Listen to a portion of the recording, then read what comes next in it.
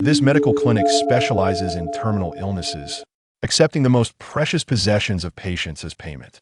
A seemingly aloof beauty arrives, afflicted by a peculiar ailment, only to reveal that her young and beautiful sister is intricately entangled in the situation. Chapter 1: The Hand of Spirits. Do not treat ordinary ailments, focus solely on those that others cannot cure. If you succeed, take the most precious thing from the patient. If you fail, close the clinic and depart as far as possible.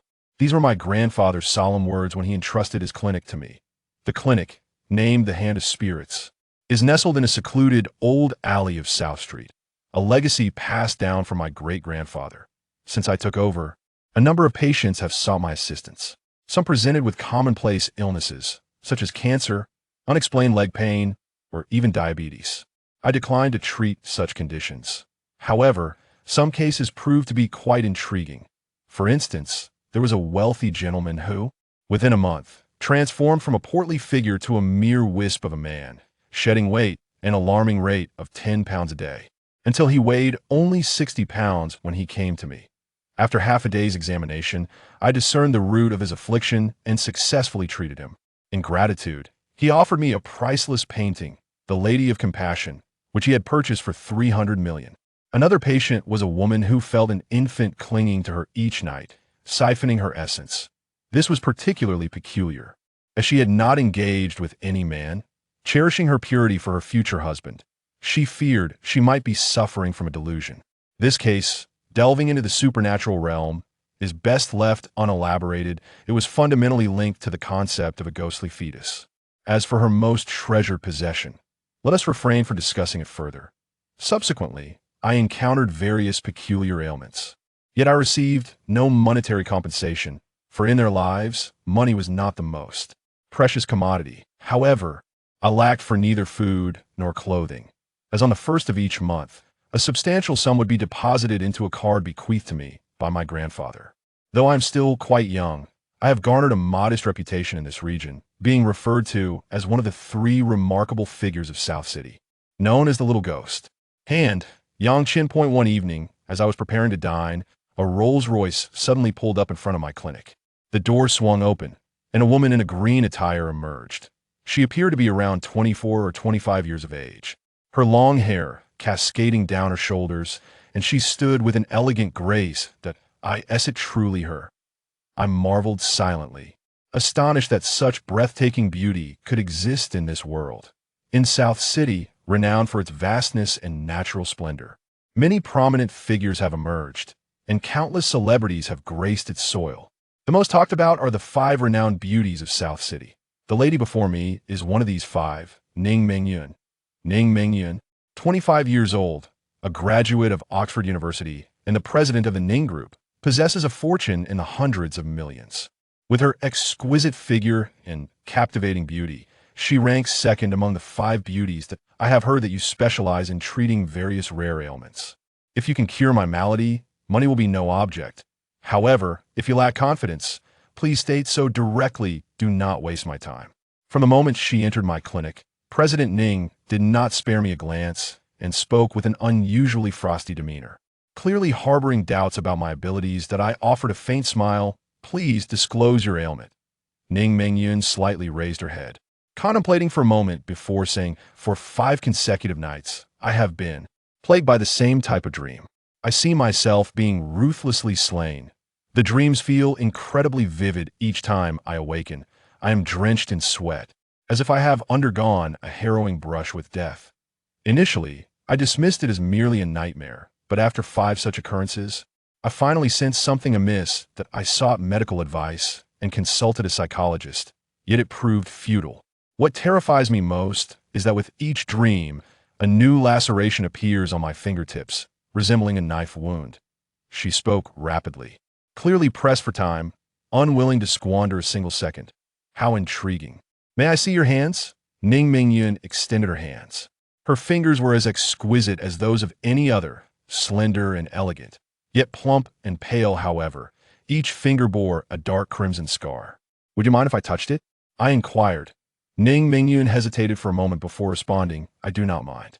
As I gently pressed on the scar, she gasped and withdrew her hand. Does it hurt? I asked. Yes, she replied, her delicate brow furrowing. I explained, this is called an internal injury. You have been wounded by an unknown force. The fingers are intimately connected to the heart. If all 10 were to be severed, you would meet a tragic end. That it is also possible that even if fewer than 10 fingers are afflicted, a single scar on one could lead to demise. With 5 scars, and you still vibrant, it seems your life force is quite resilient. An injury? Unknown entity? What do you mean? Are you implying that I could die at any moment? A look of confusion and skepticism crossed Ning Mingyun's delicate face. Yet, to my surprise, there was no trace of fear that I pulled out a chair and sat down, sensing that I had encountered a predicament. Let me be frank, someone intends to harm you, and they have indeed made an attempt on your life. However, you remain alive. To ensure your recovery, or rather, to save you, 2 tasks must be accomplished. First, identify who seeks to harm you and the sinister methods they employ. Second, uncover the reason you have been killed 5 times, yet still live. Someone wishes to harm me? Ning Mingyun clenched her fists and gazed at me. Can you save me? I nodded. I can. However, should I involve myself in this matter, I will become a target for those who wish you harm, and my own life will be at risk. What is it that you desire? She spoke with the directness befitting a capable CEO, cutting straight to the heart of the matter. I did not conceal my intentions. I seek your most precious possession. Ning Mingyun pondered for a moment. My most treasured possession is my sister. I cannot part with her. I gestured toward the door. Please leave. Ning Mingyun turned and walked out, swiftly entering her car, starting the engine, and driving away with determination. I shrugged. What a display of bravado. I have no interest in your sister. Mind you, if you choose to disregard your own life. I can only lament that our city will lose a rare gemt that moment. My phone rang at AS. I pressed the answer button. A chilling voice echoed in my ear that if you dare interfere in Ning Mingyun's affairs, you shall not see the dawn of tomorrow. Setting my phone aside, I prepared to dine. AS. I exited the clinic. A Porsche sped directly towards me. I cast a cold glance into the vehicle, which halted just half a meter away. The door swung open, and a man and a girl emerged, one from each side. The girl, no older than 18 or 19, cradled a black cat in her arms and approached me with urgency. Excuse me, are you Dr. Yang Qian, the ghost hand? Can you say my sister? Chapter 2. Sister. This girl possesses a delicate charm, with bright eyes and pearly teeth, bearing a striking resemblance to Ning Mingyun, who must surely be her sister, Ning Mingxia. If Ning Mingyun is akin to a frosty and aloof snow lotus, then Ning Mingxiao embodies the purity of a pristine magnolia. Both sisters are endowed with unparalleled beauty, captivating enough to cause fish to sink and birds to fall, yet each possesses her unique allure. In her embrace rests a cat.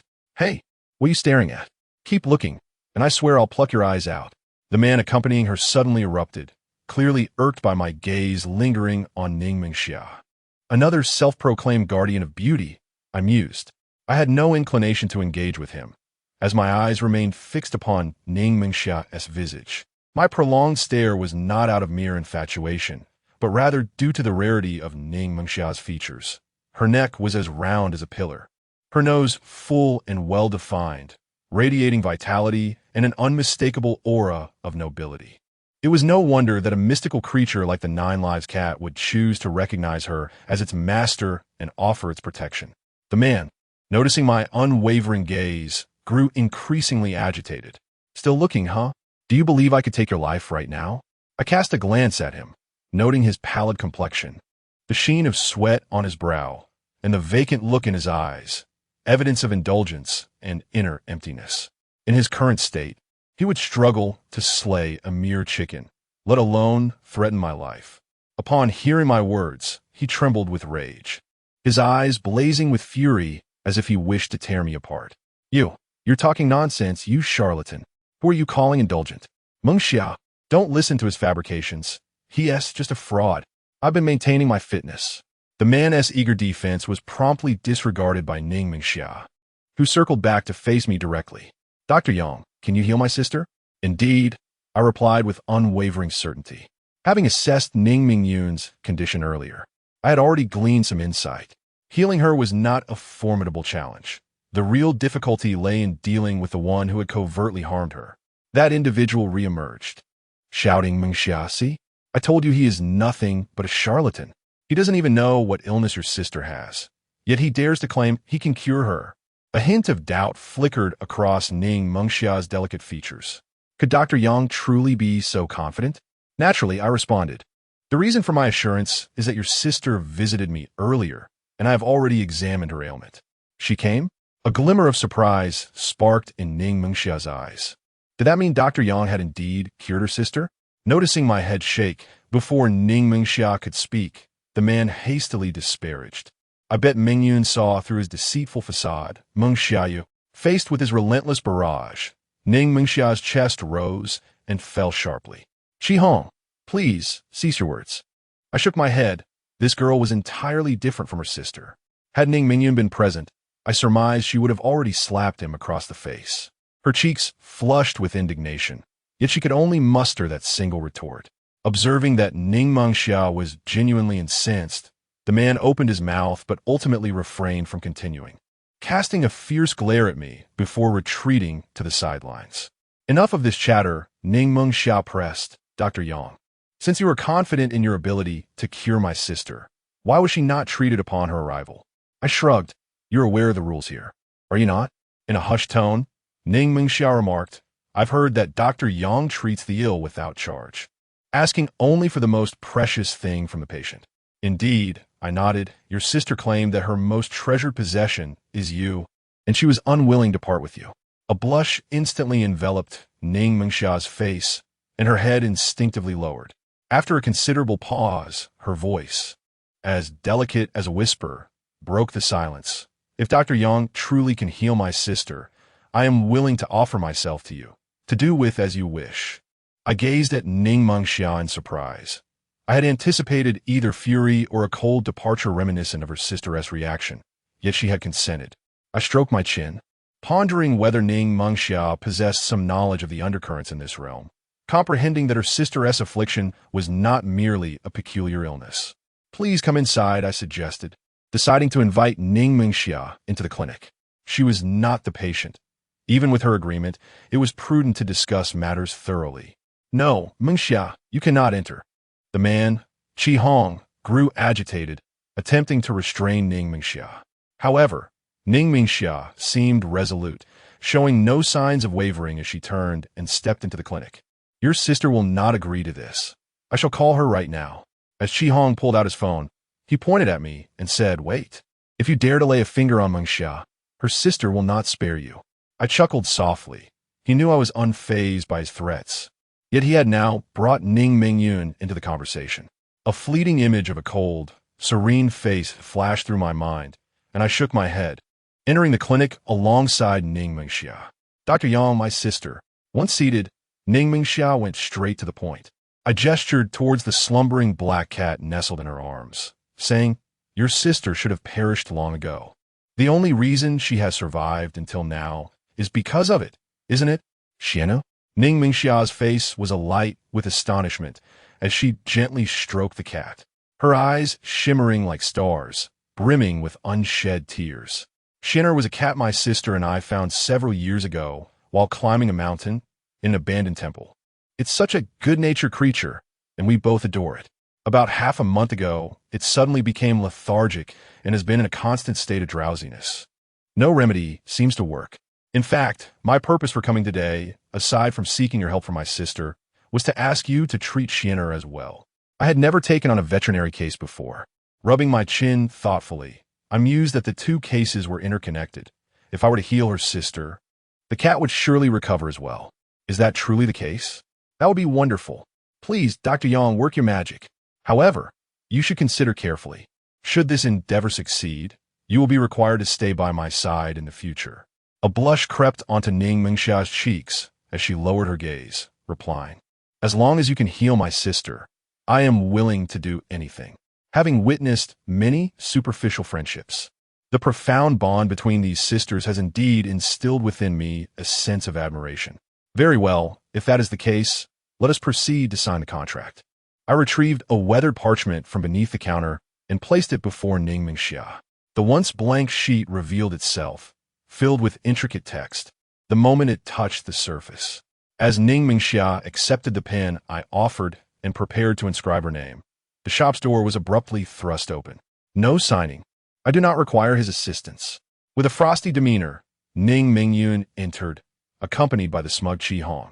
Sister, Ning Mengxiao was about to explain when a sudden, bone-chilling gust of wind surged in from the now-open door, causing the aged tungsten light above to flicker erratically before extinguishing completely.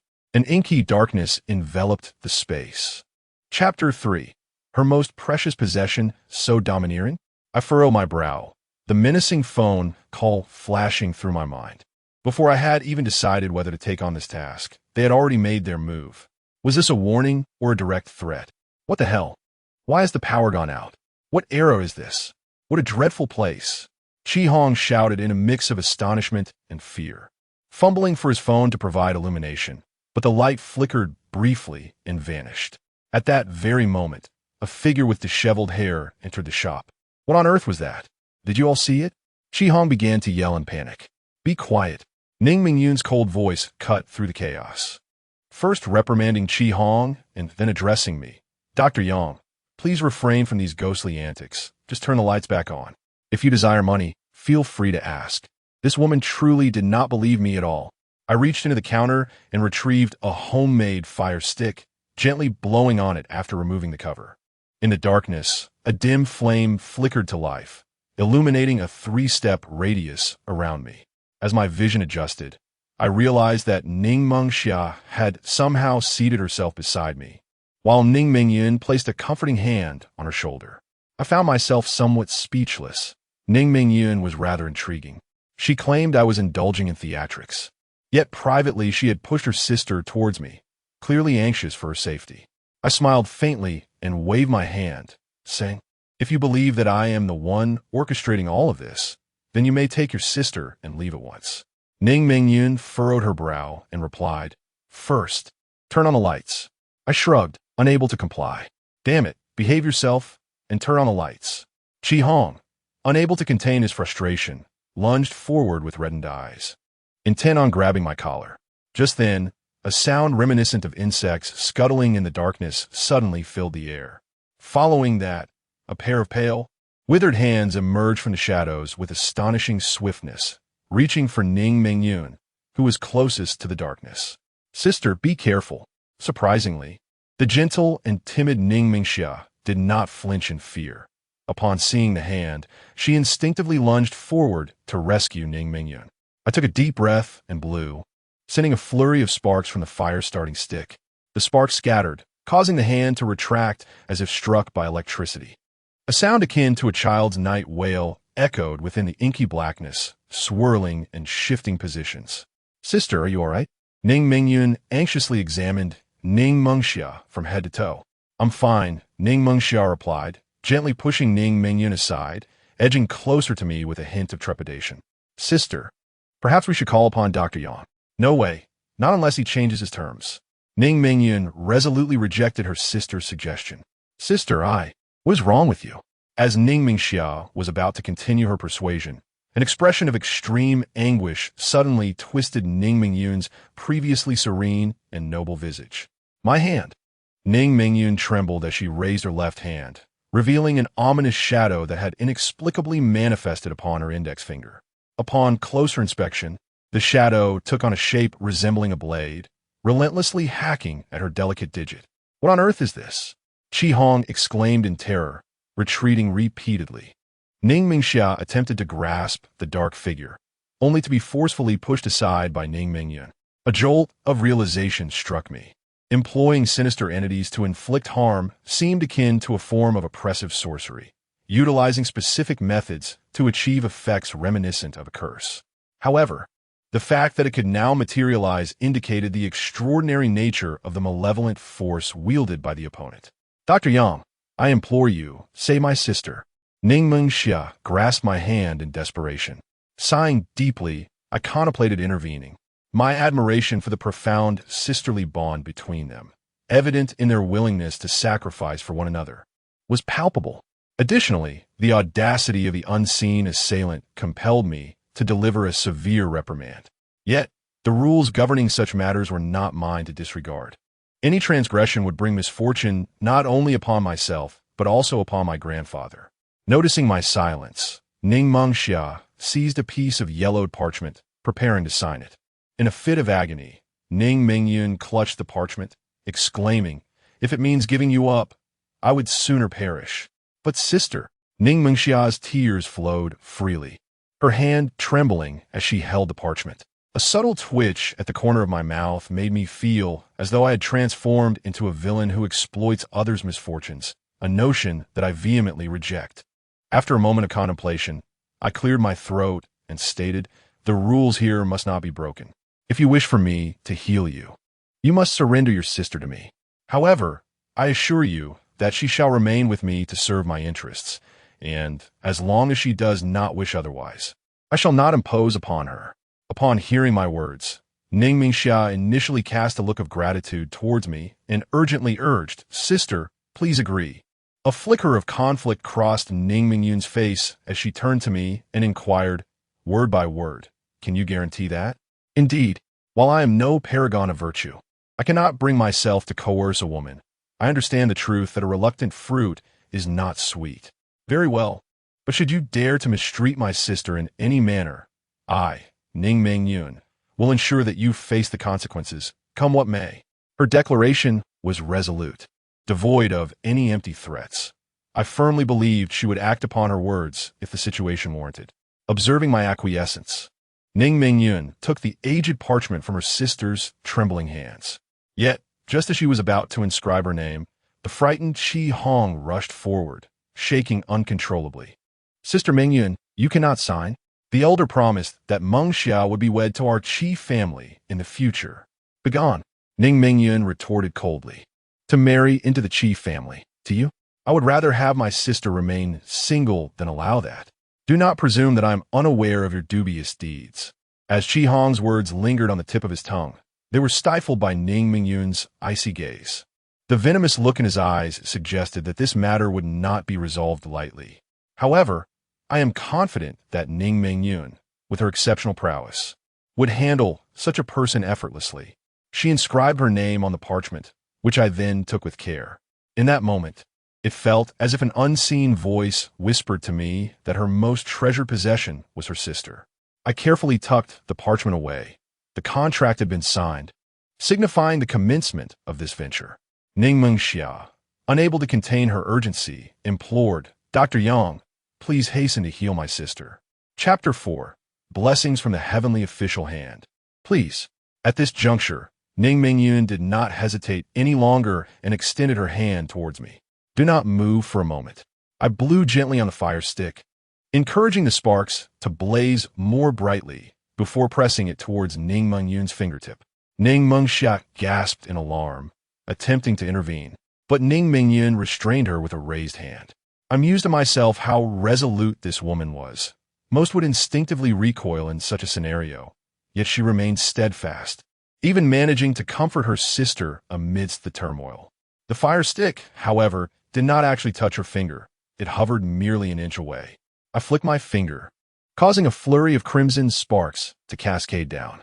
The ethereal knife, which had been relentlessly assaulting Ning Mingyun's finger, crackled in response to the sparks before gradually dissipating. The pain that had etched itself onto Ning Mingyun's face, now slick with sweat, began to ease, and her tense form relaxed. "Is my sister better?" Ning Mingxia inquired, a mixture of surprise and joy evident in her voice. I shook my head. It was not so simple. I had merely alleviated her suffering temporarily. A permanent solution required further contemplation. Ning Mingyun's affliction was not of the ordinary sort. She had not stumbled upon some misfortune by chance. Rather, she had been covertly targeted by someone with malicious intent, leading her to this distressing state. Thus, to resolve her plight, uncovering the identity of the individual who had orchestrated her suffering remained paramount. Upon hearing this, Ning Mingxia's eyes flickered with disappointment. However, she did not press for more information. Instead, she retrieved a tissue from her small bag to wipe the sweat from Ning Mingyun's forehead. "Damn it, you've already signed the contract. Can you please put an end to this farce?" Qi Hong, who was cowering in the corner, shrieked once more. As the flame of the firewood dimmed, an inky blackness surged forward again. I told you, this is not my doing. All right, if you say it's not, then it isn't. I'm begging you, just make it go away. The series of unexpected events had thoroughly frightened this wealthy heir, and his tone now carried a hint of submission. I was disinclined to argue with him. This trick was undoubtedly orchestrated by someone intent on harming Ning Mingxia, and perhaps I could uncover the culprit through this situation. Hold it firmly. If it doesn't illuminate, just blow on it. I handed the firewood to Ning Mingyun and rose to venture into the darkness. The moment my hand brushed against the dense shadows, they receded like a tide, and in the blink of an eye, they flowed out through the cracks of the door. The tungsten filament lights flickered, and the long-lost light returned once more. Was this surrender? I pondered in surprise, but then considered it unlikely. The adversary might have other plans. Chi Hong was the first to react. He stumbled out of the shop, jumped into his Porsche, and sped away without looking back. The trail here had gone cold. To uncover the mystery surrounding Ning Mingyun, I would need to seek other leads. I gently stroked my chin and turned to the fully recovered Ning Mingyun, asking, "If you don't mind, could you take me to your residence for a visit?" "Of course," she replied without a moment's hesitation. After securing the shop, I joined her and the other woman in a luxurious Rolls-Royce. "Dr. Yang, are you certain that my ailment was instigated by someone maliciously?" After a prolonged silence, Ning Mingyun finally spoke. "Absolutely," I answered with unwavering conviction, though I refrained from elaborating too much, as she lacked the expertise to comprehend certain intricacies. Instead, I simply recounted the incident involving the phone call. Ning Mingyun's eyes flickered, her already frigid and noble countenance growing even more austere, emanating an aura that discouraged approach. "Does Miss Ning have any suspects in mind?" I ventured to inquire. Her expression remained impassive as she responded, "There are far too many who wish for my demise. I cannot count them all." I was momentarily taken aback. Such words spoken by a woman in her 20s, delivered with such calmness, left me at a loss for words.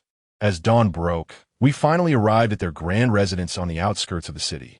This abode was not part of a complex, but rather a private estate built on a secluded plot of land. "Please stop the car. Is there a higher vantage point nearby?" I called out to Ning Mingyun, who was intent on driving straight into the courtyard. Inflicting harm through malevolent entities is a complicated endeavor. Their preferred method often involves employing certain geomantic practices to conceal these entities within the victim's living space, thereby achieving their sinister objectives. I intend to first examine the feng shui of this grand estate, should any issues arise. It may lead us to the crux of the matter. Without a moment's hesitation, Ning Mingyun turned the car around and brought me to a small earthen slope nearby. It became evident to me that once Ning Mingyun resolved to collaborate with someone, she would not casually inquire about trivial matters. However, this trust is rather fragile. Should I falter in the slightest, she would undoubtedly cease to trust me immediately. How ruthless! From the small slope, the outline of Ning Mingyun's family estate was laid bare before me, spanning nearly 1.5 standard football fields. The estate is comparable to many residential complexes within the city. After a few glances, I could not help but exclaim in astonishment, "Which esteemed individual assisted in the design of your residence?" Ning Mingyun furrowed her brow. "The estate was constructed by my grandfather. It has been here since my birth." "What? Is there something wrong with it?" No, I shook my head. "Your esteemed ancestor must have been quite the visionary. This residence not only bears no flaws, but is also a rare gem. Your longevity thus far is likely a testament to the strength of this estate." The entire mansion is predominantly adorned in shades of blue, yellow, and white, with the main house at the center, flanked by auxiliary structures on either side, each corresponding to the celestial clusters of the Purple Palace, Room Heart, Weighing, Salty Pool, and Empty Peril. This is a quintessential abode blessed by heavenly officials. The principles of feng shui predominantly rely on the terrain to manifest their effects. Yet, this grand estate stands independently, unanchored by external elements, establishing its own auspicious formation. The individual capable of orchestrating such a feng shui arrangement is undoubtedly an extraordinary figure. To enlist the assistance of such a person in designing a residence is indeed a stroke of good fortune for the Ning family. However, The blessings bestowed by the heavens seem to have been tenuously severed at this moment. My gaze falls upon a specific area of the main residence. Perhaps I have uncovered the root of the issue. Let us proceed. I beckon Ning Mingyun to enter the vehicle. The dawn is approaching, and after a night of tumult, I yearn to conclude this matter swiftly in return for a much-needed rest. Chapter 5. The butcher's knife. The car came to a halt in front of the main building.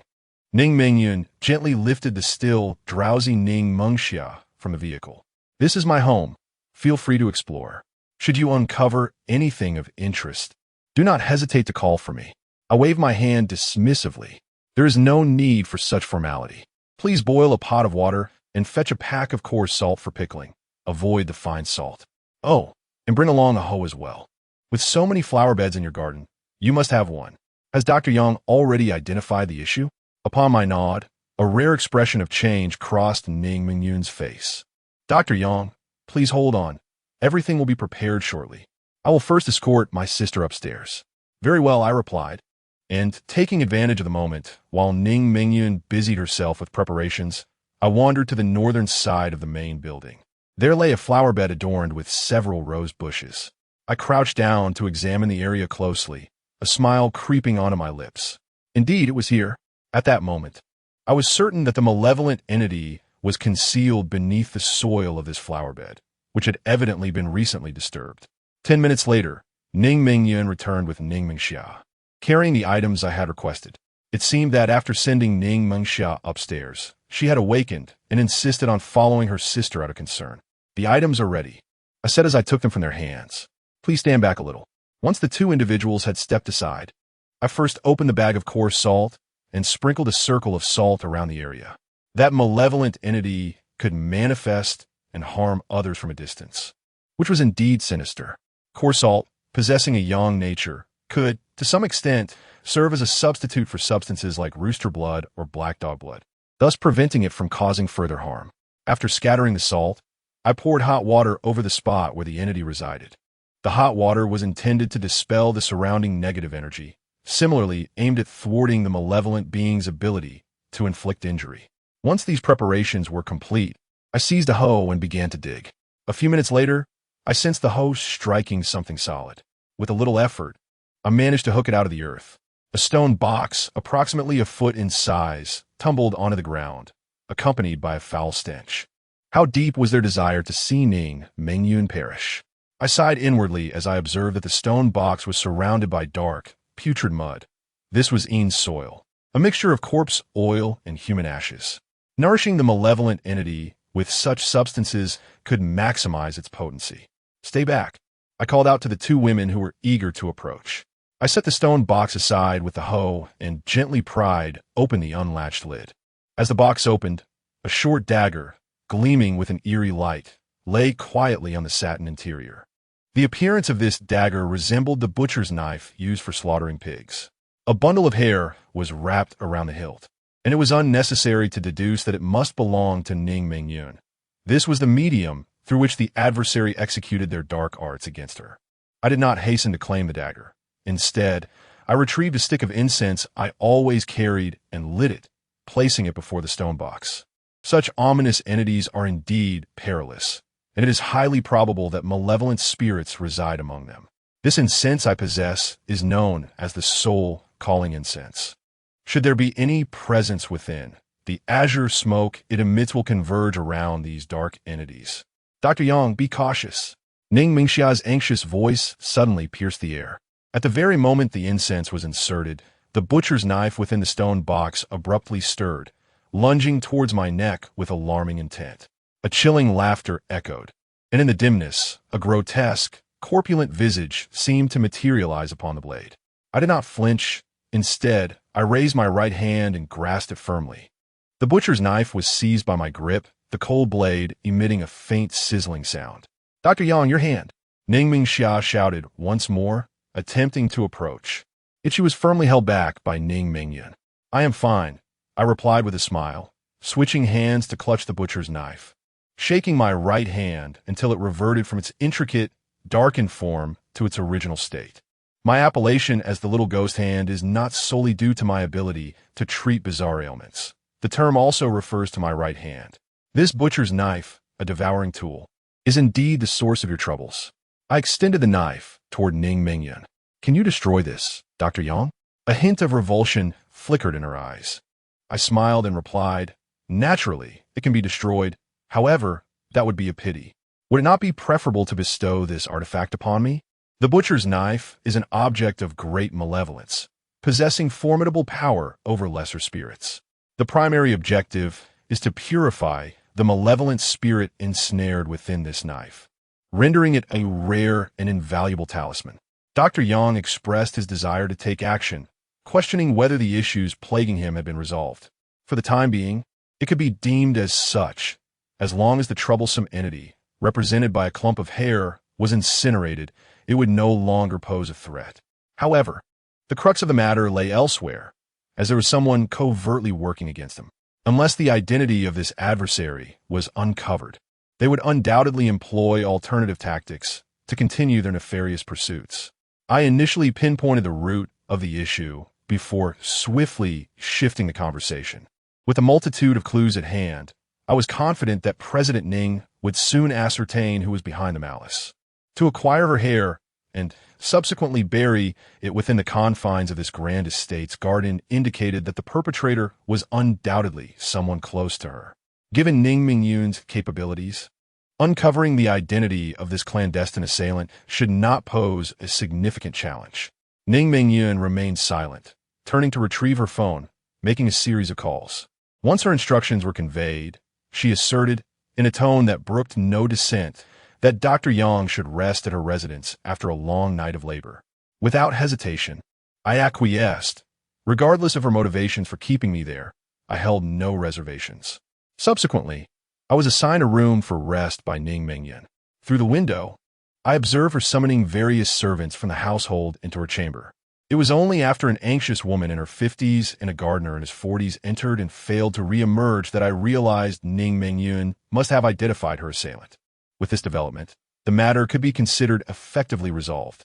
To uncover the identity of the one who has orchestrated this treachery and contemplate the means of retribution is a matter that rests upon the shoulders of Ning Mingyun. The adversary must resort to covert machinations, indicating that their influence in the open realm pales in comparison to that of this woman. In a direct confrontation, she would undoubtedly emerge victorious. Having spent a sleepless night, fatigue began to take its toll on me. As I disrobed, preparing to indulge in a refreshing bath before retreating to bed, a sudden knock resounded at the door. "Who is it?" "It is Dr. Yang. My sister is missing." "What?" Just as I began to speak, the door, which was not locked, swung open, revealing Ning Mingxia. Ning Mingxia let out a startled cry and turned her head away. Chapter 6. Possession. As I hastily donned my clothes, I listened to Ning Mingxia recount the events. Upon entering the room, Ning Mingyun had immediately begun her investigation into the identity of the perpetrator lurking in the shadows. She swiftly narrowed her focus to the housekeeper, Aunt Zhang, and the gardener, Old Li. Under Ning Mingyun's formidable pressure, the two of them held out for a brief moment before succumbing completely. However, they too were oblivious to the true identity of the assailant, only divulging a name, a notorious figure from the city's underworld. Ning Mingyun promptly dispatched individuals to investigate this person. At that moment, the soup that Ning Mingxia had arranged to be prepared in the kitchen was ready. She went to fetch it, only to return and discover that Ning Mingyun was nowhere to be found. Initially, she assumed her sister had gone to the restroom, but after waiting for a while without her return, she attempted to call her, only to hear the ringtone echoing from within the room. Given Ning Mingyun's penchant for constantly handling her phone due to her extensive business dealings, this was alarming. In a state of growing concern, Ning Mingxia sought out the servants, who informed her that Ning Mingyun had indeed left the room on her own, albeit in a peculiar manner, as though her joints were malfunctioning, moving stiffly towards the exit. The staff harbored a considerable fear of Ning Mingyun, and even upon noticing something amiss, they dared not inquire. With her phone left behind and her departure seeming so odd, Ning Mingxia became increasingly anxious and rushed to find me. I too sensed that something was amiss. Given Ning Mingyun's character, it was inconceivable that she would become so disoriented as to leave without a word, even upon discovering that the threat lay among those closest to her. We should first check the room where your sister had been moments ago. Dressed appropriately, the two of us hurried to Ning Mengyun's study. Upon entering, I immediately sensed something amiss. The air conditioning was off, yet the temperature was remarkably low. I furrowed my brow and instructed Ning Mingxia, "Exhale gently." But I haven't brushed my teeth," Ning Mingxia replied, a tinge of embarrassment coloring her cheeks. This was hardly the time to dwell on such trivialities, and I gestured for her to set aside her concerns.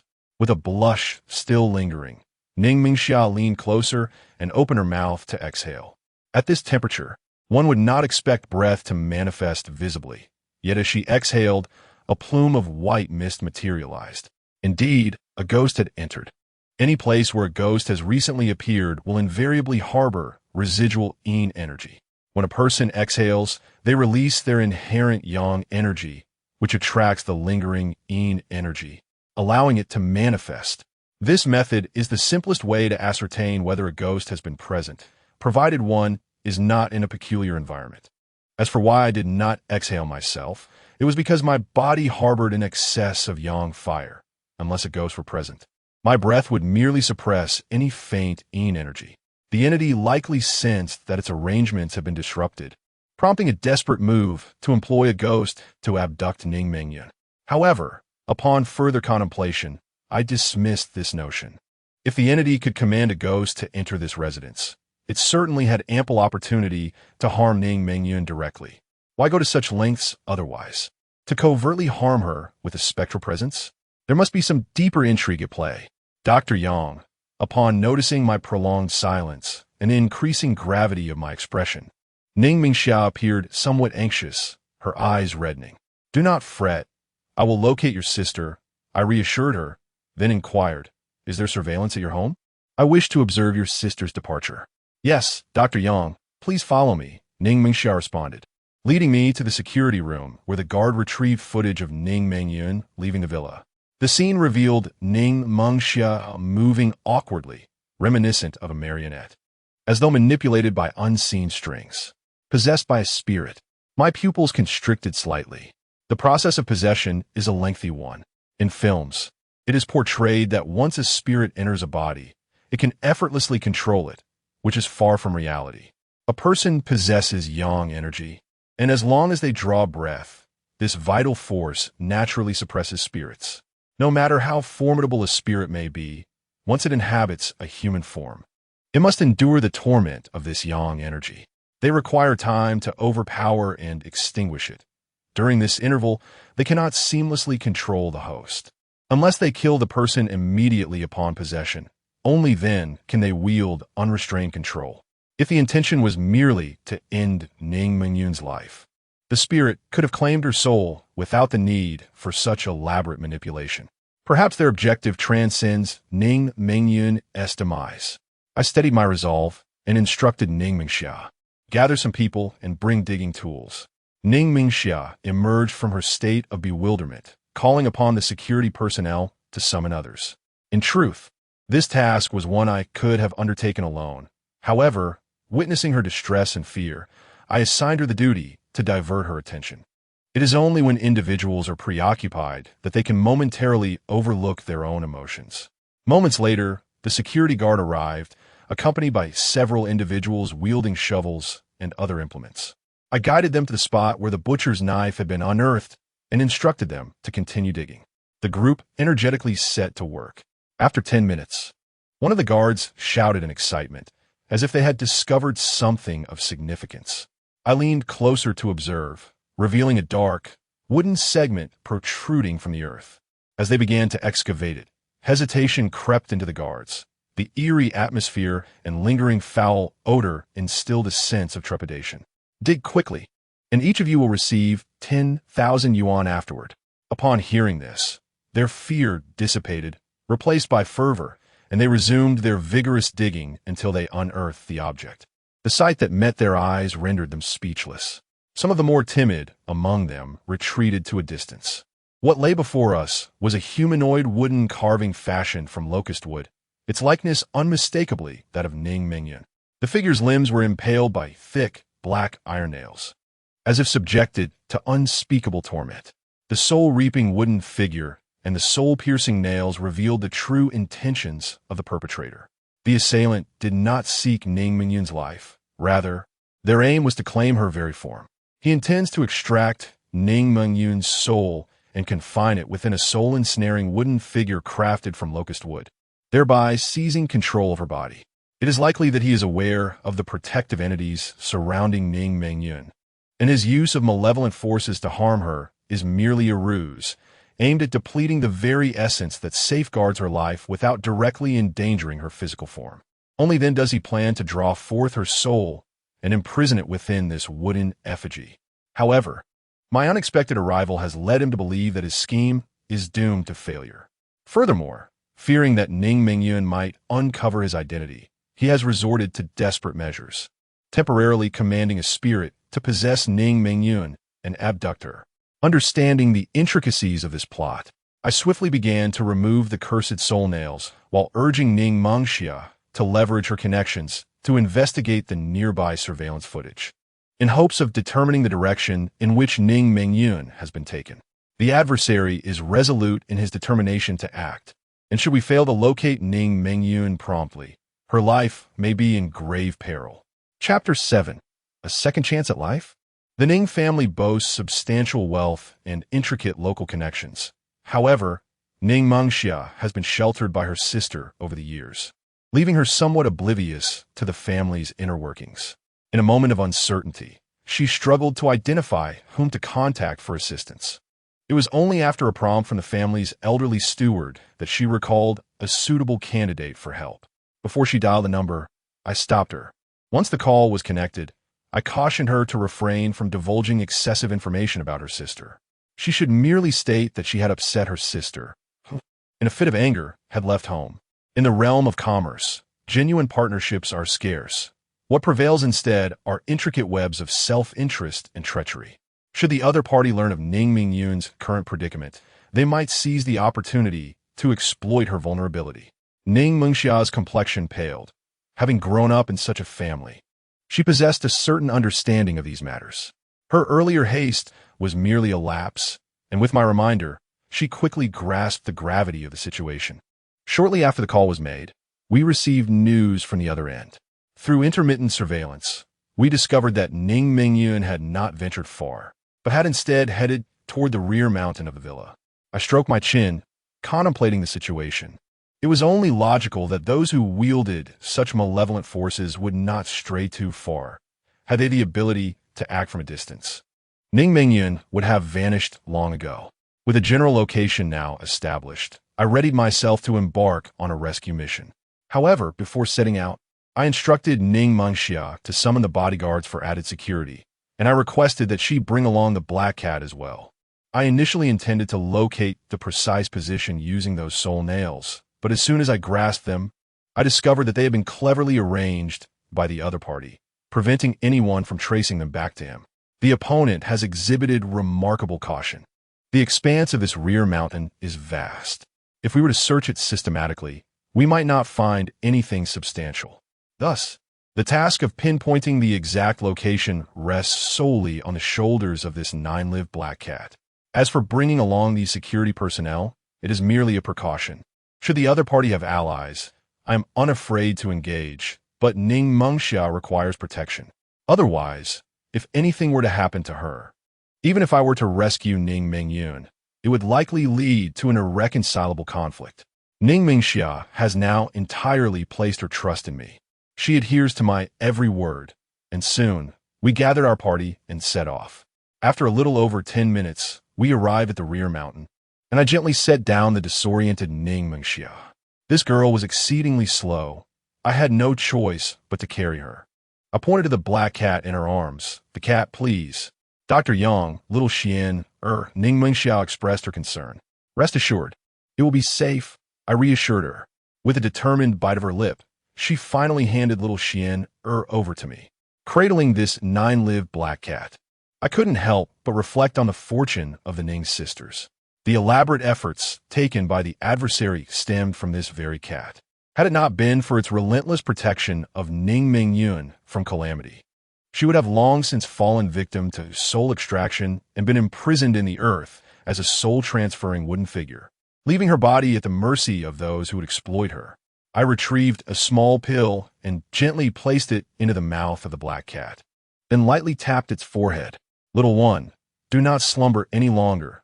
Go and locate your master's position." This was no extraordinary object, merely a pill crafted from the ashes of incense that had received ample reverence.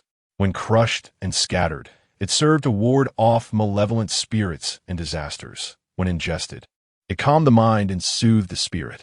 The little cat had been in a deep slumber, having sacrificed its vitality to shield Ning Mengyun from calamity, resulting in its soul being damaged. After swallowing the pill, the black cat finally opened its eyes slowly. "Shin, you have awakened at last. Quickly lead us to sister," Ning Mengxiao exclaimed, her face alight with joy. As if it understood Ning Mengxiao's words, the black cat leapt from my arms and wobbled up the mountain. We immediately followed, the trees on the mountainside shedding their leaves in the deep autumn. After a short distance, I discovered a fresh set of footprints imprinted in the ground. These must belong to Ning Mengyun, and judging by the depth of the prints, she had not passed by long ago. Moments later, the black cat halted near a large rock and began to meow. I focused my gaze and noticed a potential opening concealed beneath the weeds adjacent to the rock. Yet, before I could approach to investigate, a sudden commotion erupted around me, and upon looking up, I beheld a group of over 10 masked individuals, brandishing steel pipes and baseball bats, encircling us. My suspicions had proven correct. In addition to their malevolent sorcery, they had summoned some thugs as well. You need only to delay, and for the rescue of Ning Mengyun, a reward of 500,000 will be granted for each individual.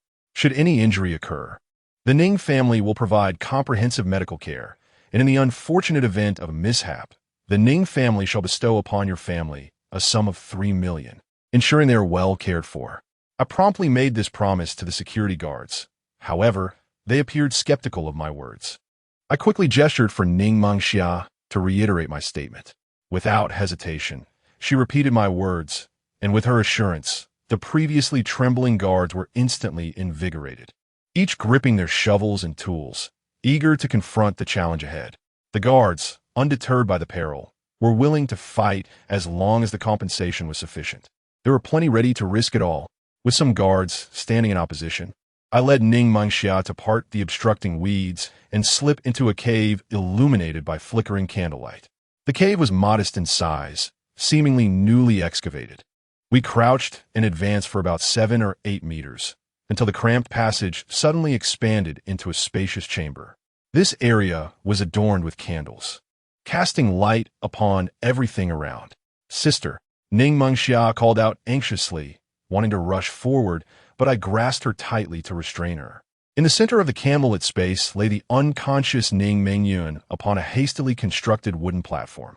Beside her was another platform, upon which lay another girl, though in a dire state, gaunt to the bone, with one leg amputated. Positioned between these two platforms sat an old woman with disheveled hair. Her face, wrinkled and marked with various strange symbols, bore a fierce gaze from her murky eyes, fixated intently upon me. I spoke softly. "Cease your efforts. You shall not master the soul transference technique today." The young child, despite his tender age, possessed a boldness that was remarkable. The old crone began to speak, her voice grating like blades scraping against glass. My gaze shifted to a black ceramic jar beside her. "Is that your alliance? How ruthless you are, turning your own flesh and blood into a specter for sustenance." My revelation elicited a fleeting, cold smile upon the aged woman's face. "What do you understand? If I do not transform my dear granddaughter into a ghost, how shall she have another chance at life?" "Another chance at life?" My pupils constricted slightly. "Have you come to realize it? You are quite astute, yet your cleverness comes too late." The old hag erupted into a maniacal laughter as she drew forth a dagger adorned with intricate symbols from a robe, thrusting it forth with precision and intent. Chapter 8. Madness. The dagger was thrust forth, but its target was not Ning Mengyun. Rather, it aimed at the wretched girl on the opposite side.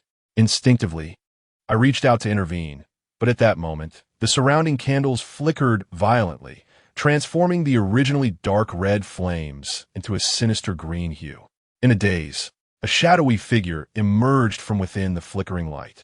It bore a face marked by profound sorrow, with disheveled hair and blood-red tear stains at the corners of its eyes. As the ghostly apparition appeared, it lunged towards us. Ning Mingxia stood frozen in fear, and I hurriedly pulled her behind me, retrieving a fire stick and igniting it. This fire stick had been bequeathed to me by my grandfather. It contained a blend of materials rich in yang energy, such as vermilion, peach wood, and bagtian, which served as a potent deterrent against these malevolent entities.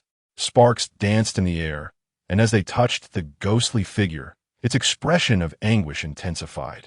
It dared not approach any closer, remaining rooted in place.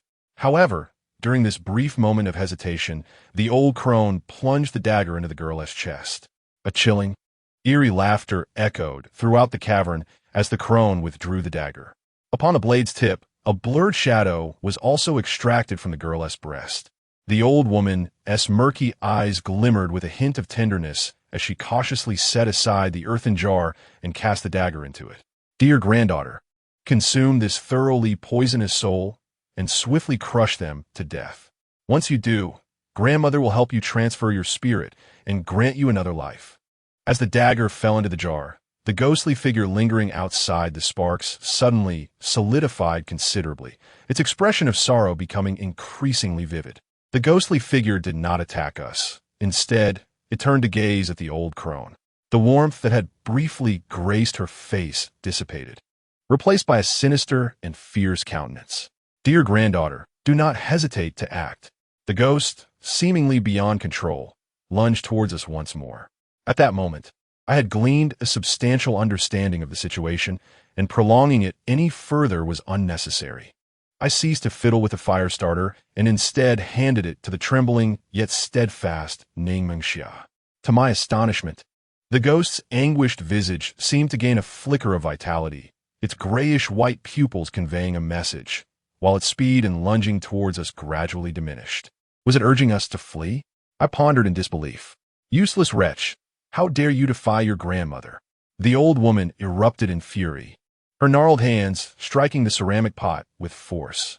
The ghost wavered, as if losing its agency, emitting a heart-wrenching cry as it lunged towards me. The typical methods employed by malevolent spirits to harm individuals are twofold. 1. Instilling fear through illusions that could frighten a person to death. And 2. Continuously passing through a human body to siphon away their vital energy, ultimately leading to possession. The ghost was now resorting to the latter. I had nearly unraveled the intricacies of this predicament, and it was time to bring it to a conclusion. As the ghost approached, I lifted my right hand and reached forward, grasping its neck with an instantaneous motion, lifting it into the air. The old crone's expression changed dramatically upon seeing my obsidian-like right hand, and she abruptly rose from the ground. Her murky eyes were filled with apprehension and terror. This is the art of spirit manipulation. How could someone so young possibly master such nefarious sorcery? Which family do you hail from? Do you not fear the repercussions of practicing such perilous arts, endangering the lives of your entire family, ultimately leading to your soul's eternal damnation? I smiled faintly, restraining the ghostly figure in my grasp. There is no need for your concern. This reliance of yours has now been subdued. What other means do you possess? Feel free to employ them. The old woman initially scoffed, but then her tone shifted as she broke into a sinister laugh, retrieving a dagger from the ceramic jar. You wish to save this girl, do you not? Release my granddaughter immediately, or I shall take her life first. This dagger is forged from the finest marrow bone. You must be aware of its potency. To consume souls, I am familiar with that notion. My gaze sharpened, and my voice rose in intensity. You claim to seek to prolong your life, yet do you know what she desires? I pushed the ghostly figure forward, loosening my grip slightly. Grandmother, please cease your malevolence. The ghostly figure pleaded weakly. Your does not blame you. I am already dead. Allow me to find peace, for I do not wish to harm others or endure torment any longer.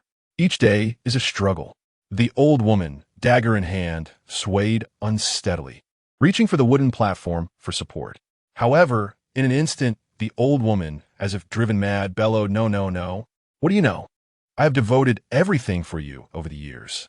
It is a rare opportunity that we have, and you think you can simply abandon it. With a renewed grip on her dagger, she declared, "Boy, release my dear granddaughter at once, or I shall take her life myself." I sighed softly, realizing the old crone had lost her senses. Though I could have restrained her by other means, it seemed there was a more prudent choice at hand. Secretly, I conveyed my intent to the shadowy figure through a spectral hand, urging it to thwart your grandmother's actions, assuring her that I would perform the necessary rites afterward. The shadowy figure swiftly responded with a single affirmative word.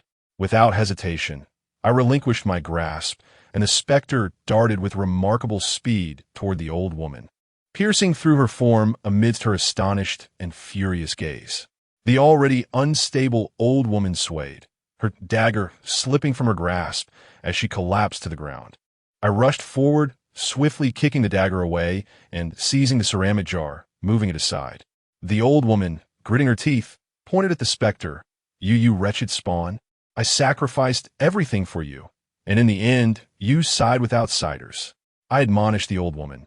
"Now tell me, do you truly wish well for your granddaughter, or are you merely attempting to absolve the guilt that plagues your soul?" My rebuke sent her into a fit of rage, causing her to spit blood before losing consciousness. Suspecting she might be feigning her faint, I applied pressure to her neck once more. Having completed these tasks, I hurriedly checked on Ning Mingyun's condition. Once I confirmed that she was merely weakened due to being possessed by a spirit, I finally felt a sense of relief.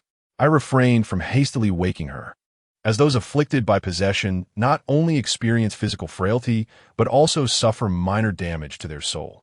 Forcing them to awaken could potentially harm their spirit, adversely affecting their intellect. Given the circumstances, I believed this matter was nearly resolved. "Is my sister all right?" Ning Mingxia asked anxiously. "Your sister is fine. She simply needs to rest and recuperate," I reassured her. Just as I pondered how to deal with the old crone, Ning Mingxia suddenly exclaimed, "Is that Sister Z?" Chapter 9. The dust settles from Ning Mingxia. I learned the identity of the girl who had already passed away. She was astonishingly Ning Mengzi, the cousin of a Ning's sisters. At this point, I had unraveled the intricate web surrounding this entire affair. It was merely a tale of the Ning family's entanglements, where Ning Mengyun and Ning Mengxia's uncle had somehow discovered this old crone, seeking her to employ dark sorcery to transfer his daughter's soul into Ning Mengyun's body, thereby usurping her physical form. However, this old hag had her own scheming intentions, aiming to implant her granddaughter, who had already turned into a ghost, into Ning Mengyun's vessel. Though there were some discrepancies in the details, the overall narrative seemed to align with this understanding. It was unwise to linger here. After some contemplation, I decided to leave the corpse of Ning Mengzi and the old woman behind. I hoisted Ning Mengyun onto my back, took the ceramic urn, and led Ning Mingxia out first. Before exiting the cave, I had concerns about the security guards being unable to handle the thugs outside, but my worries were unfounded. The guards were huddled together, appearing relatively unscathed, while 3 of the thugs lay unconscious, bound to a tree. It seemed that money truly did ignite a person's fighting spirit. Reflecting on this, I felt relieved that the guards were unharmed, and instructed them to enter the cave to retrieve the unconscious old woman and Ning Mengzi's body. "Put me down." Just as I descended the mountain, I suddenly heard Ning Mengyun's feeble voice behind me, accompanied by a warm breath against my neck that sent a tickling sensation through me. Had she awakened so swiftly? Such formidable willpower this woman possessed. "You are currently too frail to walk. Allow me to explain." "Put me down." Ning Mengyun's tone brooked no refusal. I was somewhat at a loss for words.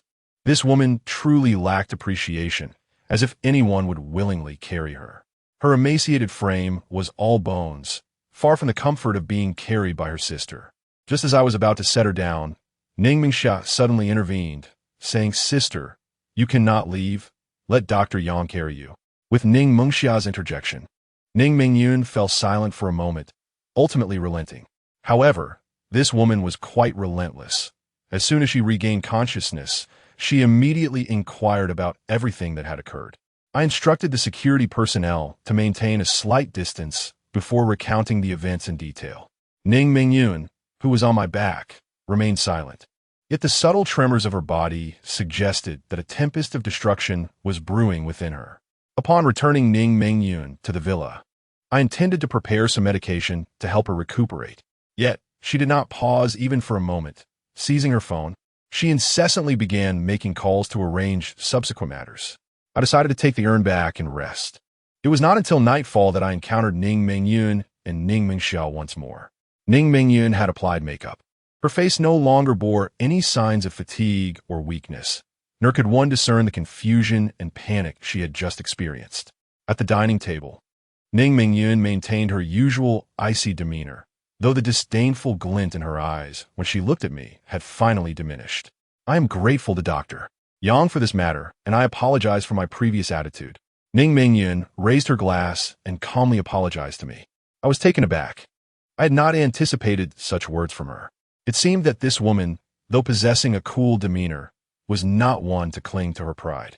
I waved my hand dismissively, assuring her it was of no consequence, merely a fair exchange. Upon hearing this, Ning Mingxiao's cheeks flushed slightly, while Ning Mingyun furrowed her brow. Although Dr. Yang's remarks were somewhat presumptuous, I felt compelled to inquire whether the terms could indeed be altered. The answer was an unwavering no. I maintained my stance resolutely. Very well. Ning Mingyun did not press the matter further. She glanced at Ning Mingxia, hoping that Dr. Yang would uphold his promise. Rest assured, I replied with a smile. After this exchange, our conversation shifted back to the matter at hand. Ning Mingyun informed me that she had arranged everything meticulously, alleviating my concerns regarding any repercussions. However, when it came to handling the old crone, Ning Mingyun sought my opinion on the course of action. I contemplated briefly and replied, "Do as you see fit, but if you intend to kill her, please ensure her ashes are returned to me." After bringing back the specter, I learned from her about the tragic fate that had befallen her. Her mother had eloped with another man, giving birth to her, and shortly after returning her home, had passed away due to her inability to care for her. The old crone had projected her anger towards her mother onto her, relentlessly abusing her from a young age. Eventually, in a moment of rage, she had struck her down, and thereafter, the old woman had gone mad, sealing her soul away, determined to transfer her spirit and resurrect her. Over the years, she remained oblivious to the countless lives she had harmed under the guise of soul transference for her grandmother. She often endured the torment inflicted by the vital energy of the living. Longing for death, she harbored little concern for her grandmother's fate. Her sole desire was to have their ashes interred together, fulfilling her mother's dying wish that the family be laid to rest in unity. Very well, the day after tomorrow, I shall arrange for her ashes to be delivered to you. Ning Mingyun's tone was devoid of emotion, as if discussing a trivial matter. I mused that this woman lacked any semblance of maternal compassion. Her decisiveness in matters of life and death was striking. Yet, I was uncertain how she dealt with her own uncle. However, this was a personal affair, and it was not my place to pry, so I refrained from further inquiry. After dinner, Ning Mingyun arranged for someone to escort me back to the shop. At the break of dawn the following day, Ning Mingxia personally drove over, accompanied by a multitude of bags. "Are you planning to stay here?" I inquired, somewhat taken aback. "Otherwise, what option do I have? Your place is too far from my home, and the daily commute is exhausting," Ning Mingxia replied matter-of-factly. Just a moment. My usually composed demeanor faltered as I hastily rushed upstairs to tidy up. Ever since my grandfather's passing, I had been living alone, and the second floor had become rather disheveled. "This place is a complete mess." Ning Mingxia had followed me upstairs, her gaze filled with disdain. "Step aside. I haven't eaten yet, and I've come here early. Go buy some breakfast while I clean up. Remember to get plenty. I have a hearty appetite." "Very well." I awkwardly stroked my chin. Tidying up was certainly not my forte. However, to my astonishment, this young lady was willing to engage in such menial tasks herself. I went out to purchase some breakfast and called Ning Mingxia down to share the meal. In accordance with her instructions, I had intentionally bought extra, yet to my surprise, it was almost insufficient. This girl's appetite was truly extraordinary, and the most remarkable part was that she remained slender. After breakfast, Ning Mingxia requested that I teach her about the daily tasks she should undertake. In truth, my workload was quite minimal. Just as I pondered what to assign her, the shop's door was suddenly flung open. A man, completely enveloped in layers of clothing, burst in. "Dr. Yang, Please help me. Chapter 10. Playing tricks in a moment of desperation. The man reached out to grasp my arm. Upon witnessing his hands, Ningmeng Xia, who stood beside me, gasped in terror and instinctively retreated behind me. Though I maintained a calm facade, I was equally startled. His hands were indeed rather frightening. The skin had become completely desiccated, transformed into a mottled brown, with cracks resembling the bark of an ancient tree, devoid of any trace of flesh or blood. I discreetly shrugged off his withered hand and urged, "Do not rush. First elucidate the situation." The man removed his hood, and Ningmeng Xia, still sheltered behind me, exclaimed softly, "Aren't you the renowned treasure appraisal streamer, Yi Junyuan?" "Indeed, I am." Yi Junyuan managed to force a semblance of a smile. "Dr. Yang, I trust that you will safeguard the privacy of your guests." "Certainly," I nodded in affirmation. "That is reassuring." Yi Junyuan adjusted his garments slightly, revealing that his skin bore the same ghastly, desiccated appearance. In some areas, one could even glimpse the sinews writhing beneath. "This affliction has plagued me for the past fortnight.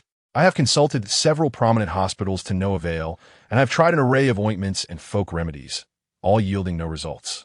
Now, a considerable portion of my skin has succumbed to this wretched state." After sharing his plight, Yi Junyuan gazed at me anxiously, fearful that I might utter words of hopelessness. "Have you recently offended anyone or encountered anything peculiar?" I pondered before posing my inquiry. "There should not be, right?" Yi Junyuan chuckled awkwardly. "Dr. Yang, you know as well as I do that in our line of work, it is inevitable to offend some people. As for this peculiar object, there is indeed one. About a month ago, someone unexpectedly connected with me during my live broadcast. He presented an item he claimed was a family heirloom, a piece of old silver ingot. I found it to be of decent quality and purchased it for 50,000. However, once I had the ingot in my possession, I noticed something was amiss. Occasionally, at night, it seemed to emit a glow, and after some time, it began to exude a foul odor. I surmised that this ancient silver ingot was the crux of the problem. Many antiquities, due to their age, can harbor some undesirable entities, and if one becomes infected, strange changes in the body may ensue. This ailment can be cured, I remarked with a smile. That's wonderful. Yi Junyuan's previously sorrowful expression instantly transformed. Shall we begin now? Not so fast. I gestured with my hand, retrieving a piece of yellowed parchment from beneath the counter. Since you've come here, you must be aware of the rules I uphold, correct? Yi Junyuan inquired tentatively. I have heard that Dr. Yang does not charge for his services, but rather asks for the most precious item of the patient. Upon my nod, a flicker of conflict crossed Yi Junyuan's face. The most precious item I possess is a Song Dynasty porcelain vase, a family treasure. If Dr. Yang can restore my health, I would be willing to bestow it upon you. Very well, let us sign this contract. I pushed the parchment before Yi Junyuan, and before he put pen to paper, I solemnly advised him. It would be wise to contemplate this decision carefully. Once you sign, there can be no turning back. Should you resort to any underhanded tactics, the consequences may prove far more severe. My caution stemmed from the fleeting glimmer of cunning in Yi Junyuan's eyes.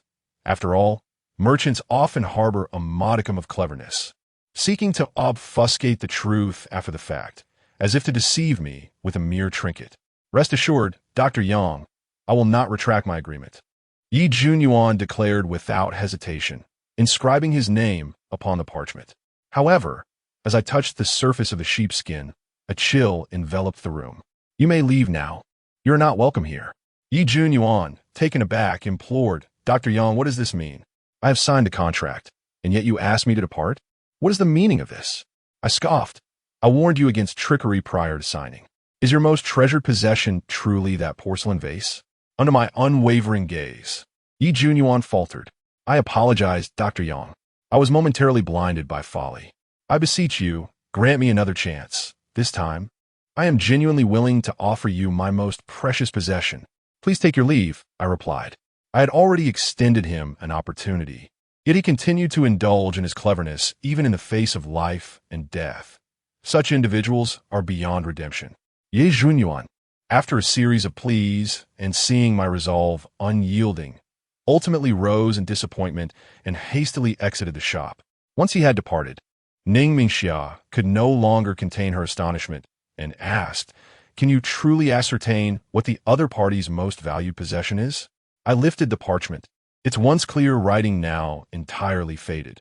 Once I signed it, I would possess the knowledge within. Ning Mingxia's crystalline eyes sparkled with curiosity as she grasped my arm, urging me to share the tale. Since she would be working alongside me in the days to come, it was indeed prudent for her to become acquainted with these matters. I pulled up a chair and began to narrate the fundamentals to her. Just as I was engrossed in my storytelling, the shop door suddenly swung open once more. Yi Junyuan returned, accompanied by an elderly gentleman clad in traditional Tang attire. "Ah, Brother Young."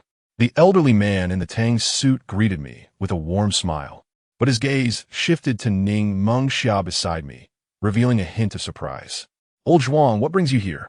I inquired, rising to welcome him, my mind racing with the realization that Yi Junyuan had some connection to this distinguished figure. He was no ordinary person. In the underground circles of South City, his presence commanded significant respect. "Ah, it's simply my wayward nephew," old Zhuang remarked, casting a stern look at the shrinking Yi Junyuan. He pulled him close to me, disregarding the peculiar ailment afflicting him, and with a swift kick, sent him sprawling to the ground. "You insolent brat, have you no sense? How dare you try to outwit Dr. Yang? Dr. Yang, do not lower yourself to his level." With that, old Zhuang scolded him further. "What are you waiting for? Apologize to Dr. Yang at once." Yi Junyuan, sitting on the floor, wept profusely. "Dr. Yang, I sincerely apologize. I was momentarily foolish. Please, I beg for your forgiveness and ask that you do not hold this against me." I replied coolly, "Very well, you may rise." The attitude displayed by the individual was exceedingly generous, and considering my reliance on Elder Zhuang, it was imperative to afford him a measure of respect. Elder Zhuang then playfully nudged Yi Junyuan with his foot, urging him to express his gratitude towards Dr. Yang. "Thank you, Dr. Yang. Thank you, Dr. Yang." Observing his demeanor left me somewhat speechless. Indeed, one rarely learns until faced with dire circumstances. Had I known how things would unfold, I might have acted differently from the outset. I enlisted Ning Mengxia's assistance to help Elder Zhuang move the chairs, and he cast a glance at her retreating figure, remarking, "Young brother Yang is truly fortunate." I feigned ignorance and deftly shifted the conversation. Noticing my avoidance, Elder Zhuang refrained from further teasing and, with a serious expression, stated, "Regardless of the circumstances, today I owe you a favor. Once you have treated him, aside from whatever he offers you, I shall make every effort to gather information regarding your grandfather." My hand instinctively clenched in response. I was grateful to Elder Zhuang for his kindness. Chapter 11. The silver for exorcism. Zhuang Lao and Yi Junyuan did not linger for long before departing. Zhuang Lao was encumbered by mundane affairs, unable to spare a moment, while Yi Junyuan needed to return home to fetch the silver ingot for me to examine. Ning Mengxia gazed at their receding figures and softly inquired, "Was that Elder Zhuang Juanxiong, the esteemed Zhuang Lao?" "Indeed, it was him," I replied. Ning Mengxia stuck out her tongue, clearly surprised. "I didn't expect Dr. Yang to have such influential connections. I have heard that this Zhuang Lao is quite formidable. My sister mentioned that she hardly dares to speak in his presence. That seems somewhat exaggerated. The Ning family's resources are no trivial matter." It is likely that Ning Mingyun made that remark before she fully grasped the extent of the Ning group's power. That must have been in the past. With my sister's current capabilities, Zhuang Lao could hardly overlook her, she mused. "Is that so? Then my sister is indeed impressive." Ning Mengxia's eyes sparkled as she hesitated for a moment before whispering, "Dr. Yang, may I learn these things from you? I do not wish to remain a mere subject of my sister's protection." "Certainly, as long as you are willing to learn, I am more than happy to teach you." I readily agreed. A bond had been formed, and Ning Mengxia was now under my tutelage. Teaching her a few things was no burden, provided it did not encroach upon the core family legacy. If she were to delve into such matters, it would necessitate her marrying me, with my grandfather's approval as well. That's wonderful. Soon, I will be able to protect my sister too. Ning Mengxia exclaimed with excitement, grasping my hand and bouncing around, causing her ample bosom to sway, leaving me momentarily dizzy. Over an hour later, Yi Junyuan hurried back, placing an object tightly wrapped like himself, onto the counter. It was this very item that made him recoil in trepidation. I instructed Ning Mingxia to step back slightly, while I cautiously unveiled the outer cloth. Moments later, a 2-inch silver ingot emerged onto the counter, and upon merely glancing at it, my expression turned gravely serious. This silver ingot was unusual. It was not merely a funerary artifact, but rather appeared to be an exorcising silver. Silver, possessing the property of purity, is known to dispel malevolent spirits. In ancient burial practices, if one encountered a corpse that might rise again or other bizarre remains, silver was often fashioned into exorcising ingots, placed atop the coffin and around the tomb to dissipate the sinister energies, ensuring the deceased could rest in peace. This particular exorcising silver had evidently been buried for too long, becoming tainted by the malevolent aura within the tomb. In the hands of Yi Junyuan, he inadvertently absorbed the sinister energies through this ingot, leading to the affliction manifesting as a grotesque condition, causing his skin to harden and crack. Noticing the sudden shift in my demeanor, Yi Junyuan grew anxious, imploring, "Dr. Yang, you must have a solution, right? There is indeed a remedy, but requires time." Yi Junyuan's face contorted into a grimace. "Dr. Yang, I barely have half my body left before succumbing to this ghastly fate. If this drags on, I surely won't endure." "Do not worry, I will first help you stem the progression of this malady," I replied, gesturing to Ning Mingxia. "Please fetch that incense burner from the shelf beside us." Ning Mingxia swiftly approached and retrieved the incense burner. I lifted the lid and consumed the contents within. The burner was filled to the brim with fragrant ash, still radiating warmth. How can one eat this?" Yi Junyuan's eyes widened in disbelief as he swallowed hard. I smiled and gestured, indicating that he should eat with his hands, assuring him that he need not consume it all. Half would suffice. "Dr. Yang, I truly apologize for my earlier behavior. Please refrain from making such jest." Yi Junyuan's face was a picture of despair, and witnessing his awkwardness caused Ning Mingxia to stifle a laugh. "I assure you, I'm not jesting. I clear my throat.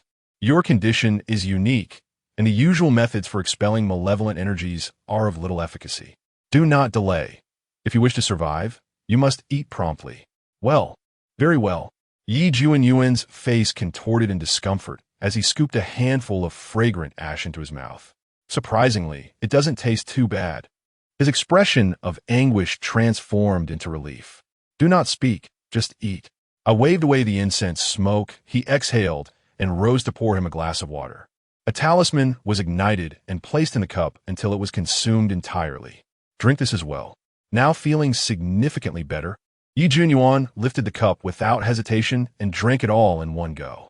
Before he had finished eating, he looked at me with astonishment. "Dr. Yang, I genuinely feel much better. There is no pain or itchiness anymore." I nodded in affirmation. "It is good that it is effective. Hurry and finish. Then seek out the individual who sold you the silver ingots. What do you intend to do with him?" Yi Junyuan expressed his confusion. I briefly explained the situation regarding the silver to him, and then continued, "With the malevolent energy infiltrating your body, I must first ascertain what exactly is being suppressed within, in order to devise a method to completely eradicate it. Damn, that scoundrel is truly infuriating. Seeing his pitiful state, I even gave him an additional 1,000. When I find him, I will surely break his legs." Yi Junyuan was beside himself with rage, and smoke poured from his nostrils, causing Ning Mingxia to burst into laughter. After finishing the remnants of the incense ash, Yi Junyuan grabbed his phone and began dialing contacts. However, after several attempts, he was met with busy tones, nearly causing him to hurl his phone in frustration. This fool was avoiding his calls. I had anticipated this outcome. After all, who would dare to answer the phone after deceiving someone? Is there any other way to track him down? Yi Junyuan pondered for a moment and quickly suggested, "Since all accounts are now registered under real names, I will see if I can locate this rascal through his registered account." After making a few more calls, he settled in to await a response. True to his profession as a streamer, upon realizing there was a possibility of healing his peculiar ailment, his mood lifted, and he began to share jokes with us. It must be said, he truly possesses a knack for antiques. He even assisted me in appraising a few unexpectedly acquired treasures. Among them One painting captivated Yi Junyuan so much that saliva nearly dripped from his mouth as he fervently pleaded for me to sell it to him, with the price eventually soaring into the 8-digit range. Over an hour later, Yi Junyuan's contact finally responded. Having located the whereabouts of the young man, Yi Junyuan, filled with impatience, beckoned us to accompany him in the search. Throughout the journey, he nearly pressed the accelerator to the floor, transforming a nearly 2-hour drive into a mere hour. We arrived at a village on the outskirts of the city, where Yi Junyuan's demeanor made it difficult for him to engage with the locals. Thus, I took the initiative to approach a passerby to inquire about the specific location of the man's residence. To my surprise, as soon as I opened my mouth, the individual recoiled several steps, wearing an expression of unease. "What are you asking him for? Do you know him?" The villager's response was rather peculiar, prompting me to concoct an excuse. "Oh, he owes us money and has yet to repay us, which is why we have come looking for him." "I see," the villager replied. "Well, you should know that today marks the 7th day since his passing." Chapter 12. The survivor, is he dead? I furrow my brow. Do you know how he died? A flicker of terror crossed the man's face. It was a gruesome death. He seemed to have contracted a peculiar affliction that transformed his skin into something akin to tree bark. I heard that when he passed, his body shattered into numerous fragments. This symptom is strikingly similar to the bizarre illness afflicting Yi Junyuan. It appears that the individual who sold him the talisman against evil spirits has also succumbed to this malevolence, meeting an untimely demise. I offered the man a pack of cigarettes in return to convey the news of this unfortunate death to Yi Junyuan. Upon hearing it, his face turned a ghastly shade of green, and he trembled as he implored me to ensure his survival. I reassured Yi Junyuan with a few comforting words and instructed him to wait in the car. Ningmingxia and I proceeded to meet his family, hoping to glean the origins of the talisman against evil spirits from them. The family was not difficult to engage with. Ningmingxia and I posed as friends offering condolences. Before long, we gleaned some useful information from them. This individual was an avid hiker, and approximately a month ago, after returning from trek, he mentioned feeling unwell. At that time, no one paid it much heed, assuming it was merely skin irritation. However, as time progressed, his condition deteriorated, leading to severe dryness and cracking of his skin. They consulted numerous doctors, but none could provide a remedy. As his plight worsened, he began to utter nonsensical words, claiming it was all their retribution, that they all deserved to perish, and so forth. Subsequently, his skin became utterly parched, transforming him into a withered, lifeless tree, and soon thereafter, he succumbed to his fate. After listening to his family recount the events, I surmised that he likely acquired this talismanic silver during that fateful trek. However, upon discreetly inquiring, I discovered that his family was unaware of his possession of the silver ingot and had no knowledge of any remaining pieces at home. Ultimately, I asked if they were familiar with the route he took on his last hike. Lamentably, they seemed oblivious to their child's interests and could not provide clarity on the path. Yet, they did furnish us with contact information for several of his friends, who might possess insights into his life. After gathering this information, I left them a sum of money as a token of condolence. Once back in the vehicle, I promptly urged Yi Junyuan to leverage his connections to reach out to those individuals. However, shortly thereafter, a series of disheartening news arrived. Those acquaintances had also met their demise, their conditions eerily mirroring his, with desiccated, cracked skin, ultimately resembling the remains of a dead tree stump. At this point, Yi Junyuan was thoroughly unsettled, his hand trembling as he clutched his phone. "Do not panic. Even if they have passed, we can still trace the route they previously traversed." Observing Yi Junyuan's skepticism, I elaborated, "This era is vastly different from before. They would have surely planned their route and utilized mobile devices. By retrieving their belongings, we can endeavor to deduce their path." "Indeed, Dr. Yang, you are absolutely correct." Upon hearing my words, Yi Junyuan's eyes momentarily regained a flicker of vitality as he resumed his search. Another hour passed, and just as Ningmingxia and I were on the verge of slumber, Yi Junyuan suddenly exclaimed, "I found him. Dr. Yang, this individual named Su Pengyao is still alive. I'm mused that the man's survival might suggest he had not participated in that ill-fated trek. However, Yi Junyuan was in high spirits, and I refrained from dampening his enthusiasm, allowing him to continue his pursuit. Yi Junyuan insisted on driving, but this time both Ning Mengxia and I firmly opposed it, as his reckless speed could very well lead to our untimely demise on the way. We took turns at the wheel, finally arriving at our destination by midday. It was an old, dilapidated apartment building. We located the room rented by this individual and gently knocked on the door. Yet, after an extended silence, there was no response from within. Could it be that he, too, has perished? In his impatience, Yi Junyuan attempted to force the door open, but I restrained him. After a few more vigorous knocks, I called out, "Su Penggao, is that you? If you wish to avoid meeting the same grim fate as your companions, you had better open the door at once." Suddenly, a commotion erupted from the previously silent room, and Yi Junyuan, infuriated, gritted his teeth, clearly believing this fellow was toying with us. The door cracked open just a sliver, revealing a pair of eyes peering through the gap. "Who are you?" came the inquiry. "I am your elder." Yi Junyuan forcefully shoved against the door, which the occupant clearly lacked the strength to resist, and it swung wide open. I find myself at a loss for words. It seems that Yi Junyuan is truly desperate. The formidable Yi Junyuan, upon seeing Su Penggao lying on the ground, hesitated. The words he intended to utter caught in his throat. Su Penggao's appearance mirrored that of Yi Junyuan, his skin and limbs exhibiting the same parched and cracked condition, in some areas even more severe than Yi Junyuan's. Upon sensing our gaze, Su Penggao, like a frightened creature, hastily grabbed his clothing to cover himself and trembled as he asked, Who are you?" I replied calmly, "We're the ones who can save you." Noticing Su Penggao's disbelief, I gestured for Yi Junyuan to extend his hand.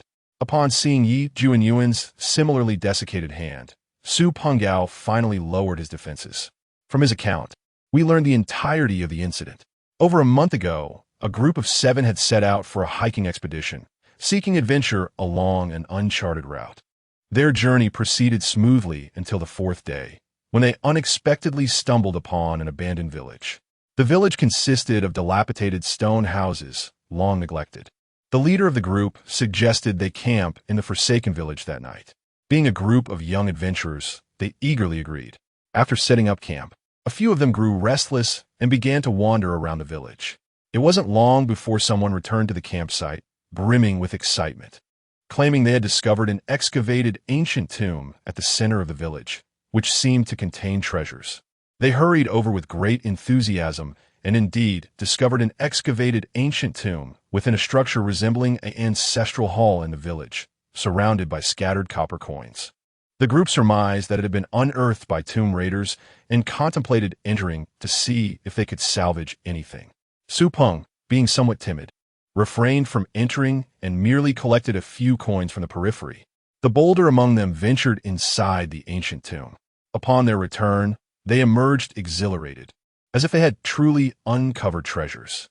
Back at the camp, they collectively agreed to keep this occurrence confidential, for each had taken something, and sharing it could bring ill upon them. They all swore an oath to this effect. Subsequently, they continued their trek, everything proceeding as usual. On the 7th day, they successfully traversed the area and returned to the outside world, each heading home. However, mere days later, bizarre occurrences began to unfold.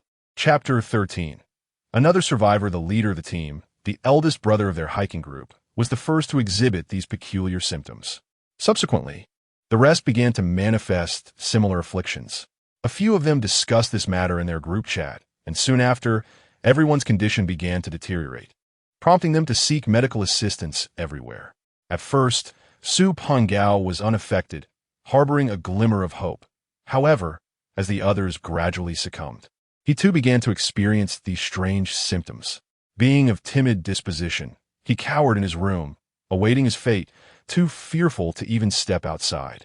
Had we not arrived today, it is likely that in a few days there would have been another headline in the social news. I thought to myself that they had meddled with forces best left undisturbed. Indeed, the youth of today have a remarkable knack for courting disaster. I refrained from further trivial conversation and promptly laid out my proposition. You must accompany us on a journey. Lead us to that place. and I shall treat your ailment as well. Can you truly cure this illness? Su Pengao expressed skepticism. Do not question the capabilities of Dr. Yang, I retorted. Hurry and guide us, or before this affliction claims your life, I shall be the one to send you off. Yi Junyuan glared fiercely at Su Pengao, likely harboring thoughts of violence, for he had suffered this illness through no fault of his own, and Su Pengao was one of the principal culprits. Su Pengao stumbled back in fright. Dr. Yang is indeed one of the 3 wonders of South City. With his intervention, your ailment is certain to improve. However, Dr. Yang has a rule. To effectuate your cure, you must surrender your most treasured possession. Ning Mingxia, with her gentle and soft-spoken demeanor, prompted a thought in my mind. Has this young lady truly stepped into her role? Is she now assisting me in securing business? In truth, I had no intention of having Su Pengao sign any contract. Fundamentally, it is a singular matter, and my actions might raise suspicions of being a heartless capitalist. However, since Ning Mingxia has taken the initiative to speak, I refrained from undermining her confidence with further comments.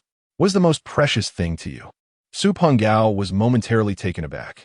My most treasured possession is a piece of clothing, one that my mother handcrafted for me. Is that acceptable? You miserable wretch. How can a tattered garment be deemed worthy? Yi Junyuan was poised to continue his tirade, but I gestured for him to cease. Anything that holds the utmost value for you will suffice. Now, without further ado, please lead us to that location. Su Pengao, surprised by my swift agreement, hesitated before asking, May I invite one more person? She is also part of our small team and is currently facing difficulties. Over an hour later, we awaited the arrival of another survivor in front of a modest inn on the outskirts of the city. The girl's name was Enchensi, a name that resonates beautifully. She appeared to be a delicate and fragile figure, possessing strikingly lovely features. Su Pengao had already informed her over the phone of my capability to cure her ailment, and as soon as she alighted from the vehicle, she rushed towards me in tears, pleading for my assistance. Her tear-streaked visage evoked a wave of compassion in Ning Mingxia, who immediately began to comfort her. Even Yi Junyuan had shed his earlier irritable demeanor, confidently thumping his chest and assuring us that he could resolve the matter, as if he were the sole remedy for this peculiar affliction. I have encountered many beautiful women, yet this girl appeared somewhat out of sorts. Although she bore traces of this strange malady, her condition seemed even more severe than that of Su Pengao, with her skin cracked and parched. However, the color in her face was remarkably vibrant, not artificially enhanced by makeup, but rather a reflection of her genuine state. I refrained from probing further, as this bizarre illness was new to me, and there were aspects I could not fully comprehend. I merely remained vigilant in my thoughts. Though the hour was late, the urgency to save her was paramount, and we did not wait for the morrow, promptly preparing to depart. Just before we left, however, Ning Mingyun's Rolls-Royce unexpectedly arrived. With her graceful figure and icy demeanor, Ning Mingyun coldly instructed me to step out of the vehicle. I found myself puzzled by her presence, and beside me, Ning Mingxiao whispered, I just told my sister that we were going on a long trip. I could not help but twitch my lips. Given Ning Mingyun's possessive nature, it was likely that a tempestuous confrontation awaited me. Gritting my teeth, I alighted from the car, and Ning Mingxia hastily followed suit. Sister, she began to explain, but Ning Mingyun abruptly raised her hand to interrupt. I am not here to stop you, she said, waving her hand. An assistant emerged from the car, opening the trunk to retrieve some items and place them into our vehicle. I have heard that you are heading into the mountains. Do take these items with you. I am somewhat bewildered. Has this girl undergone a transformation? Thank you, dear sister. I always knew you were the best. Ning Mingxia skipped over to embrace Ning Mingyun before she went off to assist with the packing. Once she left, the faint smile on Ning Mingyun's face vanished in an instant. Yang Qian, should anything happen to my sister, you had better not return alive. How dare she pretend in front of her own sister? A warning awaits you here. I will protect my family. I emphasized the words my family with a weighty tone. Ning Mingyun was provoked by those words and turned her head away without uttering another word. Once they had gathered everything, Ning Mingyun got into the car and departed. Back in the vehicle, Yi Junyuan wore a foolish grin, exclaiming, Wow, is that not Ning Mingyun, one of the 5 beauties of our southern city? She is truly stunning. What is your relationship with her? Upon hearing this, both Ning Mingxia and the newcomer, and Chenxi, displayed signs of discomfort. Women tend to be rather conscious of their appearances. Although Yi Junyuan was initially astonished upon seeing them both, his reaction now was far more pronounced, implying that they paled in comparison to Ning Mingyan. There is no relationship. I shot Yi Junyuan a disapproving look. This fellow clearly has an issue with his perception. Ning Mingxia is certainly not lacking in beauty and bears a resemblance to Ning Mingyun, yet he failed to notice. Could it be that he suffers from facial blindness? Yi Junyuan sensed the awkwardness in the atmosphere, chuckled foolishly, and retreated into his seat, falling silent. The vehicle roared to life as we set forth on our journey. We arrived at the trailhead in the early hours, too late to continue our trek through the night. Thus, we opted to rest for the night in the town. Before departing the following day, I presented the incense ash to the three individuals. Yi Junyan devoured it ravenously, and under his influence, the skeptical Su Pengao joined in. Only in Chenxi, the young lady, hesitated and fidgeted, reluctant to partake. Ultimately, after much coaxing from the others, she symbolically consumed a small portion. After securing our vehicle, the five of us donned our backpacks and, guided by Su Pengao and Chenxi, ventured along the mountain path into the desolate wilderness. Chapter 14. The Vanished Ones and the ancient tomb. The remote mountain village they spoke of was a considerable distance away, and it took them 4 days of trekking to arrive there. However, they had initially intended to enjoy the journey, which accounted for their leisurely pace. We hastened our steps, and by the time dusk fell on the second day, we reached the desolate village. Upon my first glimpse of the abandoned settlement, an unsettling feeling arose within me. The location of this village was profoundly eerie. It was devoid of water and arable land, rendering it utterly inhospitable for human life, creating a stark and disconcerting impression. The dilapidated structures were constructed entirely of stone, with walls that bore no traces of mud or any form of plaster. These were not residences. They resembled rather the arrangement of a geomantic formation. I mused silently that Su Pengao and his companions possessed considerable audacity. Anyone with a modicum of common sense and reverence would think twice before venturing into such an anomalous and foreboding place. This is the spot. Su Pengao's gaze flickered, and he instinctively took a few steps back. The hour was growing late, and I contemplated whether to postpone our exploration until the morrow. Yet, upon reflection, if this village indeed harbored dangers, camping outside would pose similar risks. It would be wiser to investigate further. Let us proceed and take a look. I urged my companions to follow me. Perhaps due to the fierce mountain winds, the stone village was surprisingly clean. Through the crumbling walls, I discerned remnants of human habitation, indicating that this place had once been home to people. In my heart, I harbored doubts. Even in ancient times, it seemed implausible to endure in such a place to evade the turmoil of war.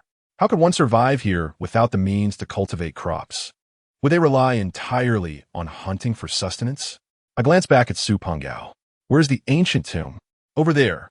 Su Pengao's gaze faltered as he pointed in a certain direction. A few minutes later, we arrived before the largest stone house in this village of stones. This structure appeared relatively well preserved, with most of its stone walls intact. I furrowed my brow. Is the ancient tomb situated within this house?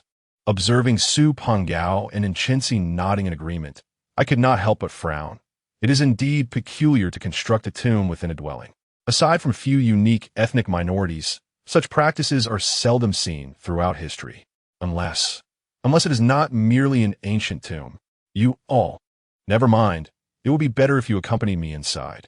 Initially, I intended to leave them outside while I ventured in alone to investigate. However, that seemed rather inappropriate. So I invited them to join me. Or perhaps I should wait for you all outside. Su Pengao hesitated to enter, yet Chenxi took the initiative to follow. TSK. How pitiful for a grown man like you to be so frightened. A mere girl possesses more courage than you. Yi Junyuan sukorfulli dit Su Pengao, then leaned closer to Chenxi, speaking gently. Do not worry, Chenxi. If danger arises, I shall protect you. Throughout this journey, Yi Junyuan persistently pursued Chenxi. Yet the young lady remained entirely indifferent to his advances. This instance was no exception, and Chensi discreetly withdrew, inching closer to my side. We should stick together. Remaining outside may not guarantee your safety. I attempted to persuade Su Pengao as well, but he resolutely refused to enter. Realizing my efforts were in vain, I had no choice but to leave him momentarily at the entrance. Upon entering, Chensi timidly pointed towards the stone house, indicating that the ancient tomb lay in the backyard. I retrieved a fire stick from my pocket and handed it to Ningmeng Xia, then boldly led the way, circumventing the stone structure. However, upon arriving at the back, I was taken aback. The backyard bore no ancient tomb, resembling the front yard instead, with a chaotic amalgamation of stones and earth. Where could the tomb be? The last to enter, and Chensi's eyes widened in disbelief. What does this mean? The tomb is gone? Yi Junyuan's tone sharpened with urgency. This is impossible. It cannot be. And Chensi stumbled, nearly collapsing against me. I refrained from reaching out to support her, as Ningmeng Xia stepped in to steady her. Fear was palpable in Chensi's gaze. How could this be? The ancient tomb had clearly been here. We had spent the night in this very spot. Yi Junyuan, in a fit of frustration, exclaimed, "Come on. Chensi, are you sure you're not mistaken? An ancient tomb isn't a person. It can't just vanish." "I am certain. It was right here," and Chensi insisted with conviction. I furrowed my brow, recalling Yi Junyuan's assertion that ancient tombs do not simply vanish. The ground beneath us appeared undisturbed, and unless they had erred in their memories.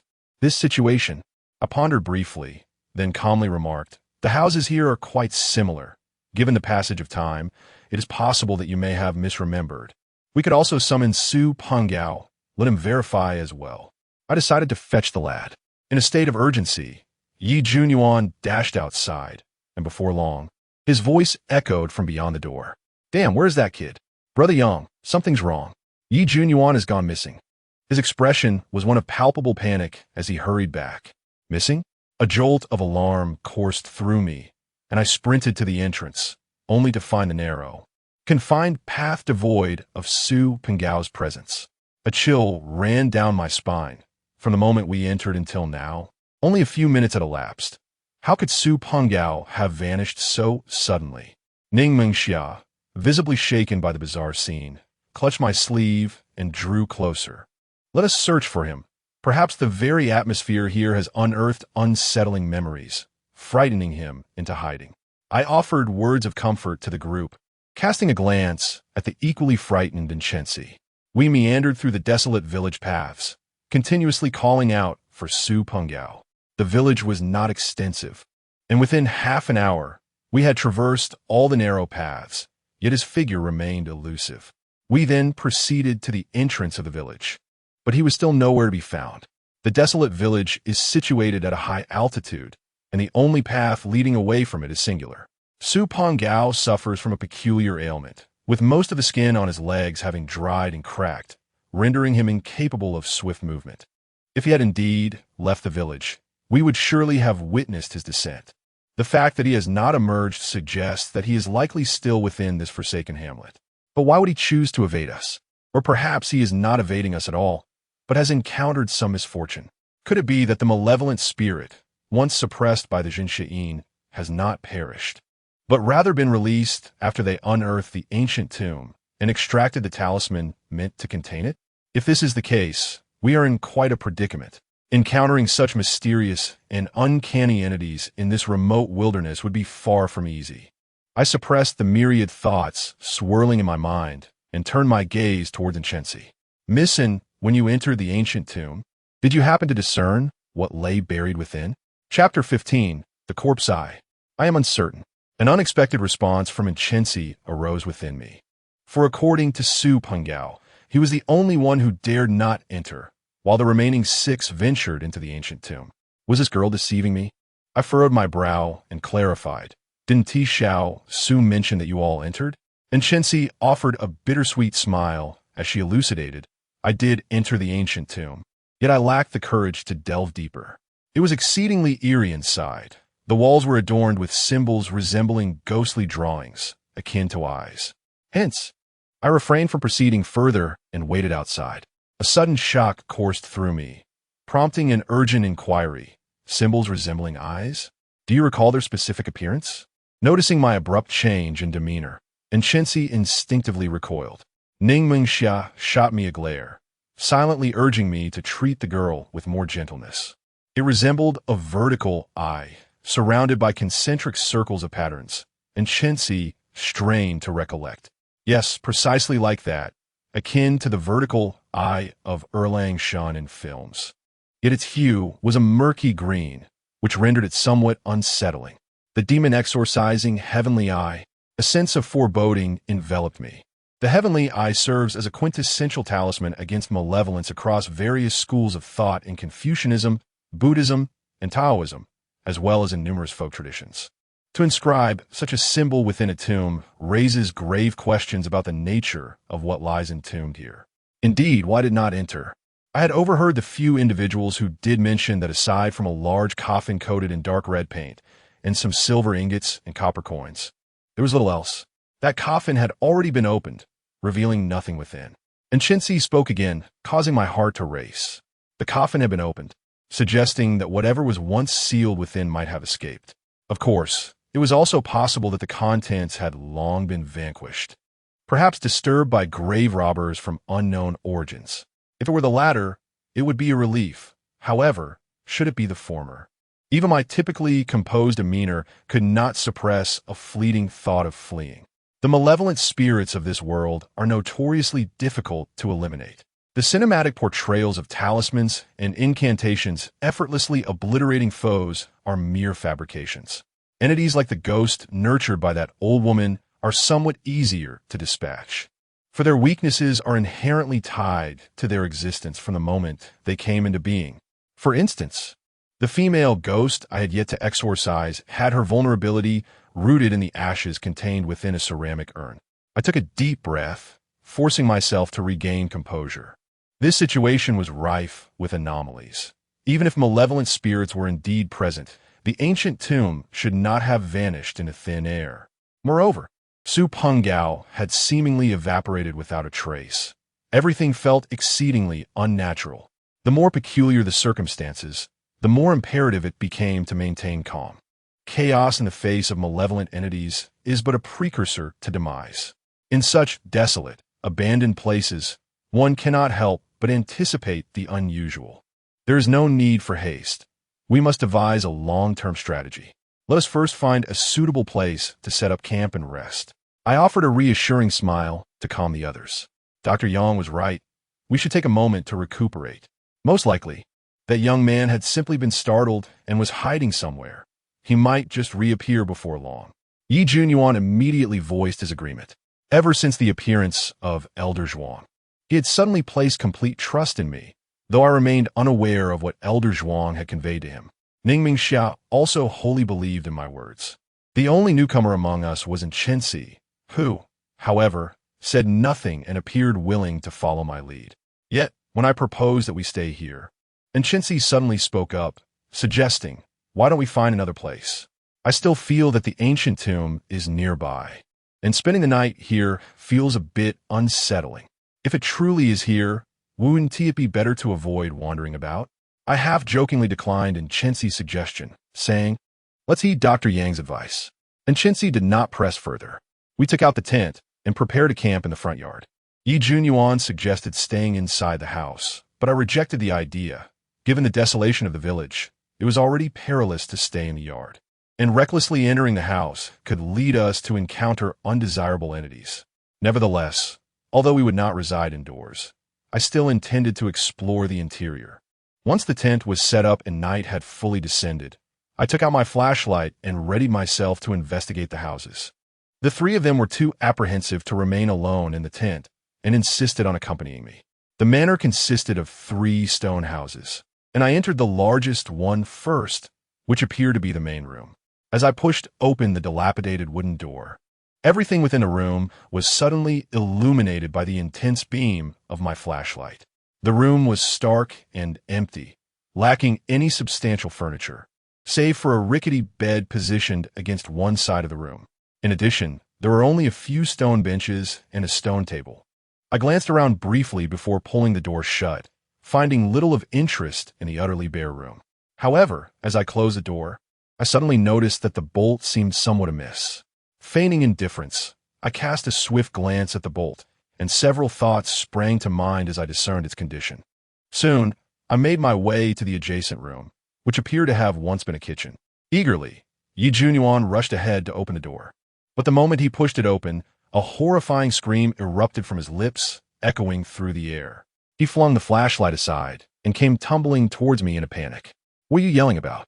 I managed to pin Yi Junyuan down, but at that moment, Ning Mengxia let out a piercing shriek, leaping onto me like a koala bear. Following closely was Enchensi, who also screamed and lunged towards me. I shifted slightly to evade Enchensi and directed the flashlight into the room. A chill shot from my tailbone to the crown of my head. It was no wonder these three were so terrified. Had I not been mentally prepared, I too would have been startled into a shudder upon witnessing the scene before me. There, hanging from the low beam of the room, was a man suspended by a noose. His clothing had been mostly stripped away, revealing skin that was dry and cracked, resembling the bark of an ancient tree. Had it not been for the fact that his head retained a human shape, one might easily mistake him for a desiccated piece of timber suspended from the rafters. How could a corpse possibly be found in this place? Could it be that, after their departure, new wanderers have arrived here? A myriad of questions surged through my mind.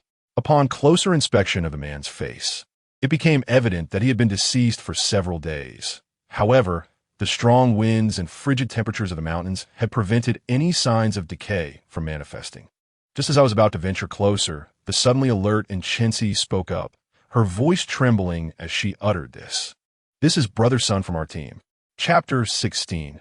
The disappearance of the path. Could it be one of the members from their trekking party? Enchensi's words alleviated some of my anxiety. In times like these, one dreads unforeseen circumstances and the emergence of new uncertainties. If it indeed belonged to one of their party, it was merely a matter of a lifeless body, nothing more. I reassured myself and urged, "Let us proceed." I gently patted Ning Mengxia's back. Startled, she had instinctively clung to me, but now, regaining her composure, she blushed and withdrew to the back. I entered and scrutinized the corpse of Brother Sunday. The marks around his neck and the agony etched on his face suggested he had met his end by hanging. Perhaps Brother Sun, overwhelmed by the torment of this sinister illness and realizing that it might have originated from this very place, had returned in search of a remedy. Ultimately, in despair, he resorted to taking his own life here. Yet this scene of death, my gaze discreetly swept across the kitchen without making a sound. The individual had hanged himself, likely unable to withstand the affliction's torment, returning here in hopes of finding a solution, only to succumb to hopelessness and end his own suffering. After emerging from the room, I resolved the matter of Brother Sun's demise firmly, denying Yi Junyuan and the others any room for speculation. In such an environment, the greatest fear lies in overthinking. Often, terror is a construct of one's own imagination. With the utmost respect for the deceased, we carefully lowered his body from the beam. However, rather than taking him outside, we covered him with a piece of clothing and left him in that room for the time being. In light of recent events, Yi Junyuan hesitated to open the door. Fortunately, the last room revealed no corpses. By now, darkness enveloped the night, with thick clouds casting a shadow over the mountains and fields, rendering visibility akin to that of ink. Without a flashlight, one could not discern even their own fingers. I had initially intended to explore the other stone houses, but after a moment's contemplation, I decided against it. If I were alone, it might have been feasible, but with 3 companions by my side, any mishap would be unmanageable. As it was getting late, I resolved to rest and address matters in the morning light. In the space between the 4 tents, I gathered some firewood and kindled a fire. No sooner had I settled into my tent than a faint voice broke the silence. "Brother Yang, may I come in?" I unzipped the tent to find Ning Mengxia blushing at the entrance. "Please don't misunderstand. This place is too eerie, and I'm too frightened to sleep alone. May I stay by your side for the night? Come in." I promptly made room for her. This was her first encounter with such a situation, and her fear was entirely natural. Otherwise, she would not have summoned the courage to make such an unconventional request. With her head bowed like a quail, Ning Mengxia crawled into the tent, clutching her sleeping bag. Before she could even spread it out, another voice emerged from outside. "Dr. Yang, are you asleep?" It was Inchensi. I opened the tent zipper once more, and there she stood, also clutching a sleeping bag, seemingly intent on joining me for the night. Inchensi observed Ning Mengxia, who was already laying out her sleeping bag, and a slight unease flickered across her face. Lowering her head, she spoke hurriedly. I am afraid to sleep alone. You all are remarkably swift." Yi Junyuan suddenly appeared, clutching his sleeping bag. Upon seeing Ning Mengxia and Inchensi, he couldn't help but exclaim in despair. None of the three dared to sleep alone, so I had no choice but to rise and invite them to dismantle the small tent, replacing it with a larger one, allowing the four of us to sleep in close quarters. Yi Junyuan wished to position himself in the middle, but he was promptly assigned to one side by the two girls, resulting in Ning Mengxia and me at the center, with Yi Junyuan beside me and Inchensi next to Ning Mengxia. In such an environment, it was impossible for me to truly relax and sleep. I merely closed my eyes to rest. The other three, however, soon found their breathing to be steady and even, drifting peacefully into slumber. Throughout the night, nothing unusual transpired, and dawn arrived swiftly. I roused the three of them and took the opportunity to venture into the backyard for a brief inspection. Before long, Ning Mengxia called me over for breakfast. After consuming some provisions I had brought along, I retrieved the incense ash I had prepared earlier. But before handing it to the two, I sprinkled in a few additional ingredients. Inchensi remained reluctant to partake in this offering, merely sampling a token amount before declining further. After our meal, I assisted in tidying the tent, while Yi Junyuan, seeking to avoid work, excused himself under the pretense of needing to relieve himself. Yet before we could finish packing the tent, Yi Junyuan burst in once more, shouting, "Yangge, something's amiss. It seems the path to the village has vanished." Before I could utter a word, Ning Mengxia voiced her confusion, inquiring how the road could vanish so inexplicably. Indeed, I had attempted to make my way to the village entrance for a brief respite, only to discover that the path had inexplicably disappeared, replaced entirely by dense woods. Yi Junyuan wore an expression of sheer terror, one that seemed too genuine to be feigned. A sense of foreboding gripped my heart as I gathered my gear and beckoned them to follow me for a closer look. Moments later, we returned to the spot from which we had entered the village. Just as Yi Junyuan had indicated, the stone-paved path we had traversed had vanished, supplanted by an expanse of unyielding forest. Yi Junyuan's face was drawn with despair. He lamented, "I told you, the path is truly gone. What shall we do, Brother Yang? We are stranded in this desolate wilderness. Surely we won't encounter any unspeakable horrors here." "Hold on," I urged, signaling Yi Junyuan to remain calm. The disappearance of the road must be linked to the vanishing of that ancient tomb. If we could unravel the connection between the two, it would inevitably lead us to the tomb itself. "You three stay put," I instructed. I exited the village, retracing the path in my memory. Yet, as I ventured into the woods, I found no trace of any anomaly. It appeared neither to be an illusion nor the result of some malevolent force. How peculiar! Could it be that a certain formation had been set in place here? My mind was awash with doubts. This was a scenario I had never encountered before. I refrained from proceeding further, aware that my companions awaited my return. Should I find myself ensnared by unforeseen peril, their safety would be compromised. "What have you discovered, Brother Yang?" they inquired. Yi Junyuan, filled with trepidation, inquired anxiously. Before I could respond, his expression changed abruptly as he tremulously pointed at my hand. "Brother Yang, your left hand has also succumbed to this strange affliction." Instinctively, I raised my gaze and was taken aback to discover that the skin on my left hand had indeed become parched and wrinkled. Alarmingly, this desiccation spread rapidly. In the blink of an eye, my hand had transformed into a withered claw.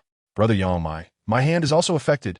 Ning Mengxia's voice trembled with fear, and as I turned to glance at her, I found her delicate hands had similarly withered, showing signs of cracking as well. Chapter 17. The entrance to the ancient tomb. How intriguing. I did not succumb to panic. This strange ailment felt rather peculiar. Both Yi Junyuan and Su Pengao, along with Inchensi, only developed this bizarre sickness after encountering the malevolent artifacts within the ancient tomb. However, Neither Ning Mengxia nor I had any direct contact with these sinister objects. I retrieved that piece of malevolent silver while wearing deer-hide gloves. The sudden onset of this affliction in us is certainly not without cause. Nevertheless, we came here to resolve this issue, and once we locate the ancient tomb, all will be set right. I offered a reassuring smile to Ning Mengxia, and seeing my calm demeanor, her initial panic gradually subsided. Yi Junyuan, with a sense of urgency, inquired, "What shall we do next, Brother Yang?"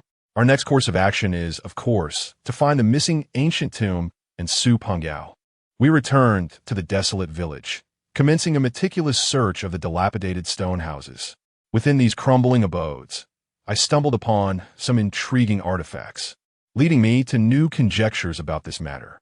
Ever since discovering an aged porcelain vase in one of the stone houses, Yi Junyuan, having forgotten his previous trepidation, eagerly charged ahead to open the next room. Reality swiftly dealt him another harsh blow upon pushing open another door. He was met with a heart-wrenching scream that echoed through the heavens, causing the porcelain vase he held to slip from his grasp and shatter into countless pieces upon the ground. On the beams of the room, two corpses swayed gently in the mountain breeze. One was Su Pengao, his eyes wide with terror, while the other was a woman, stripped of her clothing. Her skin bore the peculiar signs of desiccation and cracking, though surprisingly not extensively. Only a small portion exhibited this condition. Her expression was grotesquely contorted, as though she had endured some harrowing ordeal before her demise. Having encountered a corpse previously, the others quickly regained their composure. And Chensi recognized the woman. She had been a member of their hiking team. Out of the original 7, 3 had perished at home, another 3 in this desolate village, leaving Chensi as the sole survivor. Damn, what a way scared to death before anything even happened, causing me to drop this porcelain vase.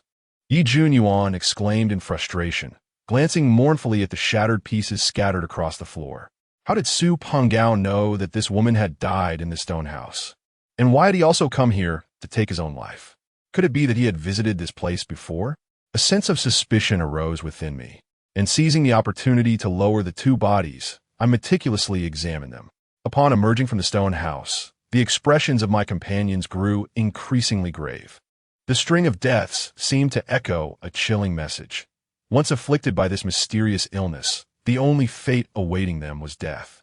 Even if they harbored confidence in me, the brutal reality before them undoubtedly sowed seeds of despair. After some contemplation, I proposed, let's not prolong this search any further. It seems everyone is weary. Why not take a moment to rest at the village entrance while I complete the search of the remaining houses alone? Ning Mengxia and Yi Junyuan were reluctant to part ways with me. Yet under my subtle gaze, Ning Mengxia stepped forward and said, "That sounds reasonable. I cannot bear to witness any more corpses." I mused to myself, impressed by how quickly this young lady and I had developed an unspoken understanding. With Ning Mengxia's words, the flustered Yi Junyuan relented as well. As for Chensi, she appeared entirely at our mercy. I escorted the 3 of them to the village entrance, and before my return, I solemnly handed them some self-defense items. When I presented the items to Ning Mengxia, I discreetly placed a small, finger-sized yellow jade piece in her palm, gesturing for her to keep it under her tongue. After a few admonitions, I shouldered my bag and made my way back to the desolate village. However, this time, rather than continuing my search of the remaining houses, I headed directly to the very first one we had visited. Upon entering the backyard, I retrieved a carefully wrapped scroll from my bag. Unrolling the scroll revealed a portrait of a classical beauty. "Hurry out," I exclaimed. With a flick of the scroll, the painted beauty erupted into a peal of delicate laughter and stepped forth. This eerie artwork had been acquired from a previous patient. The enchanting figure depicted was a Mo Ling, a spirit that feeds on the life force of the living. After healing that patient, this portrait, her most cherished possession, found its way into my hands. At last, dear brother Yangqian, you have deemed it time to release me. The enchanting figures within the painting swirl around me, striking various seductive poses. Frowning slightly, I implore, do not tease me. Share a portion of the stored yang energy depicted in your artwork. What purpose do you have for this? The beauty instantly adopts a wary demeanor. I urge her. No more idle chatter. It is indeed of use.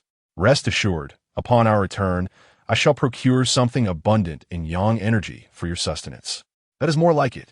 The beauty replies with a captivating smile, pouting her crimson lips as she leans in to kiss me. Is this never-ending? I requested yang energy. Not for you to siphon mine. You are quite unamusing. Upon witnessing my genuine irritation, the beauty cast me a sidelong glance before transforming into a flurry of ink that cascades upon me. In an instant, I feel as though a fire has erupted within my heart, an unbearable heat enveloping me, while the dryness and cracks upon my hands dissipate. We must act swiftly. The essence you possess is potent, yet I cannot retain this meager yang energy for long. The beauty rematerializes, her form swaying gracefully as she returns to the confines of the painting. I gather the scroll and lift my gaze towards the center of the courtyard. To my astonishment, a freshly excavated grave emerges from what was once an empty yard. As I suspected, a smile unfurls at the corners of my mouth.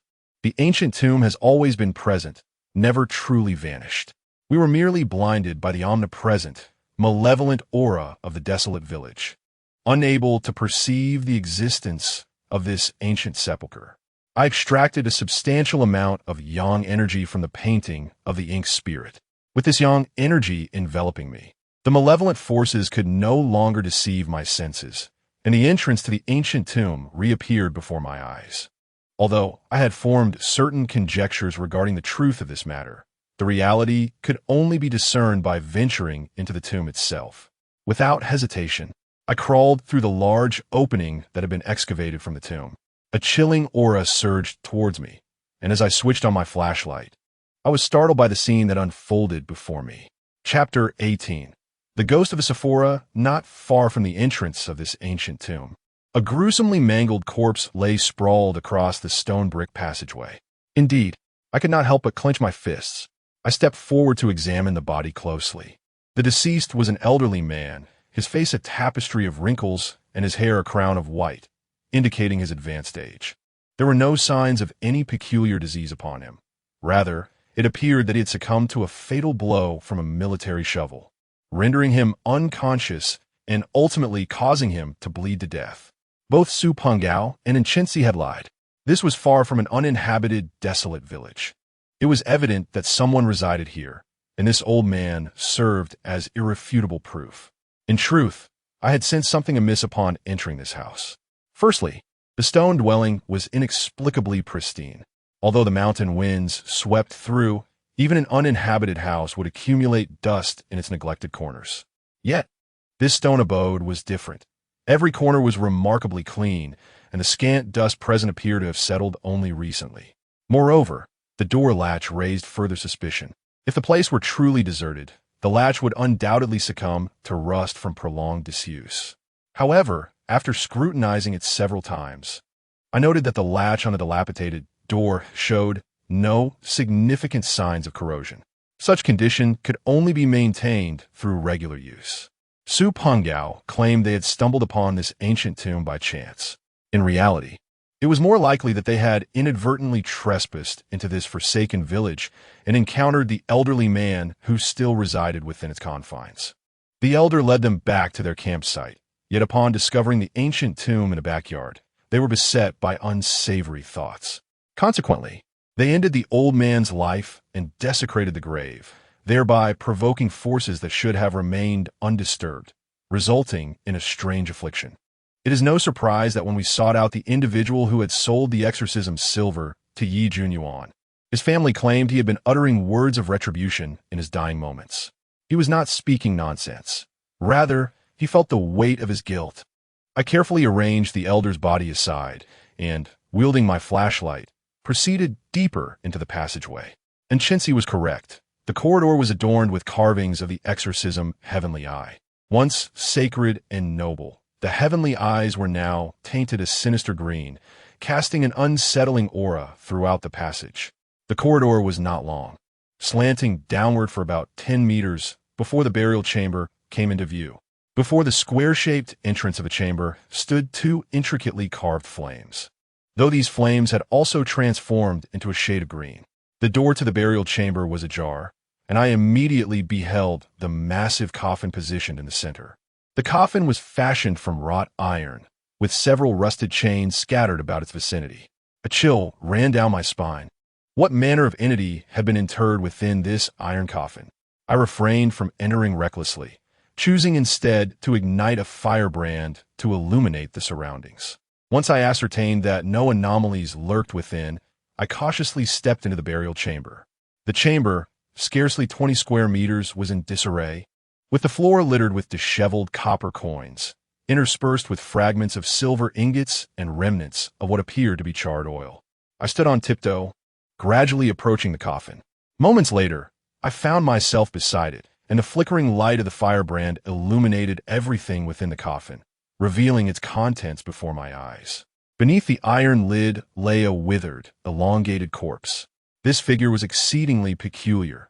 Even in its desiccated state, it appeared to exceed 2 meters in height. Its remarkably elongated hands hung down to its knees. Most startling was its visage. Though humanoid, the cheekbones jutted out, the face was elongated, and bulges protruded on either side of the crown. Its slightly parted mouth was filled with sharp, fine teeth. Is this the Hawaii ghost? Such a creature truly exists in this world. Over 500 years ago, a folk cult in the southwestern region that practiced the nurturing of ghosts suddenly emerged, relying on this very Hawaii ghost. The Hawaii ghost is not a true specter. It is in fact a human being. However, the method of its creation is exceptionally cruel and sinister, which is why it is referred to as a Hawaii ghost. It is said that to cultivate such a being, one must first seek out ancient Hawaii trees of considerable age. The wood of the Hawaii tree is steeped in yin energy, and the older the tree, the more of this energy it harbors. Once a venerable Hawaii tree is located, they would procure a child born in a yin month on a yin day, excavate the tree, and place the child within. Subsequently, they would nourish the tree with various dark arts and human blood, leading the child to gradually merge with the tree, ultimately transforming into a half-human, half-tree monstrosity. This method is exceedingly malevolent, and many could not bear to witness it. However, it is said that before any righteous individuals could intervene, the entire cult was annihilated. The cause of the annihilation, it is said, was the uncontrollable rampage of a Hawaii ghost. Centuries have passed, and since most people have never truly encountered such a being, and even those who attempted to replicate it failed, many have come to regard this tale as mere fabrication. I, too, had harbored doubts about its veracity after reading about it in ancient texts. Yet today, I find myself face to face with a genuine article. This Hawaii ghost has long since perished, and a malevolent aura emanates from its remains. Even after all these years of decay, such a sinister presence lingers, a testament to the ferocity this creature must have possessed in life. It is no wonder it was interred in an iron coffin and surrounded by numerous protective measures against evil spirits. Could it be that this very Hawaii ghost was the one that nearly obliterated their sect during its vengeful onslaught? Suppressing my thoughts, I bent down to retrieve a desiccated finger from the corpse of the Hawaii ghost. This malevolent energy originates from this cadaver. If I can bring even a small sample back for thorough examination, I shall discover a means to eradicate this foul essence. I apologize for the intrusion. Once the matter is resolved, I shall return this severed finger and ensure you receive proper rites for cremation and transcendence. The remains of malevolent beings are a significant taboo. With sincere respect, I performed a bow before securely stowing the finger. With my objective achieved, there was no longer any reason to linger here. Upon exiting the ancient tomb, I made my way swiftly to the village entrance, only to find that of the original 3, only Ning Mengxiao remained. Upon seeing me, she rushed into my arms, tears streaming down her face. "Brother Yang, you have returned. I was nearly frightened to death. What happened? Where are Yi Junyan and Enchensi?" I attempted to push Ning Mengxiao away, yet she clung to me even tighter, as if genuinely frightened. "Not long after you departed, Yi Junyuan insisted on seeking you out. I could not dissuade him, so he left, and soon after, I heard his voice calling from within. Sister and instructed me to remain where I was, as she wished to investigate. However, once she entered, she never returned. With tear-streaked eyes, Ning Mengxiao lifted her gaze and said, "Brother Yang, I am so afraid. Will we perish here?" I offered a reassuring smile and replied, "Fear not. As long as I am here, we shall surely be safe." Yet she persisted, "But I'm still scared." Ning Mengxia tilted her head back, exuding a vulnerable charm. She wrapped her arms around me, beginning to squirm restlessly, and an unusual atmosphere began to envelop us. The young lady's complexion deepened with a rosy hue, and to my surprise, her shimmering eyes slowly closed. Chapter 19, The Truth. It seems almost sufficient. If one were to speak of fear, it ought to be we who feel it, correct? I gazed at Ning Mengxiao in my arms with a semblance of a smile. She, who had previously kept her eyes tightly shut, suddenly opened them, revealing a depth of astonishment within her ink-black pupils. You already know? The expression on Ning Mengxia's face abruptly shifted, transforming into a delicate and fragile semblance reminiscent of Enchensi. I replied nonchalantly, "I wouldn't say I know everything. I merely grasp some of the broader strokes. As for the truth, I would appreciate it if Missen could elucidate it for me in detail." Enchensi maintained her dainty demeanor, her grip upon my arm unwavering. "I can divulge anything you wish to know, but before that, I am curious as to how you uncover my secret. The first clue that piqued my suspicion was your physical condition. Despite being afflicted by a peculiar illness, you do not exhibit the weariness and torment characteristic of such afflictions. You appear remarkably healthy. Furthermore, your aversion to the incense ash is perplexing. Survival is an innate human instinct when faced with life and death. People would scramble for even the most repugnant sustenance, yet your excessive repulsion is truly abnormal. Of course, this is merely conjecture. What truly aroused my doubts was discovering that you were deceiving us. There were indeed inhabitants in this desolate village when you arrived. Lastly, the sudden onset of the peculiar illness affecting both Ning Mengxia and myself is troubling. We had no direct contact with the malevolent object. And even if there lingers a sinister aura in this forsaken village, given the rapidity of their afflictions, it seems implausible that we should succumb to such ailments so swiftly. Thus, it appears that the peculiar afflictions we bear are likely the result of intentional malice, with Su Penggao's demise placing the greatest suspicion upon you.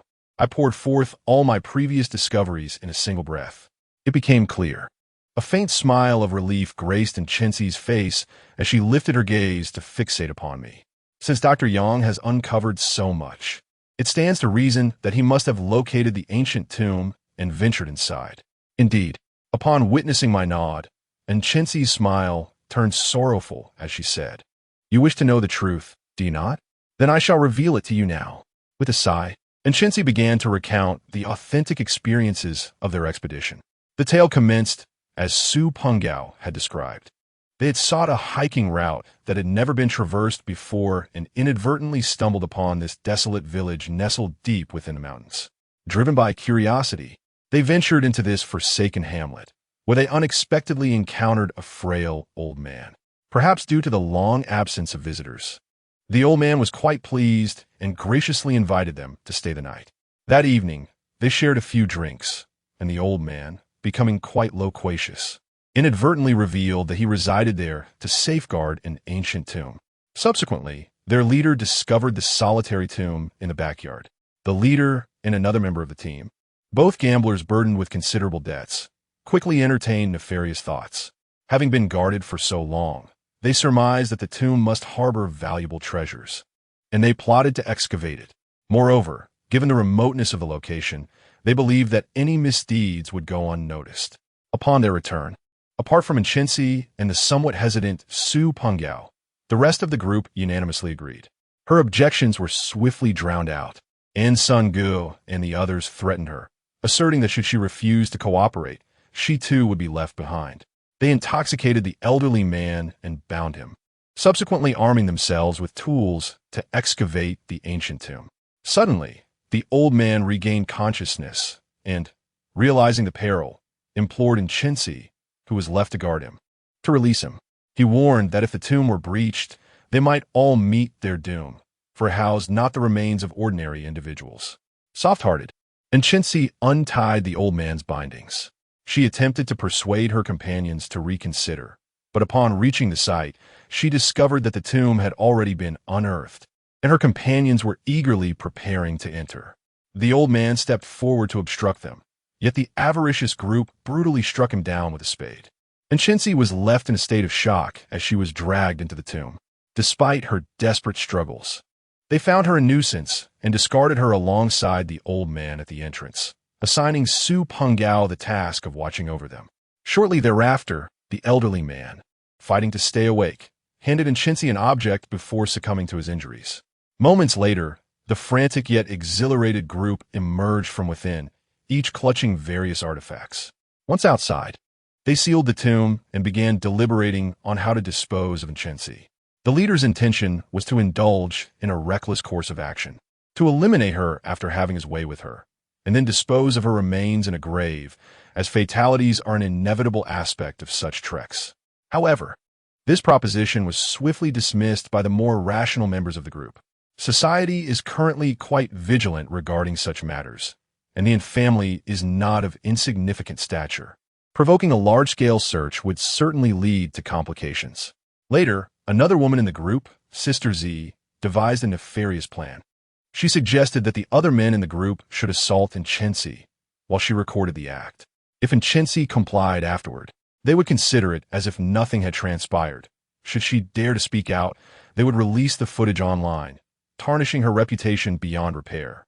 The group found this plan rather agreeable, but Chincy, determined to resist at all costs, forced them to a compromise. Ultimately, Sister Z took her to an abandoned stone house, stripped her of her clothing, and took numerous nude photographs to use as leverage.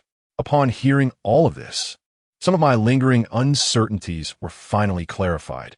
It was no wonder that Sister Z was found undressed before her demise, nor that Su Pengao inexplicably went to an unrelated stone house to hang himself. However, while the sequence of events was elucidated, Chincy still refrained from disclosing certain crucial information. After a moment of contemplation, I inquired, "You were the one who killed those individuals who hung themselves, weren't you?" "Indeed. I was the one who ended their lives," she confessed. "They deserved their fate. Allowing them to suffer slowly seemed too lenient. Afterward, I exploited the bizarre illness that afflicted them and deceived them back to this place." And Chincy did not hesitate to admit it. For the first time, a fierce glint appeared in her eyes. The principle of retribution for murder did not evoke any particular feelings within me regarding the deaths of those individuals. My lingering doubts had already diminished significantly, and I went straight to the point, posing my final question: "What did the old man give you?" And Chincy let out a cold laugh, saying, "You'll know just by looking." Suddenly, the girl in my arms began to tremble violently. In no time, the delicate figure of Chincy transformed into a creature towering half a head above me, her skin a mottled shade of dark brown. "Is this a white ghost?" Instinctively, I loosened my grip and stepped back in astonishment. The item given by the old man had turned such a fragile girl into a monstrous white ghost. How could this be possible? Wasn't the white ghost supposed to be cultivated from a young age? Chapter 20. Kindred Spirits Miss in. Could you recount in detail the items the elderly gentleman bestowed upon you and the words he shared? If we can uncover the underlying cause, I might be able to remedy the issues that afflict you. Upon regaining my composure, I hastily spoke. "Remedy?" And Chincy let out a cold laugh, questioning the need for a solution. "I feel splendid at present. I have no desire to revert to my former state of being manipulated without resistance." You cannot fathom the reaction of the team leader upon witnessing my current appearance. He knelt before me, too intimidated to lift his head. I furrowed my brow. The young lady's mindset seemed rather distorted. In truth, if she had genuinely grown stronger, I would feel joy for her. Yet everything in this world comes at a price. For an ordinary person to attain strength, one must endure rigorous study and training. That which is acquired without effort invariably demands recompense in the future. My right hand serves as a prime example. It bestows upon me formidable power while simultaneously subjecting me to relentless torment. Missin, the situation is not as simple as you perceive. I trust you are aware of the nature of your current state. The white ghost requires nurturing from a young age, and it is an arcane art.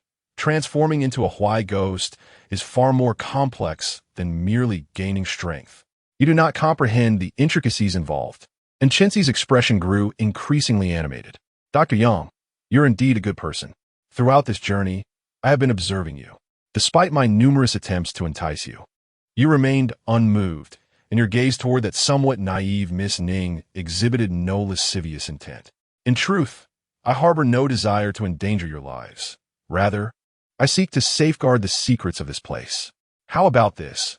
You remain here for the time being, allowing me to fully merge with that entity before I grant you your freedom? I believe in Chenxi when she claims she does not wish to harm us. Once we entered the desolate village, it became her domain, and she undoubtedly possesses other means to threaten us. Yet, she merely concealed the entrance to the ancient tomb and inflicted upon us a strange affliction to intimidate us. Waiting idly here is simply out of the question. There are numerous matters awaiting attention outside. Allow us to depart, and I assure you that I will not speak of the occurrences that transpired here once we are outside. Our acquaintance has been too brief. While I acknowledge your good intentions, complete trust eludes me. Moreover, are you not among those righteous individuals who take pride in vanquishing demons? What if you were to suddenly have a change of heart? Upon hearing in Chenxi's words, I could not help but laugh. Missin, I remarked, what era are we in? Who still engages in slaying demons and vanquishing evil? Besides, I am hardly a paragon of virtue myself. And Chenxi was momentarily taken aback by my response, but she quickly shook her head and insisted, that will not do. Perhaps you could leave Ning Mingxiao behind? Absolutely not. I replied without hesitation. Even if I could bring myself to consider such a thing, if I dared to do so, Ning Mingyun would tear me apart upon my return. So, it seems there is no room for negotiation, and Chenxi sighed. Very well. It appears you will all have to endure and remain here for now. I raised an eyebrow, sensing that her words hinted at the impending necessity of confrontation. And Chenxi's slender arm suddenly reached out towards me, resembling bark in its terrifying appearance. I did not flinch. Instead, I merely let out a soft grunt. In the blink of an eye, the once menacing and Chenxi doubled over, clutching her abdomen in convulsions. What have you done? She asked, panic etched across her face, struggling against the intense pain. I suspected you might have issues long before now. Did you think I wouldn't take precautions? Do you remember the chard ash you consumed earlier? I added a little something to it. Rest assured, it is not lethal. As long as you cooperate, I can alleviate it. Dr. Yang, what a clever tactic. And Chenxi scoffed, but you underestimate the formidable power of this cursed spirit. Her brown skin darkened further, and her form grew even taller. At this moment, apart from her face still resembling that of a human, and Chenxi had completely transformed into a being akin to a tree trunk. Dr. Yang, I do not wish to harm you. It would be wise for you to surrender soon. Her withered arm lunged at me once more. I let out a bitter laugh, realizing I had shown too much mercy. Had I known, I should have administered a stronger dose. In an instant, my right hand turned pitch black as I grasped Chenxi's hand and flung it downwards. Like a tree felled by an axe, her elongated figure crashed to the ground. Your hand. Moments later, Chenxi struggled to rise, her eyes wide with disbelief, fixated on my hand, now emanating dark energy. I gently shook my aching right hand and smiled faintly. Missin, my earlier words are not intended to deceive you. Heaven is just. Everything comes at a cost. My hand bears the price, and so does your current state. Yet, my words seemed to fall on deaf ears. As a flicker of excitement and fervor graced her countenance, and she murmured, so, we are indeed kindred spirits. My expression darkened. What kind of kinship is this? Could it be that this girl has lost her senses? My cursed hand bears no resemblance to her ghastly appearance. Missin, we're at best mere companions in illness. Let us refrain from calling ourselves kindred spirits. No, we are kindred spirits. And Chenxi entirely dismissed my explanation, seemingly resolute in her conviction. Her slender form abruptly retreated, swiftly reaching the entrance of the desolate village. You may leave now. Those two individuals are just ahead. I hope Dr. Yang will keep his promise and refrain from divulging the events that transpired here. Is this where we part ways? I stroked my chin, intending to persuade Chenxi further. But upon witnessing the determination etched on her face, I ultimately swallowed my remaining words. One's nectar may be another's poison. What appears to be a correct decision for one may not hold true for another. Some lessons can only be grasped through experience. And if Inchensi believes this transformation to be beneficial, then so be it. I smiled and said, I will do so. Take care of yourself. Should you ever have regrets, feel free to seek me out at the shop. However, at that time, I will have to charge a fee. I will not have regrets. Inchensi spoke with unwavering determination, her demeanor shifting back to that of an ordinary person. The tattered remnants of her clothing clung to her like ragged strips, revealing large swathes of her fair skin. She flashed me a smile, and I firmly believed that we would meet again one day. Gradually, Inchensi retreated, her delicate silhouette ultimately vanishing into the winding paths of the desolate village. The scene behind me transformed in tandem, revealing the entrance that had previously disappeared. Not far away, Yi Junyuan and Ning Mingxiao were bound to two small trees. Upon seeing me, their excitement erupted into joyous shouts, particularly Yi Junyuan, who seemed on the verge of uprooting his tree in his fervor. I rushed forward to untie Ning Mingxiao first, and the moment she was free, she immediately embraced me. Feeling her softness against my chest, I thought to myself at this time, it was truly real. Chapter 21. Can you cure any illness? You both seem to be in a similar predicament, while I remain bound.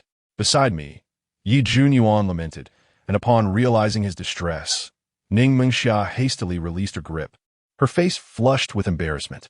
I approached and untied Yi Junyuan, who gritted his teeth and exclaimed, Damn it, that girl Inchensi is problematic. The moment you left, she managed to overpower both me and Mingxia. I have already encountered her, I replied nonchalantly. Yi Junyuan, in a state of urgency, asked, You met her? Where is she now? Yanggu, you didn't let her escape, did you? Indeed, she had departed, but it was not due to my negligence. I chuckled softly and recounted the events concerning Inchensi to them. Those scoundrels are truly worthless. Sister handled them splendidly. Upon hearing this, Yi Junyuan's face turned crimson with indignation. I was taken aback by the strong sense of justice that resided within this seemingly unscrupulous individual. Sister is also pitiable. Yanggu, surely you can help her recover? Ning Mingxia's eyes glistened with unshed tears. It's not that I do not wish to assist her, but rather, she is unwilling. She believes her current state is satisfactory. Ning Mingxia appeared perplexed. How can one be in such a state, neither fully human nor ghostly, and feel content? Ah, Miss Ning, you may not comprehend this. Yi Junyuan chuckled. She was once subjected to such cruel treatment. Now that she has suddenly gained strength, she would surely resist any return to her former self, no matter the cost. Some individuals simply revel in the possession of power. Ning Mingxia appeared quite bewildered, and Yi Junyuan, feeling a sense of urgency, thought it futile to explain to someone like her, a sheltered young lady who had never faced hardship. If only her sister, Ning Mingyun, were present, she would undoubtedly comprehend and empathize with the situation. Yi Junyuan's observation held merit. Had Ning Mingyun been there, she would have grasped the intricacies of their plight. Yet, his words stirred a hornet's nest, provoking Ning Mingxia's ire. So you understand, do you? She retorted, visibly upset. Noticing her anger, Yi Junyuan recoiled slightly and, with a sheepish grin, sought to divert the conversation. Brother Yang, sister has fled. What shall we do about our affliction? Do not worry. I have acquired the means to eradicate the strange illness. Upon our return, I shall assist you, he assured them, producing the withered, branch-like severed finger for their inspection before signaling that they should prepare for their journey back. After a day and a night, the three of us finally reached the nearest town. We had set out with 5, but returned with only 3.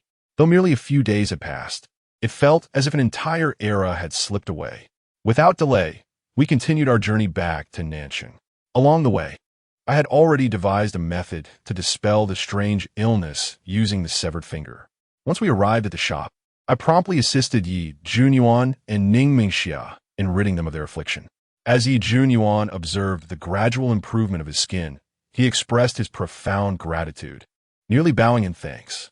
Brother Yang, I shall return immediately to retrieve that item. Tonight, I shall treat you all. We must indulge in a sumptuous feast. Absolutely. After subsisting on bland rations for days, my palate craves something exquisite. I readily agreed, for I am quite adept at relishing the finer culinary experiences. As twilight descended, Yi Junyuan had yet to return, but the shop was soon graced by an unexpected visitor. The stunning CEO, Ning Mingyun, appeared suddenly, carrying a large bag. Upon my return, I sent a message to my sister. Ning Mingxia leaned in and whispered an explanation before cheerfully approaching her. A flicker of warmth danced across Ning Mingyun's icy demeanor as she settled into converse with Ning Mingxia, who eagerly recounted our recent harrowing experience. My heart sank. Ning Mingxia seemed utterly oblivious to my plight, sharing such a perilous tale with her sister. Wasn't this bound to deepen the animosity that the formidable CEO harbored against me? As I had feared, Ning Mingyun's glances in my direction were laced with an even sharper chill, and although we were indoors, I felt a biting breeze sweep over me. Brother Yang, I brought the items. Shortly thereafter, Yi Junyuan burst in, clutching a wooden box. Ah, CEO Ning, what a pleasure. I am Yi Junyuan, specializing in antique appraisal. Upon noticing Ning Mingyun seated nearby, he abandoned his intent to present the treasures to me and rushed over to greet her. However, his enthusiasm was met with nothing more than a polite nod from Ning Mingyun. Yi Junyuan offered an awkward smile and returned to the counter, placing the wooden box before me. According to my grandfather, this artifact has been passed down through several generations in our family. Yi Junyuan, feeling a pang of reluctance, lifted the lid of the box. Inside, a 9-sectioned Vajra of wrath lay quietly, measuring about a foot in length.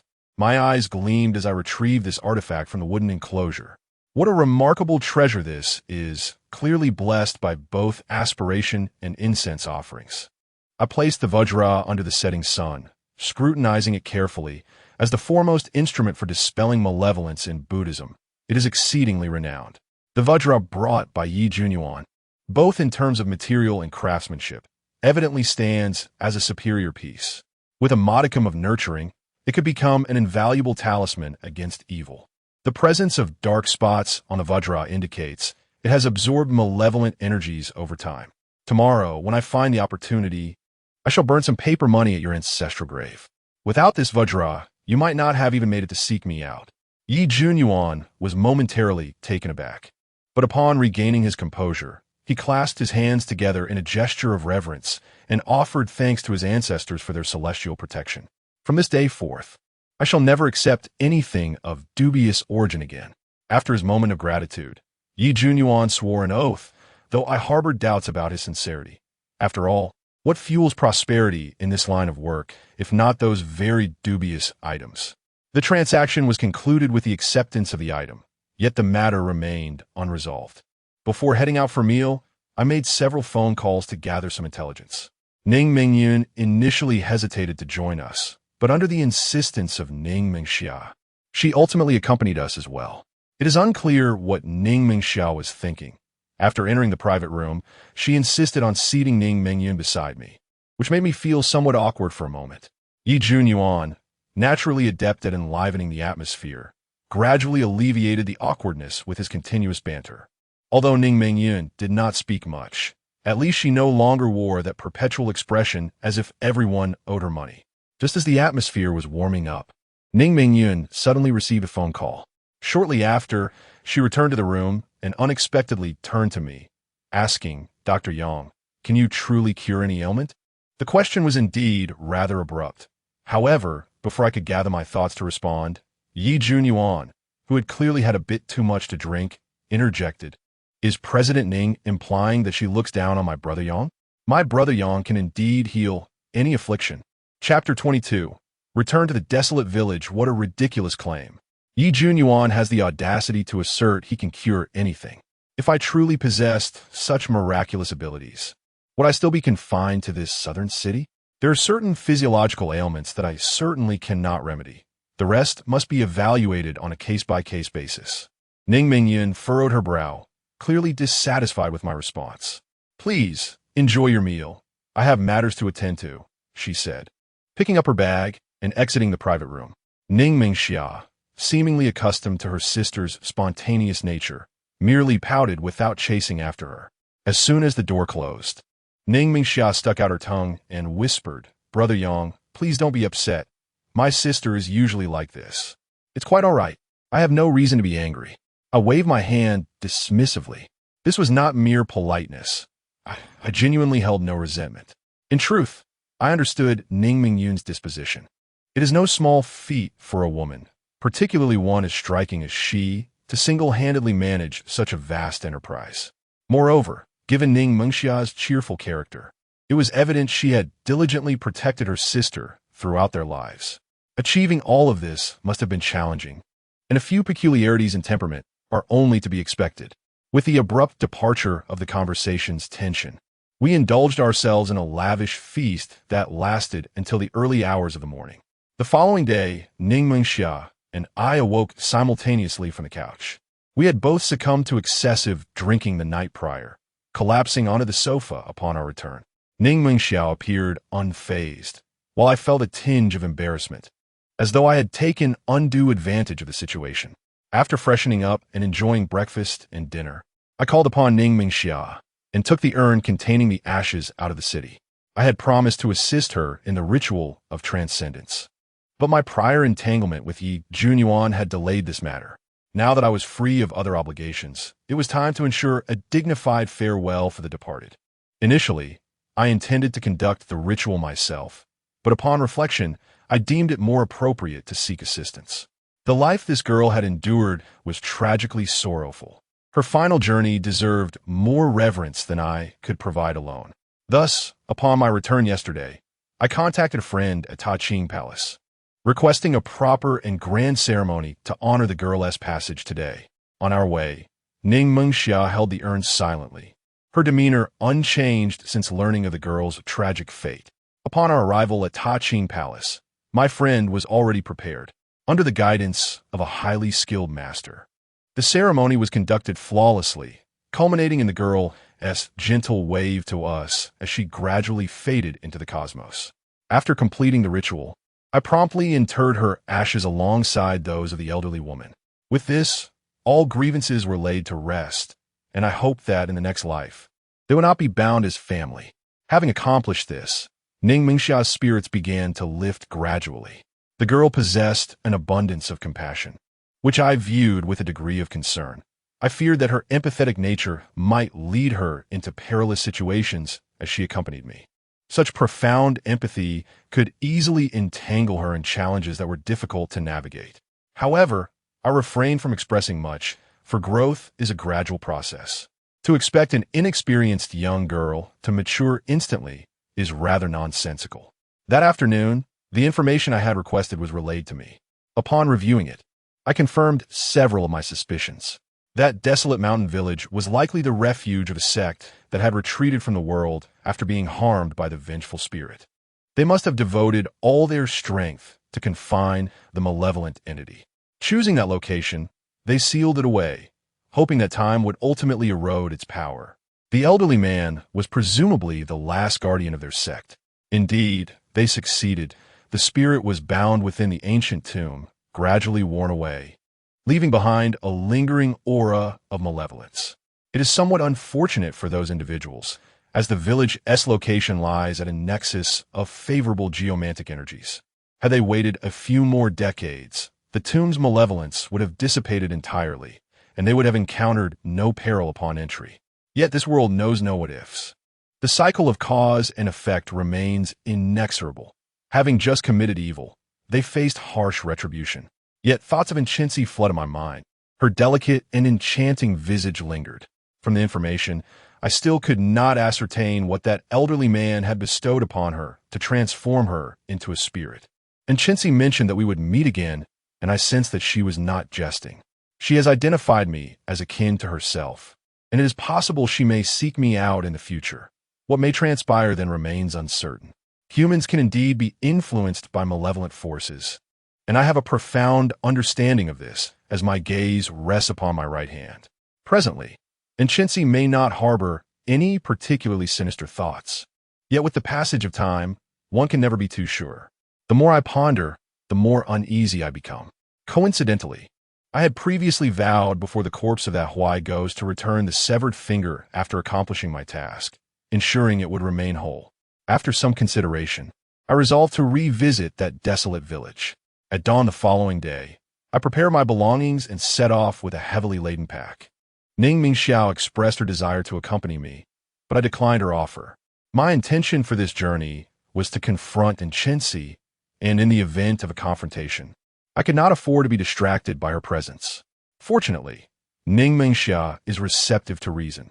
Once I elucidated the potential dangers, she ceased her insistence, though her face bore a look of concern as she cautioned me to be careful on my journey. Before my departure, she even insisted on providing me with some provisions. 2 days later, I returned to the desolate village once more. However, upon entering, I sensed something was amiss. The village remained unchanged, yet the malevolent aura had dissipated. Rushing into the ancient tomb, I discovered that the corpse of the Huai ghost had vanished as well. This revelation elicited a bitter smile from me. And Chenxi is no ordinary adversary. She must have anticipated my return and, at some cost, managed to remove the corpse. This outcome was not unexpected, and I felt little disappointment. Instead, I silently prayed that Inchensi would not fully succumb to the temptations of this dark power, losing herself in its malevolence. I hope that when we meet again, she will have completely mastered the power of the Huai Gui, rather than merely becoming one herself. I took the incense and joss paper that I had prepared long in advance and burned them before the ancient tomb. These offerings were not meant for the detritus of the trekking team, but for the unfortunate old man who met a tragic end. It is a lamentable fate to have lived a life of kindness, only to suffer such a conclusion. I can only wish that these incense and candles will grant him a fortunate rebirth in his next life. After completing this ritual, I hurriedly made my way back. However, as soon as I exited this desolate area, my phone displayed more than a dozen missed calls, almost all from Ning Mingxia. I thought to myself, could something have happened to that young lady? There are certain items in my shop that must not be disturbed. I had given her countless instructions before my departure. I quickly returned her call, and as soon as the line connected, I heard Ning Mengxia's anxious voice. Brother Yang, please hurry back. My sister urgently needs to see you. Chapter 23. Leroy's illness. Upon hearing that it was not her in trouble, I felt a slight sense of relief. It seemed this young lady truly was obedient, unlike some individuals who insist on courting disaster for no reason. Hold on. Take your time. I gently reassured Ning Mingxia. From her, I learned that a close friend of Ning Mengyun had also fallen victim to a mysterious ailment, and she hoped I could lend my expertise. After listening to Ning Mingxia, I found myself at a loss for words. It was no wonder that during our last gathering, Ning Mengyun had abruptly posed a rather perplexing question. It appeared that the phone call she had received then was concerning the bizarre illness afflicting her friend. The fact that she did not reach out to me sooner suggested a lingering distrust. Only now, in desperation, did she think of seeking my assistance. I too possess a temper, and the constant underestimation was beginning to irk me. I contemplated dismissing the matter and suggesting she consult someone more esteemed. However, Ning Mingxiao insisted that there were extenuating circumstances, explaining that it was inconvenient to discuss over the phone and that I should return to address it in person. Curiosity piqued. I decided to make the journey back to Nansheng that very night. Upon my return to the shop, I found Ning Mengyun present.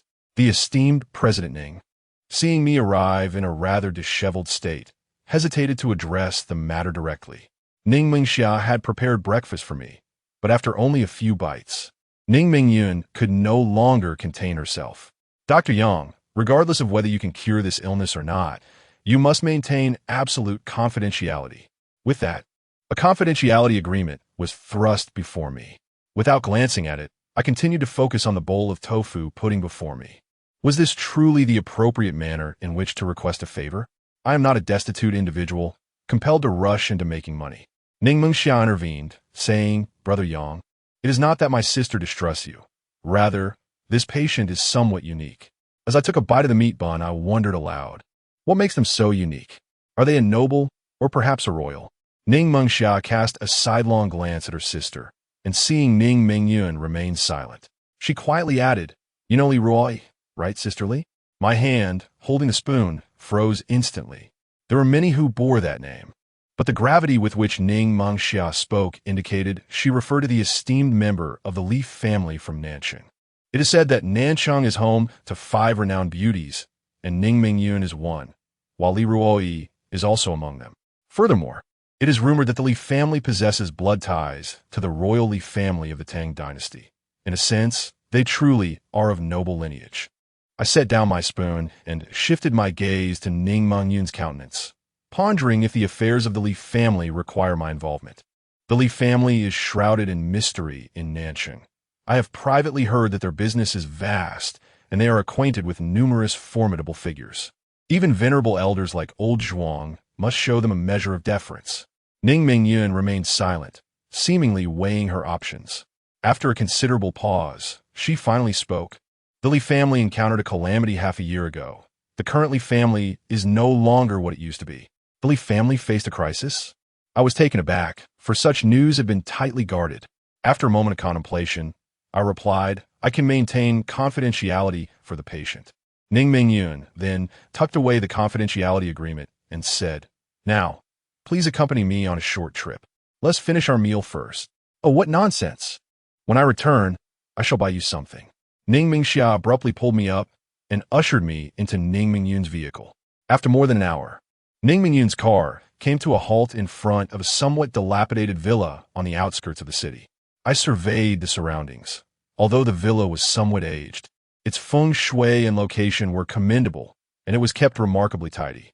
Indeed, even a withered camel is larger than a horse. The aristocracy, despite their troubles, remains incomparable to the common folk. Ning Mingyun instructed us to wait outside, and after a considerable time, she finally opened the door and beckoned us inside. The decor within the villa was quite simple. Aside from some essential furnishings, the room was adorned with volumes of bound literature and writing implements. It was evident that the resident of this abode was a literary enthusiast with a penchant for the arts. Ning Mingyun led us to the second floor of the villa, and upon entering, I was taken aback. Seated on the bay window was a gaunt girl, yet her face was strikingly flushed, with her eyes shimmering as if she had just emerged from an intimate encounter. The peculiarity of the scene caused me to momentarily overlook her beauty. This is Dr. Yang, whom I mentioned to you, Ning Mingyun remarked. I noticed a rare smile gracing her usually frosty demeanor, indicating an unusual camaraderie between the two. The girl on the bay window turned her head, first greeting Ning Mingyun before directing her gaze toward me. Hello, Dr. Yang. I am Li Ruoyi. I appreciate your coming all this way. Observe the demeanor of this individual. All my grievances dissipated in an instant. Miss Li, greetings. I stepped forward and inquired with a smile, Please share your affliction with me. A blush flickered across Li Ruoyi's face, as if she found it difficult to articulate her condition. Allow me to explain, Ning Mingyun interjected. In essence, Ruoyi has been plagued by peculiar dreams lately, wherein she finds herself in intimate encounters with a man. Initially, she believed these to be mere fantasies, yet as time has passed, she has noticed a troubling change. Her physique has become increasingly frail, and her vitality has waned, requiring her to sleep over 10 hours a day to feel remotely refreshed. Such dreams? Have they summoned some lascivious spirit? I furrow my brow and lean closer, asking, Miss Li, would you mind if I examined you a bit more closely? Li Ruoyi responded with remarkable composure. Dr. Yang, please feel free to observe. I leaned in, my face nearly touching her neck and cheek, scrutinizing her with great care, while Ning Mingyun looked on, her brows knitted in concern. Something felt amiss. After a moment, I straightened up, a newfound gravity adorning my expression. If she had indeed attracted such a spirit, there ought to be some marks left behind, yet her neck and face appeared entirely unblemished. Miss Li, could you kindly remove your clothing for me to inspect? I vowed. My intentions were purely to ascertain the authenticity of her peculiar ailment. However, before Li Ruoyi could respond, Ning Mingyun vehemently objected, her eyes blazing with disapproval, as if she were ready to expel me from the premises. Forget it, Mingyun. Since Dr. Yang is here, let him give it a try. After all, there is no shame in seeking medical help. Li Ruoyi first offered a word of encouragement to Ning Mingyun, then sighed with a wry smile, in my current state, if I were well, who would even think of visiting me? This statement held a grain of truth. Although Li Ruoyi's face retained a semblance of youthful vigor, her skin bore the unmistakable signs of aging. Even if I were inclined to take advantage of the situation, this would hardly be my choice of companion. Sister, Dr. Yang is truly not that kind of person, Ning Mengxia chimed in, and with these two voices supporting her, Ning Mingyun finally relented. Li Ruoyi slowly began to unfasten the buttons of her nightgown, gradually shedding the garment. Chapter 24. Invoking the divine idol upon witnessing her ghastly appearance. I could not help but take a sharp intake of breath. Even Ning Mingxia covered her mouth, nearly gasping in shock.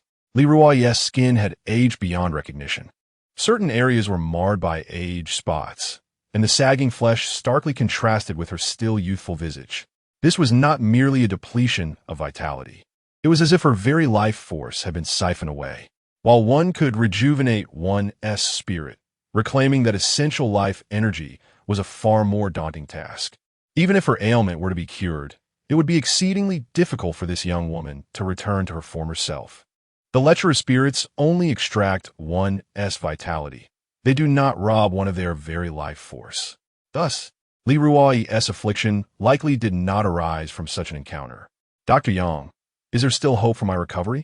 Li Ruoyi's inquiry was delivered with remarkable calmness, as if she were discussing a trivial matter rather than her own mortality. Her serene demeanor struck me, for such fortitude is rare among mortals. I cannot guarantee a full recovery, I replied candidly. Her condition is unprecedented in my experience, and it will require careful deliberation moving forward. Li Ruoyi offered a faint smile. Regardless of the outcome, I wish to express my gratitude to Dr. Yang. I rubbed my nose, indicating that gratitude was unnecessary. This was merely a fair transaction. You understand my principles, do you not?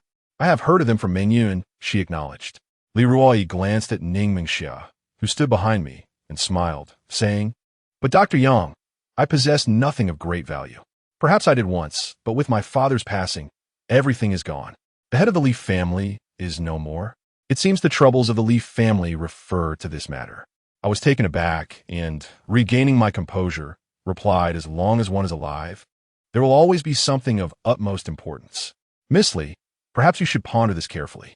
Li Ruoyi hesitated for a moment, her gaze drifting ambiguously toward Ning Mingyun beside her.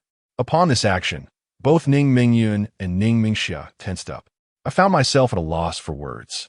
She couldn't possibly mean that the most precious thing to her was Ning Mingyun. Could she? The expressions on Ning Mingyun's face shifted continuously, revealing her unspoken thoughts, while Ning Mingxiao wore a peculiar look, as if she had recalled something significant. Just as Li Ruoyi was about to speak, Ning Mingyun interjected. As long as Ruoyi can be cured, any price is acceptable. Ning Mingyun's words were a tacit agreement, and a hint of brilliance appeared in the corners of Li Ruoyi's eyes. I widened my eyes in astonishment, never anticipating that Ning Mingyun would agree so readily. It seemed their relationship was far more profound than I had imagined. My gaze swept over Ning Mingyun. At this moment, I held little interest in the esteemed President Ning. This iceberg felt far too cold and distant for my liking. I chuckled softly and interjected, Hold on, Miss Li. I must remind you that the most precious things can only belong to you. They cannot be claimed by outsiders. As soon as my words escaped my lips, a shadow of discontent fell across Ning Mingyun's face. She had realized that my hesitation to speak was a deliberate ploy to tease her. Why didn't you say so earlier? Ning Mingxia, fearing her sister's wrath, swiftly kicked me and positioned herself between us. Dr. Yang makes a valid point. Li Ruoyi chuckled lightly.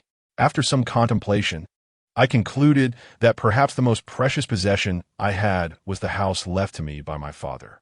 If Dr. Yang could cure me, I would willingly relinquish this home. The house is splendid. I shall take on your ailment. I retrieved the piece of parchment and presented it to Li Ruoyi.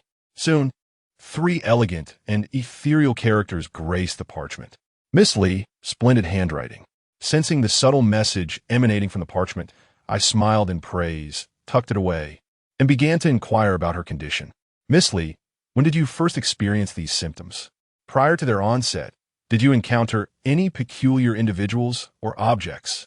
You may continue to address me as Dr. Yang. After all, you are a friend of Mingyun, and thus my friend as well. These symptoms first manifested approximately 3 months ago. Li Ruoyi pondered earnestly, her cheeks growing increasingly flushed. To be honest with you, Dr. Yang, initially, I found it quite enjoyable. The dream felt so real, as if everything was genuinely happening.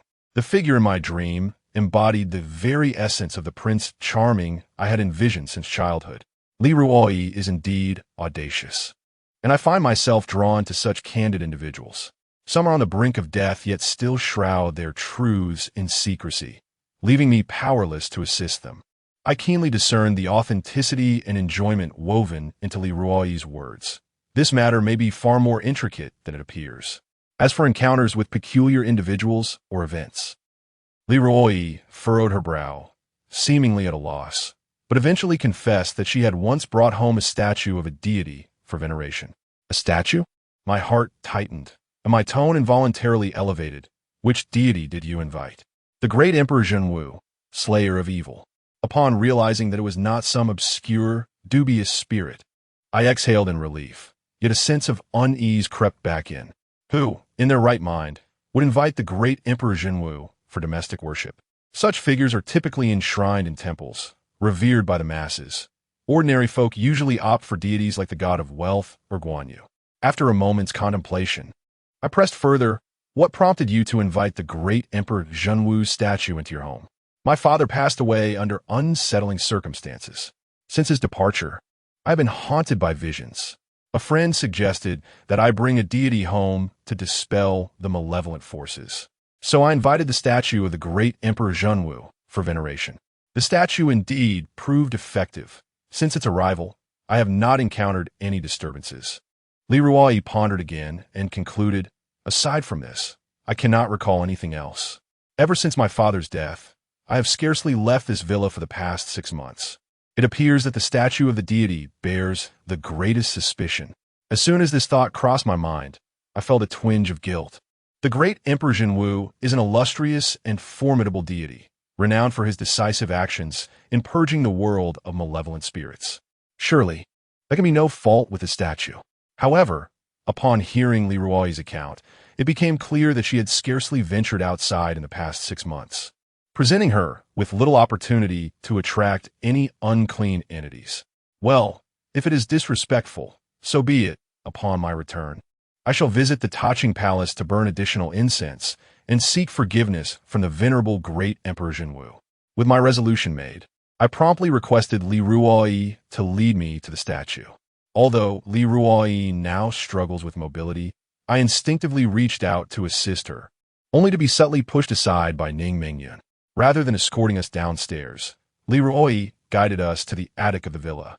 Upon opening the door, the sight of the statue prominently positioned in the center made my fists clench involuntarily. Chapter 25. The Wall Breaker. Who told you that this is the statue of the true martial great emperor? And who instructed you to position the statue in such a manner? Faced with my sudden and stern inquiry, Li Ruo's expression faltered, and with a bitter countenance, she asked, Dr. Yang, is there a problem with this statue? Not merely a problem, but a grave one. I gestured towards the statue and proclaimed, the true martial great emperor embodies unparalleled majesty. Observe this statue. Its eyes lack spirit. Its visage is sinister. Where is the slightest trace of divine essence? This is categorically not the statue of the great emperor. Furthermore, there are protocols to observe when it comes to worship. A genuine statue of a righteous deity must never be placed directly upon the ground. It ought to rest upon an altar. Positioning it on the floor is tantamount to inviting malevolent spirits and wandering souls. Additionally, the placement of this statue is directly above your sleeping quarters. Does this not threaten your very life? I enumerated the issues with the statue in rapid succession. Upon hearing my words, Li Ruo's complexion turned ashen, and her body swayed perilously, nearly collapsing to the ground. Supporting her, Ning Mingyun's expression was chilling.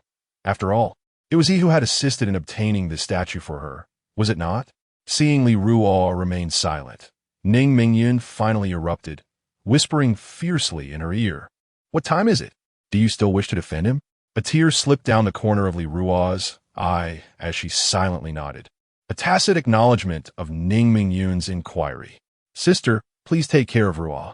Ning Mingyun entrusted Li Ruo to the somewhat bewildered Ning Mengxia, then turned to descend the stairs.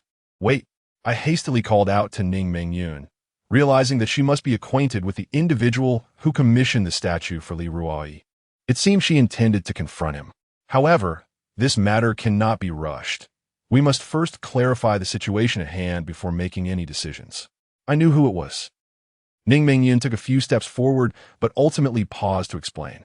I gestured to interrupt her, advising that even if she knew the identity of the person, it would be prudent to refrain from acting in haste and to ascertain the facts first. Today, Ning Mingyun was not her usual self. She was far too emotional. Given her typical demeanor, there was no need for me to remind her. Li Ruoi also urged, "Let us heed Dr. Yang's counsel." Gradually, Ning Mingyun regained her composure.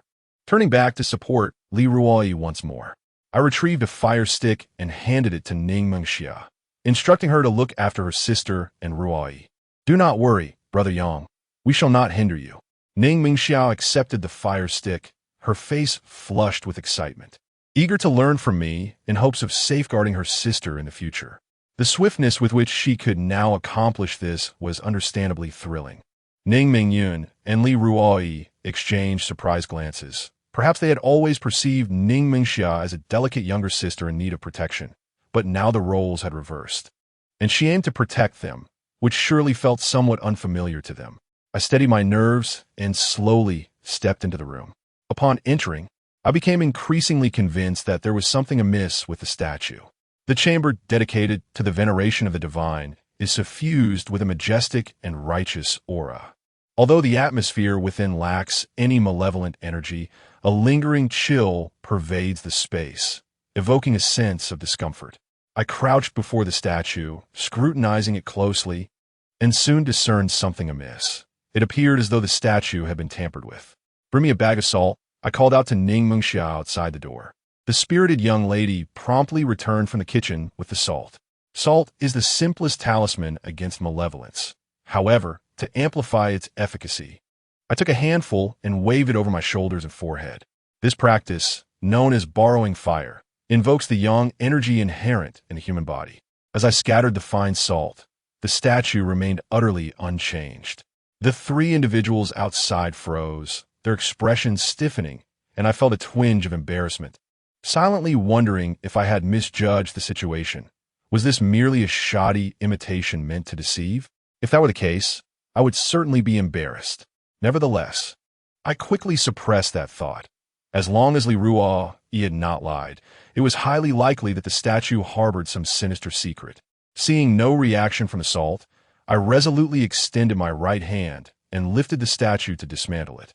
The clay representation shattered instantly under the immense force of my grip, and several items tumbled out.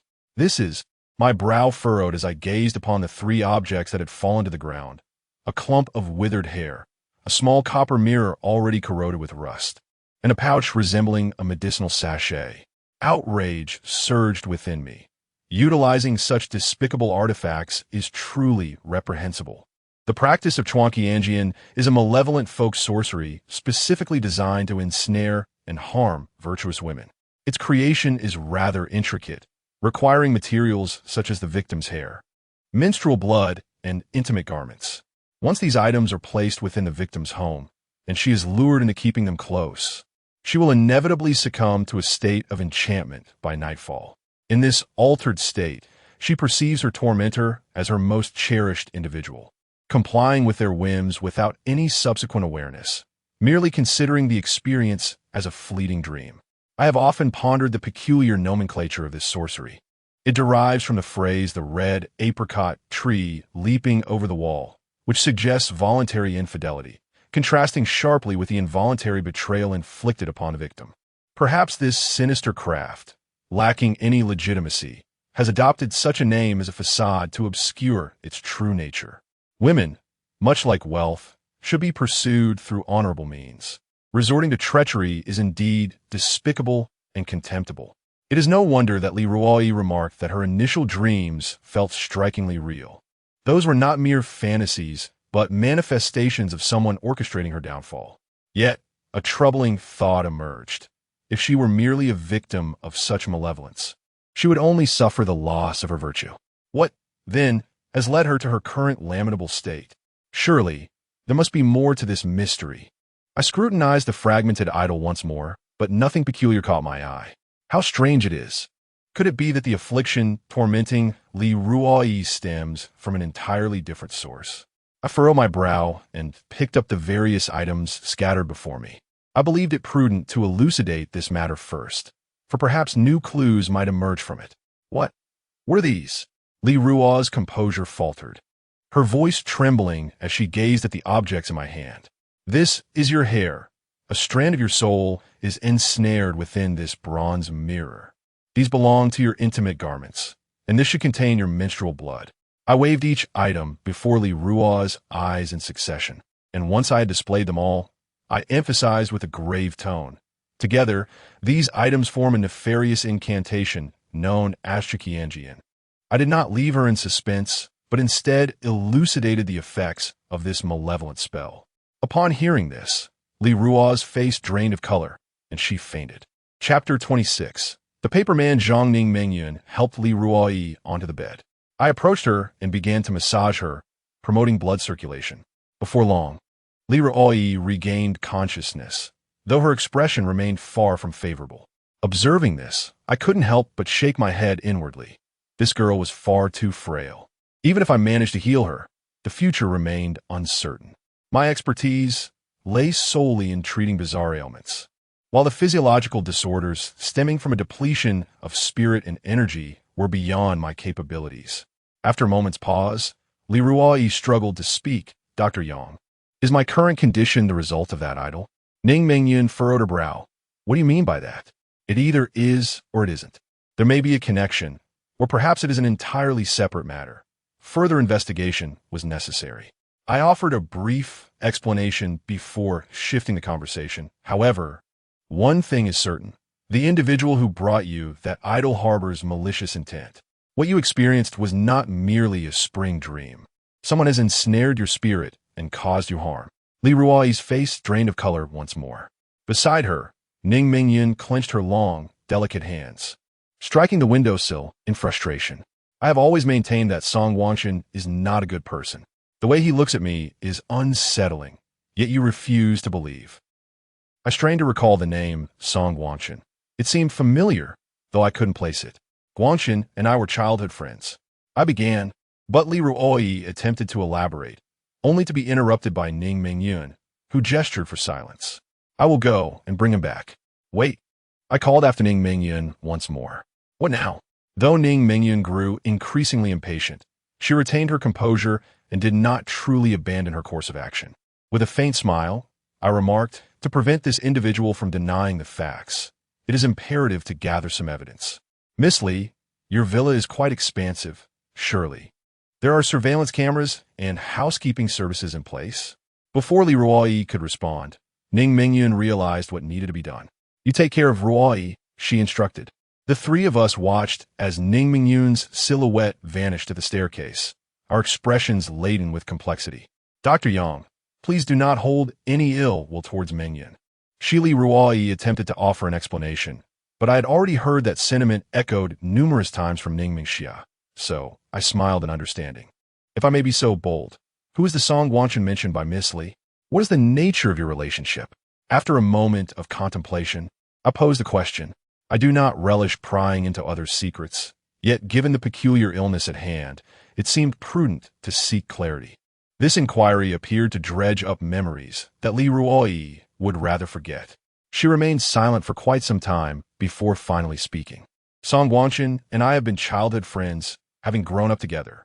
My father arranged our engagement with his father when we were very young, and I have always held a fondness for him.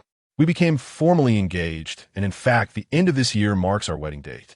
However, later my father passed away unexpectedly, and our family faced a series of profound changes. Our family fortune was utterly shattered, and as for our marriage, upon hearing this, I could not help but feel a slight twitch at the corner of my mouth. The Song family truly epitomizes realism. Once the Li family fell, the marriage was nullified.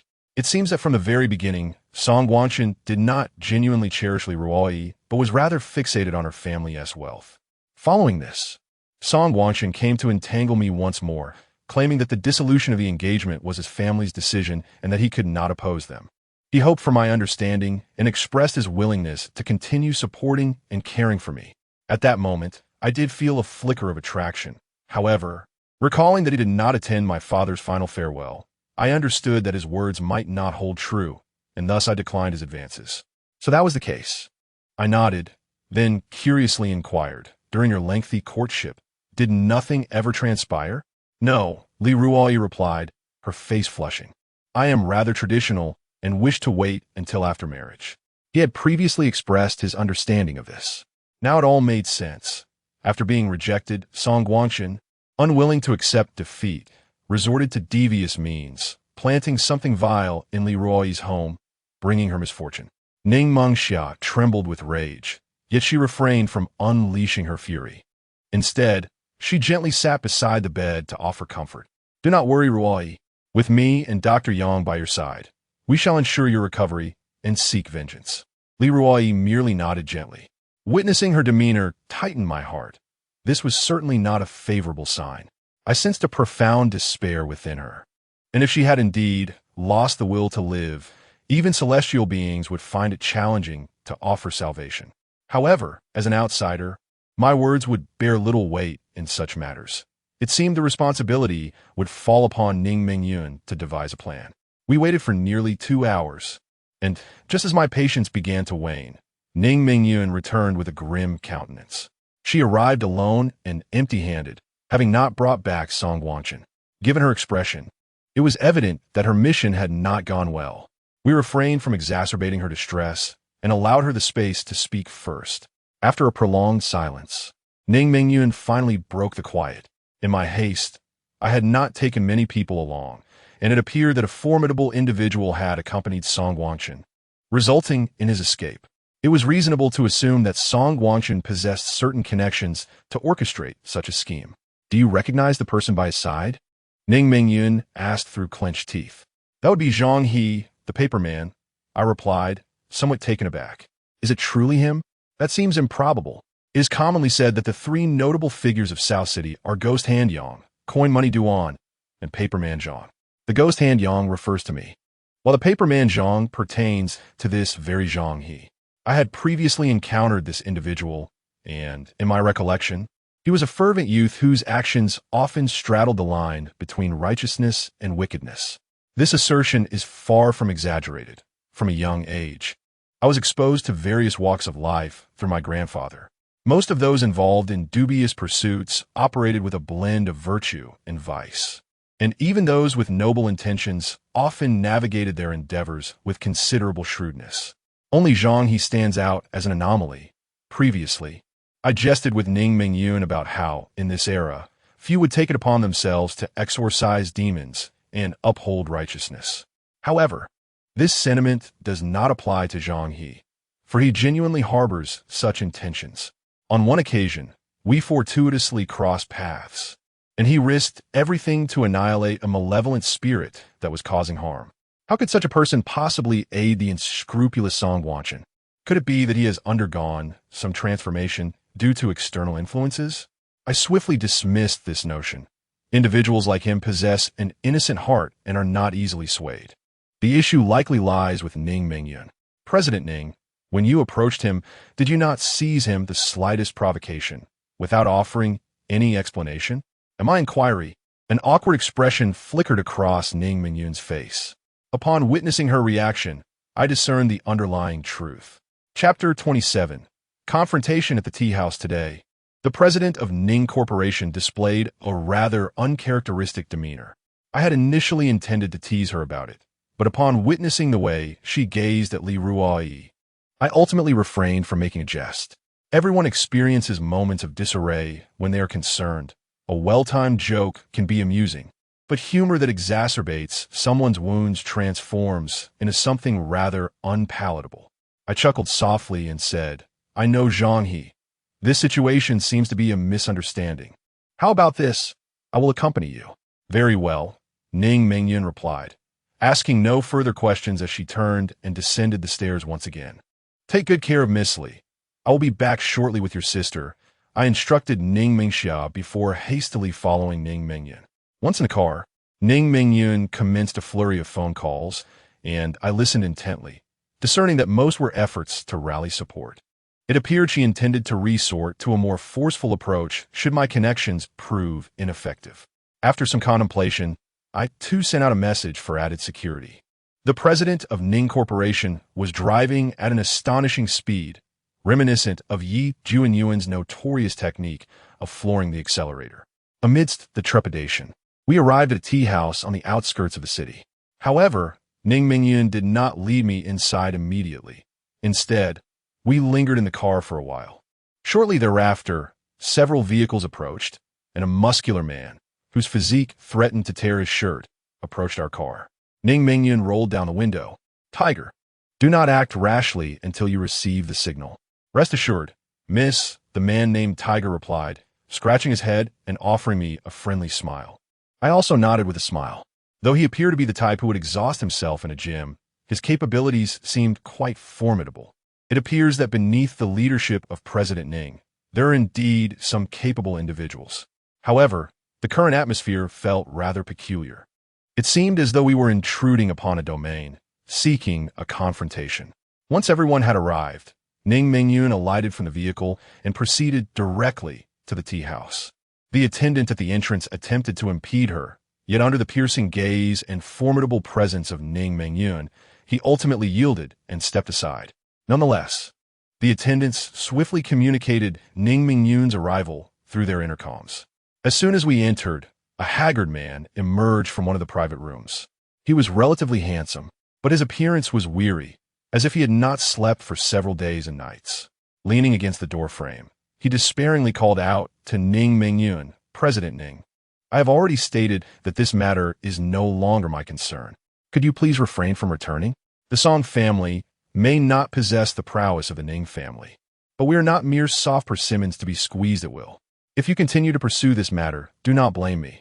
Cough, cough. With just a few simple words, he was overtaken by a violent fit of coughing, as if he might expel his very lungs. I furrowed my brow. This man must be Song Wanchen. However, given his condition, it seemed that something was amiss with him as well. "You know full well what you have done."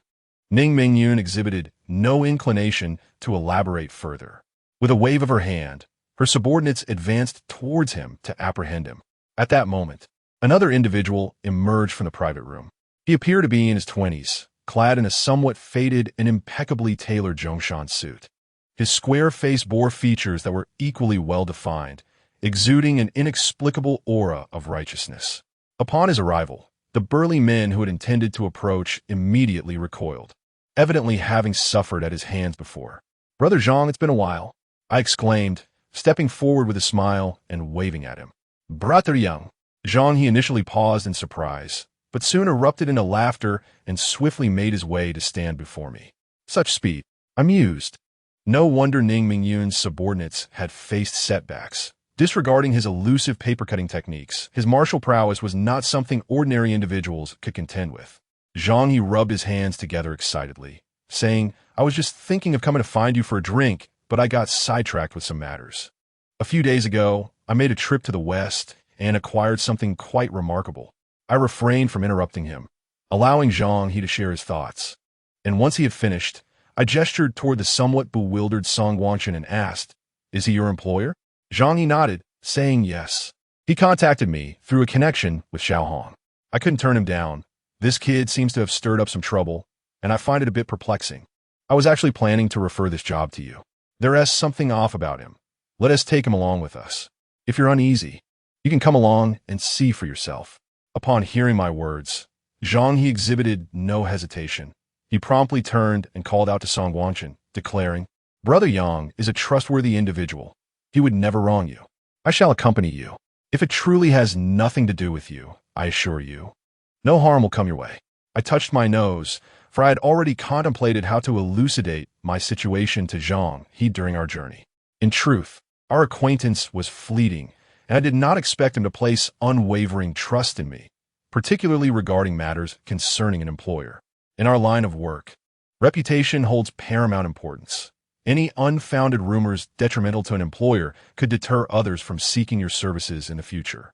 I was taken aback by Zhang He's profound trust in me.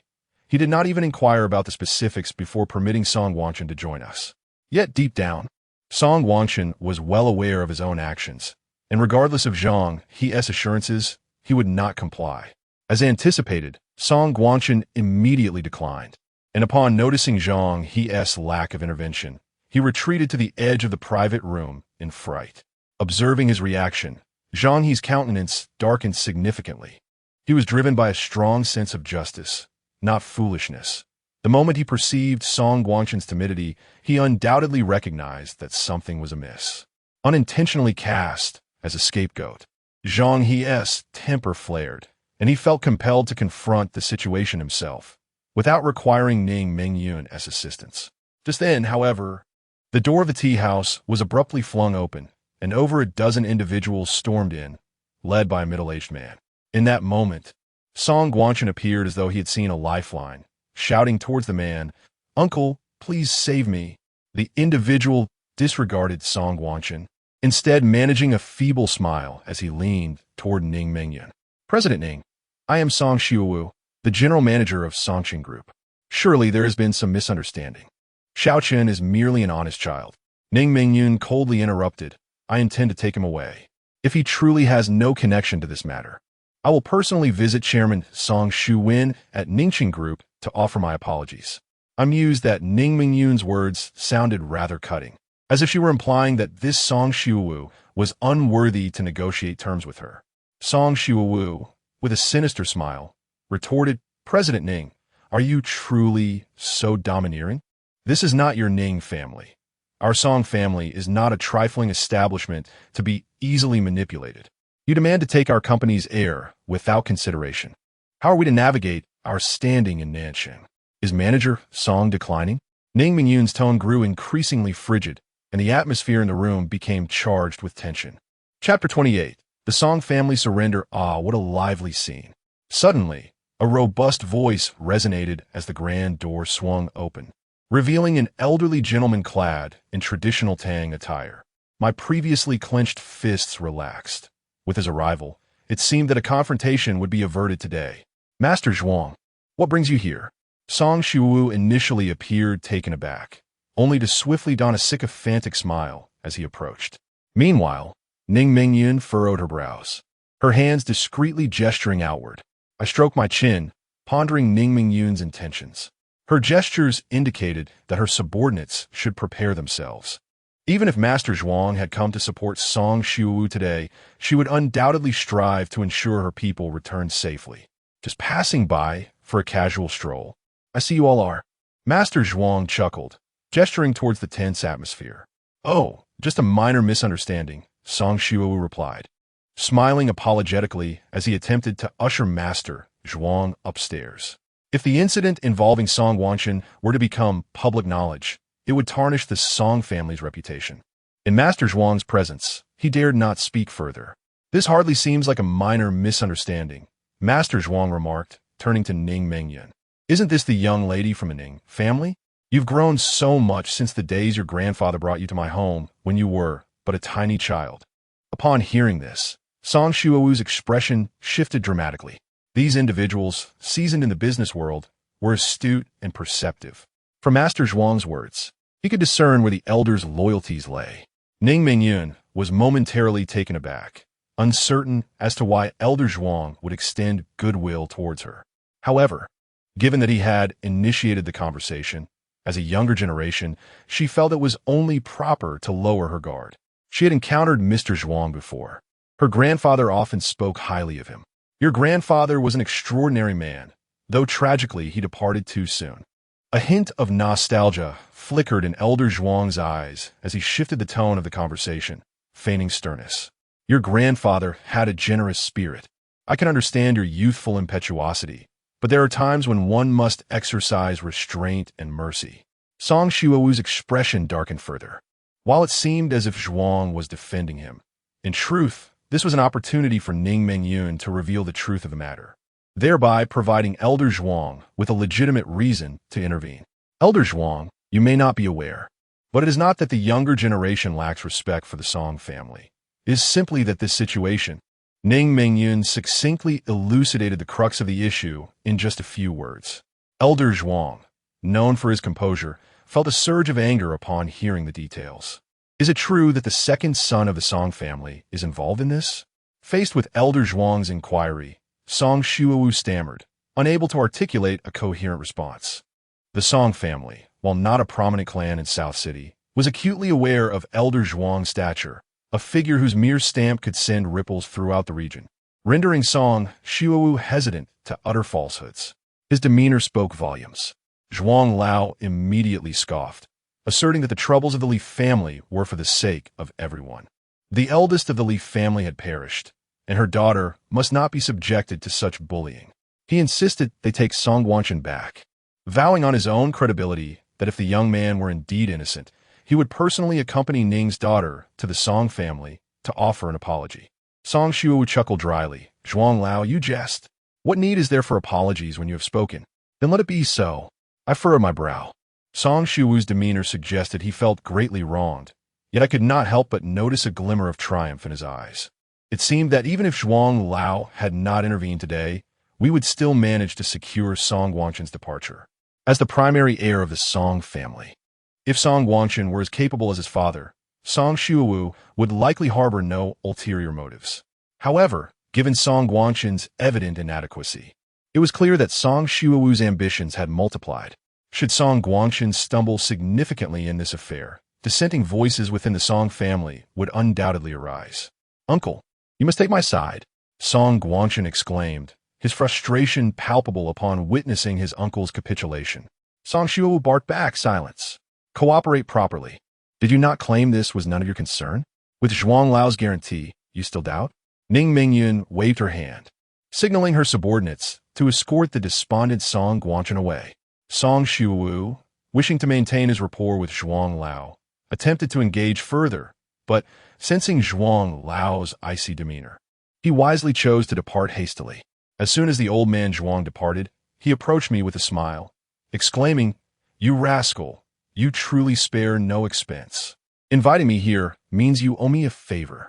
I shrugged nonchalantly, replying, "When there are too many lice, one does not feel the itch. Besides, my debts to you are not few." Indeed, Zhuang laughed heartily, "But you are rather hasty this time. Look at Song Shuowu's demeanor. Even if I hadn't come today, he would not have obstructed you. You notice that too?" I rubbed my nose, uncertain if it would be Song Shuowu who arrived today. If it were his father, Song Shuwen, then you would have to intervene. Zhuang nodded, acknowledging that young man from the Song family has indeed acted rather unscrupulously. Very well. Consider this a complimentary assistance for me this time. Your generosity is commendable, old Zhuang. I did not hesitate to accept his offer. He patted my shoulder, saying now, "Hurry along, and do your utmost to treat that girl from the Li family. She is a tragic soul. Should you find her lacking in anything, do not hesitate to inform me." I watched as Zhuang got into his vehicle, and Zhang He insisted on accompanying me to observe the situation.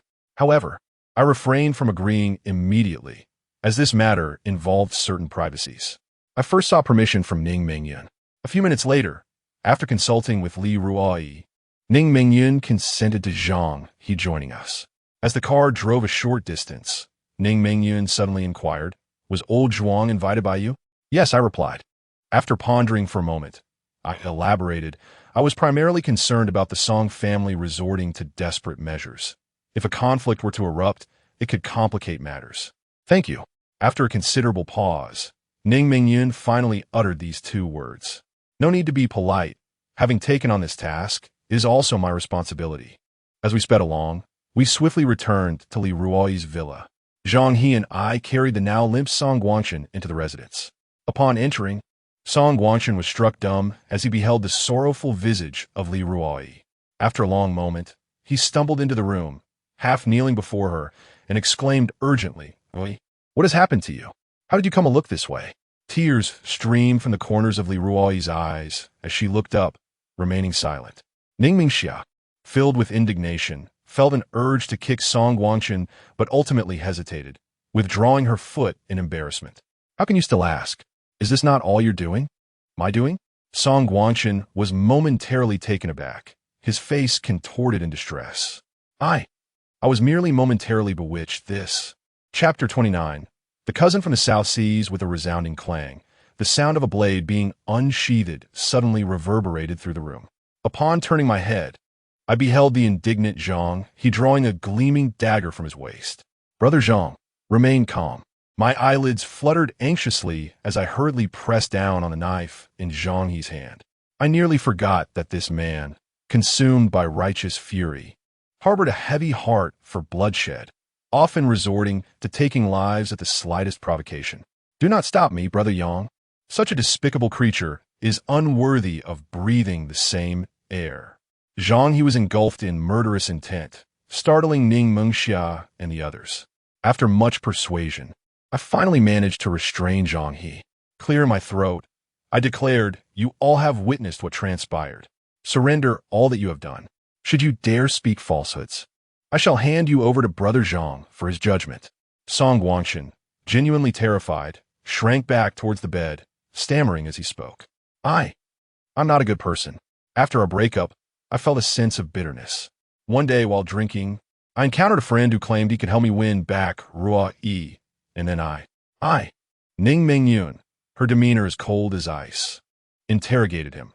So you exploited Ruo Yi's trust in you, using that dark sorcery to force her into submission, did you? Yes. Upon seeing Zhang, he prepared to draw his knife again. Song Guangxin cried out in panic. But I assure you, I truly did not wish to harm Ruo. That individual also told me that the spell had no side effects. It merely compelled Ruo Yi to submit to me, and beyond that, I knew nothing. If there were absolutely no side effects, how could things have come to this? Ning Mingyun exclaimed in anger, urgently inquiring. Who told you about this method? It was Zhao Cheng. Zhao Cheng informed me. Song Guangxin unhesitatingly threw his friend under the bus. However, none of us had heard of this name before, and upon further questioning, we discovered that Zhao Cheng was merely a small-time thug, not a formidable figure at all.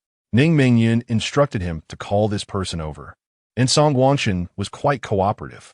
Upon learning that young Master Song was looking for him, the other party assumed it was something good and readily agreed to come over immediately. While we awaited his arrival, Zhang He suddenly called me aside. Brother Yang, there seems to be something amiss with this girl. The enchantment that leads to such a predicament is known to me, and it shouldn't cause harm like this.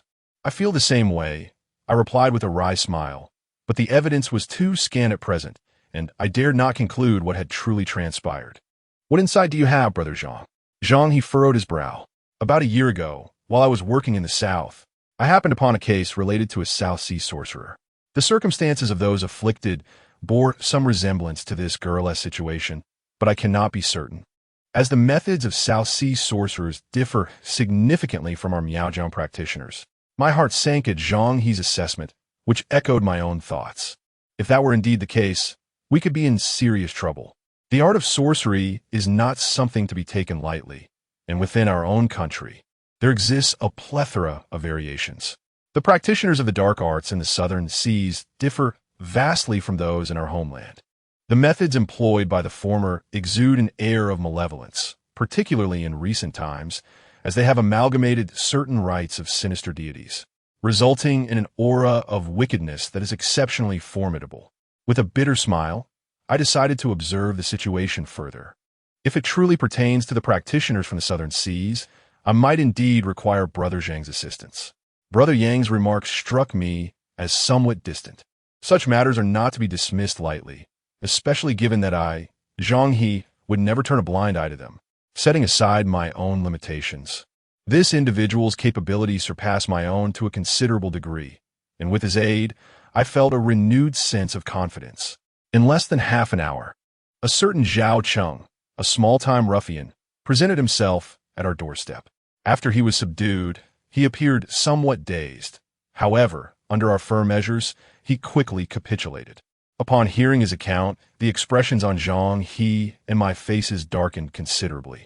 It seems that the very thing we dread has indeed come to pass. This matter is likely connected to the practitioners from the southern seas. Zhao Cheng has a cousin who followed his parents to the southern seas for business at a young age. Approximately 2 months ago, their family returned, and Zhao Cheng obtained numerous arcane items from his cousin. The nefarious talisman in question was also acquired from him, and in a bid to impress young Master Song, he presented this malevolent artifact to him. After divulging this information, Zhaoqing fervently assured us that the item bore no adverse effects. I swiftly interrupted his fervent pledges and directed my inquiry to the crux of the matter. Can you still reach your cousin? Zhaoqing swallowed hard and replied, yes. I have his phone number. I cast a glance at Zhang He, and he immediately drew out the broken knife once more. Now, reach out to your cousin and pose a few inquiries. Should you dare to jeopardize this endeavor, you are well aware of the consequences that await you. Zhaoqing, upon witnessing the unabashed murderous intent in Zhang He's eyes, trembled in fear and quickly nodded in agreement to cooperate. I refrained from allowing him to make the call just yet.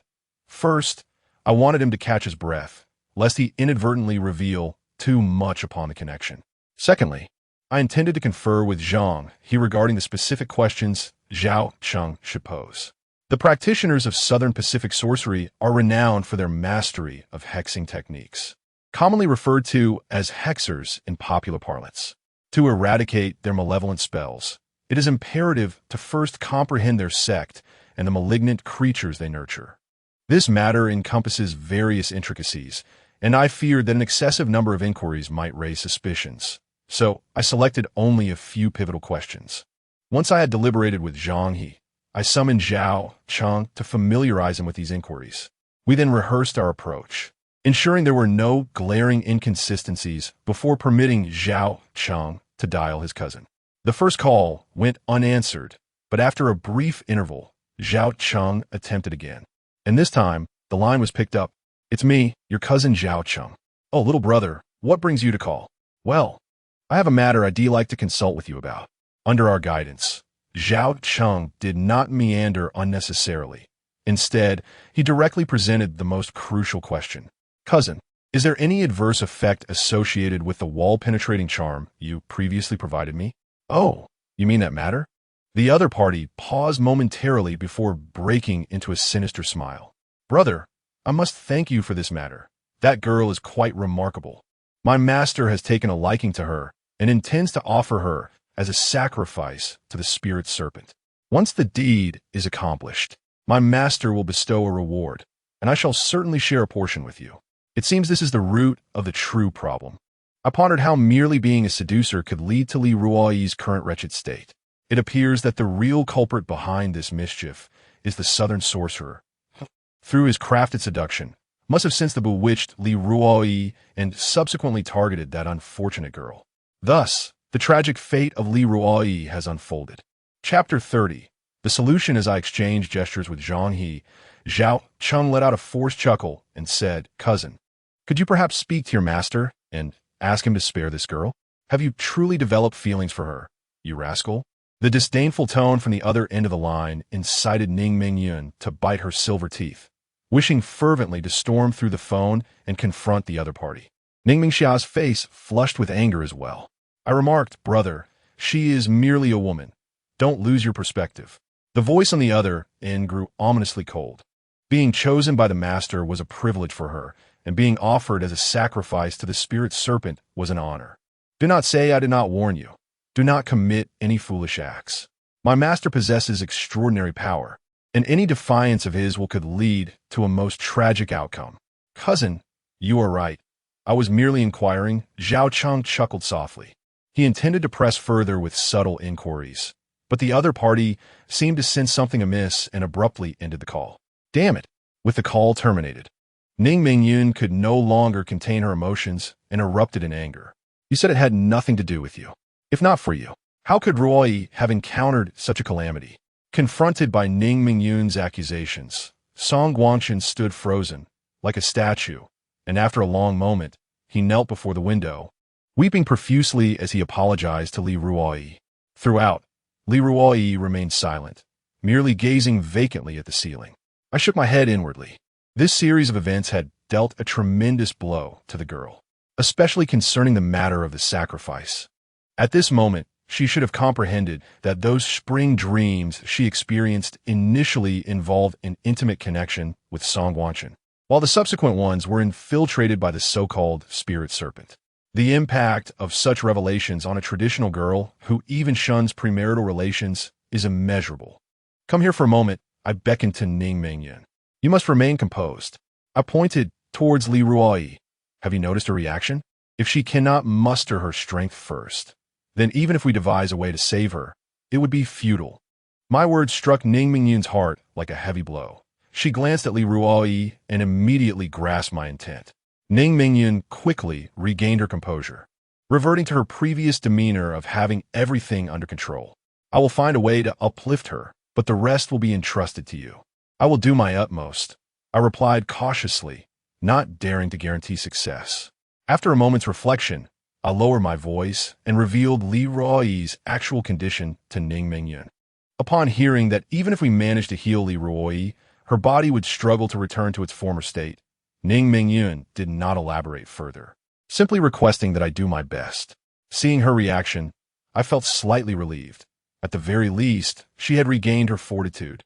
After pondering, I called Zhang He over. I had begun to form some suspicions regarding Li Ruoyi's situation, and since Zhang He was also involved in this matter, it was appropriate to seek his perspective for mutual confirmation. Brother Zhang, having traveled extensively, what are your thoughts on this matter? Zhang He replied with a scoff. The essence remains unchanged despite the variations. Those artifacts from the South Seas are merely remnants from our own homeland. The absurdity of sacrificing to malevolent deities is simply their own concocted sorcery. I concurred with Zhang's insight, believing it indeed to be a form of sorcery, for they are hardly capable of wielding any genuine dark deity. I nodded in agreement, noting that the practitioners of sorcery in the South Seas possess their own distinct schools. Externally, they proclaim various titles based on the malevolent deities they venerate, falsely embellishing themselves as different types of magicians. For instance, the most renowned sect venerating the bat deity proudly calls themselves bat sorcerers.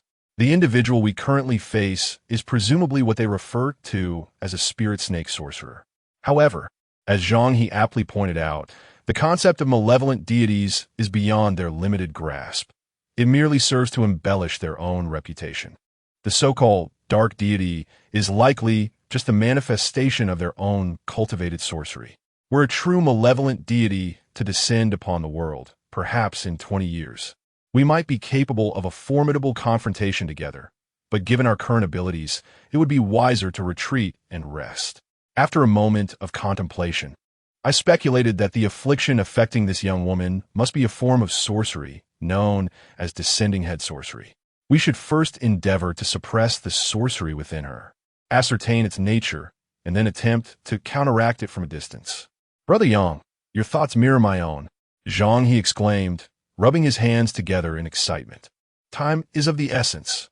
Please wait a moment while I gather some supplies. Once I return, we shall commence our efforts. With our plans set, Zhang He hurriedly departed to prepare what was necessary.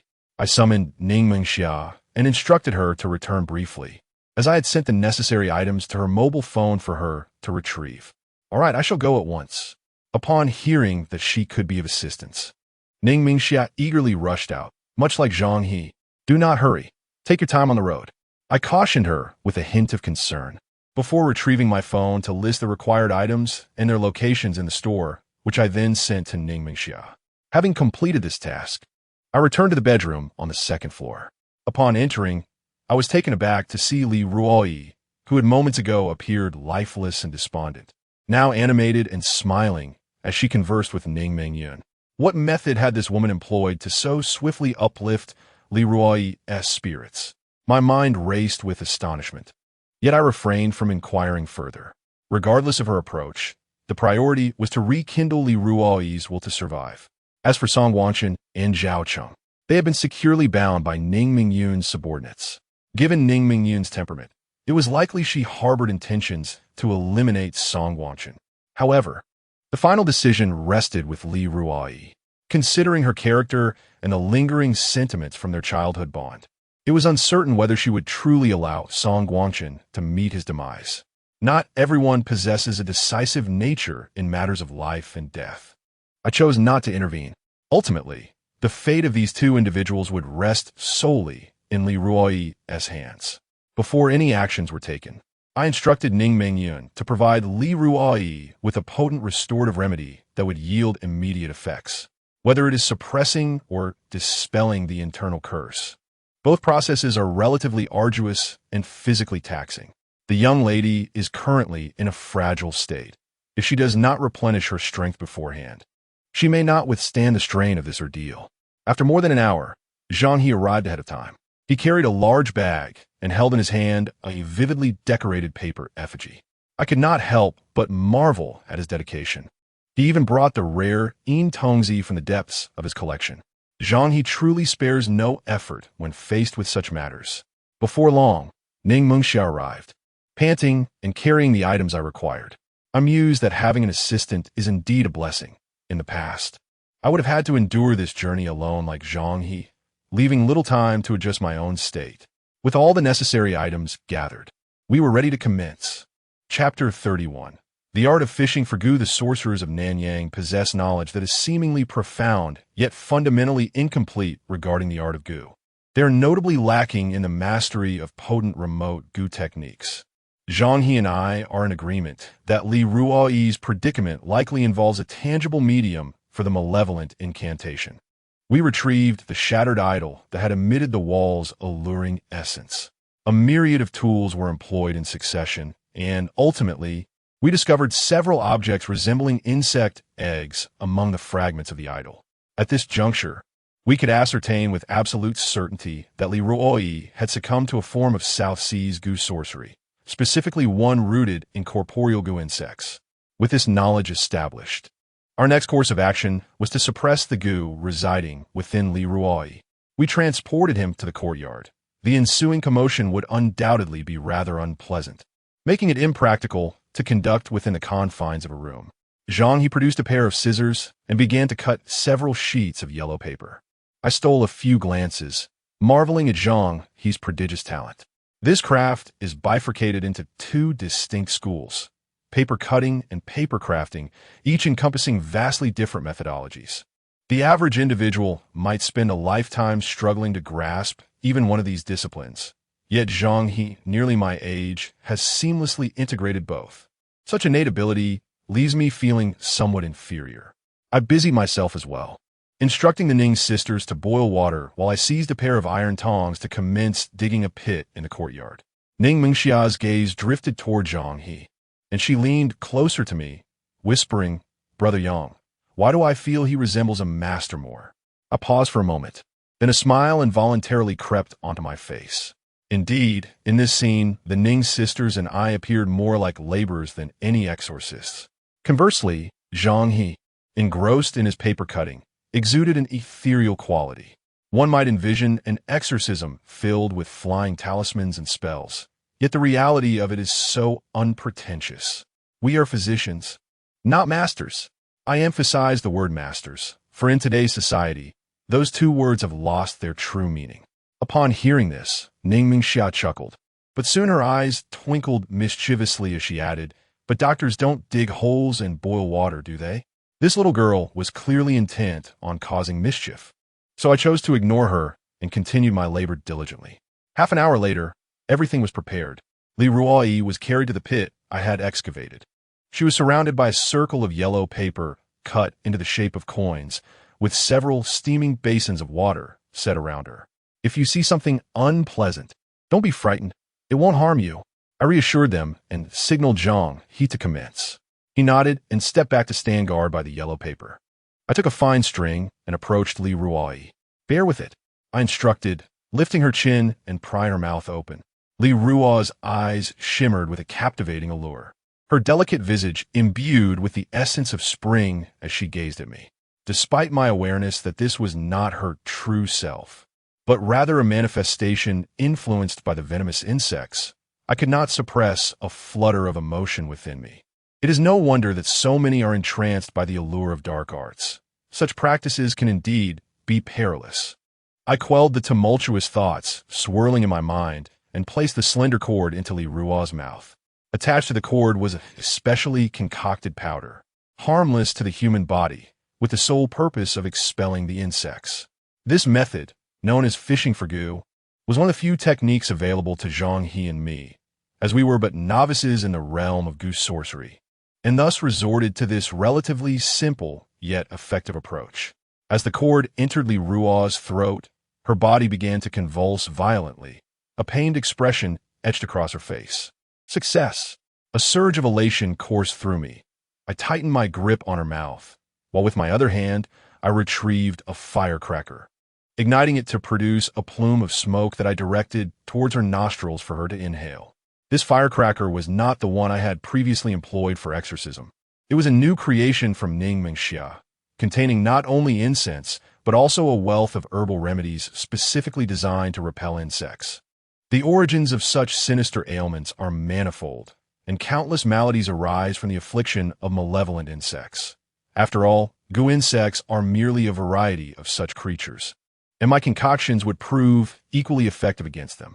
Beneath Li Ruo's aged skin, something writhed ominously, her face contorted in agony, her body instinctively thrashing about. Yet, I remained undeterred, stowing the firecracker away and pinching her nose shut. Li Ruo trembled increasingly, looking as if she could suffocate at any moment. Ning Mingyun, standing nearby, wore an increasingly grave expression. She attempted to speak several times, yet restrained herself upon seeing the unwavering belief in Ning Mengxia's eyes beside her. Moments later, as I noticed Li Ruo's throat beginning to convulse, I promptly released her nose. The young woman inhaled sharply, and I swiftly loosened her mouth, pulling forcefully on the slender cord in my hand.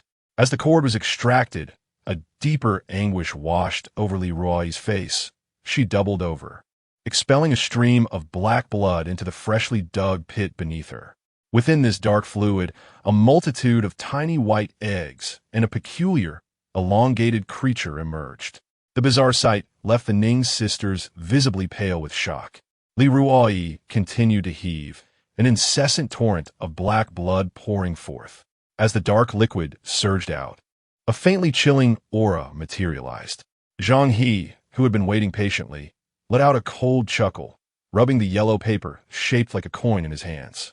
The yellow paper rustled, shimmering with a sheen reminiscent of currency, causing the eerie sensation to dissipate instantaneously. Li Ruo retched for several minutes, appearing as if she might expel her very innards. However, this was merely a prelude. The main event had yet to unfold. Li Ruo's condition had deteriorated to a critical state. If this torment continued, I feared she might not withstand it any longer. In dire situations, potent remedies are necessary. I resolved to assist her once more, willing to bear the consequences of any harm that might ensue. The immediate priority was to suppress the malevolent force within her. Extending my now obsidian-colored right hand, I delivered a decisive blow to her abdomen. Li Ruo's face, which had just regained its natural hue, flushed crimson once more. She abruptly tilted her head back, and soon, a more violent wave of retching ensued. Moments later, a peculiar creaking sound escaped her lips, and her body began to convulse anew. The moment of truth had arrived. Whether this would succeed depended on what followed. I swiftly maneuvered to stand behind her, vigorously patting her back. With a lurch, Li Ruo leaned forward, nearly toppling from her chair. Simultaneously, a slender, blue entity was finally expelled from her mouth. Chapter 32. The beginning of the resolution, a diminutive serpent, no thicker than a pencil lead and approximately a foot in length, bore dark azure scales and was enveloped in a faint, ethereal black mist. After this repugnant creature was expelled from Li Ruo's mouth, it defied gravity and soared into the air, attempting to re-enter the still-parted lips of Li Ruo. Begone! Zhang He, who had been waiting with bated breath, glared furiously. With a flick of his wrist, the meticulously cut yellow paper ignited spontaneously, ensnaring the small serpent within its fiery grasp. Clang! A crisp sound of a blade resonated as Zhang He lunged forward, his broken knife slicing through the air like a streak of silver, cleaving the serpent cleanly in two. The lifeless halves of the serpent plummeted into the abyss below. Brother Zhang, your skills are truly commendable, I exclaimed in genuine admiration. Hastily retrieving a basin of scalding water infused with a generous amount of salt, pouring it down into the pit. Sizzle the moment the boiling water cascaded in. A hissing sound filled the air. The The grotesque little creatures and their eggs, writhing in the black ichor, dissolved instantly, leaving only the severed serpent, still writhing in its death throes. Imitating my actions, Zhang He took up the remaining basins and emptied them all into the pit.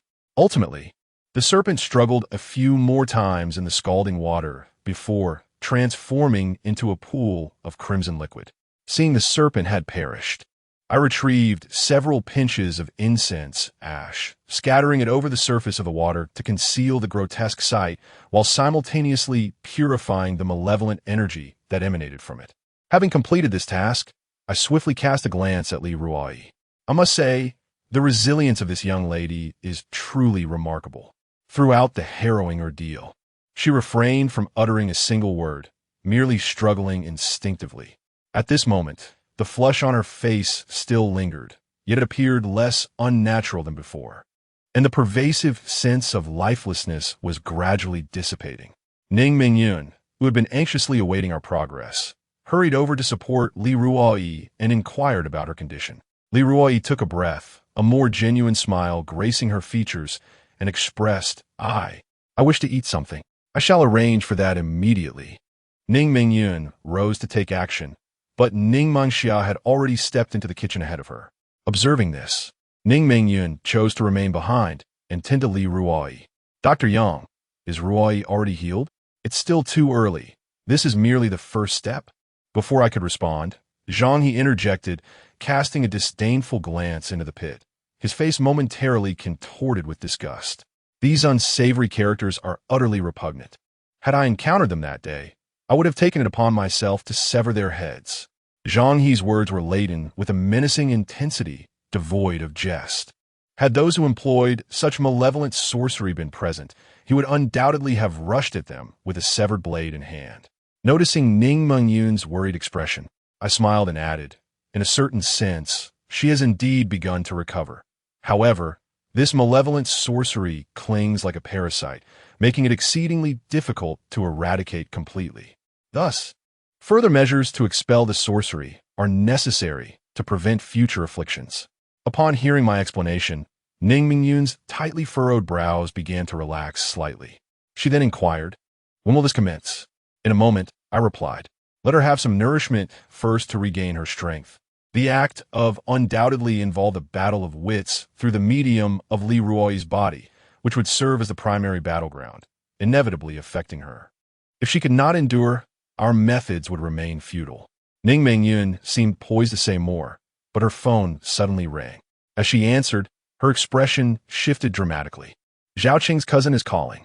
At this revelation, both Zhang He and I exchanged grave glances. The unexpected call at this juncture suggested that they might have sensed the suppression of the within Li Ruai. If that were the case, their response was remarkably swift. I pondered for a moment and suggested, let her take the call and try to glean some information about their situation.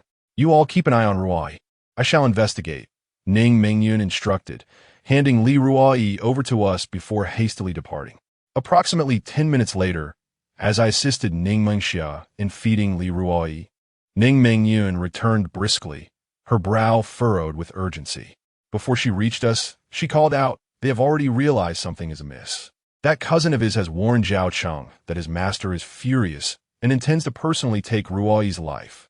Zhang He, upon hearing this, exclaimed in fury, the audacity of such malevolent forces. I contemplated the situation and concluded we can no longer afford to wait. We must prepare to act.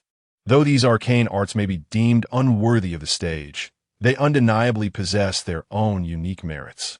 Should procrastination persist, and should the adversary wield formidable powers, our efforts may indeed culminate in misfortune. Therefore, I shall prepare the necessary items, and we shall commence forthwith. Zhang He, not one to underestimate the gravity of the situation, promptly busied himself. I gestured to Ning Mengxia to ensure that Li Ruai received an ample supply of sustenance before entering the room to retrieve my belongings and begin preparations. The art of dispelling curses diverges significantly from the earlier endeavor of suppressing the cursed insects. It is in essence a contest of wills conducted from a distance, necessitating a greater array of preparations. After half an hour, Both Zhang and I were poised and ready to proceed with the next phase. This time, we relocated Li Ruoyi to the villa's living room, where the ensuing proceedings would be less grotesque, eliminating the need for an open space. Furthermore, the strong winds outside threatened to disrupt our arrangements, making the interior a more suitable venue. Zhang He, unwavering in his commitment to these matters, produced one of his signature techniques, the yin doll. Under his meticulous craftsmanship, the paper effigy had been transformed to resemble Li Ruoyi with remarkable accuracy, bearing an uncanny likeness that unsettled the Ning sisters. Zhang He approached and placed a drop of Li Ruoyi's blood upon the doll's forehead, donning a red paper hat adorned with intricate designs, and seated himself beneath the effigy with a severed blade in hand. He signaled to me, indicating that he was prepared to commence. I nodded in acknowledgement, retrieved a cloth bag, and approached Li Ruoyi, who was encircled by the flickering candlelight. The bag opened, revealing an array of needles, varying in size and color, numbering in the hundreds. My grandfather was renowned as the divine needle for life, and this exquisite needle technique is one of the ancestral methods we have inherited for treating peculiar ailments. I ignited the fire stick, warming the needles briefly in the flame before swiftly inserting them into Li Ruoyi's acupuncture points. As several long needles were inserted, Li Ruoyi suddenly closed her eyes, and her body began to tremble slightly. A chilling, damp sensation, almost suffocating, descended abruptly. Thus, the process of extracting the curse and dispelling the malady had officially commenced. Chapter 33. A different approach. I thrust several golden needles, then began to swiftly manipulate them.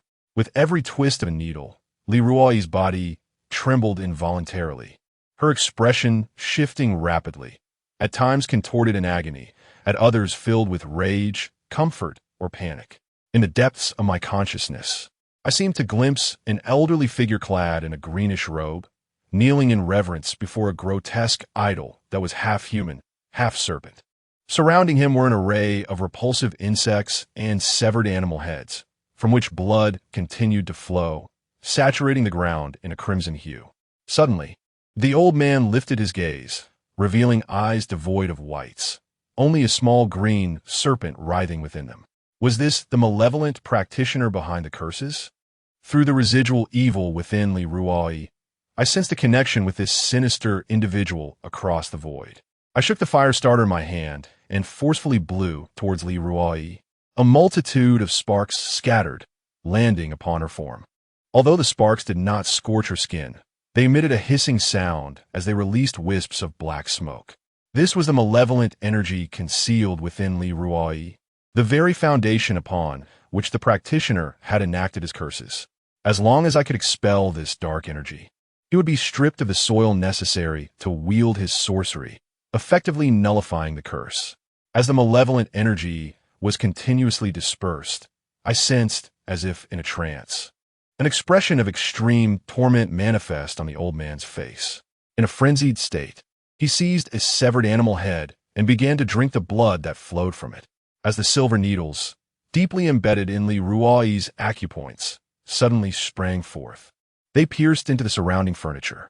Without my prompting, Ning Mingyun and Ning Mengxia instinctively sought refuge behind nearby objects. This individual possesses considerable strength, I mused quietly, as I retrieved several new silver needles for insertion. Meanwhile, Zhang He also took action, brandishing his broken blade before the chest of the paper effigy. Abruptly, a mark manifested on Li Ruoyi's body, and simultaneously, the somewhat smug elder let out a pained cry, collapsing to the ground while clutching his chest and struggling incessantly. Seizing the moment, the scattered silver needles returned to their original positions, and I continued to manipulate them to expel the malevolent energy from within Li Ruoyi.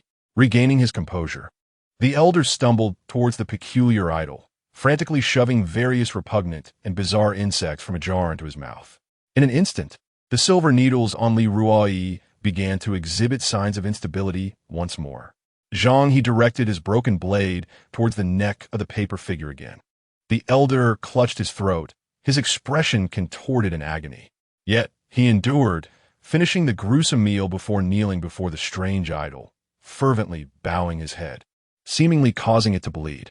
Suddenly, the idol's minuscule, green bean-sized eyes shifted, transforming into two small azure serpents that lunged at the elder's hand. Li Ruoyi's body trembled increasingly, her vitality swiftly waning. This idol is indeed extraordinary. I furrowed my brow. Had Li Ruoyi been in better condition, a slight delay would have allowed Zhang He and me to subdue this old rogue. However, Li Ruoyi's frail state rendered her incapable of enduring any further strain. This situation was rather precarious. Our objective was not to vanquish our adversary, but to restore Li Ruoyi's health. Should she perish, all efforts would be in vain. With this thought, a resolution crystallized in my mind. Brother Zhang, we must adopt a different strategy. We need to provoke this old man into seeking us out. I called out to Zhang He, who immediately grasped my intent. Without hesitation, he swung his broken blade at the paper effigy before us. Simultaneously, I extended my now obsidian-hued right hand, deftly manipulating a golden needle, which instantaneously darkened as well.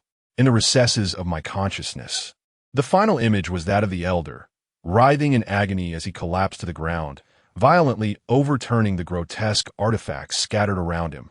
With a sigh of relief, I stood up, drenched in perspiration. This ethereal contest of wills had drained my energy. In just a brief span, I felt utterly depleted, as though I had not slept for several days and nights. Dr. Yang, what of Ruoyi? Ning Mingyun could no longer contain her inquiry. I did not respond immediately. Instead, I first extracted the long needle lodged in her body.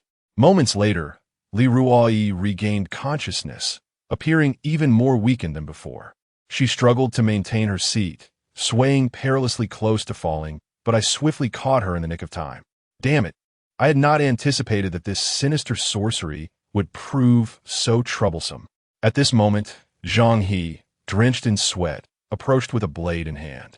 Wiping the beads of perspiration from his forehead, he remarked, "That old wretch has cast a curse on both of us. If he wishes to survive, he will undoubtedly seek us out. If he dares to come, I shall be resolute in severing his head. He will come, having fallen victim to our schemes. He has no choice but to confront us or face certain death." The prowess of that southern sea sorcerer is indeed far beyond our initial estimations.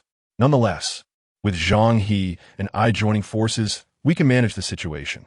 However, as time progresses, Li Ruoyi will undoubtedly falter. To safeguard her life, I must explore alternative routes. In the crucial moment, both Zhang He and I executed a curse upon him from a distance. If he wishes to survive, he must return to our homeland to seek our assistance in lifting the curse. Even if we concede 1,000 possibilities that he may not dare to approach us. Should he find a way to counter our spells in the southern sea, it will still require a significant amount of time. And what Li Ruoyi needs most at this moment is time. If we can grant her the necessary time to recuperate once her strength is restored, we can engage in another round of our distant duel. As long as Li Ruoyi can endure long enough, we still possess the confidence to resolve this matter. I elucidated the intricacies of the situation to them, and after listening, Ning Mingyun also breathed a sigh of relief. To prevent that old fiend from going mad and harming others in desperation, Zhang He and I decided to take turns guarding Li Ruoyi's side. Given the circumstances, it is unlikely that anything further will occur in the immediate future. I instructed Ning Mingyun to escort Li Ruoyi to her bedroom for rest and simultaneously to contact the finest medical team available, ensuring that Li Ruoyi's health is restored in the shortest possible time. Upon hearing this, Ning Mingyun appeared momentarily taken aback. Pointing at me and inquiring, "Am I not a doctor?" I could only clarify that my expertise lies solely in treating peculiar ailments. Matters of health maintenance require a specialized team. After arranging for the subsequent affairs, Zhang He and I hastily sought a place to rest. However, our repose was short-lived, as Ning Mingyun soon approached us, accompanied by the securely bound Zhao Cheng. His cousin had just frantically called him, and upon connection, his master's voice came through, conveying an intent to concede. He would willingly lift the curse afflicting Li Ruoyi, provided we also lifted the curse placed upon him. Chapter 34. I will accompany you. I refuse to let it end like this. He has caused Ruoyi such suffering. He must pay the price. Ning Mingyun's gaze was icy as she unequivocally expressed her position. Ning's assertion held merit. Such a treacherous and malevolent creature could only atone for his sins through death. Zhang He concurred, though their motivations diverged. Ning Mingyun sought vengeance, while Zhang He believed that all sinister individuals in this world deserved to have their heads severed. I refrained from hastily voicing my opinion and instead inquired, "What are the conditions? What is the plan?" Surely, the other party could not merely present a hollow statement. Ning Mingyun's brows knitted tightly as she comprehended their intent. They proposed that we bring Ruoyi to their side, where he could first dispel Ruoyi's afflictions, and then they would assist in lifting the curse. How dare he make such a demand? Zhang He's anger surged. Any negotiation would necessitate his presence here. He lacked the audacity to approach us. I shook my head. The opposing party's swift retreat suggested they had been intimidated by our recent confrontation. Under such circumstances, unless faced with a life-or-death situation, he would never dare to come forward. As it stood, we seemed to be at an impasse. From my calculations, to enable Leroy's body to withstand prolonged remote confrontations, it would require at least 10 days to recover. Such a delay was untenable. If the other party hesitated, prolonging the time, and failed to discover a means to break the curse, they would inevitably resort to desperate measures, threatening us with Leroy's life. After a moment of contemplation, I slowly began to speak. Perhaps this matter can be broached. Brother Young, upon hearing my willingness to compromise, Zhang He immediately became agitated. Although Ning Mingyun's eyes were filled with reluctance, she ultimately prioritized Li Ruoyi's life and could comprehend this decision. "Brother Zhang, please remain calm." I gestured for Zhang He to temper his impatience. "We can approach, but there is no need to do so overtly." I did not keep him in suspense, but rather directly articulated my thoughts. The adversary is ensnared by the curse that Zhang He and I have cast, rendering him unable to conceal himself from our sight. If he dares not enter, then perhaps we should take the initiative to seek him out. However, this course of action undoubtedly carries great risk, as it is his territory, and even a fierce dragon cannot suppress a local snake. If we're discovered first, we would find ourselves in peril. Brother Yang, this plan is quite astute. Let's prepare to fly over tonight. Zhang He exclaimed excitedly, completely oblivious to the concept of danger. No, this is far too perilous. Ning Mingyun suddenly interjected, her face a mask of struggle, as if she had wrestled with her thoughts for a considerable time before arriving at this conclusion. I mused that this woman still possessed some sense of conscience, as she did not solely consider her dear friend, but also our safety. Rest assured, we are not rushing headlong into oblivion. We shall deliberate this matter with great care. I chuckled softly and continued, I must rely on your assistance in this matter. Through Zhao Cheng's cousin, you should be able to uncover the identity of his master. Knowing both ourselves and our adversaries will enable us to devise an effective plan.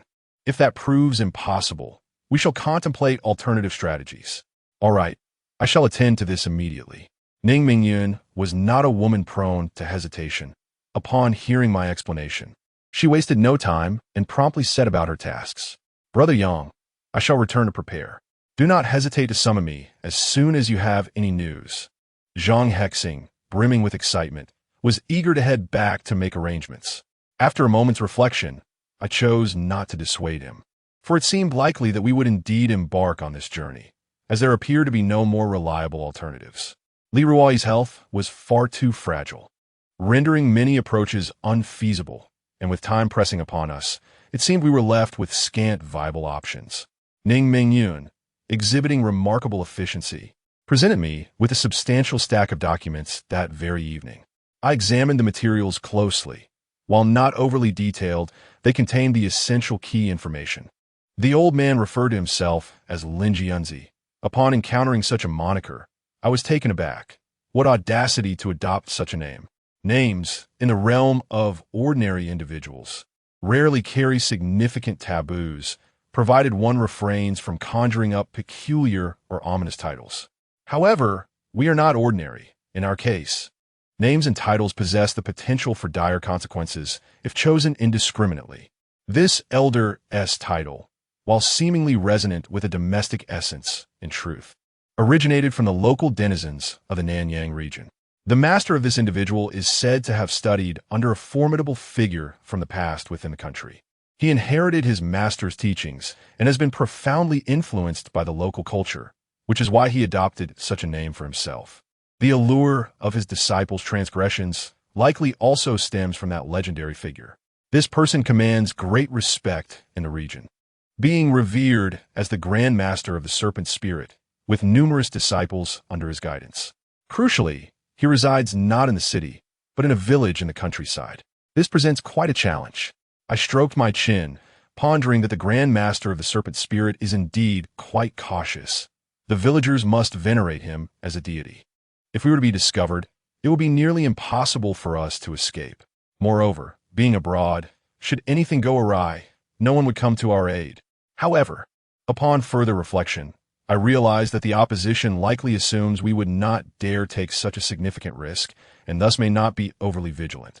This could potentially present an opportunity for us. I am not one to waver in indecision. After a brief contemplation, I resolved to take a chance. There are many formidable figures in the South Seas, and given the high status of the Grand Master of the Serpent Spirit, he may indeed be acquainted with some truly powerful individuals. Neither Zhang nor I are well versed in sorcery, and the incantations we employed are not particularly difficult to unravel. If this Grand Master were to discover the solution before us, we would lose our advantage entirely. I couldn't help but feel a twinge of regret for hastily attempting to extract the curse from Li Ruoyi. Perhaps I should have focused first on nurturing her health. However, I swiftly dismissed that thought. The parasitic creature within her is limited in the nutrients it can absorb, and should this situation persist, her demise is but a few days away. Ultimately, the most unfortunate party in this entire affair is that foolish girl, Li Ruoyi. Had she sought my assistance sooner, we could have avoided this convoluted predicament. Yet, such is the nature of humanity. Until the final moment, we often engage in foolishness driven by various concerns. With a resolution in mind, I gathered my materials and raised my gaze, stating, "Please assist us in investigating other matters. We shall communicate via phone moving forward." Ning Mingyun furrowed her brow, questioning, "Are you truly set on going?"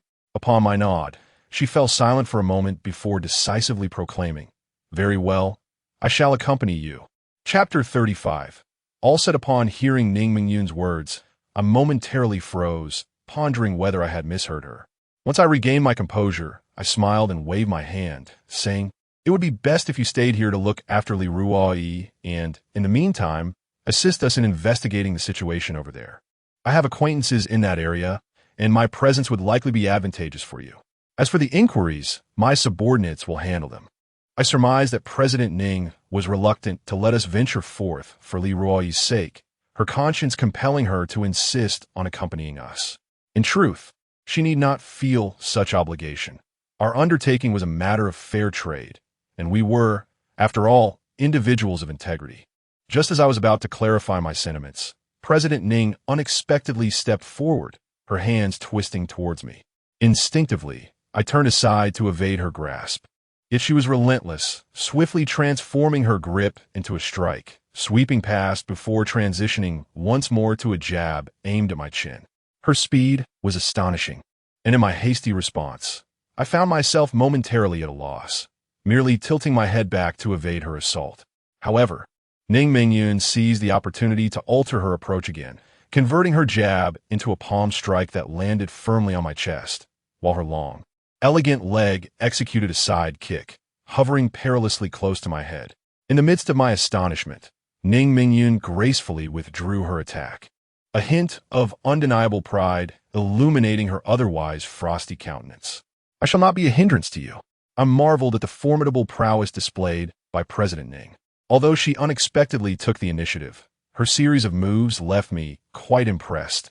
Such skill could only be attained through years of relentless practice. However, in this matter, possessing such prowess holds little significance. If President Ning is so adept, then she might as well join us. After some contemplation, I acquiesced. Ning Mingyun is remarkably stubborn, and should I refuse, she would undoubtedly persist in this endeavor. At worst, I could have her keep watch from a distance. Upon my agreement, Ning Mingyun resumed her frigid demeanor and uttered a single sentence before departing. I needed to make preparations, as we would set off early the next morning. The following day, under the concerned gaze of Ning Mingxia, the three of us boarded a vehicle bound for the airport. Though Ning Mingxia wished to accompany us, Ning Mingyun decisively refused in a tone that brooked no argument, even before I had the chance to speak. As the elder sister, Ning Mingyun maintained an undeniable bloodline authority over her, and witnessing Ning Mingyun's resolute stance, Ning Mingxia dared not utter more than a few words in protest. It turned out that having Ning Mingyun along was indeed a prudent decision. Throughout the journey, she meticulously organized every detail, leaving Zhang He and me to simply follow her lead as we transitioned between various modes of transportation. That night, we eventually arrived at the village where the revered master of the serpent's divine arts resided. To our surprise, the village was even larger than we had anticipated. Zhang He's eyes flickered with intrigue, his expression betraying no concern as he continued to caress the broken blade in his hand. I find myself in a state of helplessness, even regretting the involvement of this ruthless figure. He appears more akin to a cold-blooded assassin. The three of us are huddled together on a grand tree, while Ning Mingyun occupies herself with a tablet. After a few moments, she lifts her gaze and states, "The overall situation in this village closely resembles the map I acquired earlier. The previously plotted route remains viable. Ning Mingyun possesses remarkable abilities, even before we ventured abroad. She had expended considerable resources to obtain a detailed layout of this place. What are we waiting for? Let's proceed as planned." Zhang He eagerly leaps down from the tree. I attempt to restrain Ning Mingyun, who is also eager to descend, suggesting, "Why don't you stay here to assist us?" However, President Ning pays no heed to my words, brushing my hand aside as she clutches her large bag and leaps down as well. I shake my head, reflecting on how much more agreeable Ning Mingxia is. That young lady is obedient and never acts recklessly, unlike this stubborn Ning Mingyun. Nevertheless, having reached this juncture, I recognize that I cannot dissuade her, so I relent. It is now the early hours of the morning, and the rural village has mostly extinguished its lights, save for a few scattered homes that still glow. The three of us swiftly navigate to the outskirts of the village, where Zhang He's performance will commence. He adeptly identifies the blind spots in the surveillance and assists us in concealing ourselves, guiding us stealthily into the heart of the village. By the end of it, I am somewhat bewildered. How many times must Zhang He have executed such covert operations to attain this level of proficiency? I silently vowed that, henceforth, even if I were to commit nefarious deeds, I must never allow Zhang He to discover them. To be scrutinized by him would indeed render one restless and uneasy. The residence of the illustrious Grand Master of the Serpent Spirit was not difficult to locate, situated at the heart of the village. It stood as the largest manor in the vicinity. After a mere 10 minutes, under Zhang He's guidance, we stealthily found ourselves in a narrow alley beside the estate. Ning Mingyun kept watch for us while Zhang He and I each carried our bags, preparing for our incursion. To ensure absolute success, I had brought along several treasured artifacts. Among them, the most painful to part with was a palm-sized drum. This drum had been bestowed upon me a year prior by a Wa ethnic girl whom I had helped cure of a peculiar ailment. The girl's ancestry traced back to a messenger of the Wa deity, Mu-Iji, who, according to Wa legend, is the formidable creator god. The drum was imbued with the spiritual essence of their clan's reverence for the divine, granting its bearer an unwavering sense of direction, allowing one to reach any destination desired. Additionally, this drum possessed the power to disorient anyone who stepped into a certain radius when buried in the ground. Alas, this drum had been dormant for far too long. Its powers could only be invoked once more, and after this occasion, it would be rendered useless. I had initially intended to preserve it for the time when I would seek out my grandfather, yet the complexities of the current situation necessitated its use. After burying the drum, I organized the other items as well. By the time I had completed my preparations, Zhang He had finished his arrangements. This fellow is even more ruthless than I am. Just now, I witnessed him pull out a rusted pair of scissors and conceal it in a corner of the wall. I recall having seen those scissors during my previous visit to his home. They must be an heirloom of sorts, and he truly is quite generous. Once everything was prepared, we stealthily returned to that narrow alley to reconvene.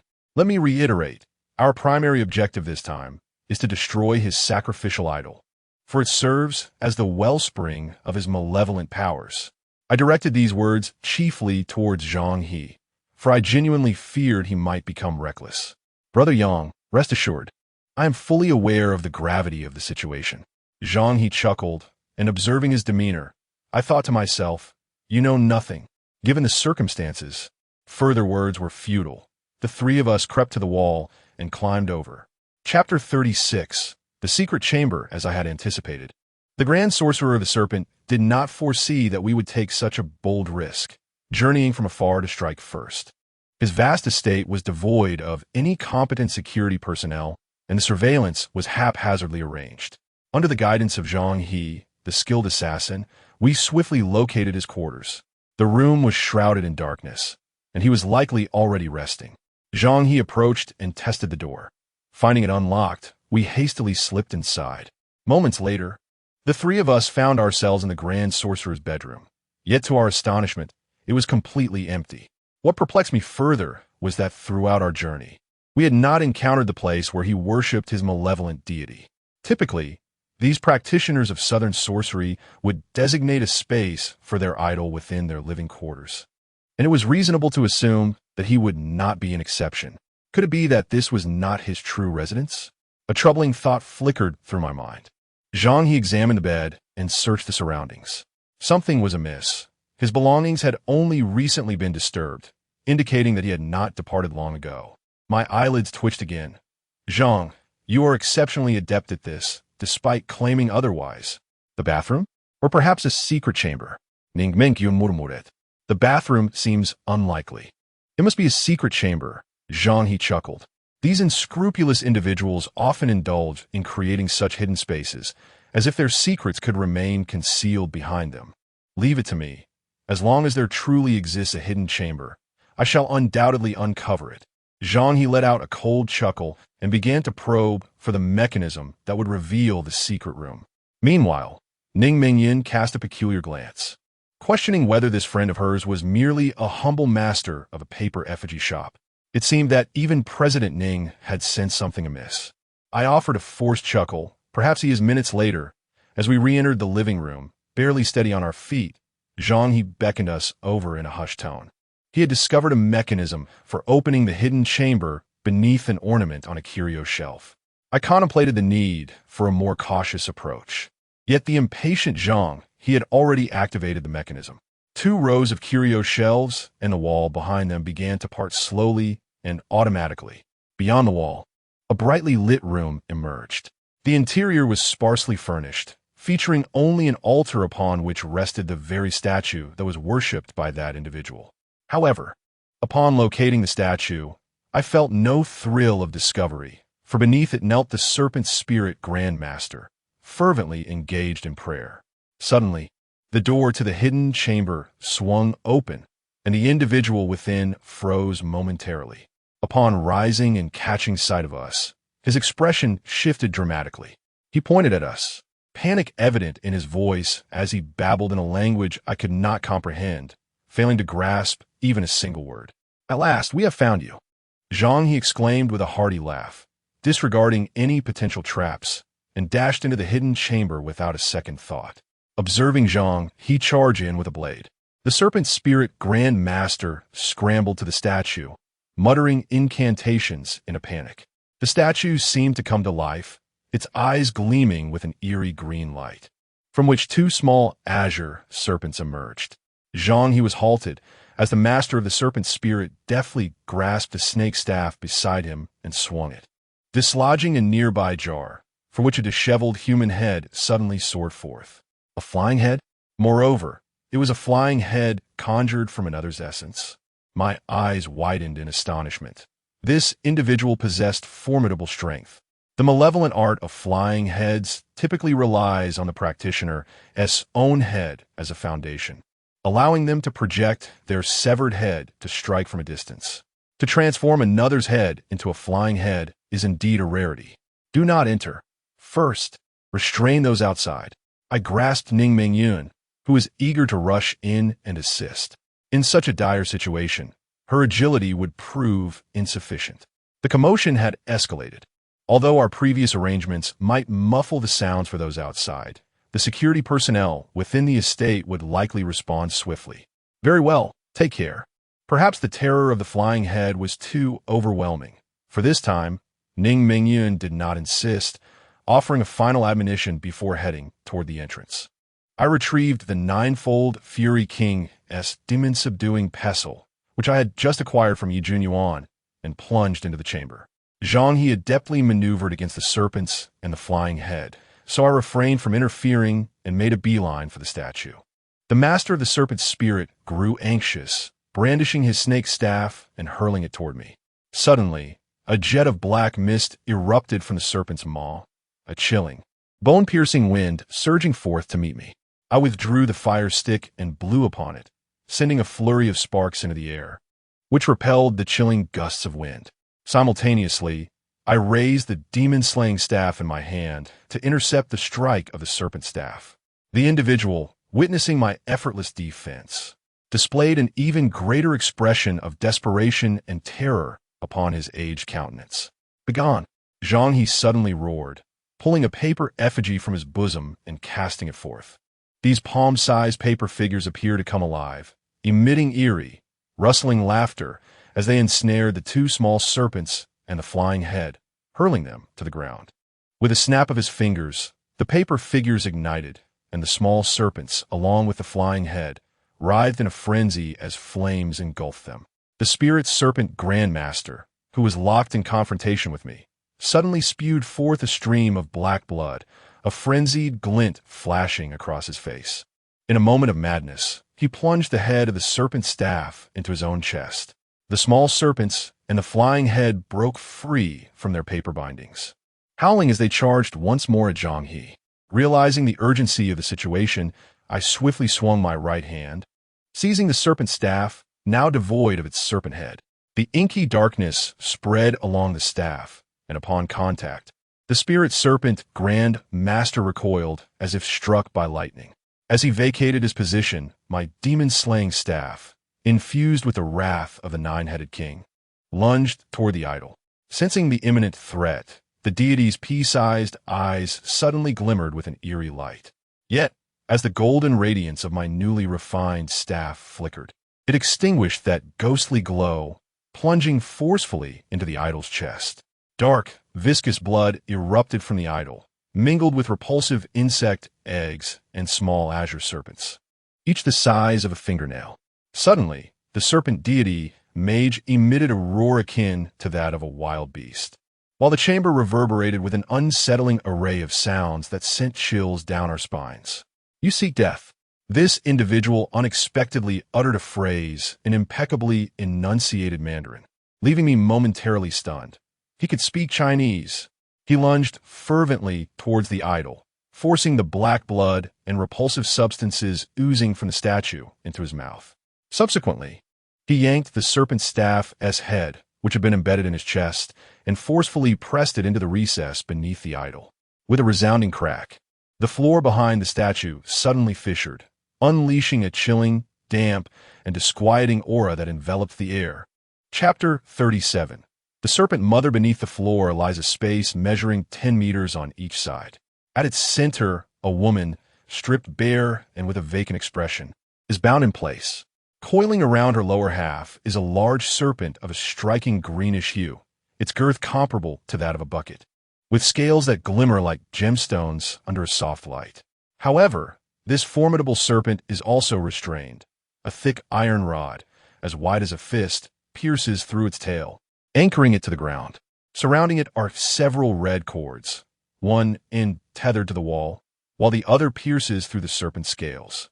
The serpent mother, even I, typically composed, could not suppress a gasp of horror upon witnessing this colossal serpent and the eerie tableau before me.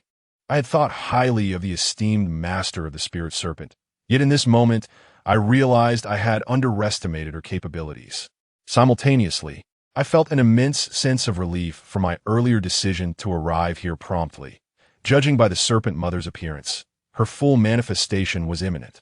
Once she fully materializes, not only would Leroy face dire consequences, but we too would likely find ourselves in grave peril. Let them perish, all of them. The master of the spirit serpent, observing my astonished expression, wore a cruel smile that faltered the very next moment. Zhang, he had unleashed his formidable prowess, successfully vanquishing the two small serpents and the flying head. At the moment the flying head was destroyed, it was as if he had received a devastating blow. Clearly, despite being crafted by another, this entity bore a significant connection to him. Devour them. The master of the serpent god emitted a chilling, beastly cry as he withdrew the head of the serpent staff once more, causing the bindings that restrained the serpent mother to suddenly loosen. Freed from its constraints, the enormous serpent opened its crimson, slit-like eyes and began to ascend the wall. What on earth is this monstrous creature? Zhang He, who had been standing at a distance, was taken aback upon witnessing the serpent mother emerge, and in his fright, he could not help but utter a curse as he instinctively prepared to charge forward. The serpent mother, one of the 5 great maternal goo, was not something we could confront head-on. The statue was already destroyed, and we must retreat swiftly. I managed to explain briefly before beginning to back away. Attempting to flee? The master of the serpent god clearly understood my words. He erupted into maniacal laughter, and with a flick of his serpent staff, the colossal serpent lunged towards us. Its agility was remarkable, and to prevent our escape, it swiftly blocked the doorway. Zhang He and I unleashed our techniques, but against such a creature, our efforts seemed almost futile. The serpent mother was not truly invincible, yet dealing with it required considerable preparation. Facing it unprepared was indeed a dire predicament. If this stalemate continued, trouble would surely arise. I had faintly heard the sound of gunfire outside. Though the external forces were temporarily barred from entry, their numbers were steadily increasing. Even if we managed to break free, our escape would be hindered. Surrendering to desperation seemed to be our only option. Just as I was about to untie the red cord from beneath my right sleeve, Zhang He suddenly whispered, "Brother Yang, buy me a few seconds against the serpent." No sooner had he spoken than he produced a paper-crafted hat and placed it upon his head. At this moment, I perceive an overwhelming surge of yang energy emanating from him. Goodness, while I am striving with all my might, he has already taken the plunge before me. This technique he employs is known as scattering yang, which allows him to disperse the majority of his yang energy within moments, rendering him akin to a lifeless corpse. As Zhang He is already engaged, I must swiftly adapt my strategy. I bite my tongue, letting my blood drip onto the demon's subduing staff, while simultaneously retrieving 2 gleaming copper coins, placing one in my palm and throwing the other into the gaping maw of the serpent matriarch. I pierced the staff into my palm, its tip penetrating the whole of the coin, and despite the excruciating pain, I managed to grasp the staff firmly. The once menacing serpent matriarch suddenly appears burdened, as if weighed down by 1,000 pounds, collapsing onto the ground. Quickly, am I urging Zhang He, now resembling a mere paper effigy, drifts towards the serpentine sorcerer. The sorcerer, in a state of urgency, uses his serpent staff to pry open another jar, from which emerges a rather repulsive catfish. He pierces the black-bearded catfish with his serpent staff, causing it to exhale a plume of black mist, which transforms into the visage of a child, lunging towards Zhang He. Yet, as the black mist wafts past, it inflicts no harm upon Zhang He, who has entirely lost all semblance of life, resembling merely a clothed paper figure. The serpentine sorcerer, taken aback by this development, frantically consumes a few mouthfuls of the black blood on the ground and brandishes his serpent staff to strike Zhang He. Zhang He does not flinch. The serpent staff slices through the air, narrowly missing his head. A scene that sent a shiver down my spine suddenly unfolded before me. Zhang He, with his paper-like head, floated up with a mischievous grin before plummeting back onto his body. The spirit serpent master recoiled in terror, desperately attempting to regain control over the serpent mother. In that moment when I felt utterly helpless, Zhang He finally reached the side of the spirit serpent master. With a swift stroke of his broken blade, he severed the serpent staff from the master's grasp, followed by a sudden spray of blood as he decapitated the master, whose eyes remained defiantly open in death. My eyelids fluttered. Zhang He's strike was remarkably swift and precise, sending a chill down my neck. Bang! Bang! Bang! With the demise of the spirit serpent master, the serpent mother, now bereft of control, began to thrash wildly within the confines of the chamber, revealing the exit. I sheathed my demon-slaying staff, rushed to assist Zhang, and we made our escape. He had regained his composure, returning from that paper-like state, yet his face was unnaturally pale and his body felt like ice, making his movements clumsy. Despite his ghastly complexion, Zhang He's face sparkled with excitement as he stammered. That strike just now was exhilarating. This fellow certainly possessed a bold spirit. I had no time to engage with him and dashed out of the chamber. At that moment, Ning Mingyun happened to retreat through the doorway, wielding a large machete of unknown origin, her attire stained with blood. I quickly noticed a wound beneath her left shoulder. Fortunately, it appeared to be a mere superficial injury, not involving any serious damage. You, as Ning Mingyun began to speak, her expression shifted to one of sheer terror. As I turned around, I beheld that uncontrollable serpent matron charging forth. Hurry! I could not afford to elaborate extensively to Ning Mingyun. I seized her and dashed outside. Upon exiting the room, I was confronted with several bodyguards sprawled haphazardly on the ground, evidently incapacitated by Ning Mingyun. We adhered to our plan for retreat, but as soon as we scaled the wall, the gathering crowd immediately took notice of our presence. Upon sighting us, they erupted into a cacophony, brandishing machetes and baseball bats as they encircled us. Simultaneously, a whistle pierced the air and numerous flashlights illuminated from a distance. Meanwhile, the serpent matron relentlessly pursued us, leaping from the courtyard in hot pursuit. Chapter 38. Escape from life and death. The sudden appearance of the serpent instilled fear in many, causing them to tremble. Seizing this opportunity, we swiftly made our exit, rushing towards the outskirts of the village.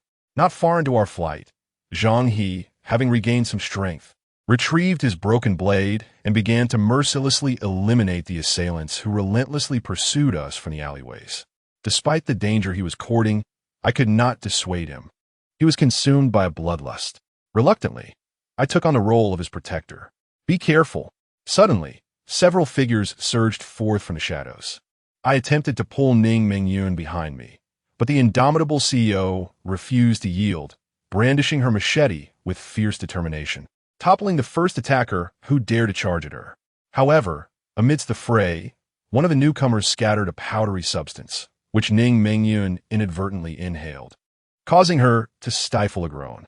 I swiftly seized her machete, dispatching the assailants with precision, and covered her mouth and nose, hoisting the now faltering Ning Mingyun onto my back. With great effort, she craned her neck to whisper in my ear, "Yang Xian, take care of my sister.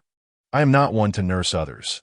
It is she who tends to me," I replied brusquely, the words causing Ning Mingyun to shudder in indignation.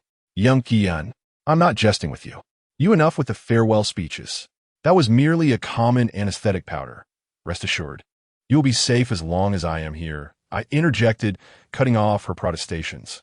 The urgency of our situation left me with no time to entertain her concerns.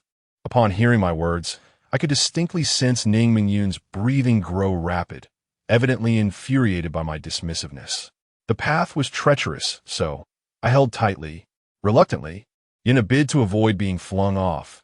Ning Mingyun reached out to clasp my neck, her entire form pressing against my back. After subduing the last assailant, I turned to follow Zhang He, who had already forged a path through the chaos. The serpent matriarch pursued us for a while before relinquishing her chase, opting instead to wreak havoc upon the remaining attackers. With the serpent's interference, the assailants could no longer afford to pursue us. After a brief span of over 10 minutes, the three of us burst forth from the encampment and boarded the pre-hidden off-road vehicle. Zhang He slammed the accelerator down, and the vehicle roared into the night, racing away. Blissful exhilaration surged through me after we had traversed a considerable distance. Zhang He lowered the window and let out a triumphant shout. Beside me, Ning Mingyun, who was gazing out of the window, bore an expression of undeniable excitement on her otherwise cold visage. A smile crept upon my lips. Indeed, the rush of adrenaline was captivating, though I was not enamored with such feelings. One cannot tread frequently by the river without getting their shoes wet. Too much adventure could lead to dire consequences should one misstep. Frankly, this escapade had been perilously close. The master of the serpent conjuration seemed to have entirely inherited the legacy from the individual who had come from our homeland. In Miaojiang, there exist 5 formidable goo mothers: the centipede mother, the scorpion mother, the gecko mother, the golden toad mother, and the serpent mother. Each of these goo mothers possesses extraordinary powers, and it is rumored that even in Miaojiang, cultivating these 5 goo mothers has become exceedingly challenging. The nurturing of the serpent matron is profoundly intertwined with women, as she must be conceived within a woman's womb and requires the vital essence of specific women to flourish rapidly. The sorcerer of the divine serpent, who cast a spell upon Li Ruoi, seemingly aimed to siphon her life force to cultivate this serpent matron. Observing the serpent matron's condition, it is evident that she is on the verge of full maturity. Had the divine serpent sorcerer not devoted so much of his energy to her cultivation, perhaps we might have triumphed in that ethereal battle. Alternatively, had he exercised greater caution and foresight, the outcome today might have been markedly different. Yet in this world, there are no what-ifs. It is said that the emergence of formidable entities is always accompanied by calamity. Perhaps we are merely the tribulation for this serpent matron and the divine serpent sorcerer. We did not pause for respite, fleeing the area overnight, and at last, we returned to Nansheng by the afternoon of the following day. Before entering, Ning Mingyun stopped me, sternly instructing me not to disclose her injuries. I glanced at her left shoulder, and the memory of tending to her wounds in the car last night flooded my mind. President Ning is far more resilient than I had imagined. Upon my nod, she permitted me to enter. The impatient Ning Mingxia rushed out first, embracing Ning Mingyun before turning to give me a quick hug, while Zhang he was conspicuously overlooked. We proceeded to check on Li Ruoi, and once we confirmed that the malevolent energy within her had dissipated and the spell had been thoroughly lifted, I finally breathed a sigh of relief. At this point, the matter has been perfectly resolved. All that remains for Li Ruo is to recuperate. As for the extent of her recovery, that shall depend on her subsequent fortunes. We 3 were utterly exhausted, and with our sole concern alleviated, we each retreated to rest. I fell into a deep slumber from the afternoon until the following day. After freshening up, I ventured into the living room, where the Ning sisters and Zhang he had already awakened. Upon seeing me, Zhang he cheerfully greeted Brother Yang. That was a splendid operation. The other side is in an uproar. I took his phone and glanced at the internal messages circulating, confirming that various rumors were indeed rampant.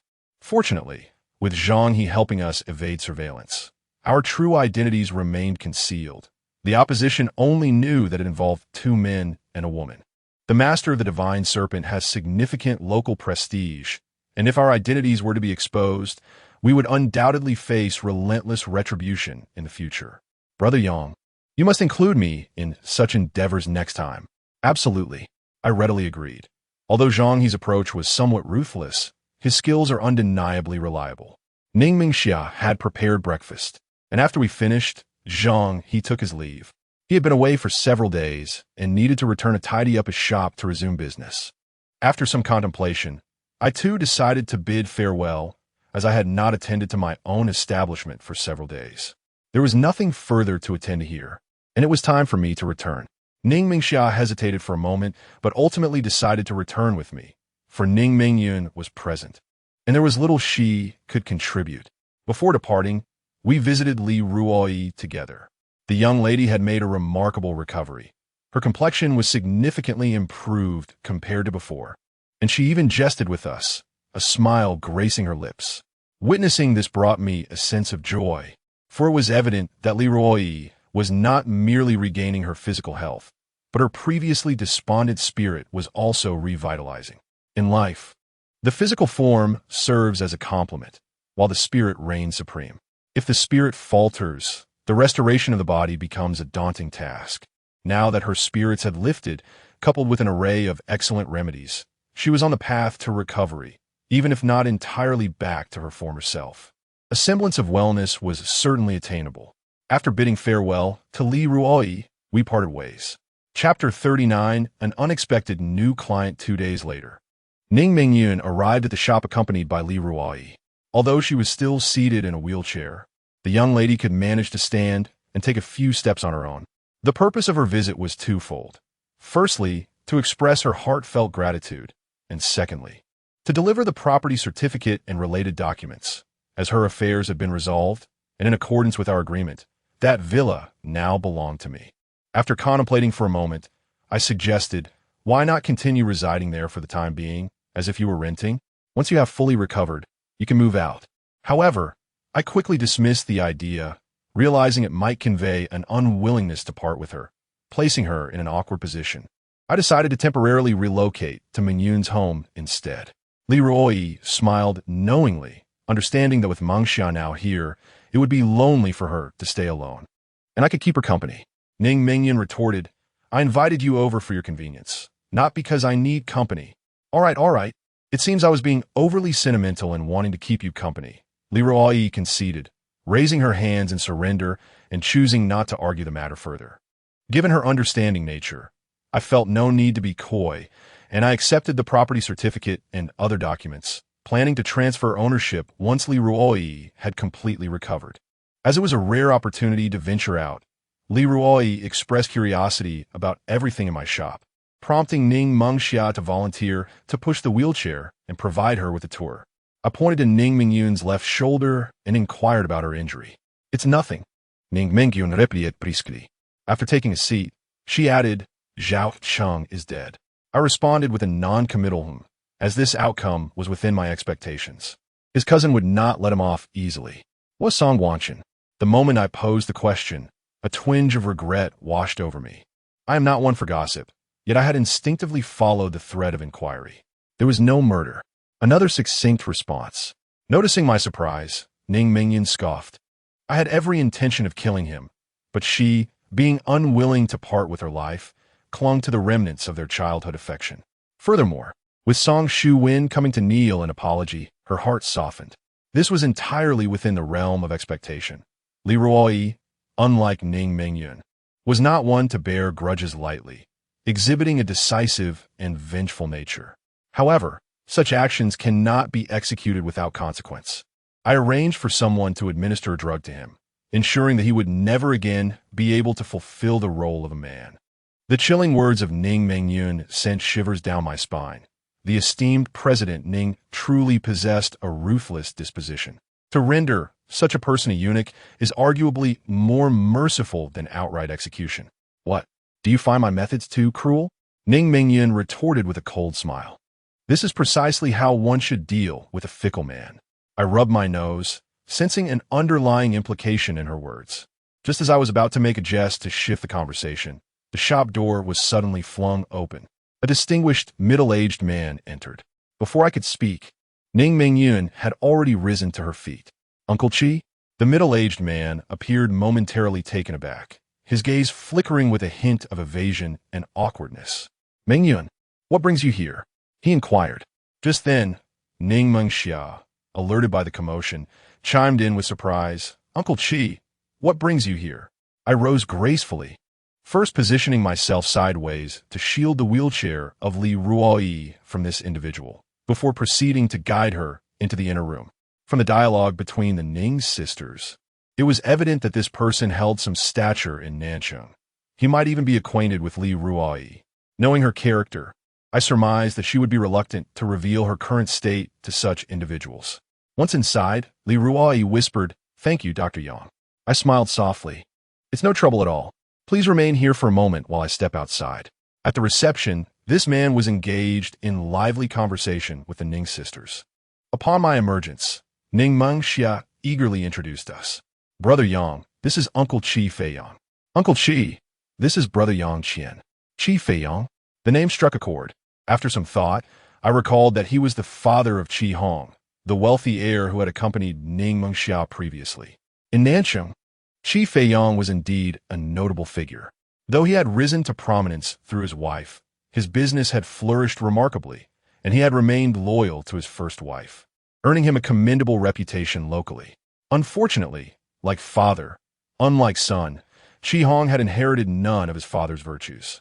His sudden appearance might suggest he sought to redeem his unfortunate son after several days. "Hello, Mr. Chi." I extended my hand confidently, maintaining composure regardless of his intentions. Until he expressed his stance, it was imperative to uphold a sense of decorum.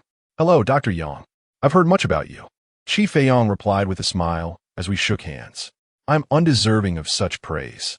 I invited Chi Feiyong to take a seat, then asked Ning Mingxia to prepare some tea. After a round of inconsequential pleasantries, Chi Feiyong, with a hint of remorse, said, "I would like to extend my apologies on behalf of Chi Hong to Dr. Yang for the earlier incident. He has been spoiled by his mother since childhood. However, at his core, he is not a bad person, albeit a bit overbearing. That is of no consequence.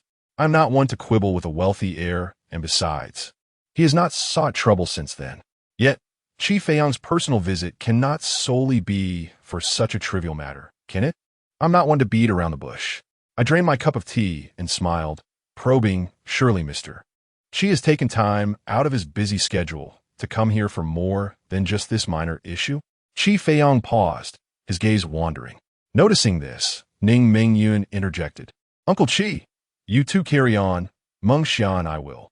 Ning Mingyun attempted to discreetly withdraw, but Chi Feiyong hastily grasped her. He sighed, conceding, "Well, there's nothing to hide. You are not outsiders. It would be beneficial for you to listen and help your uncle come up with a solution." Upon hearing this, the Ning sisters exchanged glances, their expressions shifting, and they reseated themselves. Chi Feiyong continued, "I have heard that Dr. Yang is one of the 3 extraordinary individuals in our South City, capable of treating various difficult ailments. I have come today to seek Dr. Yang's assistance with a matter." "Mr. Chi, you flatter me," I replied with a humble smile. After a thorough examination of Chi Feiyong, I remarked, "You appear to be in excellent health, with a vibrant complexion and abundant vitality. You hardly seem to be someone with issues." Chi Feiyong smiled wryly and said, "To be honest, the ailment does not lie within me, but rather with my children." "Children? Are you referring to Chi Hong?" I paused for a moment, realizing why Chi Feiyong had come to apologize on behalf of Chi Hong. It seemed there was an issue concerning him, and he feared I might harbor resentment and be reluctant to assist. Chi Feiyong continued, his expression pained. "Yes, it is Chi Hong, but he is not the only one. My eldest daughter, Chi Ying, and my youngest son, Chi Sheng, are also afflicted." "All of your children are experiencing difficulties?" My eyes widened in astonishment. This situation was becoming increasingly complicated. "Could you, Mr. Chi, please delineate the specific symptoms that the 3 of them are exhibiting?" Chi Feiyong hesitated momentarily, then added, "I find it difficult to articulate. If Dr. Yang is available, perhaps you could accompany me back to my home?" Chapter 40. The 3 in slumber. A visit is certainly feasible. However, I am currently unable to depart and must wait until the afternoon. It is not my intention to detain Chi Feiyong, but I genuinely have matters to attend to. Zhang He has arranged a brief meeting with me, during which I must deliver some items to him. Additionally, I need to address various trivial affairs within the shop, as the relentless pace has left certain items in disarray, requiring my personal attention for organization. This task is beyond Ning Mengxia's current capabilities. It must be undertaken by me. The afternoon would suffice. Chi Feiyong nodded and then hesitantly remarked, "I have heard that Dr. Yang's practice operates on the principle of treating ailments without monetary compensation, but instead requires the most precious possessions of the patient. However, the 3 are presently in a comatose state, which raises a concern." I waved my hand dismissively, assuring him it is of no consequence. As their father, you may sign on their behalf, but once they awaken, they must truthfully present their most treasured items to me. "That is reassuring," Chi Feiyong responded, visibly relieved. He continued, "From my understanding of them, my eldest daughter Chi Ying's most cherished possession is a jade bracelet, a legacy from her grandmother. As for my second child, he is a frivolous young man. His greatest affection lies with money, so his most valuable possession is likely the little stash of private funds he possesses. And then there is the youngest." Chi Feiyong chuckled awkwardly. "The youngest. Chi Sheng is still a child. Before his unconsciousness, his favorite seemed to be a remote-controlled toy car. This is perfectly acceptable, as long as it is indeed what he holds most dear. What I seek from others is not merely to gain greater benefits. These treasures hold a special significance for me, transcending mere monetary valuation. Dr. Yang is indeed a remarkable individual. Qi Feiyang, witnessing my unwavering resolve, could not help but express his admiration. I must not allow Dr. Yang to bear the burden alone. Let us agree that once the patients are healed, I shall gladly provide Dr. Yang with a further sum. Qi Feiyang added, to which I smiled, indicating that such a transaction would taint the essence of our agreement. A gentleman appreciates wealth obtained through honorable means. If I truly desired ill-gotten gains, it would be far simpler to request an additional sum from every new client. To cure ailments by claiming the most cherished possessions of others is inherently a fair exchange, devoid of any ulterior motives. It appears I have misapprehended the rules of engagement. Noticing my steadfast demeanor, Qi Feiyang offered an awkward smile and rose to take his leave, stating, "I shall return shortly. Please, Dr. Yang, attend to it at your earliest convenience. Rest assured, Mr. Qi, once my matters are settled, I shall promptly make my way." Having received this assurance, Qi Feiyang bade farewell, and the Ning sisters accompanied him to the door. No sooner had he departed than Zhang He arrived. I retrieved the items I had prepared earlier, which included various talismans and a few gold bars, intended for exorcism purposes. Although Zhang He insisted that his previous assistance was voluntary, I felt it inappropriate to take advantage of his goodwill. Thus, these offerings would serve as compensation. Without a glance, Zhang He accepted the package, and, before departing, he still inquired, somewhat unconvinced, "Brother Yang, are you really not coming with me? This task is not dangerous at all. I can hardly believe you." I hastily waved my hand, insisting that I truly cannot go, as I have just acquired a new client. "What a pity," Zhang He expressed his regret, taking a few steps before turning back to say, "Do not forget to call me when you encounter any tricky matters next time. Rest assured, I will definitely call you." After bidding farewell to Zhang He, I began to immerse myself in my work. Ning Mingyun and Li Ruoyi did not leave either. They curiously observed as I organized those items. By the time I finished, it was already noon, and we went out for a meal together. During the meal, the Ning sisters briefly shared with me the situation regarding the Qi family. Qi Feiyang is a truly good man, having known their father for many years. After their father encountered misfortune, Qi Feiyang took great care of them, to the extent that without his support in earlier years, Ning Mingyun might have struggled to gain control over the Ning group. Both sisters hold a great deal of respect for Qi Feiyang, but in recent years, due to successive upheavals within the Qi family, their connection has diminished. Around 1 in the afternoon, Ning Mengxia and I finally arrived at the residence of Mr. Qi Feiyang. Prior to our arrival, I had asked Ning Mengxia to contact him, and he was already waiting for us at the entrance of the villa. After exchanging brief pleasantries, Qi Feiyang escorted us into the villa. Before entering, I took a moment to observe. The Ning family's villa was nothing extraordinary. It was neither a site of auspicious feng shui nor had any signs of malevolent interference. Generally speaking, individuals within certain circles employ underhanded tactics to harm others, with the simplest and most effective method being the use of feng shui or suppression techniques to achieve their objectives. If these are not involved, the matter likely does not pertain to human actions, but rather to an encounter with something best left untouched. Qi Feiyang's home is furnished quite simply, a stark contrast to his substantial wealth, resembling that of an ordinary working-class family. In the living room, we also encountered Qi Feiyang's first wife, a middle-aged woman with a gentle complexion and a serene smile.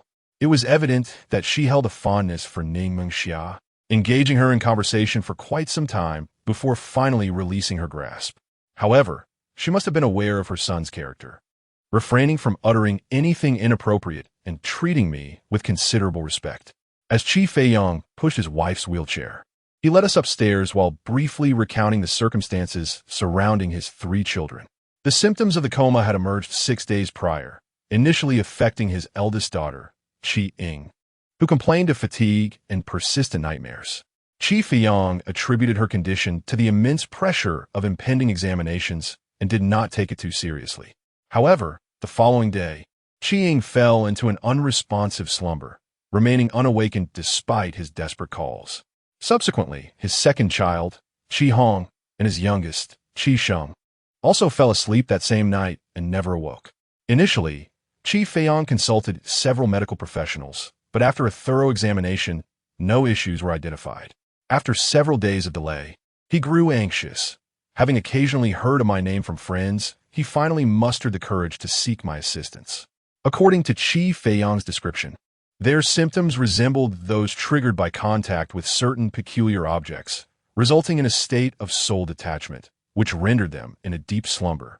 A year ago, I treated a similar case, yet it is imperative to examine the individuals in question before drawing any conclusions. On the third floor of the villa, the three individuals have been relocated to the largest bedroom. Upon entering the room, I did not perceive any chilling aura, which instilled within me a sense of foreboding. I approached the bedside for a closer inspection. The three individuals lying on the bed appeared tranquil, their complexions relatively healthy, exhibiting no signs of having attracted malevolent entities. Furthermore, judging by their expressions, they did not seem to be in a state of soul loss. Typically, those who have lost their souls exhibit vacant gazes, and even in slumber, they retain a look of bewilderment. This situation proves to be rather intricate. Chapter 41. Borrowing Life. Dr. Yang. They noticing my sudden change in expression. Qi Feiyang hesitated to speak, his demeanor growing tense. Before I could utter a word, Ning Mengxia confidently interjected, "Uncle Qi, rest assured, Brother Yang is formidable. He will certainly be able to cure them." A wave of darkness washed over me. This young lady harbored an excessive confidence in my abilities. Even before I had grasped the situation at hand, daring to inquire, I asked, "Mr. Qi, have you perhaps offended any peculiar individuals?"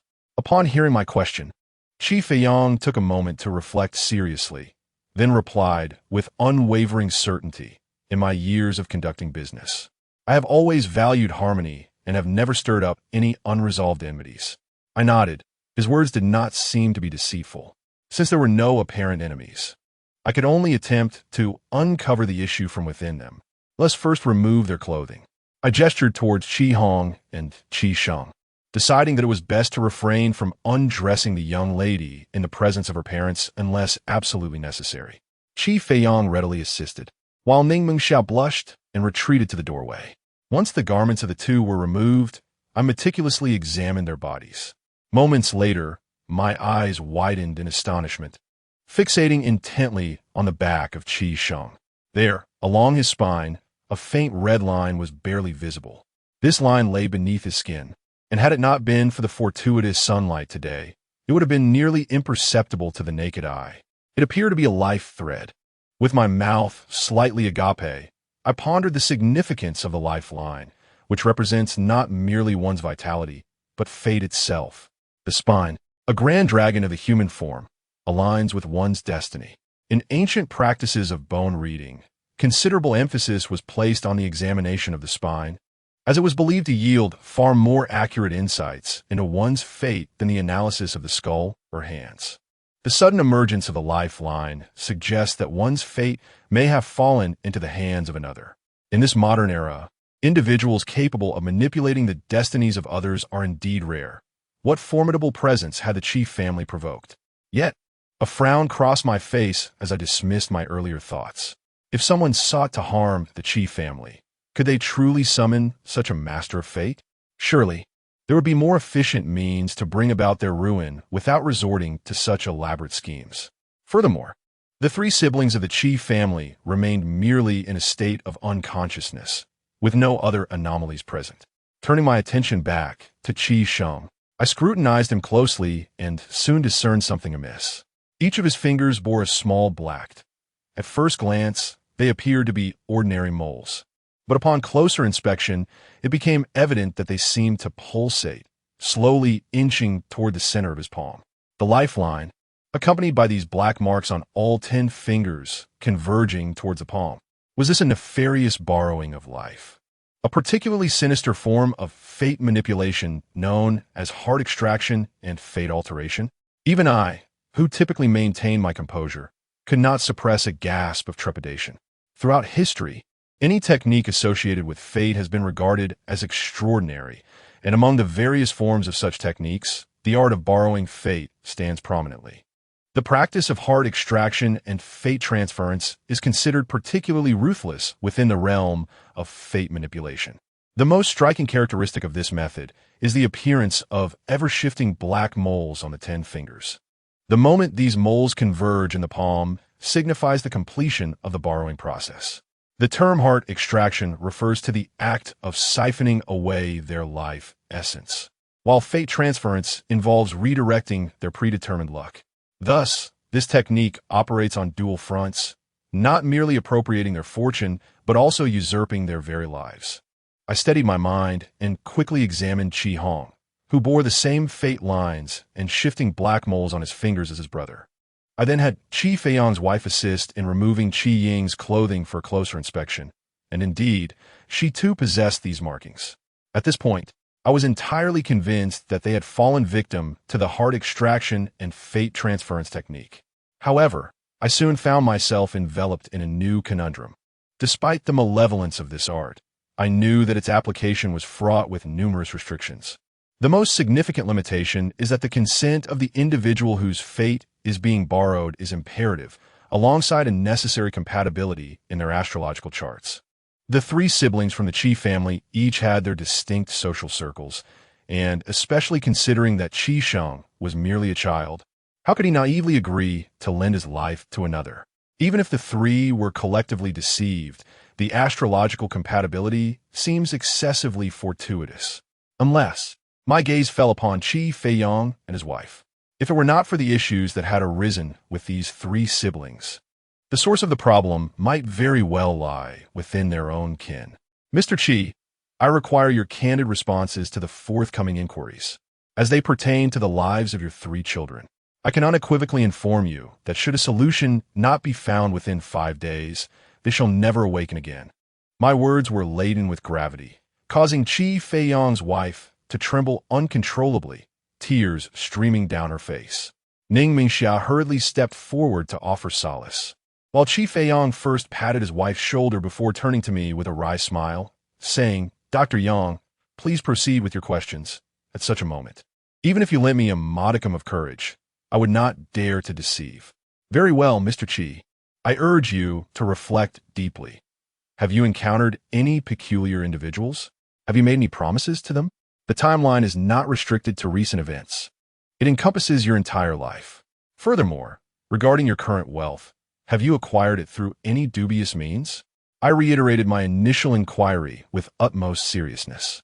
Qi Feiyang furrowed his brow, stating, "As for my wealth, it has solely been earned through my own efforts and the support of my late father-in-law. I can assure you, I have never strayed down a nefarious path." Yet concerning that peculiar individual, Qi Feiyang sank into contemplation, and, after a long while, he suddenly appeared to recollect something. "I recall it now. Approximately 30 years ago, I indeed encountered a most unusual person. At that time, I had just arrived in the city to strive for success. Having been sheltered from the world, I was swiftly deceived and lost all my money. With no other recourse, I resorted to rummaging through the trash bins behind a hotel for sustenance. One fateful night, I encountered a distinguished middle-aged man in his 40s who, with an air of grace, offered me some food. Grateful beyond words, I thanked him profusely, only for him to detain me further and inquire if I desired to amass wealth. Who wouldn't he wish for prosperity?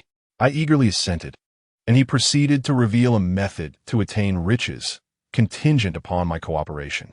Accompanying him to his humble abode, I found his dwelling adorned with mirrors in every corner. He instructed me to kneel before them and recite incantations, leaving me in a daze as I complied with his enigmatic rituals. Once the proceedings concluded, he bestowed upon me a sum of money and sent me on my way. Following that encounter, I never saw him again. Contrary to his promise of fortune within a year, it took a full 5 years for me to establish a foothold and begin earning. Thus, I never regarded his words with any significance. Chapter 42. The phone call. Upon hearing Qi Feiyang's words, a sudden clarity washed over me. This was nothing short of a quintessential life-borrowing scam. Such schemes have proliferated in the past, ensnaring many impoverished souls who, lured by a mere handful of coins or a morsel of food, have risked their very lives for a fleeting chance at prosperity. However, there remains an unsettling irregularity in Qi Feiyong's predicament.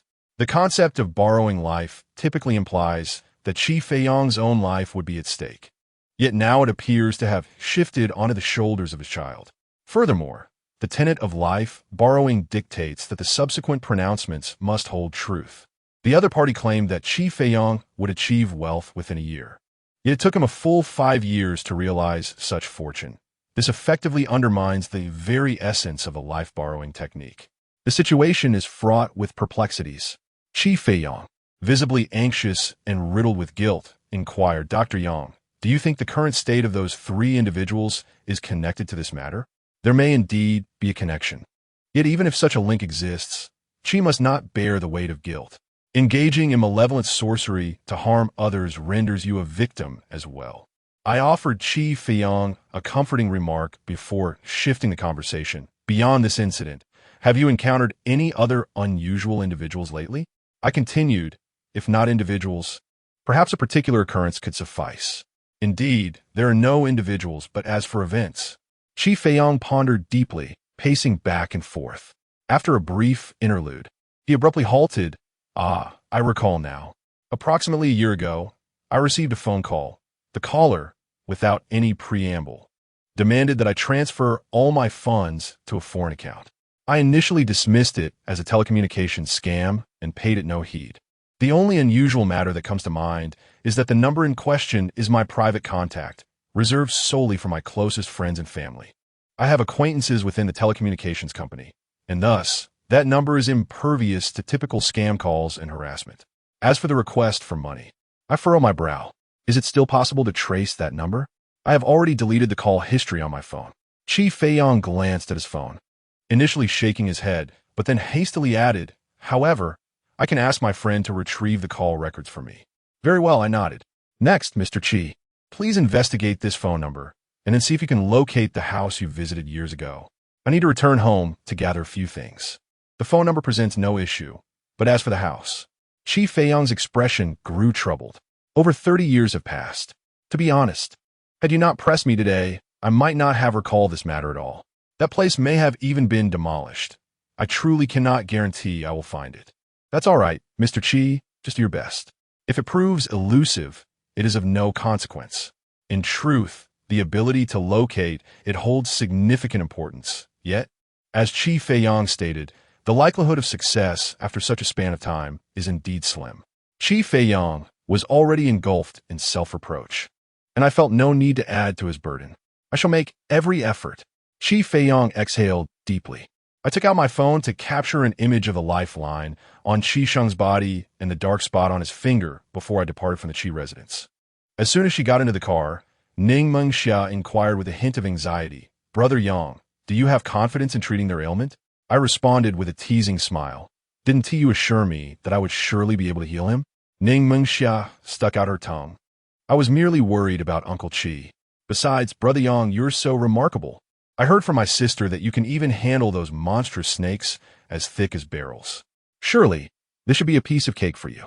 I was taken aback, surprised that Ning Mingyun had shared the experiences from that side with her sister. In truth, tangible threats are often easier to confront, whereas dealing with insidious and arcane matters can be quite troublesome. Uncle Qi's situation is rather intricate. I cannot provide you with a definitive answer at this moment. Ning Mengxia replied with a slight and then exclaimed, "Aren't we supposed to head back to the shop? This direction doesn't seem to lead there." I pressed down on the accelerator, stating, "Before we return, I need to meet someone. I'm not particularly well-versed in matters of fate and fortune, so I must consult a friend for confirmation." After more than an hour, we arrived near a market on the outskirts of the city and parked in front of a somewhat dilapidated shop. The weathered sign, nearly falling apart, still faintly displayed the characters for I Ching naming and Bagua divination. "Why don't you wait for me in the car?" I suggested, halting Ning Mengxia, who was about to alight. She pouted. "Why? Is your friend someone who can't be seen?" "Well," I chuckled awkwardly, "the explanation is a bit complicated. Forget it. Come along." However, no matter what she says later, just don't believe her. I made way for Ning Mengxia and pushed open the door to enter the shop. As soon as we stepped inside, A strong aroma of incense enveloped us. Behind the counter, a woman clad in a vibrant red sweater, who was trimming her nails, lifted her head. Yang Qian, you finally decided to visit your sister. The alluring woman tossed aside her nail clippers and rushed out from behind the counter, arms outstretched, eager for an embrace. I quickly sidestepped, saying, "Hold on, let's skip the hug. It could lead to complications." She missed her target, raising an eyebrow in dissatisfaction as she glanced at the stunned Ning Mengxia behind me. "Oh, it seems you've forgotten the old for the new." I placed a hand on my forehead, exuding a hint of exasperation. "Sister Jingman, please, I'm here for serious business today." Serious business? Upon hearing those words, she finally reined in her playful demeanor, returning to her place behind the counter. I pulled out my phone, displaying the photos I had taken of Qi Hong, and handed it to her. "Oh, this is intriguing." Jingman raised an eyebrow. "Why not consult that girl, surnamed Duan, for matters concerning fate?" The person she mentioned was the renowned copper coin expert, Duan, who specialized in the intricacies of destiny. An eerie face, grinning unsettlingly, flashed through my mind, sending a chill down my spine. I had no desire to engage with her again. I let out a wry smile. She, much like Zhang He, was another individual with an extremely volatile temperament. "Haha, so now you understand your sister's nature, don't you?" Upon witnessing my disconcerted demeanor, Jingman erupted into uncontrollable laughter. After her amusement subsided, she returned her phone and adopted a more solemn tone. "It is a life-taking method, and it appears they were ensnared only recently.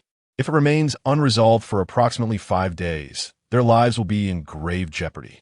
A chill ran down my spine as her words resonated with my prior suspicions, and she divulged a crucial detail.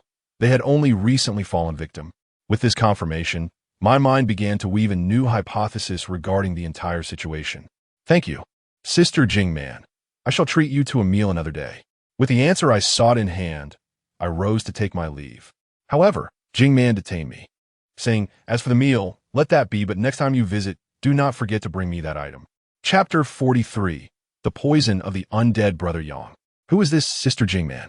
After we had driven for a while, Ning Mengxia could no longer contain her curiosity and asked, "What kind of person?"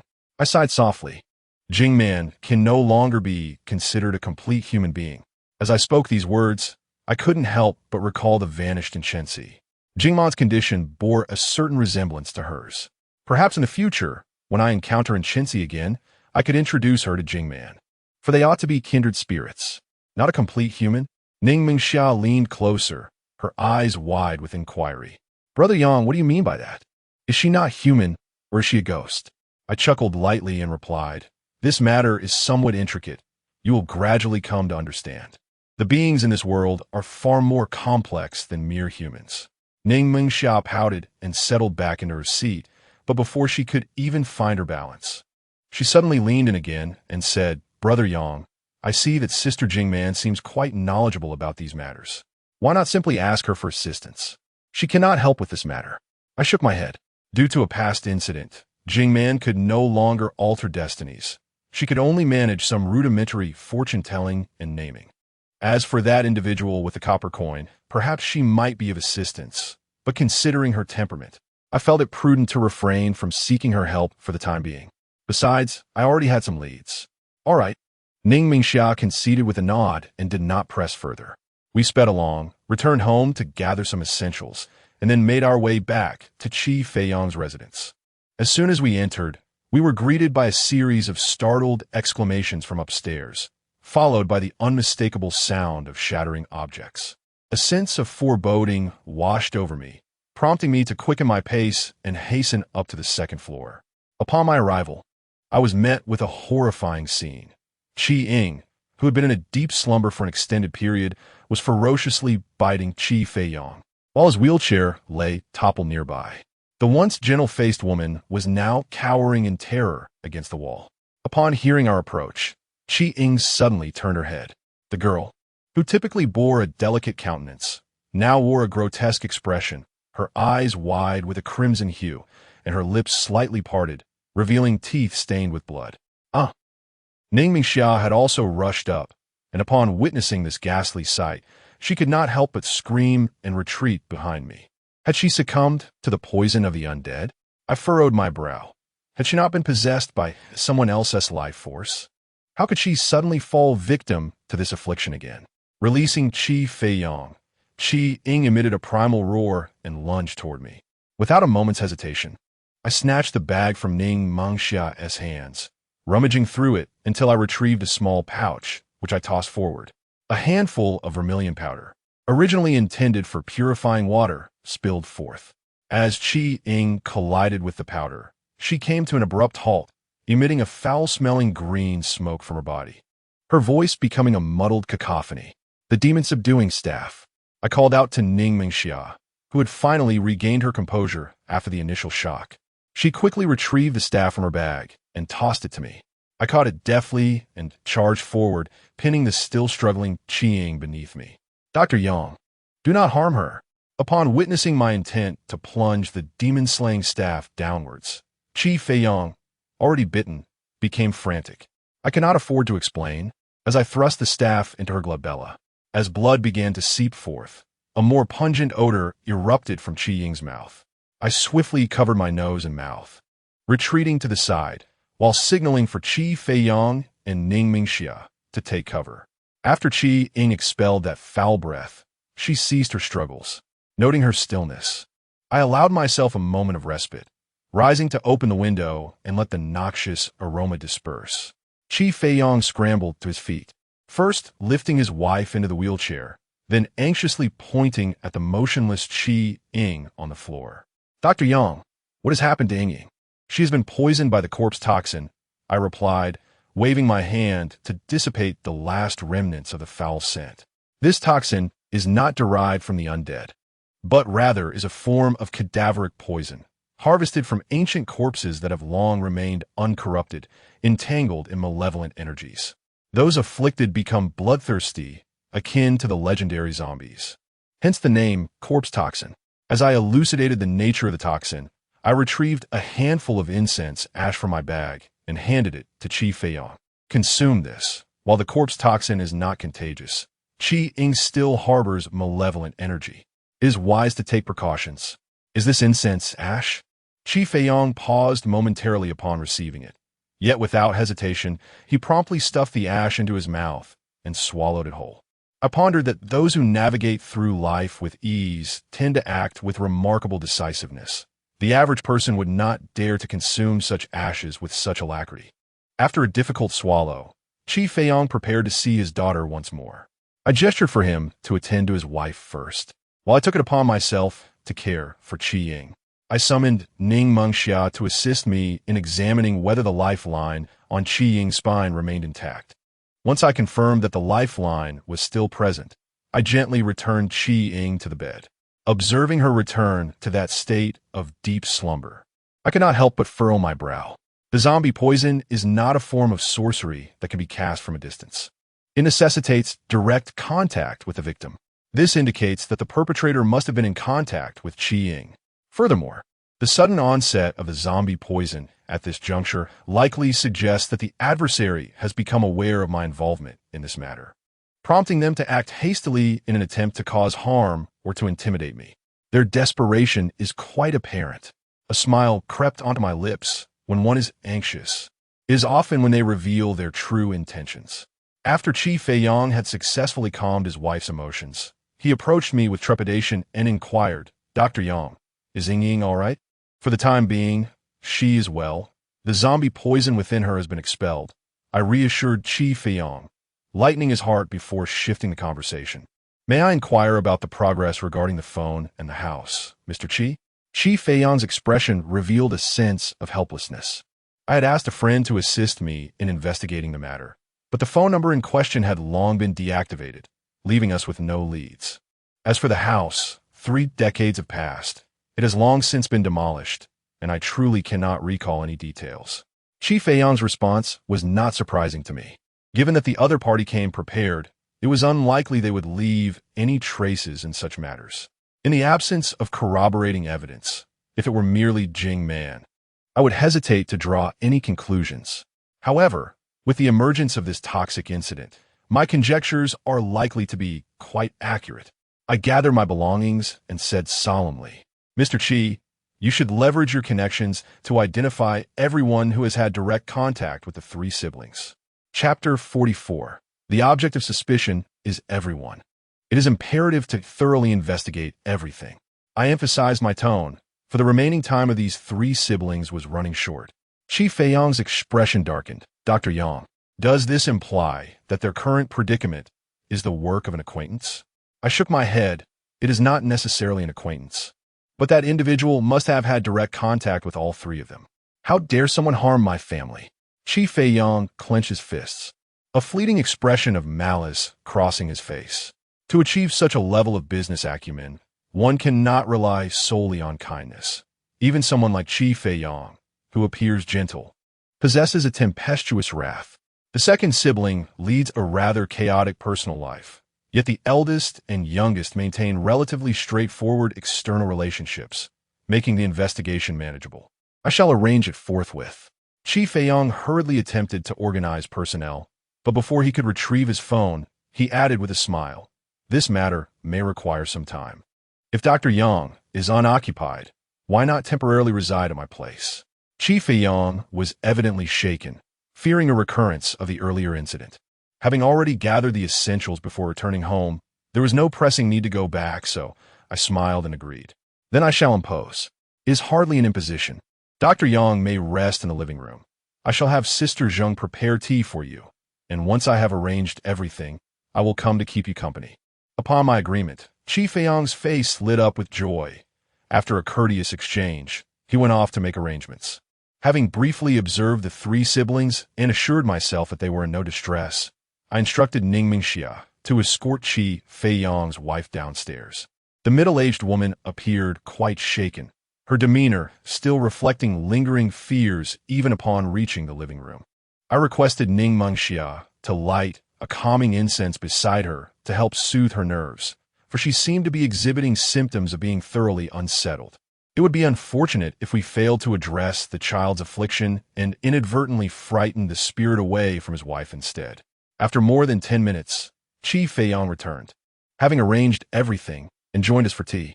With the calming incense working its magic, his wife gradually regained her composure, a smile returning to her face as she became more talkative. After exchanging a few pleasantries, both were taken aback upon learning that Ning Mingxia was now working under my guidance and studying these matters. Chi Feiyong, in particular, appeared utterly astonished, his eyes nearly bulging from their sockets. We engaged in casual conversation when, after a brief interval, there was a sudden knock at the door. Chi Feiyong hurried to open it, and I thought to myself how efficient his assistant was.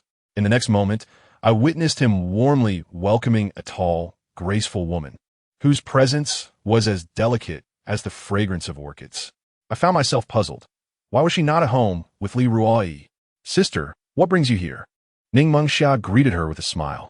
"I just came to check in," Ning Mingyun replied vaguely, then stepped forward to converse with Chi Feiyong's wife.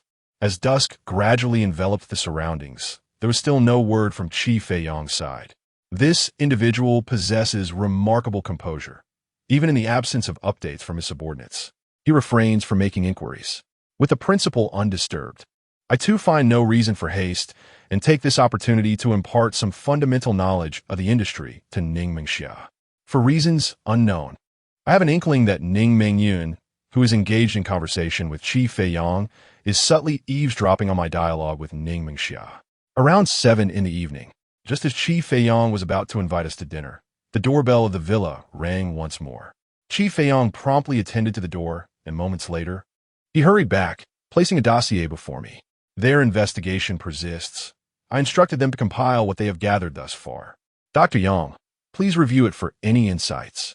The remaining materials will be delivered by tomorrow morning at the latest. As he spoke, Chi Feiyong instinctively wiped the beads of sweat from his forehead, revealing that his inner turmoil far exceeded his outward calmness. This reaction is entirely understandable. I believe that as a father facing the imminent peril of his 3 children, maintaining absolute rationality is an insurmountable task. As the documents were laid open, not only did Ning Mingxia lean in closer, but Ning Mingyun also craned her neck to catch a glimpse. I began to peruse the contents and must admit, Chi Feiyang's team demonstrates impressive efficiency. The dossier is exceptionally comprehensive, even detailing the elementary school attended by the other party. It struck me profoundly that in today's society, the personal privacy of ordinary individuals is truly vulnerable to such thorough scrutiny. From the available information, it appears that the eldest daughter, Chi Ying, is an exceptionally pure homebody, with her life revolving solely around the art of painting. The individuals she interacts with daily are almost exclusively connected to her artistic endeavors. In stark contrast, the second son, Chi Hong, leads a rather disreputable life, frequently frequenting questionable establishments. Chi Feiyang and his wife exchange glances, feeling quite uncomfortable, especially in the presence of Ning Mingxia. They had previously contemplated the idea of matchmaking between the two. This little rascal has been spoiled beyond measure. Once he awakens, I shall undoubtedly break his legs. Chi Feiyang exclaimed in anger, to which his wife offered no rebuttal, choosing instead to remain silent with her head bowed. Suddenly, one photograph captured my attention. It was a selfie of a delicate and charming girl, smiling softly. However, it was not her appearance that intrigued me, but rather the antique cabinet beside her, adorned with peculiar items. The cabinet was unmistakably old, and most notably, it displayed a small mirror in the shape of a bagua. Such a mirror would not typically be chosen by an ordinary family for personal grooming purposes. Furthermore, the girl's gaze was somewhat unsettling, although she appeared to be smiling.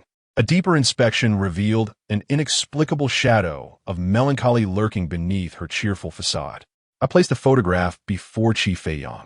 "Mr. Chi, do you recognize this girl?" Chi Feiyang shook his head, offering a rueful smile as he replied, "I do not know her.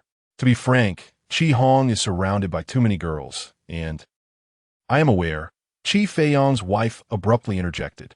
We all turned our gaze towards her, and Chi Feiyang's wife averted her eyes, whispering, "Over a year ago, Xiao Hong confided in me that he had encountered a remarkable girl. He even showed me her photograph, which seems to be this very girl. At that time, I firmly refused him, as I was still inclined towards." She cast an awkward glance at Ning Mengxia, her intentions unmistakable. She preferred Ning Mengxia as her daughter-in-law. Chi Feiyang exclaimed in astonishment. Could it be that this girl, having been spurned, orchestrated these events out of revenge? Perhaps there is some merit to this possibility. I set the photograph aside and continued to peruse other materials, merely based on a fleeting glance and a piece of gossip. It would be premature to conclude that she was the orchestrator of these machinations. I required further verification. However, before that, I needed to examine the remaining documents to identify all potential suspects. Chapter 45. Crimson eyes piercing the sun. The emergence of this photograph rendered the atmosphere in the room somewhat awkward, with several individuals appearing as though they were on the verge of speaking, yet hesitating. However, observing my earnestness, they swallowed their words and anxiously awaited my completion of the material. After a lengthy half-hour, I extracted 2 additional photographs from the pile. I retrieved the initial photograph of the girl and handed these 3 images to Chi Feiyang. "Mr. Chi, please have your team investigate these 3 individuals promptly."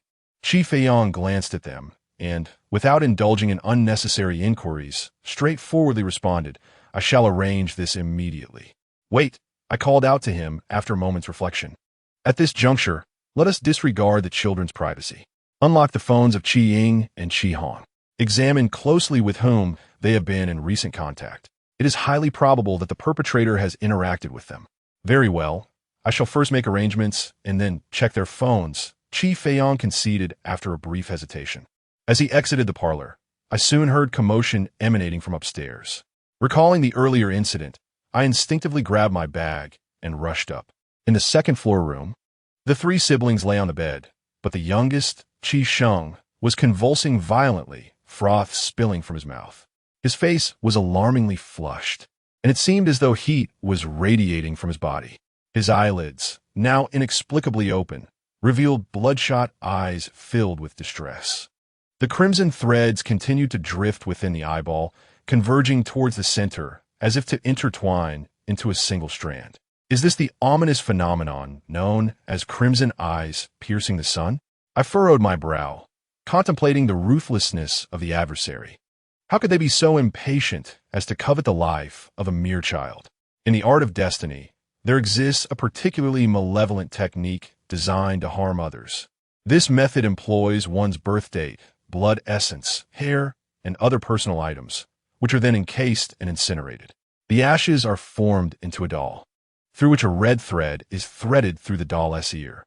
By pulling it back and forth, one can create the deadly trap of crimson eyes piercing the sun. The moment the red threads penetrate the victim's eyes, it signifies the instant of their demise. However, this sinister art also comes with numerous stringent conditions. A flash of realization swept through my mind as I recalled the 3 photographs from earlier. I conjectured I had discerned the identity of the perpetrator. Yet, this was not the time for such revelations. The immediate priority was to preserve Qi Sheng's life, for the crimson threads in his eyes had already penetrated halfway. I called out to the few individuals trailing behind, "Water! Quickly prepare some ice water." "Understood." Qi Feiyang, at the rear, responded and swiftly dashed downstairs. Ning Mingxia reached my side first, asking, "Brother Yang, is there anything I can assist with?" "Open the window, and then hand me that painting," I instructed while inserting several needles into Qi Sheng's forehead, simultaneously directing Ning Mingxia to assist me. The young lady, having not encountered such a scene before, appeared somewhat flustered and disorganized. Fortunately, Ning Mingyin reacted swiftly, taking the initiative to assist in opening the window for ventilation. She also retrieved the scroll from Ning Mingxia's bag and handed it to me. With the item in hand, I did not rush to commence. Instead, I waited for Qi Feiyang to arrive with a basin filled with ice. "Mr. Qi," I began, "let me be candid. The opponent is a ruthless character who is currently employing a sinister technique known as Crimson Eye Pierce as the sun to threaten your son's life. His life thread is firmly within their grasp, and I cannot guarantee your son's survival. You must prepare yourself mentally for the worst. If it were merely the Crimson Eye pierces the sun, I would not need to utter such dire warnings. However, the crux of the matter lies in the fact that Qi Sheng's life thread is also under their control. Even if we were to exchange for a copper coin, there is no assurance she could guarantee Qi Sheng's survival." Tears welled in Qi Feiyang's eyes, yet his voice remained resolute. "I understand. Dr. Yang, just do your best." I nodded and proceeded to unfurl the scroll in my hands. The painting depicted a beautiful woman gracefully descending with delicate steps. The eerie scene instinctively caused the Ning sisters and the Qi couple to step back. "Yang Qian, my brother." Mo Ling began to pose alluringly, but I hastily gestured to interrupt her. "No more idle chatter. Quickly absorb the yang energy from him." Mo Ling licked her lips and exclaimed, "What a charming little brother. Yang Qian, are you truly willing to part with him?" I felt a rush of darkness before my eyes. Her words were easily misconstrued. "I'm not asking you to drain all his yang energy. Leave him with a breath. Enough with the banter. Let us get to work." Faced with my relentless urging, Mo Ling cast a resentful glance in my direction, acknowledging my insistence with a sigh, as though each time I summoned her was akin to a summons from the underworld. After her brief complaint, Mo Ling leaned over towards Qi Sheng. Her lips, a deep shade of crimson, parted, drawing forth streams of vital energy from him into her mouth.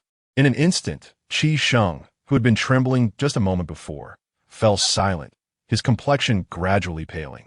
It was not until his lips turned a shade of blue that Mo Ling, satisfied, rose to her feet. "You have but a fleeting moment. Act swiftly if you intend to do anything," she remarked, for in his current state, he would not survive beyond a quarter of an hour. With that, Mo Ling retreated into the painting, vanishing from sight. I tossed the scroll to the still-dazed Ning Mingxia and bent down to place Qi Sheng into a basin of ice water. With precision, I inserted several golden needles into his acupoints, and only when I observed the blood vessels within him cease their tumultuous gathering did I finally exhale in relief. For the time being, Qi Sheng's life was spared. The lifeline of Qi Tong, gripped within another's hand, had become a deadlock. To shatter it at this moment seemed nearly impossible, as those capable of such feats were few and far between. Having siphoned away the majority of Qi Sheng's vital energy through Mo Ling, I then employed the icy water to prevent him from absorbing any new life force. while simultaneously sealing his acupoints with the golden needles, inducing a state of apparent death. This ruse was designed to deceive the practitioner, leading them to believe that Qi Sheng had succumbed. Now, with the blood vessels in his eyes no longer gathering, it signified the success of my stratagem. The adversary, under the impression that Qi Sheng was deceased, had halted their incantation. Qi Feiyang trembled violently, leaning against the wall for support. Dr. Yang, Xiaosheng, his life is temporarily secured, but only for now. If we do not swiftly locate the practitioner, he will succumb within 2 days at most. I have used a golden needle to suspend Qi Sheng's vital energy, yet this condition cannot be sustained for long. Moreover, prolonged exposure to the icy water will inevitably inflict irreversible harm on his body. Thank you, Dr. Yang. Qi Feiyang exhaled deeply, regaining his composure. I will immediately arrange for someone to investigate these 3 individuals. I called out to him, wait a moment. There is no need to investigate all 3. Simply seek out the initial girl. Remember, do not alarm her. It is crucial to ascertain her current whereabouts. Chapter 46. The person in the photograph, is it really her? Qi Feiyang paused, seemingly taken aback. I nodded, confident in my assessment. From the very beginning, the individual I suspected most was this girl named Peng Dai. According to the information available, Qi Hong had been quite fond of her, and privately, he had likely introduced Peng Dai to Qi Ying and Qi Sheng. Now, with both the eldest and the 3rd brother encountering misfortunes, yet Qi Hong remaining unscathed, this anomaly raised my suspicions. Having encountered numerous nefarious individuals, I noted that, aside from those with peculiar psychoses, most would not choose to target children first. However, the adversary preferred to harm Qi Sheng before laying a hand on Qi Hong, which defied logic. Of course, these were merely conjectures. What truly compelled me to investigate this girl was that gossip-laden bronze mirror in the photograph. The sinister art of Qitong Guanri required a specially crafted bronze mirror to reflect light onto the crafted effigy. That mirror was undeniably suspect. Without further inquiry, Qi Feiyang, upon receiving my confirmation, turned and descended the stairs. Once he departed, however, his wife's countenance darkened. She likely believed that her insistence had instigated the girl's resentment, prompting her desire for revenge. Yet, I sensed that the situation was more intricate than it appeared. If the sole reason was her inability to marry into a wealthy family. With the girl's cunning, she possessed numerous means to sway the opinions of Qi Feiyang and his spouse. After some contemplation, I approached her to offer a few words of comfort. Qi Feiyang's wife possesses a gentle disposition, and amid the recent upheavals, she has begun to blame herself, her emotions oscillating perilously. Qi Feiyang acted swiftly. Within half an hour, his associates had located the girl's residence along with more detailed information. Without delay, I gathered my belongings and urged Qi Feiyang to drive us there promptly. Ning Mingxiao wished to accompany us, but was halted by Ning Mingyun, who cited the dangers involved. However, President Ning herself chose to enter the vehicle. Qi Feiyang, disregarding any attempts to persuade Ning Mingyun, drove us directly to our destination. The girl's dwelling was not far from the Qi residence. In less than 20 minutes, we arrived. It was a somewhat dilapidated old community. Despite the late hour, the streets remained lively, filled with pedestrians and a vibrant atmosphere. Before ascending the stairs, Qi Feiyang called me to a halt. Dr. Yang, should we wait a moment? My people will arrive shortly. Time was of the essence. I unhesitatingly declined Qi Feiyang's suggestion. Delays could lead to unforeseen complications, and should the girl become aware of our intentions, it could spell trouble. Moreover, from the information gathered, it appeared that she was not part of a larger group. Apprehending her would not require an overwhelming number of allies. Practitioners of divination are not always the excessively powerful individuals one might expect. Many prefer to lurk in the shadows. In a direct confrontation, their methods are limited and their skills average at best. We swiftly located the residence of that girl. But as soon as we arrived at the doorstep, I suddenly heard what seemed to be the sound of a heavy object crashing to the ground from downstairs. A sense of foreboding washed over me, and without hesitation, I forcefully kicked open the dilapidated door. As the door swung ajar, my gaze fell upon the open window. I hurriedly rushed to the window, only to see a rope dangling down as a petite figure stumbled and dashed away, vanishing into the darkness in an instant. She was surprisingly swift. This girl possessed a keen sense of awareness. She must have sensed our ascent and fled in response. However, the contemporary world is quite different from the past.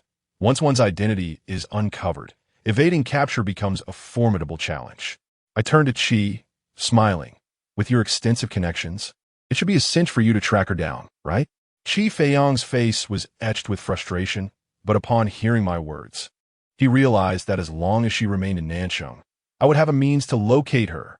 Ning Mingyun also chimed in, Uncle Chi, please send me your photograph.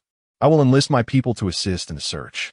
The Chi family's influence pales in comparison to that of the Ning group, and with Ning Mingyun's assistance, the pace of our search would undoubtedly accelerate. Chi Feiyong did not hesitate, promptly replying, All right, I will send it to you right away. While these two arranged for their subordinates to commence their tasks, I took a brief glance around the room. It was modest in size, resembling that of an antiquated two-bedroom apartment. As I opened the door to the girl's bedroom, I was greeted by the sight of an uncollected doll resting on the floor, a crimson thread piercing through the space between its ears. This must be the medium for invoking the malevolent art of the Crimson Eye. With this object in my possession, I would be able to dispel the dark enchantment afflicting Qi Sheng upon my return. After concluding his call with Ning Mingyun, Chi Feiyong began to assist in the search within the room. Moments later, he suddenly uttered a soft exclamation. Hearing the commotion, both Ning Mingyun and I turned to look. Chi Feiyong was intently gazing at a picture frame. I leaned in to see what it contained. Inside the frame was a black and white photograph depicting a gaunt middle-aged man cradling a young girl. Upon closer inspection, the girl bore a striking resemblance to the present-day Peng Dai. However, I noticed that Chi Feiyong's gaze was not fixed on the girl, but rather on the middle-aged man. After a considerable pause, he furrowed his brow and spoke, remarking that the individual in the photograph seemed to be someone he had encountered 30 years prior. My eyes widened in astonishment, as previously suppressed conjectures surged forth in my mind. Are you certain, Mr. Chi? I inquired, for after so many years, one's memory can be quite fallible, especially when only a single meeting had occurred. It must be him, Chi Feiyong asserted, pointing to the man's forehead. While my recollection of his features was rather hazy, the scar etched upon his skin remained vividly imprinted in my memory. I'd been quite startled upon first laying eyes on it. Upon closer inspection, I noticed a centipede-like scar on his forehead. Could Peng Dai be the child of this man? It dawned on me that the individual had approached not for the sake of vengeance or past romantic grievances. I glanced at Chi Feiyong, wondering if he might be lying.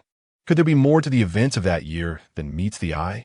Sensing my scrutiny, Chi Feiyong seemed to surmise my thoughts and promptly declared, Dr. Yang, I swear I have not concealed a single detail regarding that incident. Yang Qian, I can vouch for Uncle Chi. He is not that kind of person. Ning Mingyun also stepped forward to defend Chi Feiyong. To be honest, after our interactions over the past few days, I too felt that Chi Feiyong's words did not reek of deceit. Yet, it was evident that there were deeper secrets at play. Otherwise, why would Peng Dai, after so many years, target the Chi family once more? I replayed Chi Feiyong's earlier statements in my mind and soon identified the crucial elements within his discourse. Chapter 47. Pursued at that time, the individual sought out Chi Feiyong, undoubtedly intending to employ a life-borrowing ruse to deceive him into forfeiting his life. Chi Feiyong, then a naive youth from the countryside, was easily ensnared by this deception, succumbing to the life-borrowing ritual under the pressures of hunger and hardship. However, the crux of the matter emerged. According to the life borrower's assertions, Chi Feiyong was to attain wealth within a year for the borrowing to take effect. Yet, Chi Feiyong maintained that his fortune began to flourish only after 5 years. The absence of prosperity implied that the life-borrowing ritual had been rendered void, and, consequently, the practitioner would face dire repercussions. If this were indeed the case, everything would fall into place. The individual who sought to borrow Chi Feiyong's life was met with the consequences of their failed attempt, potentially losing their own life in the process. Years later, his daughter, Peng Dai, uncovered this truth and sought vengeance against Chi Feiyong. In her pursuit of retribution, she chose to target his 3 children. She initially feigned closeness with Qi Hong, then exploited this connection to extract information about Qi Ying and Qi Sheng. By clandestinely facilitating Qi Hong's interactions with them, she deftly seized control of their fates, implementing the malevolent life-borrowing technique known as heart extraction and life exchange. Moreover, she orchestrated various schemes against them. Stealing myself. I suppressed these suspicions for the moment. The truth of the situation was not of immediate consequence. The pressing priority was to locate Peng Dai. Setting aside other matters for the moment, Qi, we shall divide our efforts. To prevent her from resorting to desperate measures, I must promptly return to keep a watchful eye on your 3 children. You should continue your relentless search for Peng Dai's whereabouts. Once you have any leads, notify me immediately. Upon hearing this, Qi Feiyong felt a surge of anxiety and quickly agreed. Dr. Yang, you should return first. I will exert every effort to find her. I took with me the items necessary for employing the red-eye convergence technique and hastened back to the Qi residence. Ning Mingyun did not accompany me. Instead, she remained with Qi Feiyong to continue the search for Peng Dai. Upon returning to the Qi home, I swiftly lifted the red-eye convergence from Qi Sheng. After completing this task, I pondered and decided to have Ning Mengxia drive back to the shop to retrieve some items from Peng Dai's residence. I had obtained several personal belongings she had left behind. I cannot solely rely on Qi Feiyong and Ning Mingyun, even though we live in an era saturated with surveillance. If Peng Dai refrains from using electronic devices and finds a secluded spot to conceal herself, it will be quite challenging to locate her. Although I am not particularly skilled in the art of tracking, I do possess a few items imbued with such capabilities. However, their worth extends far beyond mere searching. I prefer not to utilize them unless absolutely necessary. Yet, I am a person of integrity. Having accepted this task, I shall endeavor to fulfill it to the best of my abilities. Should their search prove fruitless, I will not hesitate to invest significantly in order to succeed. Upon hearing that there was work to be done, Ning Mingxia eagerly snatched the car keys and dashed out. As soon as she departed, I summoned several bodyguards that Qi Feiyong had left at home and instructed them to patrol comprehensively and meticulously.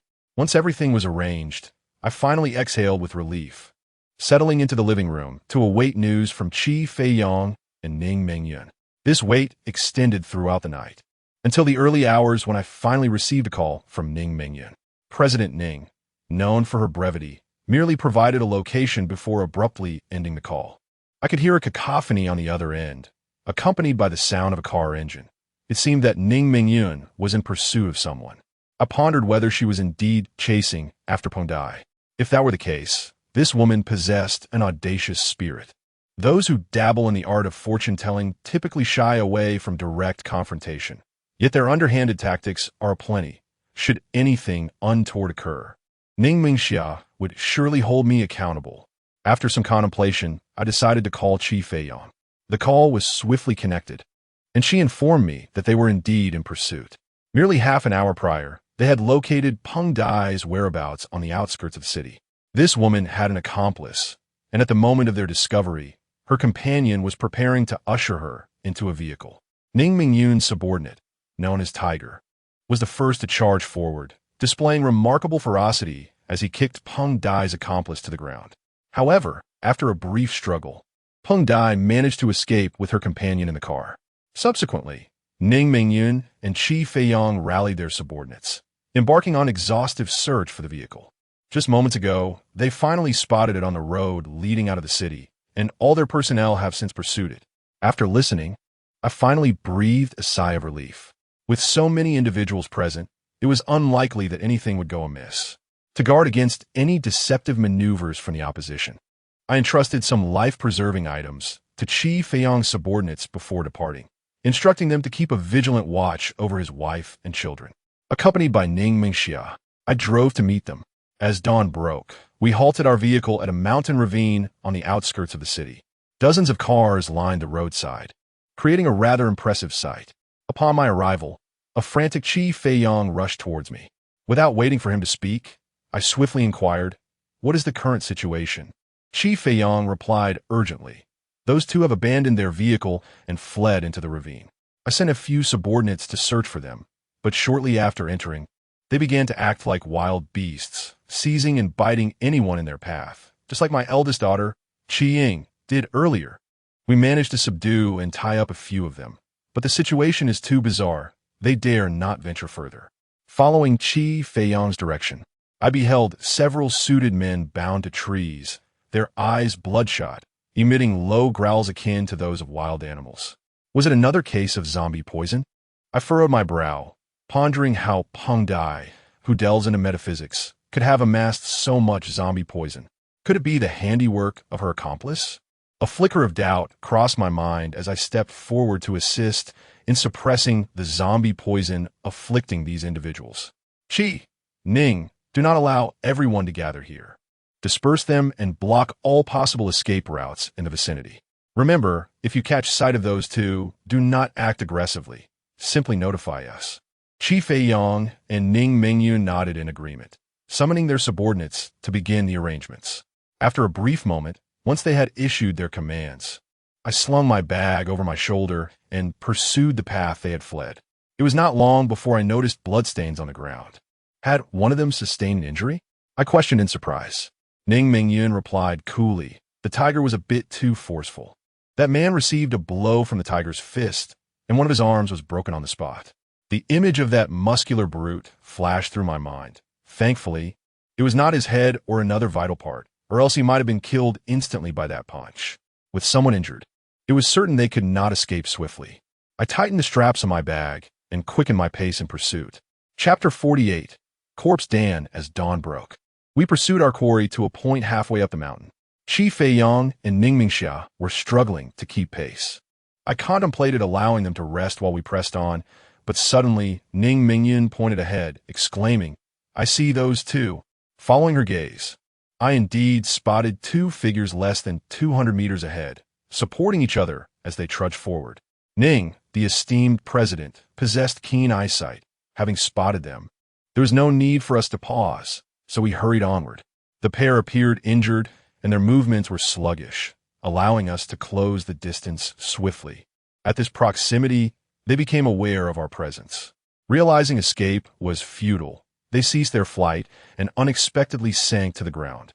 Moments later, a large yellow umbrella was unfurled.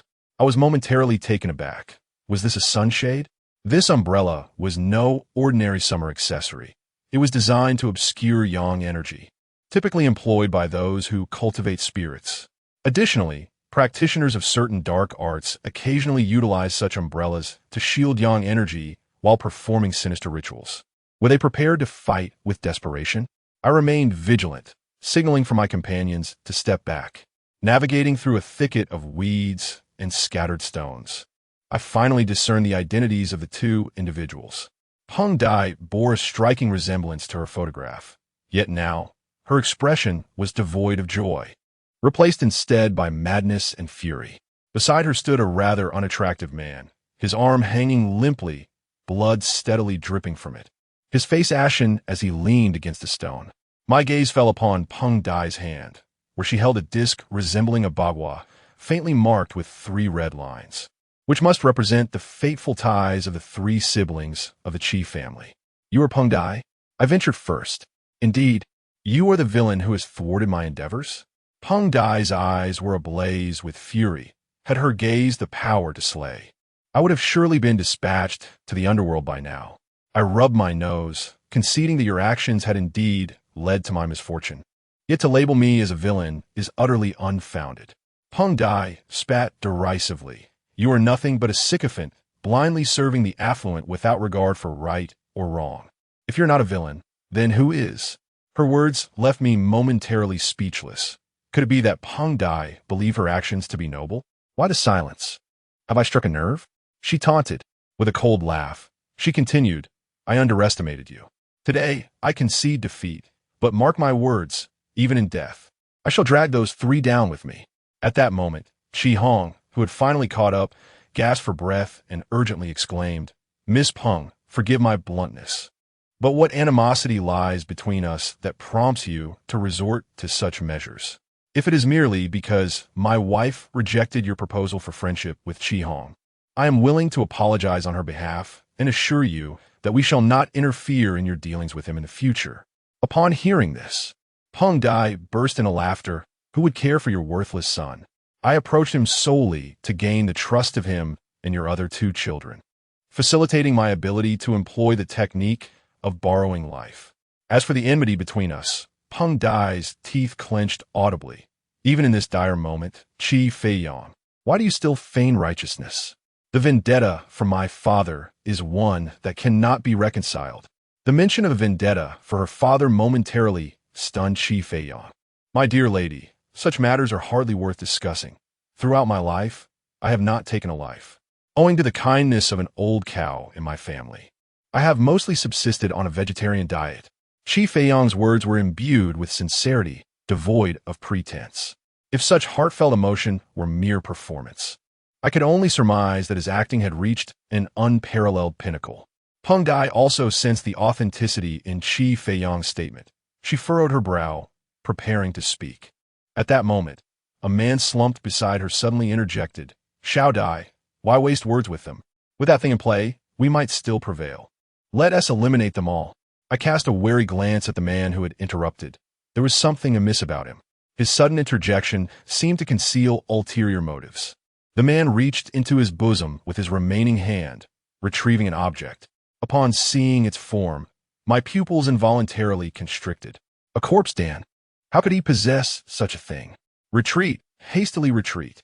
Recognizing the nature of the item, I urgently gestured for the Ning sisters to withdraw with Qi Feiyang. Should this object detonate, it could spell doom for everyone but me. Corpse Dan is a peculiar entity, the precise formation principle of which remains a mystery to all. The only certainty is that it is excavated from ancient corpses that have remained uncorrupted for centuries. This entity possesses numerous extraordinary uses, warding off evil, pacifying souls, and driving away malevolent spirits are merely child's play. With appropriate assistance, it is said that this item can even prolong life. Yet, despite its myriad benefits, Corpse Dan is unequivocally a ticking time bomb. It harbors an exceptionally potent corpse toxin, which upon eruption spells doom for all living beings within several miles. During the Republic era, in a town in Xiangxi, an individual unearthed a piece of Corpse Dan from an ancient corpse. However, due to improper handling, the precious item was shattered. The toxin unleashed, resulting in the annihilation of the entire town's populace, and tales of zombies and supernatural occurrences lingered in the area for decades. Had I known that this individual possessed such a thing, I would have it this thought, I couldn't help but smile wryly. This cannot be deemed mere carelessness. Even if I were to retrace my steps 100 times, I would never have anticipated that this person held Corpse Dan in their grasp. "Are you afraid?" He sneered, but the laughter strained against his wounds, causing him to grimace in pain. "Let me and Xiao Dai go, and we shall unravel the fate of those three." As soon as this condition was proposed, Qi Feiyang was prepared to acquiesce. However, before he could utter a word, Peng Dai interjected angrily, "Zhou Ming, what nonsense are you spouting? If you wish to leave, do so alone. Today, even if I perish here, I will never let them off the hook." This girl possesses a truly stubborn nature. For the sake of vengeance, she is willing to disregard her own life. "Miss Pengwei," Qi Feiyang was about to explain when he was abruptly interrupted by a man named Zhou Ming. "Xiao Dai, as long as the Green Mountains remain, one need not fear the absence of firewood. This is merely a lost battle. The future may still hold opportunities for vengeance." Peng Dai scoffed, raising her hand to point at me. "Do you truly believe that even if we escape this time, we will have another chance in the future? This villain is so formidable. Can we truly evade his relentless pursuit?" My expression darkened. This was not the time to lose my temper.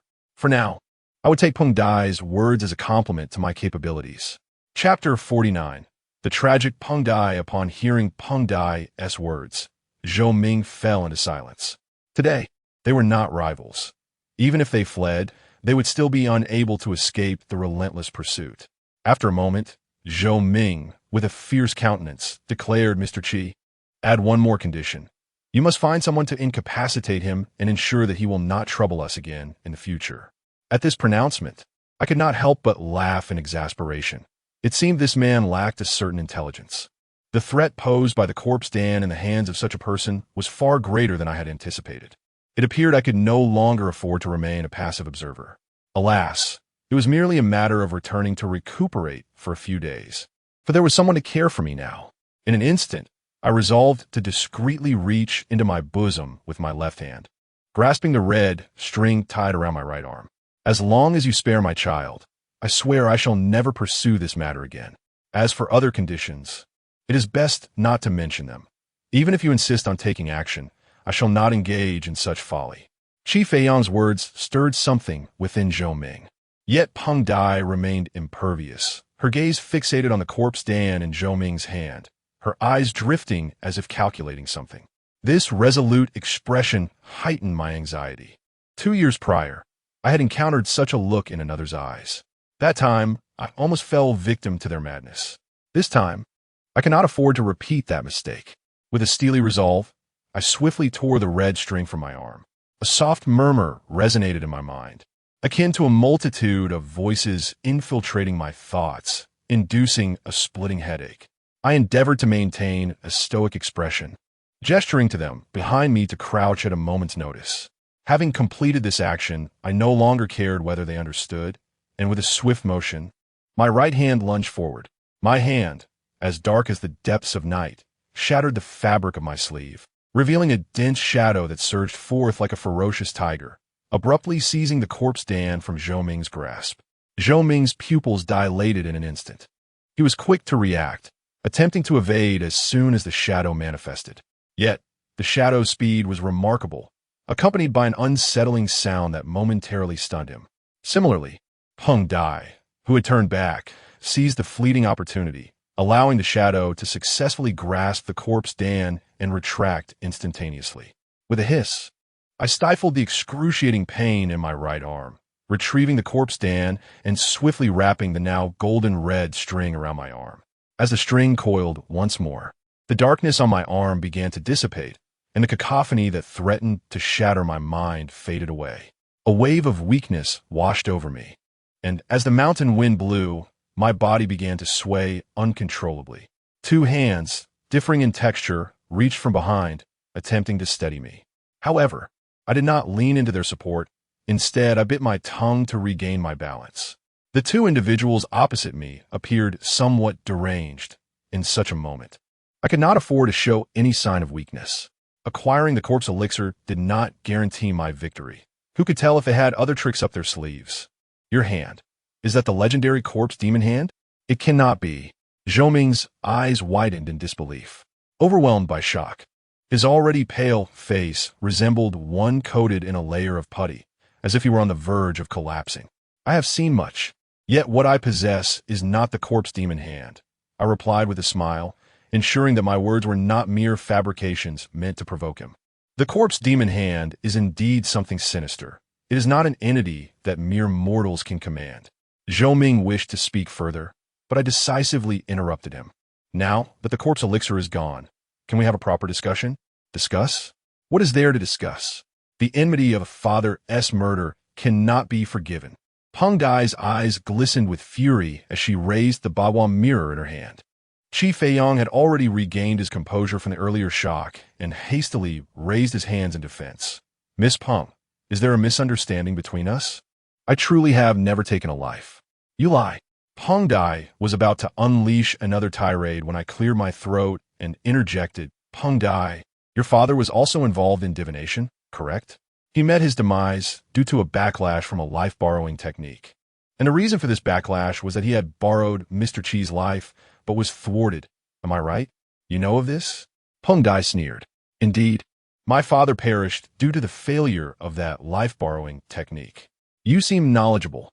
You must have heard of the Whitestone sect? I was taken aback for a moment. Is it the sect that emphasizes equivalent exchange? Indeed, a hint of pride graced Peng Dai's countenance. My father was a member of the Baishur sect. He was not a base villain solely concerned with personal gain. Though he once borrowed a life from Chi Feiyang, he genuinely bestowed upon him a lifetime of wealth and fortune. Yet, that treacherous man, after receiving such fortune, sought the aid of a master to dismantle my father's life-borrowing technique, resulting in my father's demise through backlash. and he dares to claim he is not my father's nemesis? Upon hearing this, Qi Feiyang appeared as though struck by lightning, frozen in place. I shook my head. This young lady is indeed unfortunate. Her misfortune does not stem from harboring hatred, but rather from her prolonged state of ignorance. Her father deceived her, and undoubtedly others have as well, which has led her to her current plight. Miss Peng, are you aware that the Baisher sect has been obliterated? I did not afford Peng Dai the opportunity to interject. I continued speaking unabated. As for the reason behind its downfall, it is because the Baisher sect was not as noble as you believe. The notion of equivalent exchange is merely a facade. They are a group of malevolent individuals, ruthlessly altering the fates of others for their own selfish interests. Regarding your father's affair, when he borrowed life, he did so rather naively, coaxing Qi with merely a meal and a few words. What adherence to some nonsensical notion of equivalent exchange is there? I am unaware of how Qi managed to unravel your father's life-borrowing technique, but his demise through backlash is simply a case of retribution. Those who perpetrate harm often find themselves ensnared by their own actions. Even if Qi sought assistance to dismantle this technique, he has brought this fate upon himself. Peng Dai exclaimed in anger, "You speak nonsense. My father would never commit such an act. He explicitly told me that the borrowing of life was only undertaken after a mutual agreement with the person involved." Qi Feiyang sighed, recalling, "Back then, I was but a foolish child, utterly naive. Your father merely promised me sustenance and prosperity, and in my ignorance, I followed him home. It seems your father wished to preserve his dignity in front of you. The fact that you have not sought vengeance all these years suggests he too recognized the impropriety of his actions. He claimed to have been harmed by the borrowing of life, yet he never disclosed the identity of the one whose life was borrowed. Nor did he imply that you should exact revenge. Am I correct?" After uttering these words, my gaze shifted to Zhou Ming as I continued. "The reason you now seek retribution is that someone has recently embellished the truth and revealed the identity of that person to you, is it not?" Chapter 50. The truth of revenge. It has been 2 or 3 decades since this incident occurred, and given Peng Dai's state of mind, it is inconceivable that she could have endured such a long period of silence. The only explanation for her seeking revenge now is that she has recently discovered Qi Feiyang's true identity. The individual who disclosed this information to her was most likely someone close to her, and undoubtedly, Zhou Ming, who is currently fleeing with her, stands as the prime suspect. As I continued to unveil my deductions, I noticed a subtle shift in Peng Dai's expression. Following my gaze, she turned to Zhou Ming, whose countenance fluctuated dramatically. He struggled to maintain his grip on the parasol, attempting to rise. "Xiao Dai, do not heed his words. You must leave at once. I will hold him off." At such a critical juncture, is he still unwilling to speak the truth? I stated coldly, "Miss Peng, consider this carefully. If your father truly borrowed a life in a legitimate manner, why would he refrain from revealing Chairman Qi's identity to you so that you could avenge him? Even if he harbored concerns for your safety, why would he divulge the truth to others? You have been close to Qi Hong for some time now. After such an extended period, you should have gained some insight into Chairman Qi's character. Surely, you understand him better than I do. Do you believe he had any reason to deceive you regarding this matter?" The barrage of inquiries rendered Peng Dai's complexion somewhat pallid. She turned to Qi Feiyang and asked, "Did you ever seek someone to dismantle my father's borrowed life after acquiring wealth?" "Absolutely not," Qi Feiyang declared with unwavering resolve. "After that incident occurred years ago, I returned to my rural hometown, disheartened. Shortly after my return, my mother fell gravely ill and was confined to her bed. Soon after, our old cow, which had been with us for over a decade, suddenly succumbed to death. With my heart burdened, I could hardly muster the will to strive in the city, so I remained to care for my mother. 3 years later, upon her passing, I finally returned to the city, yet I found myself still in the throes of poverty. It was only after I met my wife and received my father-in-law's support that my fortunes began to improve." Continuing Qi Feiyang's sentiment, I remarked, "As a practitioner of destiny manipulation, you should be acutely aware that the art of borrowing life is fraught with constraints and vulnerabilities, easily disrupted by unforeseen circumstances. The life-borrowing technique your father imposed upon General Qi must have been inadvertently shattered upon his return to the countryside, leading to his subsequent backlash. In this entire affair, General Qi remains the most blameless party. After your father experienced this backlash, he lingered for a considerable time before his demise, during which he must have had opportunities for vengeance against General Qi. Yet even he hesitated to take action. Do you truly believe your quest for revenge is justified? No, it is not so, Peng Dai asserted with unwavering conviction, fixing her gaze upon Zhou Ming. Zhou Ming, you must clarify that the situation is not as it seems. Zhou Ming, disregarding Peng Dai's plea, mustered his strength to rise. We are willing to lift the life-borrowing curse from General Qi's 3 children. Spare Xiao Dai. If this does not suffice to quell your wrath, I am prepared to remain. Upon hearing these words, Peng Dai firmly grasped Zhou Ming's arm, declaring, I will not retreat. Today, I shall exact my vengeance, even if it means our mutual destruction. With that, she suddenly seized the divination mirror in her hand.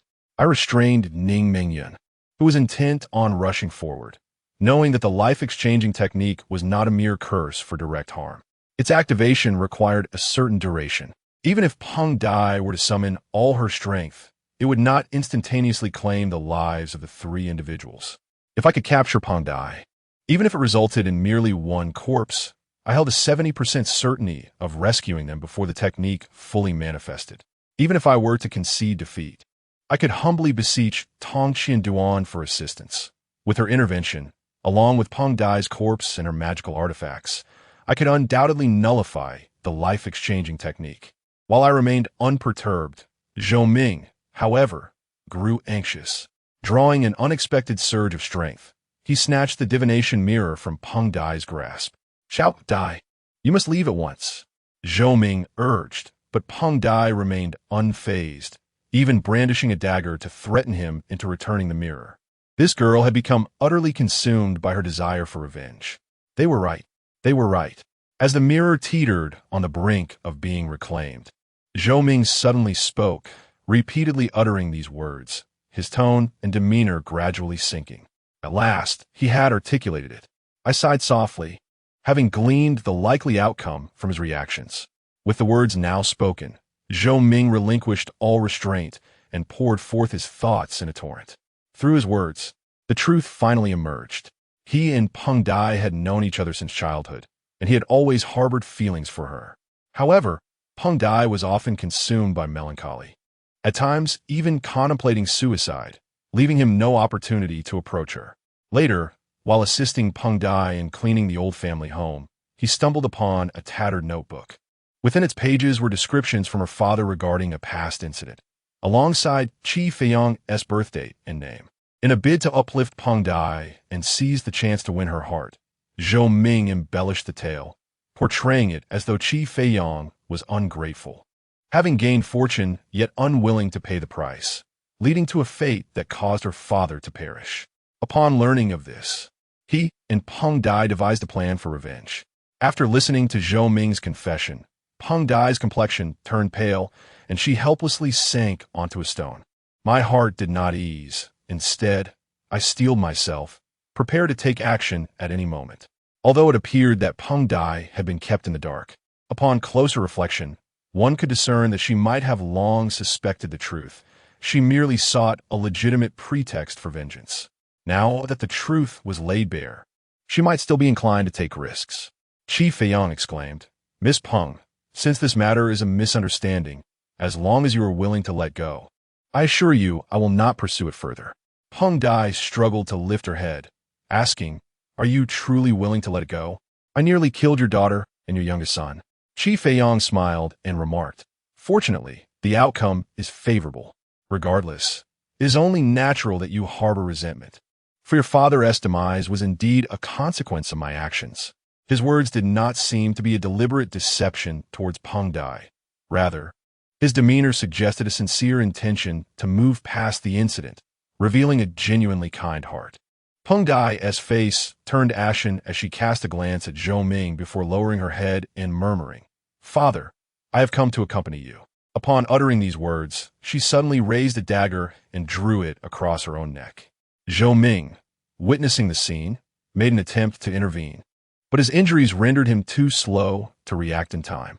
He could only watch helplessly as the dagger glided across Peng Dai's delicate throat. A spray of blood erupted, and Peng Dai's body weakened, sliding off the stone. The atmosphere fell into a profound silence, interrupted only by the howling mountain winds. Chapter 51, Liberation Xiao Dai. Zhou Ming, resembling a startled beast, crouched on the ground, cradling Peng Dai's lifeless body. Suddenly, he grasped the dagger and pressed it against his own throat. What torment is this? Qi Feiyang, with a pained expression, let out a heavy sigh. I sighed in sympathy as well, yet I felt that for Peng Dai, this could be considered a form of liberation. Zhou Ming lamented that Peng Dai had never truly experienced joy since childhood, constantly harboring thoughts of suicide. Clearly, her father's death had profoundly affected her. Had it not been for her desire for vengeance, she might have succumbed to despair long ago. I believe that, given Peng Dai's intelligence, she must have sensed Zhou Ming's sentiments, yet she chose to suppress her thoughts, as revenge had become her sole conviction. Now, that conviction had been publicly dismantled, and Qi Feiyang's magnanimity likely dealt her a crushing blow, rendering her unable to continue justifying her pursuit of vengeance. In her despondency, suicide appeared to be her only escape. As for Zhou Ming, with Peng Dai's demise, he could scarcely find a face to live on. Hatred can empower one, yet ultimately, it often leads to the destruction of one's life. While I understood this principle, I am far from being as forgiving and benevolent as Qi Feiyang. With the burden of my father's murder placed upon me, I might act with even greater ferocity than Peng Dai. However, all of this presupposes a foundation of justice. In Peng Dai's case, it was evident that her father had wronged others first. It would be unreasonable for her to seek vengeance when the initial transgressors had not even pursued retribution against her. Both individuals have passed away, marking the conclusion of this chapter. Qi Feiyang remained behind to make arrangements for assistance in retrieving the bodies, while I chose to accompany the Ning sisters back home. Gradually emerging from the grip of tension, I found myself struggling to maintain my balance, my steps wavering. Ning Mingxia, lacking sufficient strength, could barely support me. So Ning Mingyun came to my other side, and together they guided me down the mountain. "Are you all right, Brother Yang?" Ning Mingxia inquired, her face etched with concern. I forced a faint smile, assuring her that I was fine, merely in need of a few days' rest. Upon hearing my reassurances, Ning Mingxia exhaled in relief, then smiled and promised, "That is good to hear. Once we return, you should take the time to recuperate. I will handle matters of the shop." However, it would be quite some time before Ning Mingxia could competently manage the shop, and I feared it would descend into chaos if left solely in her hands. Yet, I kept these thoughts to myself, unwilling to dampen her enthusiasm. Upon our return, we first drove to the Qi residence.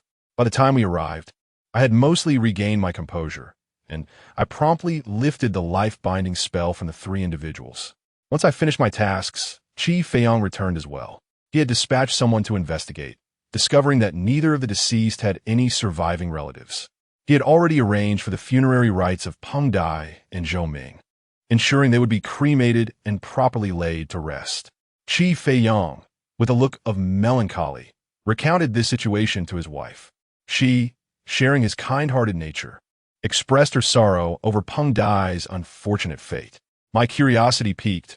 I inquired further about Qi Feiyang's experiences upon returning to his hometown all those years ago. From his recollections, it appears that the life-saving technique possessed by Qi Feiyang was likely disrupted by the old yellow cow his family kept. Cows are creatures that are easily attuned to spiritual energies and are exceedingly protective of their owners. According to Qi Feiyang's account, the old cow at his home was quite intelligent, evidently having attained a degree of spiritual awareness. Moreover, shortly after his return home, this robust old cow inexplicably passed away, presumably sacrificing itself to shield him from impending calamity. This incident evokes memories of the cat rescued by the Ning sisters. Without it, Ning Mingyun would likely have met a similar fate. Animals possess a spirit that often surpasses human loyalty, willing to disregard their own lives for the sake of their masters. Upon hearing this, Qi Feiyang resolved to return home to construct a grave for the old cow, intending to honor it as a semi-ancestor in the future. After the old yellow cow's demise, There were villagers who offered money to purchase it, but both Qi Feiyang and his mother declined, opting instead to bury the cow secretly, a location he still remembers, where he could excavate it and find a more suitable resting place. Thus, matters concerning the Qi family reached a temporary conclusion. The three siblings would still require some time to awaken, and there was no need for us to linger further. So we took our leave. Qi Feiyang accompanied us to the entrance, assuring us that he would be the first to bring them to meet me once they regained consciousness. 3 days later, early in the morning, as Ning Mengxia had just opened the shop door, the Qi family arrived, laden with various gifts. I lifted my gaze from behind the counter to find that of the 5 family members, only 4 were present, with Qi Hong notably absent. After exchanging pleasantries, Qi Feiyang informed me that they chose not to conceal the truth, but, upon the awakening of their 3 children, revealed the entire reality to them. Neither Qi Feiyang nor his wife, nor the Qi siblings harbored any resentment towards Qi Hong. However, the young man found it difficult to comprehend the situation. The day after his awakening, he stubbornly decided to go abroad, claiming he needed time to himself. It is indeed challenging for the youth to come to terms with such matters. Qi Feiyang understood his children quite well, and he articulated the most precious possessions of each. The eldest daughter, Qi Ying, owned a beautiful jade bracelet. The second son, Qi Hong, possessed a substantial amount of private savings, and the youngest, Qi Sheng, cherished a toy. With the acquisition of these 3 items, the matter was deemed entirely resolved. After lingering in the shop for a while longer, Qi Feiyang and his family departed, only for Ning Mingyun to arrive shortly thereafter with Li Ruoyi in tow. Their visit was not solely to see me, but rather to seek my assistance in evaluating Li Ruoyi's recovery. Following a thorough examination, I discovered that her recovery was far better than I had anticipated. With the support of financial resources, her vitality was rapidly rejuvenating. I estimated that, even if full recovery was unattainable, an improvement of 80 to 90% seemed likely. Upon receiving this information, Li Ruoyi exhibited little reaction, while Ning Mingyun was exceedingly pleased. Ning Mengxia suggested that we go out for a celebratory lunch, and the two decided to remain in the shop. As we engaged in light conversation, the clock approached noon, and just as we prepared to tidy up and head out, the shop door was suddenly pushed open. Old Zhuang entered with an anxious expression, followed closely by a tall and dignified middle-aged man. Upon seeing the Ning sisters and Li Ruoyi, old Zhuang paused momentarily, then chuckled, "Ah, you are all here. It seems I have arrived at an opportune moment." I couldn't help but smile at his playful demeanor. It was amusing how, with age, he seemed to relish humor even more. I rose with a smile to greet him, mentioning that we were just about to head out for a meal. So his arrival was indeed timely. Old Zhuang laughed heartily. How fortunate. However, let us set aside the meal for now, my young friend Yang. I have other pressing matters to discuss with you today. Chapter 52. The collective affliction. Upon hearing that there was a matter at hand, my heart skipped a beat. Given Elder Zhuang's stature, any mention of a matter was far from trivial. It undoubtedly signified a predicament of considerable gravity. After some contemplation, I spoke candidly, Elder Zhuang. To be frank, I recently strained this arm of mine. It will take at least another 10 days to 2 weeks for a complete recovery. Given the severity of the situation, I fear I may not be able to manage it. In our line of work, the greatest taboo is to overreach, especially concerning matters raised by Elder Zhuang.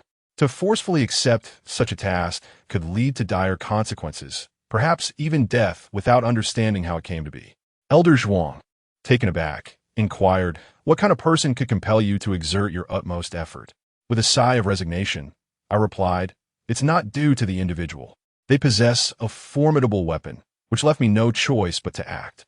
Elder Zhuang's eyes flickered, and he murmured to himself, seemingly resigned, "It will take that long for you to recover, then, this matter." After a brief pause, Elder Zhuang suddenly appeared to have resolved himself. "Very well. I shall have someone bring the prized Hisho Wu from my home, the one you have coveted for so long. With it, you should recover swiftly. Are you truly willing to part with it?" I was momentarily stunned, my heart not soaring with joy, but rather weighed down by apprehension. That particular Hisho Wu was no ordinary herb, It had thrived in a place abundant with yang energy, and its age was no less than a century. If administered correctly, my injuries would pose no obstacle, and it would significantly alleviate the strain on my right arm, allowing for a more seamless recovery in the future. I had previously contemplated for quite some time acquiring numerous items that old Zhuang was unwilling to exchange with me. He explicitly stated that these were reserved for his own survival in times of dire need. Yet now, he is willing to part with such an item. What on earth could have transpired? Old Zhuang chuckled and remarked, "Well, things are meant to be utilized. To be frank, I have discovered a more advantageous means of survival. Now, with this Isho Wu in hand, are you willing to accept the task?" "Perhaps you should first elucidate the matter at hand," I replied. I was not so easily swayed by the allure of this benefit. I understood the principle that the more valuable the item, the greater the risk involved. Moreover, I am not a reckless individual like Zhang He, who would indiscriminately accept any task that comes his way. If the situation proves unfeasible, even at the cost of offending old Zhuang, I would refuse to proceed. "You are certainly far more prudent than your grandfather," old Zhuang teased, just as he was about to elaborate on the matter. However, the middle-aged man behind him, who had remained silent until now, suddenly shook his head, his gaze sweeping over the Ning sisters and Li Ruoyi. It appeared that this man was the key figure. The fact that old Zhuang had personally come to see him and was willing to make such significant sacrifices indicated his stature. Noticing the man's gaze, Ning Mingyun was about to rise and usher the other two away. Before I could offer an explanation, old Zhuang interjected, "It's all right. We are all family here." With this assurance from old Zhuang, the middle-aged man refrained from further comment. Clearing his throat, old Zhuang began to recount the situation. The peculiar affliction that had surfaced was not isolated to a single individual, but had instead spread throughout the entire village. Approximately 2 months prior, the first case of this strange illness had emerged within the village. The man initially began to perspire profusely, inexplicably feeling an unbearable heat, which was accompanied by marks on his skin resembling burns. No matter what method he employed to cool himself, the sensation of heat remained persistently oppressive. After enduring this torment for nearly half a month, he ultimately passed away one night. However, the cause of his demise was chilling. He did not perish from the heat, but rather seemed to have drowned. The first individual to discover his body remarked that there was water surrounding him, and his skin bore signs of having been submerged. An autopsy later confirmed that he indeed died from drowning. Shortly after his death, several villagers began to exhibit similar symptoms of unbearable heat, and most of them also succumbed within half a month, with drowning cited as the cause of death. A sense of panic spread throughout the village. Some attempted to flee, but as soon as they experienced that oppressive heat, no matter where they sought refuge, death would soon follow. Even those who had left the village without any symptoms gradually began to manifest the same unbearable condition. In a mere 2 months, nearly 30 individuals had perished in that village. At present, over 40 more villagers are experiencing the sensation of heat, while the remainder live in constant fear of suffering the same fate. Old Zhuang succinctly conveyed the situation in a few brief words. Upon hearing this, I felt a chill run down my spine. The matter was indeed grave. Not only was it a certain death, but it also represented the most horrifying kind of collective affliction. Seeing my prolonged silence, the middle-aged man behind Elder Zhuang could no longer contain himself. "Dr. Yang, if you can heal these individuals, feel free to express any difficulties or conditions you may have. Just do not be overly demanding, and we shall endeavor to accommodate you." I pondered for a moment and cautiously inquired, "Could you perhaps bring a patient for me to examine?" Elder Zhuang sighed with a bittersweet smile. "If it were earlier, that might have been feasible, but under the current circumstances, I fear it is impossible. The situation has changed. Previously, the villagers could leave freely, but just 3 days ago, it was reported that anyone who departed the village would perish within a day." This revelation left me momentarily speechless, my eyes wide with disbelief. "Young brother Yang, to be candid, I have sought assistance from several individuals, but all have ultimately met with failure. After much contemplation, it seems you may be our only hope." Elder Zhuang stated gravely, "Here's the deal. If you can resolve this matter, I assure you, regardless of the cost, I will make every effort to retrieve that item for you." I was taken aback for a moment. My earlier silence was merely a reflection of my deliberation on how to ascertain the nature of their affliction. I had no intention of exploiting the situation. Such opportunism is not in my character. "There is no need for such formalities, Elder Zhuang," I replied with a smile. I was merely considering how to confirm the specifics of their condition. However, we must establish the terms of compensation for this collective malady. Elder Zhuang paused briefly before bursting into hearty laughter. "This matter, you may rest assured, is in the hands of your esteemed grandfather, a person of great integrity and honor. I have already inquired thoroughly. Within their village's ancestral hall lies a treasured heirloom, universally acknowledged as the most precious possession by the villagers. The village chief has given his word that if you can resolve this issue, that item shall be yours afterward. As for the nature of this treasure, Elder Zhuang has chosen to keep it shrouded in mystery, assuring me that upon my arrival, I shall not be disappointed."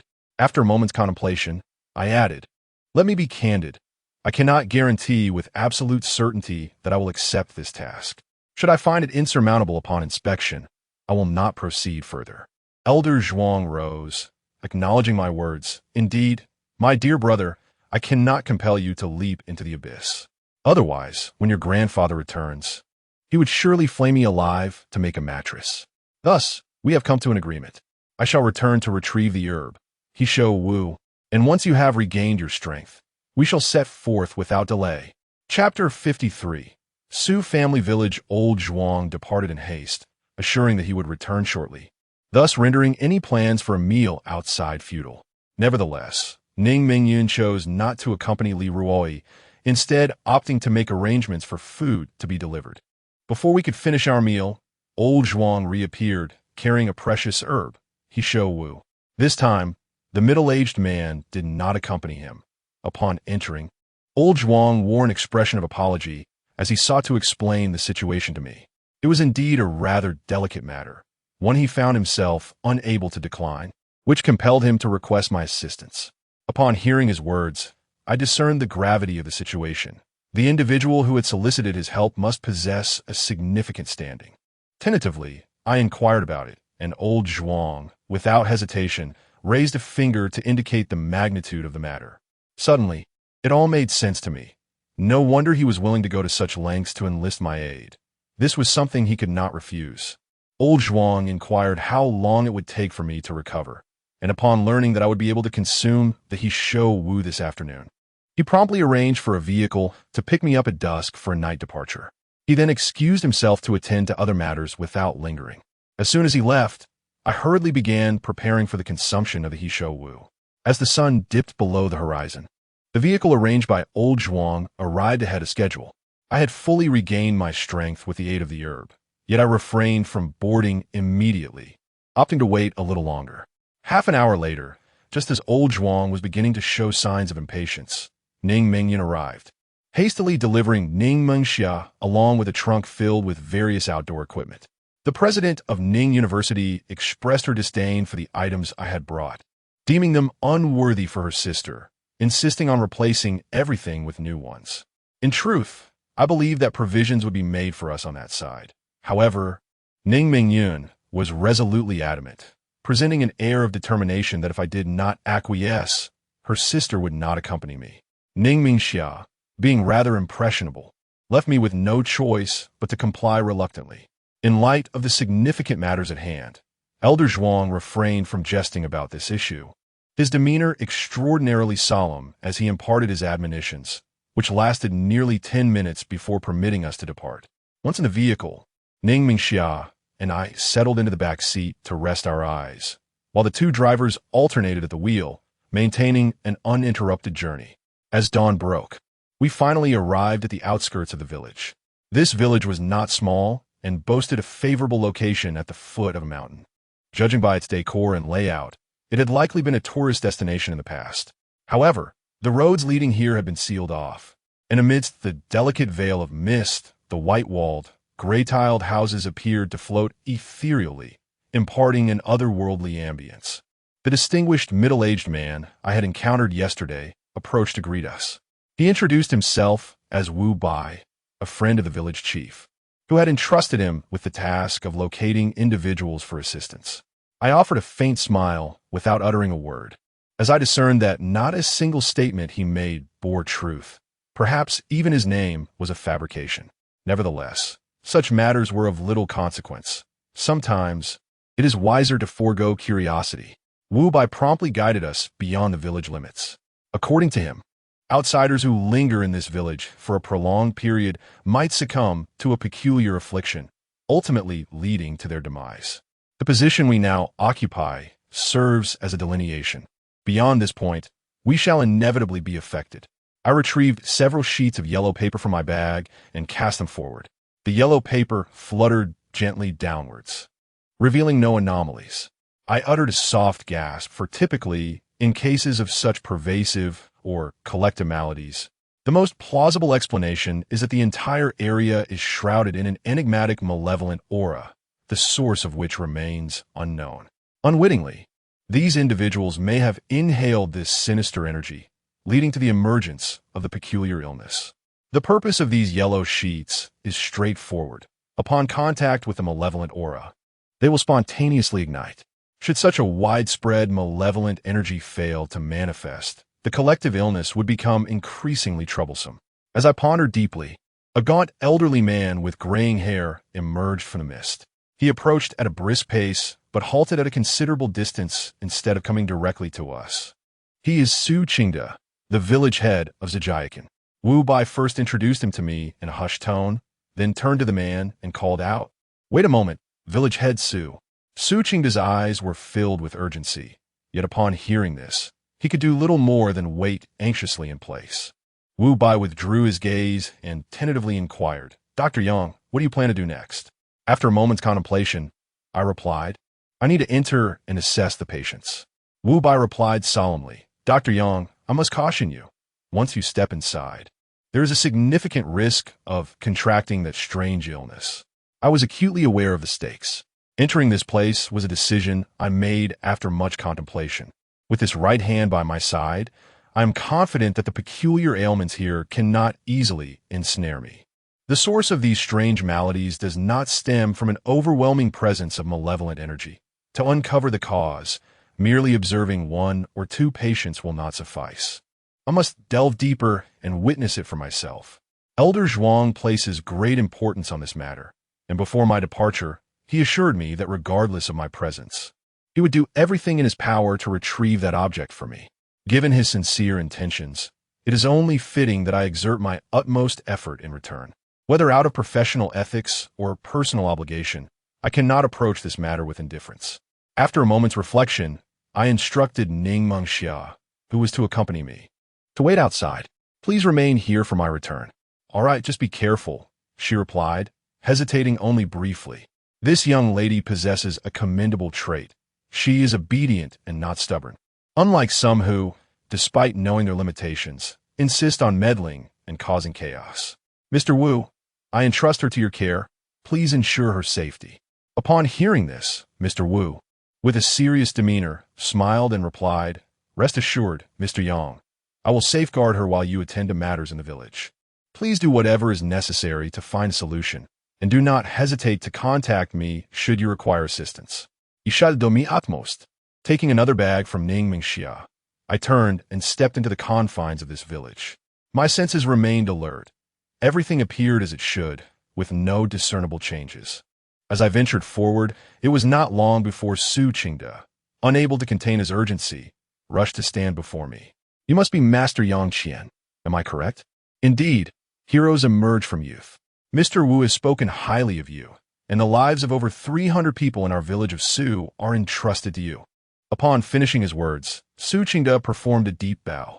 Observing this, I hastily raised my hand to assist him, as he sought my aid, yet he was of considerable age, making such deference difficult for me to accept. "There is no need for such formality, village chief. I shall certainly do my utmost in this matter. For now, please lead me to those exhibiting symptoms." "Certainly, Master Yang, please follow me." Su Qingde guided the way as we plunged into the mist, hastening towards the village. Chapter 54. What you fear will come to pass. The dawn had broken, and by this hour, Most villagers in the countryside had already risen and begun preparing breakfast. However, the village was eerily silent, with every household's doors tightly shut, and some homes adorned with perplexing talismans. Sighing heavily, Su Qingda explained softly, with so many unsettling events occurring in the village, everyone has been thoroughly frightened. Anyone in our position would feel apprehensive. I cleared my throat and inquired, Village Chief Su, were there any peculiar occurrences in the village prior to these events? Peculiar occurrences? Su Qingda chuckled bitterly. I have addressed this question numerous times. I can assure you, on my honor, that our village had been quite tranquil before this. There were no unusual happenings whatsoever. Once the conversation began, Su Qingda walked alongside me, introducing the history of Su Family Village. The village is situated in a favorable location and has seen significant development in rural tourism over the past few years, leading to prosperity for many of its residents. With newfound wealth, the villagers improved infrastructure and provided benefits to one another, resulting in a harmonious community. In fact, aside from the current turmoil, Su Family Village had not experienced any altercations in recent years. After hearing Su Qingda's account, I felt a wave of frustration wash over me. It is always the unpredictable, sudden occurrences that instill the greatest dread. Before long, we arrived at the ancestral hall of Su Family Village, where those afflicted with the strange illness were currently taking refuge. As Su Qingda entered the room, several individuals rushed out with eager anticipation. However, upon seeing me, their expressions shifted dramatically. One individual, visibly agitated, exclaimed, Village Chief, did you not say you would continue seeking someone to help us with our ailments? It can't possibly be him, can it? If you wish for us to perish, you need only say so directly. At such a critical moment, you still intend to deceive us? I remained unfazed, for my youthful appearance had previously led to misunderstandings. What nonsense! The once affable Su Qingda now resembled a furious lion, delivering a swift kick to the speaker, sending him sprawling to the ground. Mr. Yang possesses genuine abilities. You should promptly come forth and apologize to him. Your fate rests in Mr. Yang's hands. I raised an eyebrow, anticipating Su Qingda would defend me. Yet I was taken aback by the intensity of his reaction. What had Wu Bai conveyed to him that inspired such unwavering trust in me? Su Qingda's decisive action effectively silenced the group, and the man who had spoken earlier rose from the ground like a chastened spouse, head bowed in submission. Mr. Yang, please do not take offense. I was merely caught up in the moment, he muttered. Though he uttered words of apology, the tone revealed his lingering resentment. I found no desire to engage with such individuals. When faced with life and death, maintaining rational composure is a challenge for anyone.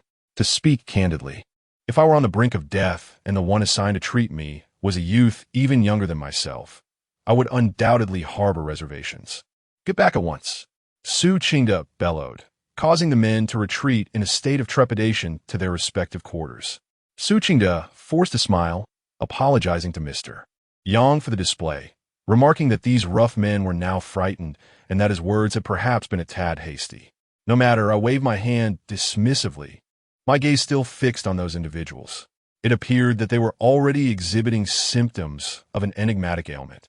Yet their mental state and physical vigor seemed indistinguishable from that of ordinary people, showing no signs of weakness whatsoever. The majority of such mysterious maladies stem from malevolent energies, which invariably inflict some degree of harm upon the body. Could it be a form of psychological deception? I furrowed my brow in contemplation.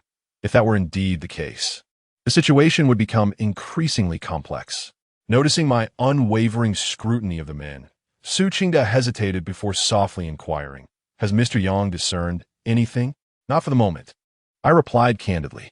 Su Qingda, possessing commendable composure, displayed no signs of disappointment and directed me to take a seat in the side hall of the ancestral temple. He intended to summon someone to serve me tea, but I gestured for him to refrain, instead requesting that he bring forth those exhibiting the most severe symptoms for my examination. Su Qingda seemed to have anticipated my request, promptly attending to it without further pleasantries. Moments later, 2 naked men were carried in. The 2 individuals exhibited flushed faces, their lips parched and cracking, their bodies trembling incessantly, while they incessantly muttered phrases such as "It's so hot, I'm dying of heat." Upon placing these two down, those who had carried them instinctively stepped back. I first pinched a bit of incense ash and sprinkled it upon their foreheads. The ash fell without eliciting any response. My pupils involuntarily constricted. The lack of reaction suggested that their bodies were likely untainted by malevolent forces.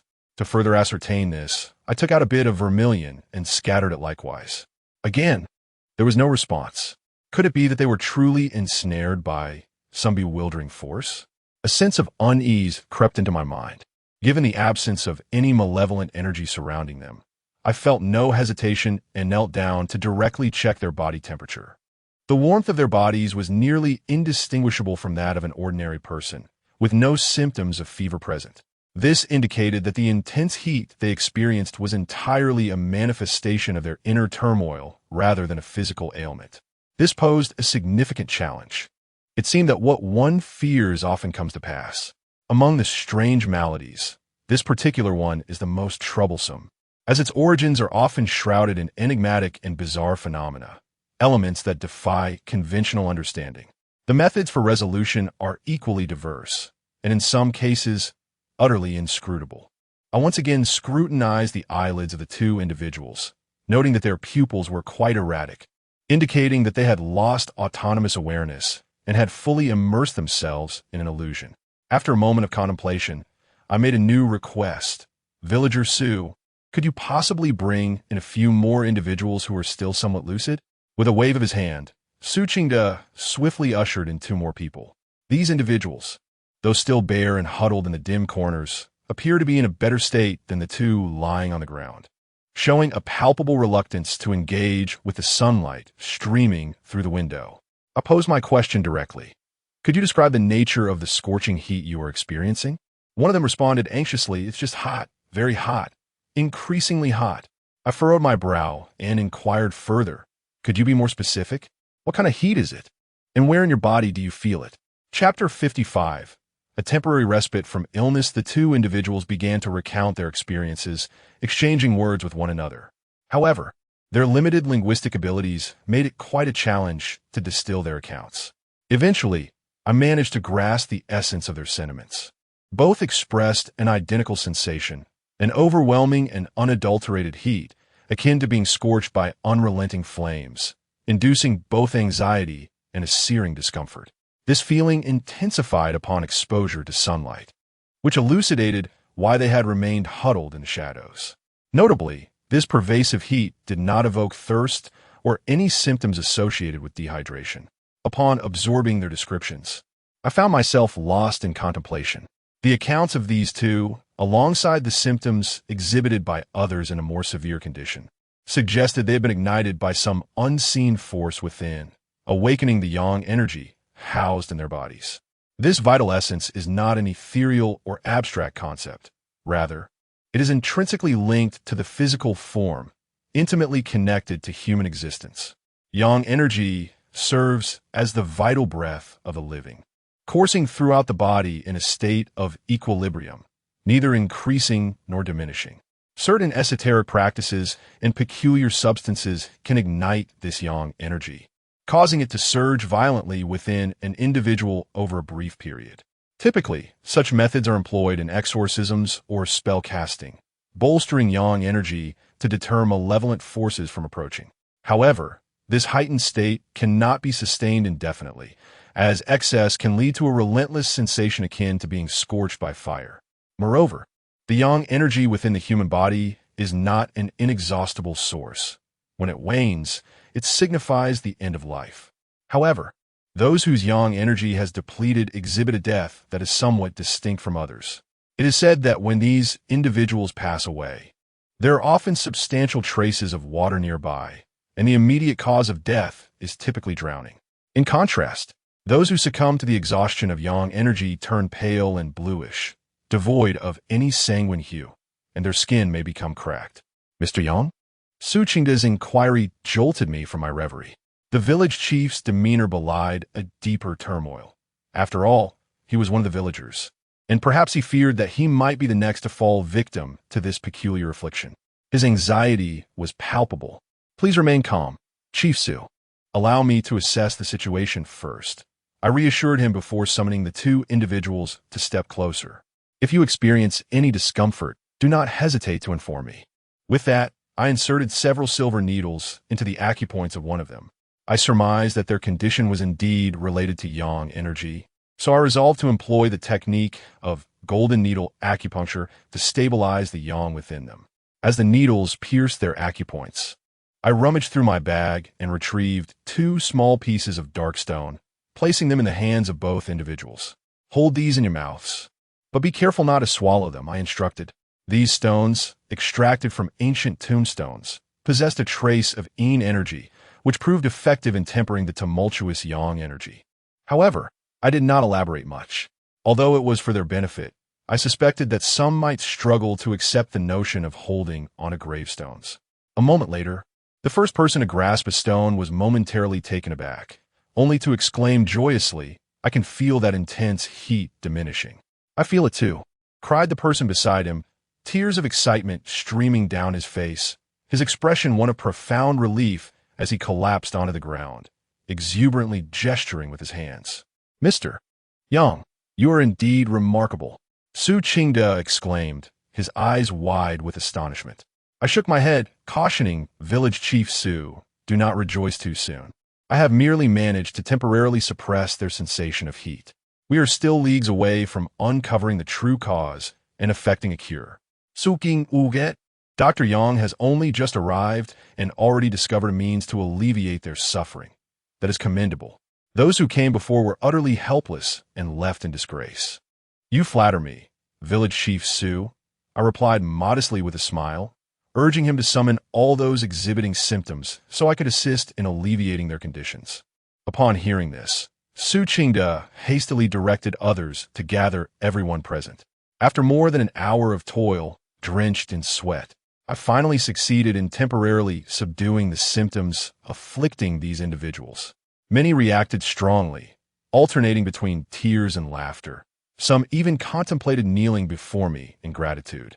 The individual who had initially doubted me was now slapping his own face in remorse, lamenting his lack of discernment and pleading for my forgiveness. The scene left me feeling somewhat trapped, as the villagers expressed their immense gratitude, making it impossible for me to simply walk away. Su Qingde promptly sent the raucous villagers back to rest.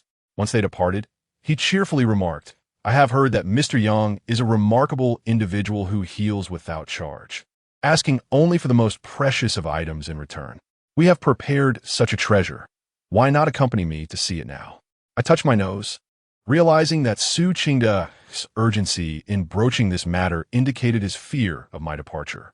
Before I arrived, old Zhuang had piqued my curiosity about an artifact revered by the village, and I felt compelled to acquiesce. Su Qingde led me out of the side hall and directly into the main hall of the ancestral temple. Within, numerous ancestral tablets and a grand portrait adorned the space.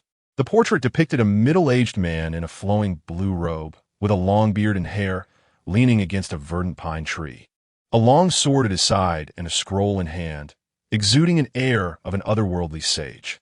This figure was none other than our shared ancestor, Su Jingshan, revered as Su Zhu by the villagers. Su Qingde introduced the image, then lit a stick of incense and knelt respectfully before the tablets.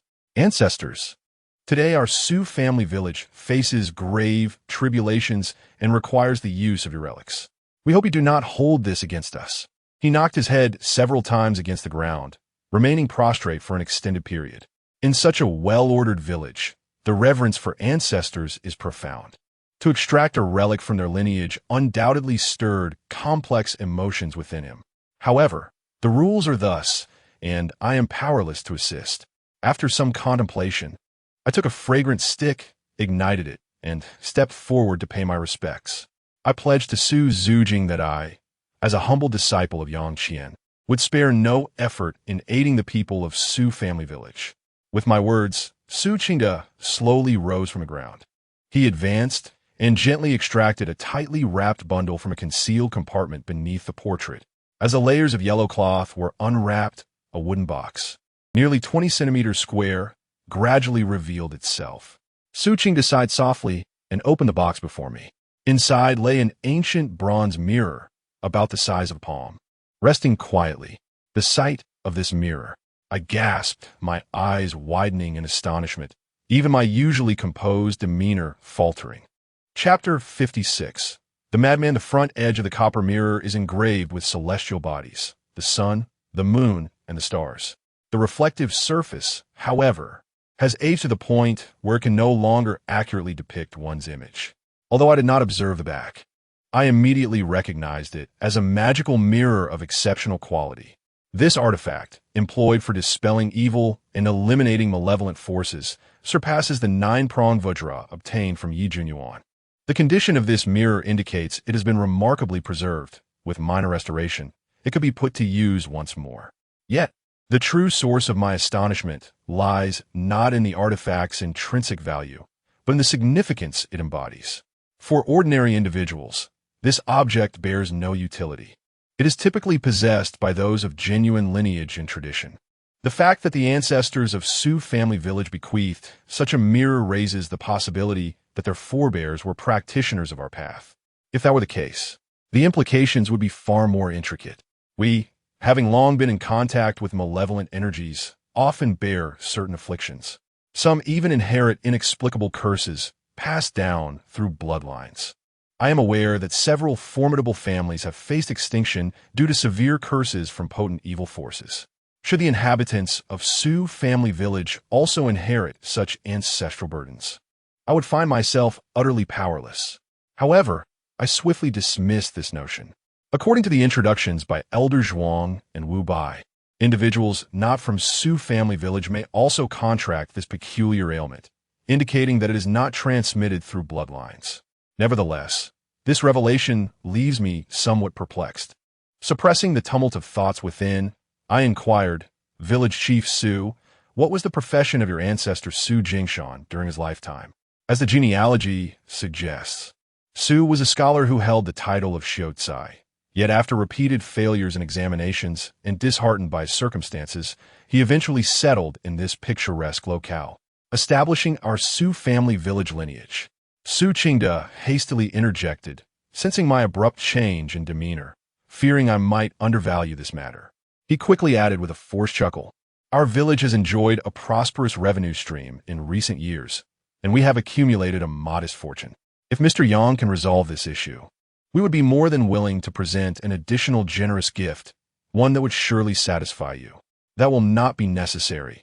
Possessing this mirror is sufficient, I replied, waving my hand in refusal. It seems everyone is apprehensive about my potential dissatisfaction with their remuneration. Just as Su Qingda was about to speak again, I preempted him.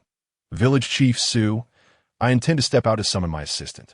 I hope you can thoroughly organize the relics left behind by your ancestors and see if any information regarding Su Jingshan can be uncovered.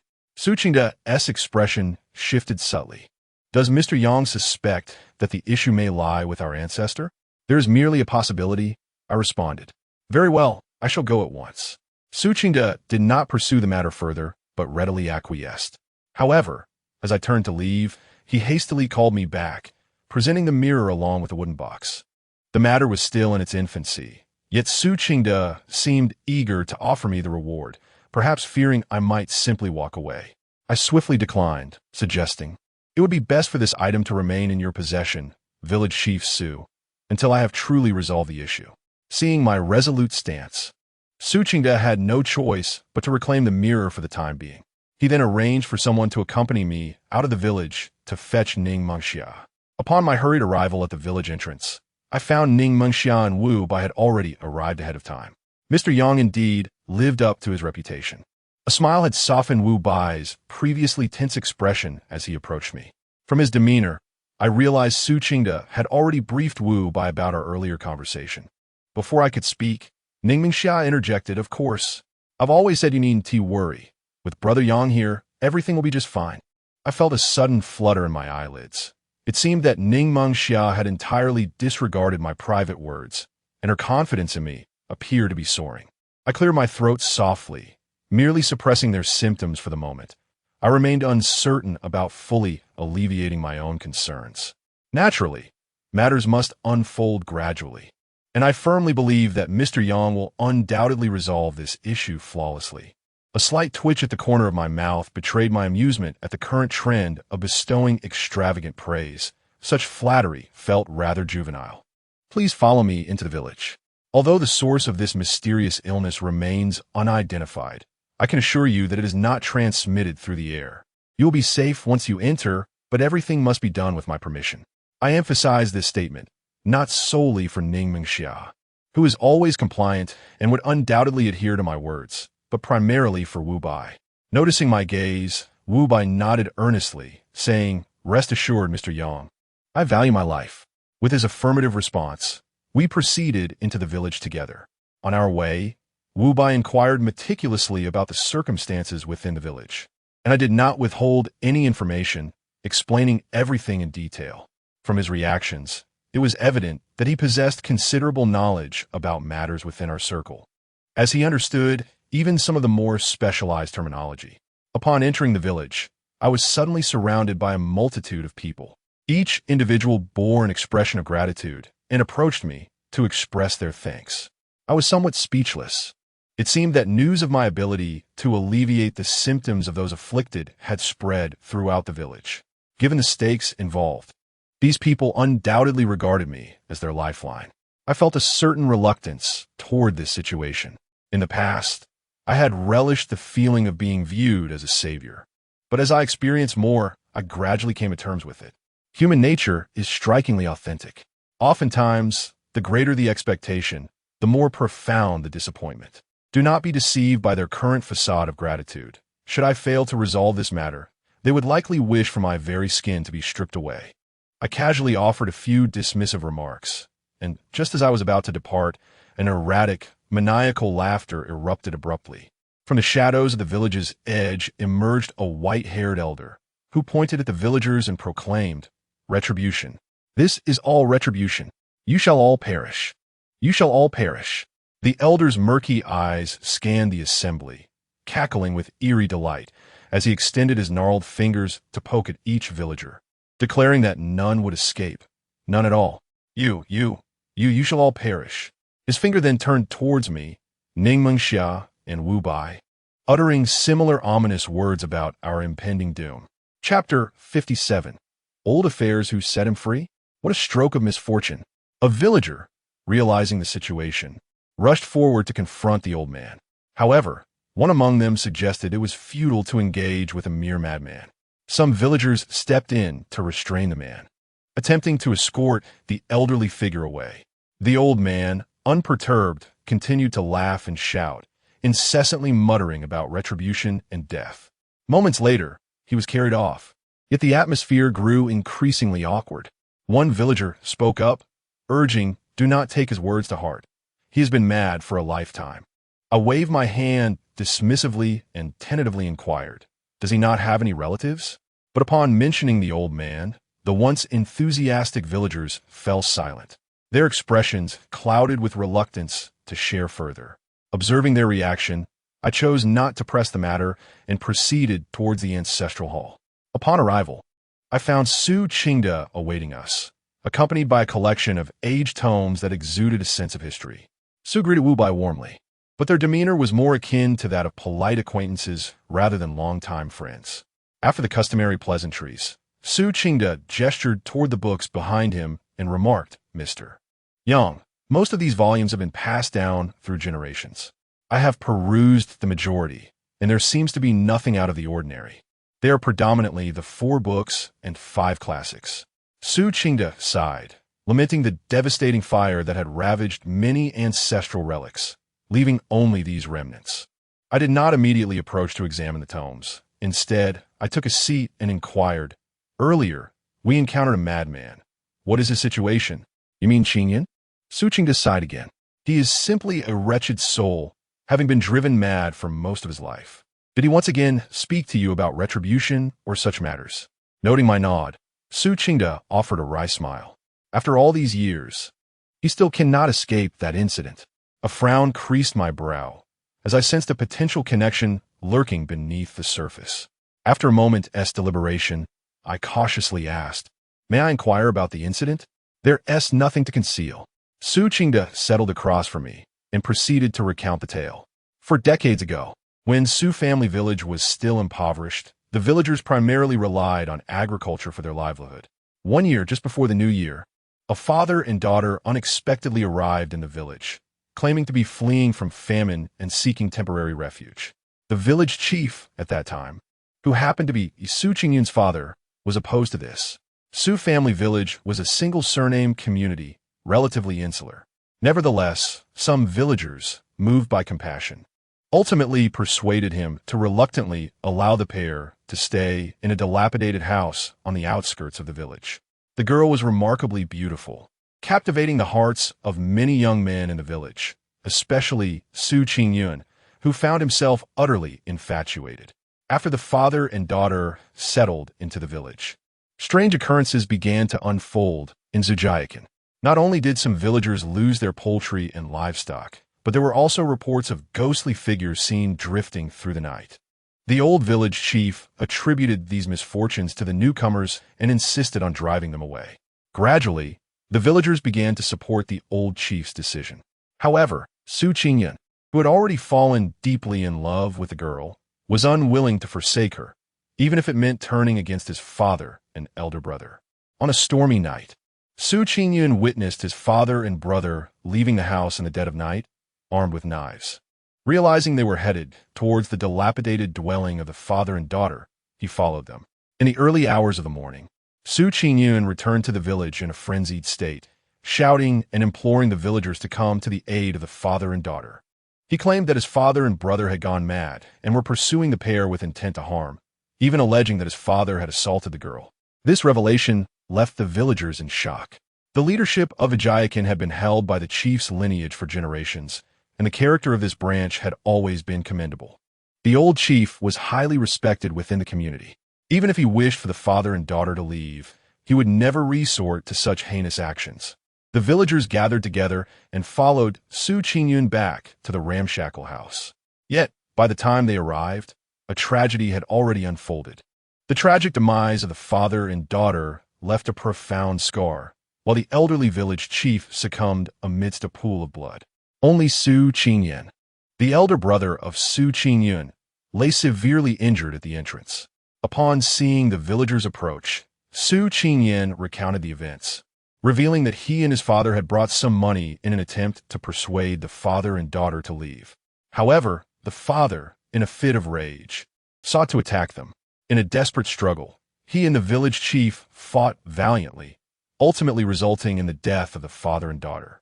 Sadly, his father perished in the fray, leaving him gravely wounded. In comparison to Su Qingde, the villagers were more inclined to trust Su Qingyun's account. To restore the village chief's honor, several esteemed elders sought a doctor from the town who confirmed that the girl had not suffered any form of assault during her lifetime. Subsequently, after ensuring the burial of the village chief and the father and daughter, Su Qingyun also passed away, leaving Su Qingyun in a state of madness. He vehemently insisted that he witnessed the village chief assaulting the girl and saw his father and brother mercilessly pursuing the father and daughter. He accused the villagers of feigning ignorance, refusing to grant justice to the departed souls. After recounting these events, Su Qingde sighed deeply and continued. Having grown up closely following Brother Qingyun, I am fully aware of his and the old chief's character. Even if they were to take my life, I could never believe they would commit such heinous acts. I suspect that Qingyun has lost his senses. His infatuation with that girl has become quite abnormal. In my youth, I encountered that woman as well. I found her somewhat peculiar, her beauty almost ethereal, as if she were a figure painted upon a canvas. There was an air of lifelessness about her, and I could not fathom why so many young men in the village were enamored with her. Su Qingde sighed, for this matter involved the former village chief, and thus everyone felt a tinge of reluctance to discuss it. Yet, in truth, there was little to be ashamed of. After that incident, numerous individuals came to the town for inquiries, and they all confirmed that it was the father and daughter who initiated the conflict, while the old village chief and his son merely acted in self-defense. I nodded in understanding and chuckled. Su Qingyun is quite something, trusting an outsider over his own father and elder brother. Just as I finished speaking, Ning Mingxia suddenly interjected, but before she could complete her thought, she fell silent under my gaze. Such notions are acceptable, yet they ought not to be voiced in the presence of others. Su Qingde chuckled lightly and rose, saying, "These are merely old tales best left untold. I shall go and check on things, lest he stirs up trouble again. Mr. Yang, you may examine these items in the meantime." Chapter 58. A night's stay. I believe it is unwise to rely solely on the words of village chief Su. As soon as Su Qingde departed, Ning Mengxia eagerly expressed her opinion. I rested my forehead against my hand. Her reaction was emblematic of the typical response among newcomers grappling with such matters. An overwhelming sense of skepticism and a tendency to view everything through a lens of conspiracy. While such skepticism is not entirely unfounded, for within this realm, one must maintain a degree of doubt regarding all occurrences, no matter how plausible they may appear. In order to thrive, I chose to disregard Ning Mengxia's remarks and turn my attention to Mr. Wu Bai. "What is your perspective on this matter?" Wu Bai maintained his smile, asserting, "I believe seeing is believing." "Seeing is believing?" I chuckled softly. Even what one witnesses firsthand may not necessarily be the truth. However, his words suggested a predisposition to trust Su Qingde. Personally, I found myself leaning more toward Su Qingde's account. If the peculiar affliction in the village stemmed from the tragic fate of that father and daughter, there ought to be palpable remnants of malevolent energy lingering among the villagers. Yet, upon thorough examination, I failed to detect any such traces of sinister aura. This matter remains open for discussion. I promptly reassured the now-flushed Ning Mingxia and began to peruse the ancestral records left behind by the Su family. However, as I sifted through the volumes, I found myself increasingly perplexed. These texts were indeed remnants of ancient literature, intended for scholarly pursuits and examinations. Could it be that the mystical mirror was merely a serendipitous acquisition of Su Jingshan, the forefather of Su village? A growing perplexity enveloped my mind as I furrowed my brow and returned to my seat. The entire affair resembled a shroud of mist, where each element seemed interconnected yet lacked any tangible evidence for me to grasp. I was beset by a sense of potent energy rendered futile. Henceforth, it was imperative for me to identify a genuine breakthrough. Otherwise, I would remain unable to uncover the true cause of this enigmatic illness. Observing my grave demeanor, Ning Mengxia and Wu Bai refrained from intruding, quietly sitting beside me in solidarity. After a protracted period of contemplation, I resolved to direct my focus towards the peculiar ailment itself. The root of this illness lay in an anomalous surge of yang energy within the human body, and the triggers for such agitation were limited in number. I resolved to employ the simplest method of systematically eliminating possibilities for verification. I firmly believe that once I identified the catalyst for this tumultuous yang energy, I would be one step closer to unearthing the true source of the affliction. With this decision made, I rose from my seat and beckoned Wu Bai and Ning Mingxia to accompany me as we proceeded to examine the patients. Before long, Su Qingde returned to assist us. After a flurry of activity, I realized that dusk had descended upon us. While the fundamental cause of the yang energy upheaval remained elusive, I had formulated several hypotheses in my mind. As the hour grew late and everyone had toiled throughout the day, I suggested that we take a respite. Coincidentally, Su Qingde had arranged for a meal to be prepared and delivered. Prior to the onset of our troubles, they had been hosting a retreat at a mountain villa, and several skilled chefs had crafted a delightful array of dishes. As soon as the dishes were served, an enticing aroma wafted through the air. Su Qingde beckoned us to dine, and Ning Mingxia was the first to eagerly take a seat. This young lady possessed an insatiable passion for food, and after a long day's toil, she could hardly contain her appetite. However, after some contemplation, I gently urged her to partake in the provisions she had brought instead, advising her against indulging in the meal before us. Upon hearing this, tears welled up in Ning Mengxia's eyes, questioning why she was denied the pleasure of eating. Her anxious tone drew the attention of Su Qingde and Wu Bai, who turned their gazes towards us. "This is for your own good," I explained with a smile. "I suspect that the peculiar illness may be transmitted in two primary ways. For the residents of Sioux Village, it is likely linked to their bloodline, while outsiders might contract the illness after coming into contact with items from the village. I have reviewed records of previous outsiders who fell ill, and they all died here, suggesting this could be a potential route of transmission. Upon hearing this, Ning Mingxia's face drained of color, as she promptly rose from her seat, declaring, "Then I shall not eat."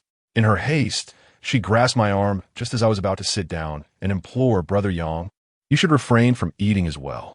Rest assured, I am fine," I reassured her, taking my seat.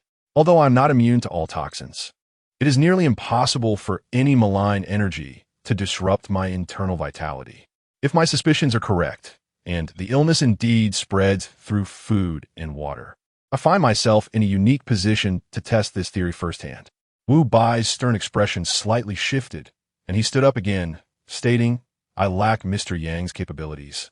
I must apologize, village head Su, but I shall refrain from dining for now." Su Qingde was momentarily taken aback, yet he swiftly composed himself and took a seat opposite me. "No worries, it is prudent to be cautious. Once Mr. Yang resolves this matter, I shall personally prepare a meal for you."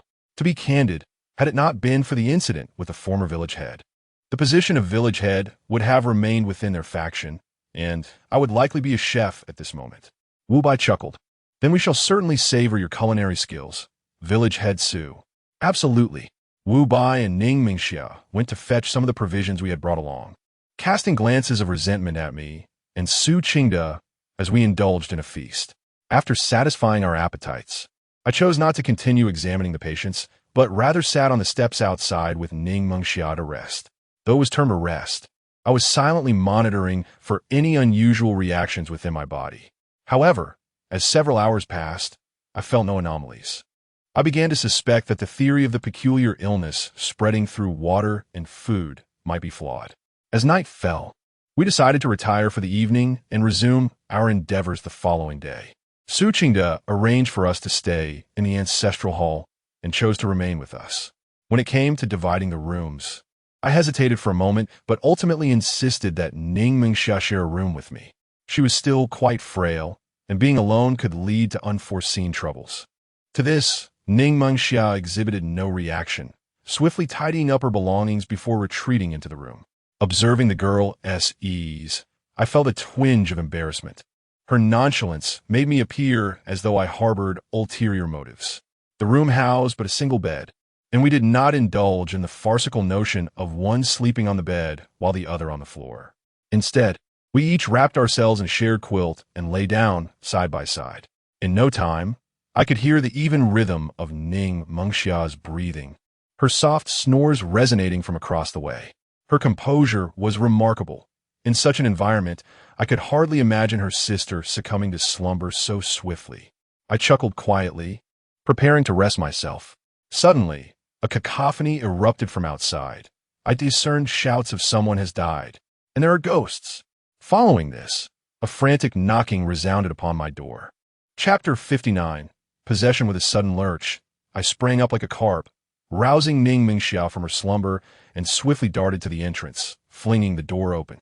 Su Qingde's face was ashen, tinged with a hint of terror. "It's bad, Mr. Yang. There are rumors of a haunting." "A haunting?" My expression shifted dramatically. "Did anyone witness it?" Su Qingde nodded, his voice strained. "Someone has died. You should hurry over and take a look, Mr. Yang." At that moment, Ning Mingxia had already retrieved my bag, which I promptly accepted before following Su Qingde out of the ancestral hall. Wu Bai, alerted by the commotion, joined us, and the four of us hastened towards the house where the incident had occurred. By the time we arrived, a considerable crowd of villagers had already gathered outside. Just as Su Qingde was about to push through the throng, the old madman Su Qingyun, whom we had encountered earlier that day, suddenly appeared. His aged visage bore an unsettling excitement as he bellowed, "Yushu has returned. Yushu has come back. I saw her. She has come to settle the score with you all. You're all doomed. Doomed. Haha, all doomed."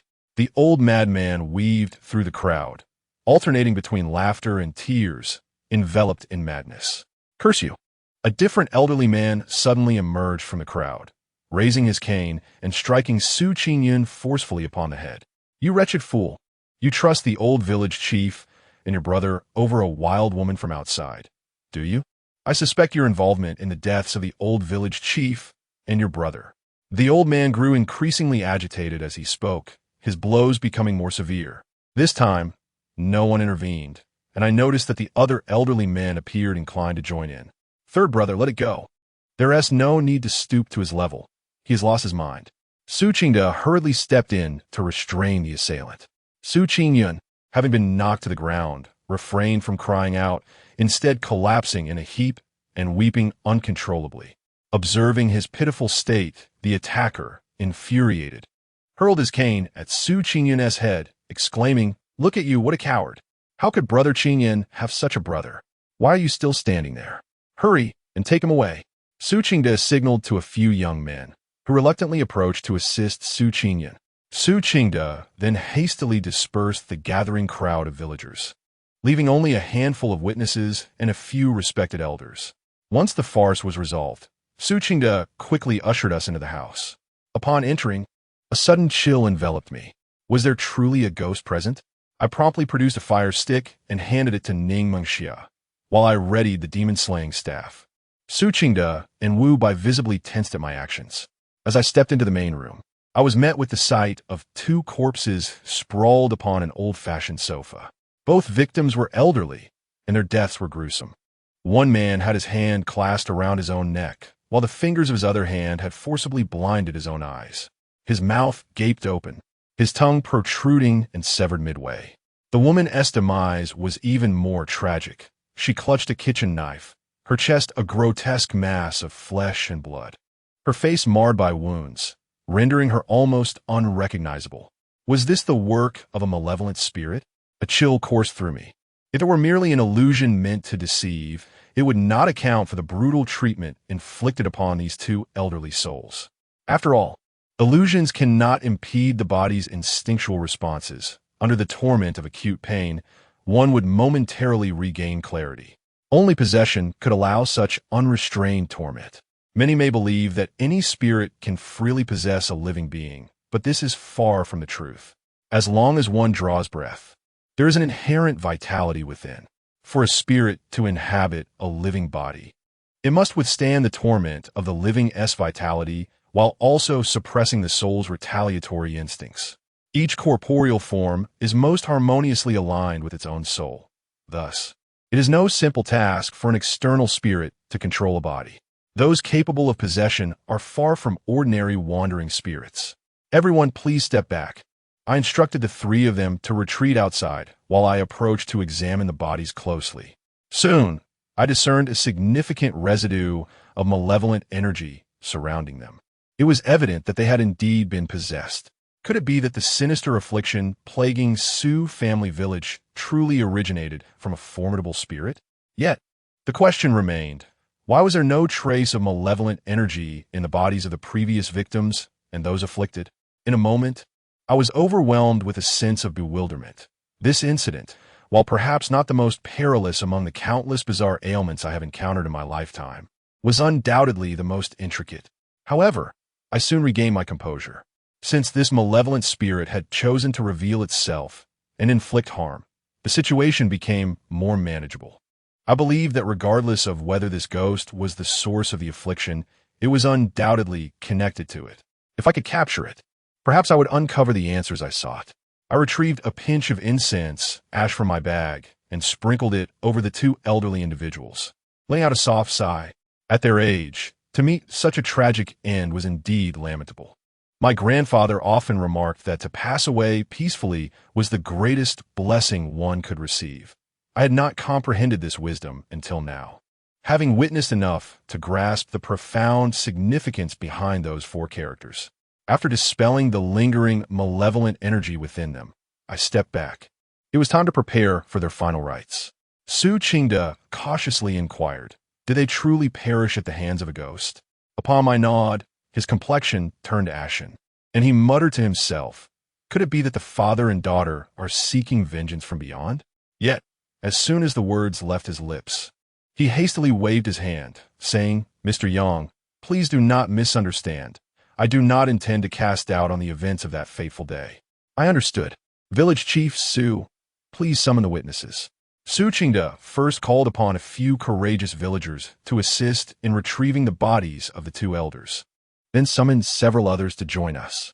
These individuals are neighbors of the household in question, and they were among the first to arrive upon hearing the commotion. By the time they burst through the door, the elderly couple had already succumbed, and the horrific scene left them in shock. As they fled in terror, they distinctly witnessed a shadowy figure emerging from the body of the old woman. Overwhelmed by fear and shrouded in the darkness of the night, they could only ascertain that the silhouette appeared to be that of a woman. In the final moments, one of the older men whispered, the figure was clad in rather antiquated attire. It certainly resembled the clothing of that woman from years past. Furthermore, at some point thereafter, Qingyun arrived on the scene, pointing at the shadowy figure and calling out the name of the woman from long ago. At that moment, the figure seemed to pause. In the blink of an eye, it vanished completely. Chapter 60. The empty grave. After a cacophony of voices subsided, Su Qingde bid each of them farewell. The expression on village chief Su's face was one of profound disquiet. The remarks made by the previous speaker undeniably lent credence to the notion that the malevolent spirit haunting them might indeed be that of the ill-fated woman, Lu Yushu, who had perished years ago. Ning Mingxiao leaned close and whispered in my ear, suggesting that there must be some hidden truths surrounding that incident, urging me to investigate thoroughly. I too sensed that there was more to the story, yet I chose not to rush into an inquiry at that moment. Instead, I procured some incense, ash, and peach branches to ward off evil, instructing Su Qingde to organize their distribution to each household, thereby preventing the vengeful spirit from inflicting further harm.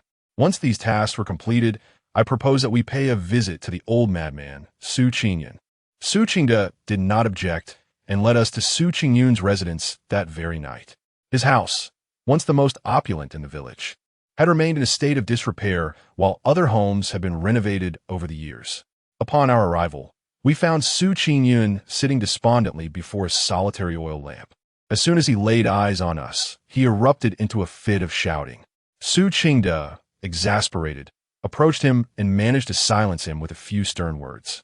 Clearly, his current state rendered him incapable of coherent communication, so I conveyed my pressing inquiries to Su Qingde, requesting him to relay them.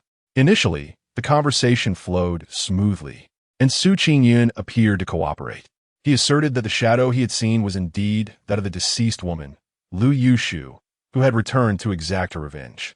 As Su Qingde inquired about the events of that stormy night, questioning whether he truly witnessed his father and elder brother slaying that father and daughter, Su Qingyun suddenly descended into madness. He began to strike his head against the wall, shouting frantically that the truth was indeed as he claimed.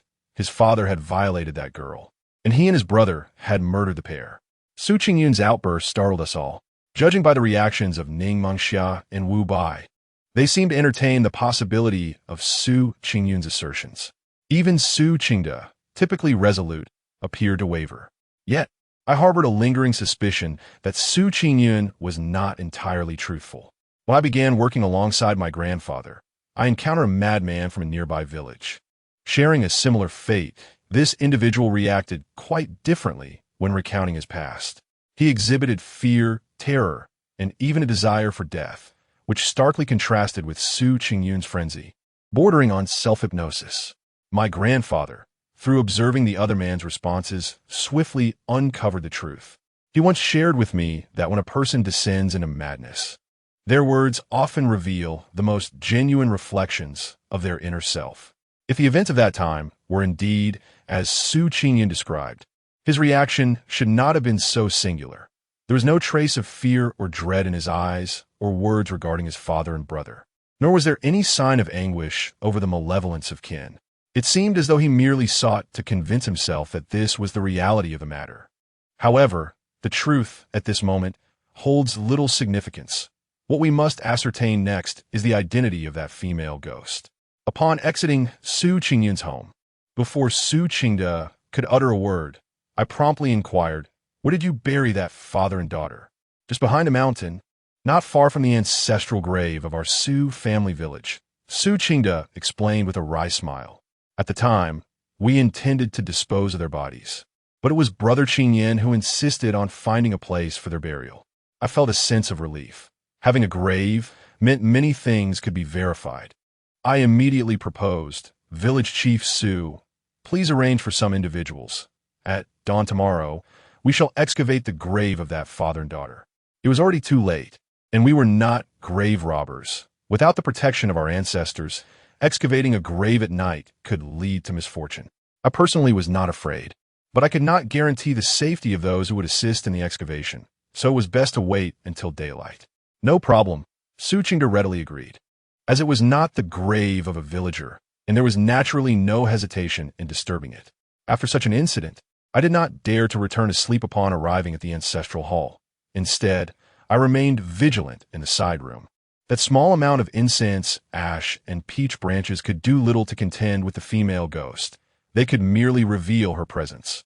Should any unforeseen circumstances arise, I must be the first to respond.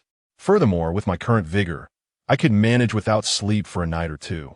Ning Mingxiao insisted on keeping me company, but before long, the young lady had succumbed to slumber on the chaise longue.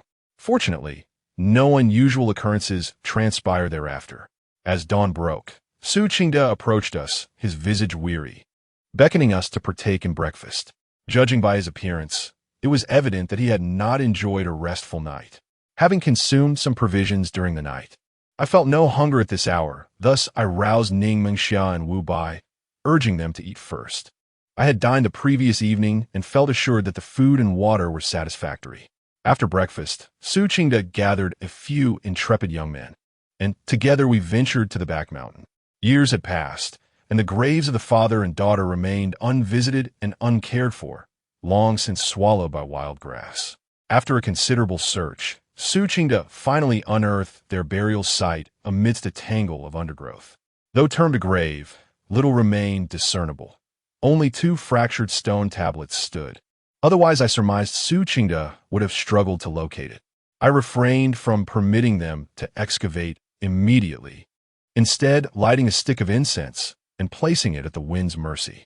This is known as the incense of inquiry, for should malevolent spirits linger in the vicinity, the smoke would naturally drift towards their presence. To my surprise, the incense dispersed chaotically, showing no inclination to converge towards the grave. The remains of malevolent spirits are one of their greatest vulnerabilities, as they typically conceal themselves near their own remains.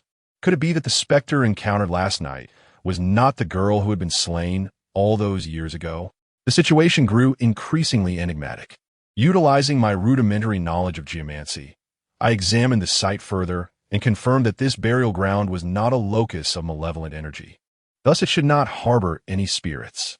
I no longer cared about the potential consequences, so I quickly adorned each of these young men with a paper flower, urging them to commence the excavation of the graves. This paper flower, pilfered from that fellow Zhang He, serves as a protective charm, rendering the bearer impervious to malevolent forces for a brief period. Even if I misjudged the situation and there were indeed dangers lurking within the graves, they would remain unharmed. With 6 or 7 young men wielding their shovels in rotation, it took but a moment to unearth the 2 graves. After all these years, the coffin had completely decayed.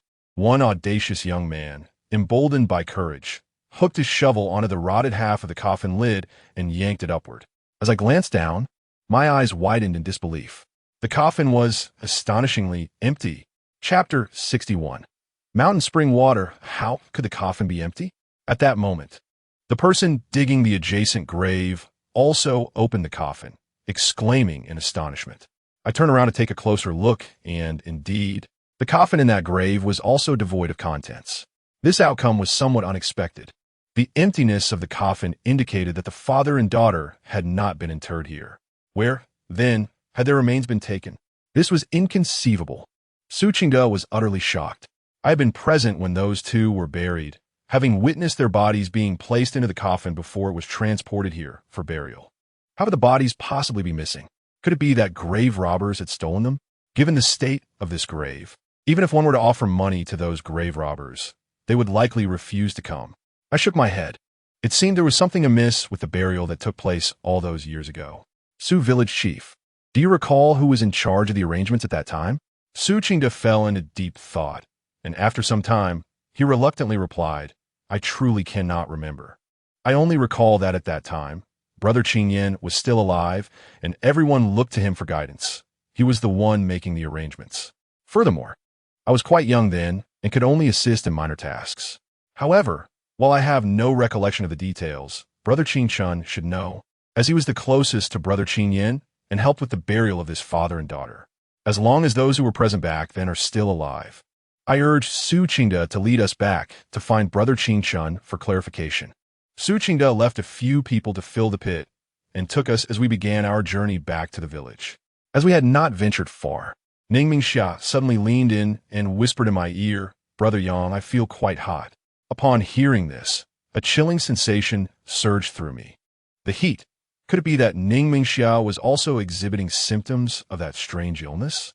I immediately halted, placing my hand on her forehead. This was grave. Signs of a tumultuous surge of yang energy were indeed manifesting within her. Seeing my reaction, Ningming Xia pouted slightly and said, "Brother Yang, could it be that I'm also afflicted by this strange illness?" I did not conceal the truth. The symptoms were too unmistakable, and Ningming Xia was no fool. She could piece it together herself. I was in the midst of formulating comforting words when I was taken aback by her response, which bore no trace of fear. Instead, she appeared rather nonchalant. I was momentarily stunned, exclaiming, Are you not afraid?" Ningming Xia, with a carefree demeanor, replied, "What is there to fear? It's not as if I'm going to die immediately. I trust that you will surely find a solution." I was taken aback.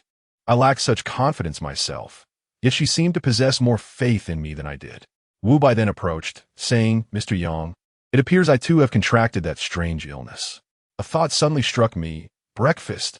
If only Ningmeng Xia had shown symptoms, I might have been uncertain. But with Wu Bai also affected, the sole commonality remained that breakfast. Yet I too had dined last night, and I was not displaying the same peculiar symptoms as they were. Could it be that my constitution was exceptional? I first suppressed the tumultuous thoughts swirling in my mind. The pressing matter at hand was to hasten back to the village. As we spoke without reservation, Su Qingda was momentarily taken aback upon realizing that the two individuals before him exhibited symptoms of the strange affliction. The despair etched on his face was almost unbearable. Upon returning to the village, I promptly instructed Su Qingda to summon the informed Su Qingchun, while also requesting him to bring the esteemed chef who prepared our meals. Su Qingda swiftly arranged for someone to fetch them, and before long, the chef arrived accompanied by an assistant. This chef, named Su Hitsai, was the head cook of Su family village, with a somewhat intimidating demeanor. "Did you prepare last night's dinner and this morning's breakfast?" I inquired pointedly. Su Hitsai appeared flustered, casting a nervous glance at Su Qingda. "Just answer Mr. Yang's questions without fear or hesitation," Su Qingda reassured him. Nodding in compliance, Su Hitsai replied, "I personally cooked both meals." I pressed on. "Did you use any unusual ingredients while preparing these two meals?" "No," Su Hitsai shrugged. "The meals were prepared in the village tavern's kitchen, using the same ingredients and cookware. There's nothing different." "Is that so?" I furrowed my brow, pondering the possibility that my unique constitution might have spared me from the affliction. A young man accompanying Su Hitsai seemed hesitant to speak, caught between words. As our gazes converged upon him, the individual nervously chuckled and stammered, Actually, it's somewhat different. Last night. Su Qingda promptly interjected to soothe him, saying, "Do not be anxious. Take your time to speak." After organizing his thoughts, the individual continued, "Last night, it was quite late, and the restaurant had run out of spring water. We ended up using tap water for cooking. This morning, we went back to fetch spring water." Upon hearing this, Su Hachai's anger flared, and he exclaimed, "You lazy dog. I knew something was amiss with the soup's seasoning last night." The individual lowered his head and replied softly, "It was just that it got too late, and with all the recent happenings in the village, no one dared to fetch water after dark." Su Qingda shot Su Hachai a glare, prompting him to immediately fall silent and step aside. Su Qingda then proceeded to explain to us that there was a spring outside Su's village, renowned for its sweet and pure water. Although the village had long been supplied with tap water, the villagers still preferred to fetch spring water whenever possible. The signature dishes at their village restaurant were all crafted using this spring water. After hearing Su Qingda's explanation, a sense of joy blossomed within me. I believed I had likely identified one of the sources of this peculiar illness. The food was the same, but the water differed. I remained unaffected, while the two of them exhibited symptoms, suggesting that the water was likely the culprit. Just as I contemplated going to inspect the spring, Su Qingchun had already arrived. An elderly man, though somewhat unsteady on his feet, retained a remarkable vitality. His eyes were sharp and his hearing keen. Upon his arrival, he promptly found a place to sit. Without any preamble, I directly inquired about the burial of the father and daughter from years past. However, I was met with disappointment, as Su Qingchun was unaware that the bodies of the duo were absent from their coffins.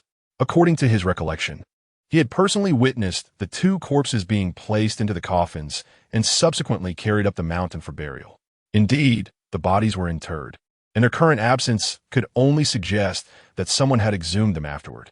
Su Qingyun, the image of that old madman, suddenly flashed through my mind. It seemed he alone would possess such a motive. This notion appeared to resonate with the others present, as I could see similar thoughts reflected in their expressions.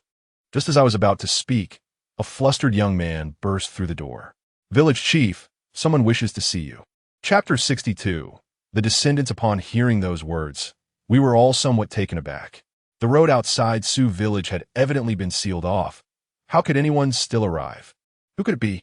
In response to Su Qingda's inquiry, the messenger hesitated, casting furtive glances at us. Since he was reluctant to speak in our presence, I immediately suggested, "Su village chief, why don't you proceed to receive them first? We shall take a moment to investigate that mountain spring." "Very well, but do exercise caution. I will arrange for someone to guide you there," Su Qingda replied. He promptly summoned an individual to escort us, while Wu Bai chose not to accompany us, opting instead to join Su Qingda in meeting the newcomer. He likely harbored concerns about the sealed road, given the current circumstances in Su village. It would pose a significant problem if an outsider inadvertently contracted the mysterious ailment. Following the young guide, we exited the village, and shortly thereafter, we arrived at a mountain ravine where the spring awaited. The water gushed forth from a rocky wall, pooling below into a crystal-clear basin. The transparency of the water revealed its pristine quality. No fish, shrimp, or algae marred its surface. As I drew near, my brow furrowed in apprehension. The temperature around the spring plummeted abruptly, and it was clear that a sinister aura had coalesced in this location. I gestured for Ning Mingxia and the young guide to refrain from approaching, while I hastened to the edge of the pool. A fragrant incense stick was lit and held firmly in my grasp.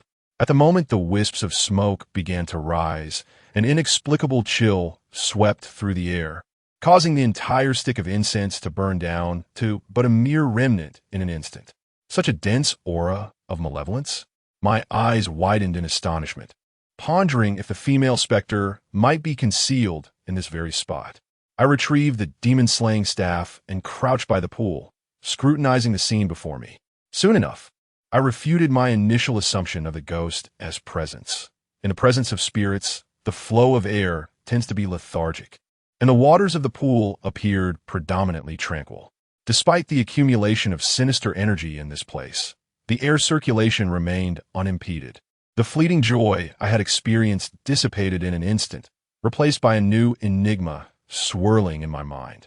If the villagers' peculiar affliction stemmed from this mountain spring, why was there no evident residual malevolence within their bodies? The inhabitants of Zhajiakan had consumed this spring water for generations without ever encountering such a phenomenon. According to Su Qingda, following the incidents in the village, some who had long been absent from the locale also exhibited the strange illness. Despite having not ingested the spring water recently, outsiders seemed to contract the affliction solely through consumption of the spring water, while the villagers' maladies appeared to manifest randomly. Perhaps the transmission of this strange illness is more complex than it seems. At this moment, I felt as though countless threads of clues were tangled in my mind like a mass of knotted yarn. I sensed that I was nearing the truth, yet I could not grasp that pivotal point. I compelled myself to regain my composure and settled by the edge of the pool. I began to meticulously reflect on all the events, weaving the threads of clues together in my mind. The eerie illness, the tragic demise of the father and daughter, The old village chief's family, the female ghost, the mountain spring. Each pivotal element flickered through my mind. After a considerable while, I rose to my feet, enlightened by a bold hypothesis.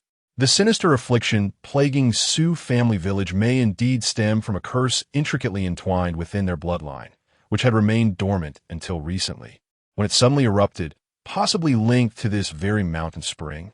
Su Jingshan, the ancestral figure of Sioux family village, might not have been merely a scholar, as I had initially presumed. Rather, he possessed a mystical mirror and was likely involved in esoteric practices.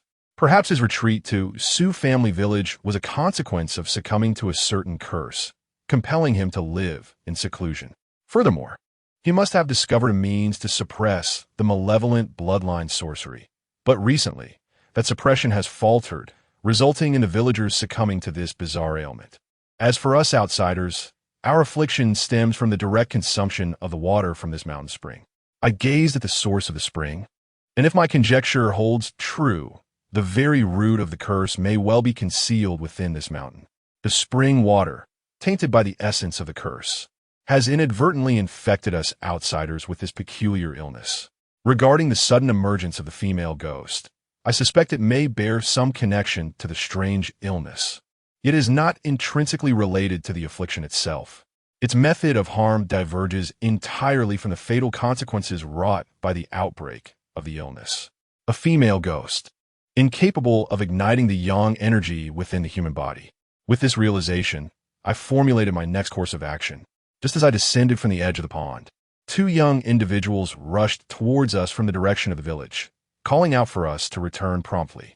Fearing that some calamity had befallen the village, I hastily abandoned my examination of the mountain spring and hurried back with Ningming Xia.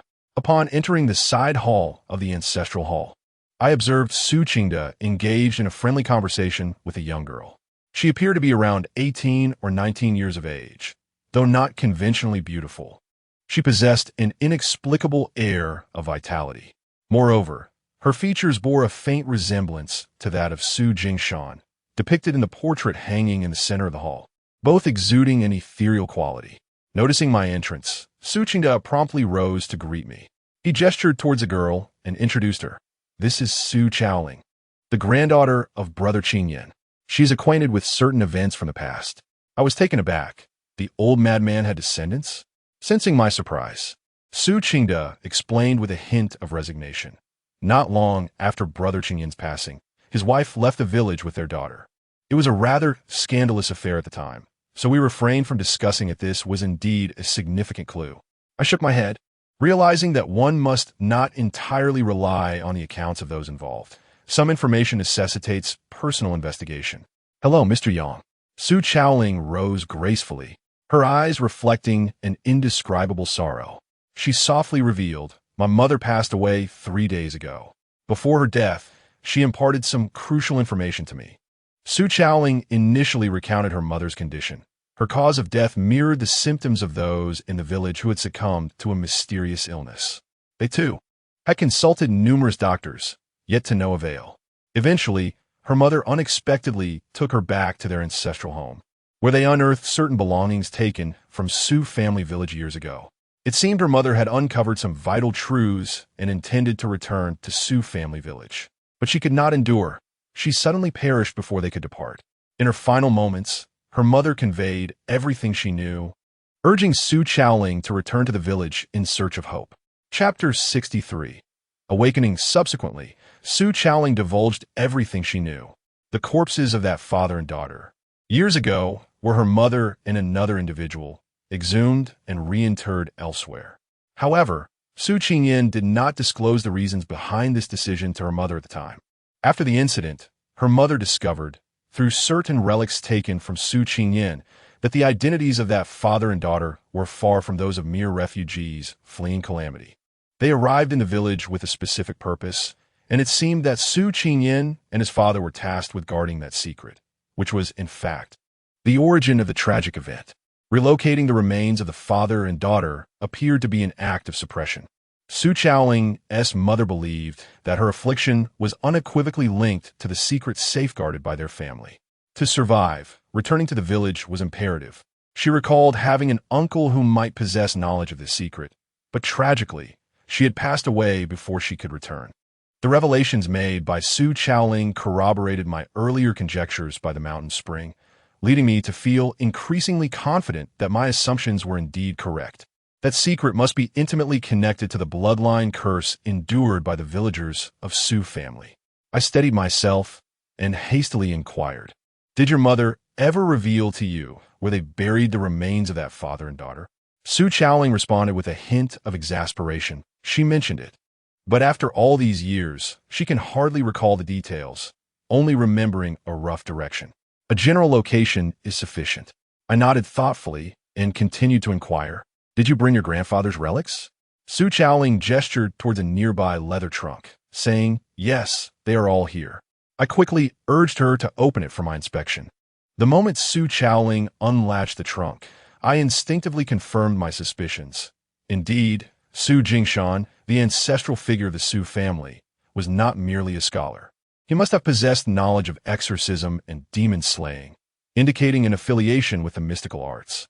Inside the trunk lay several items of spiritual significance, some of which were significantly damaged, alongside a few bound volumes that appear to pertain to the mystical doctrines of the 8 trigrams.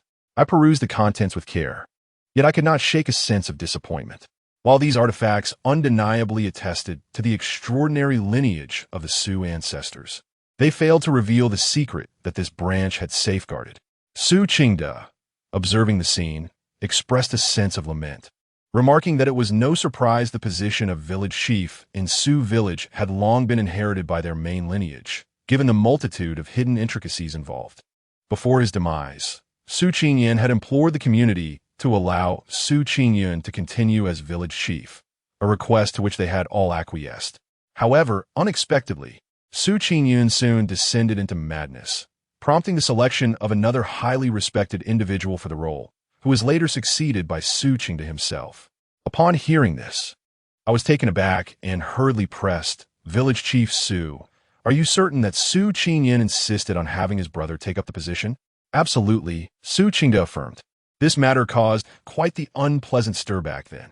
While everyone respected him and the former village chief, as for Qingyun, Su Qing's my Wili, his demeanor speaking volumes.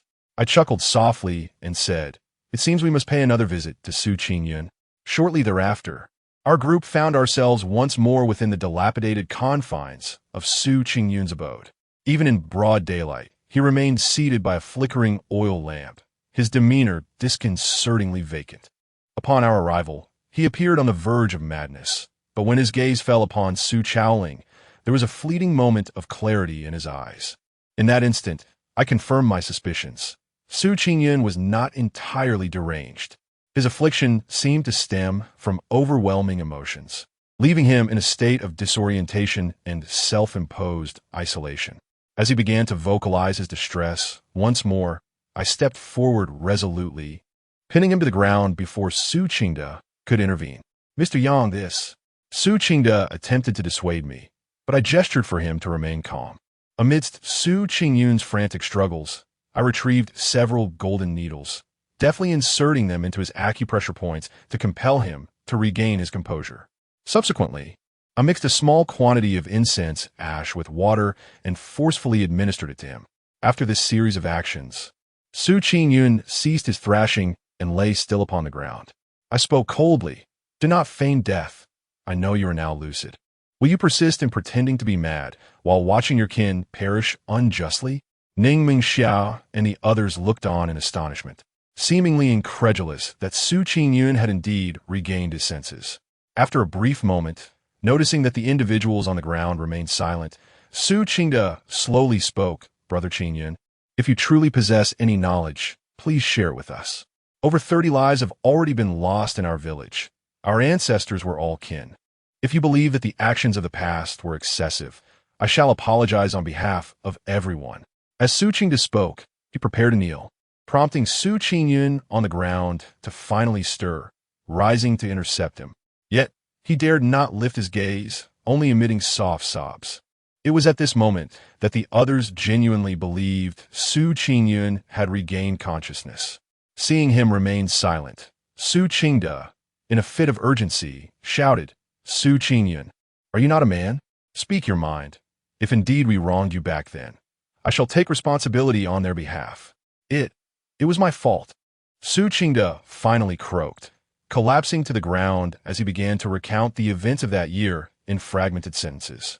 He had indeed been captivated by the woman named Lu Yushu, willing to do anything for her.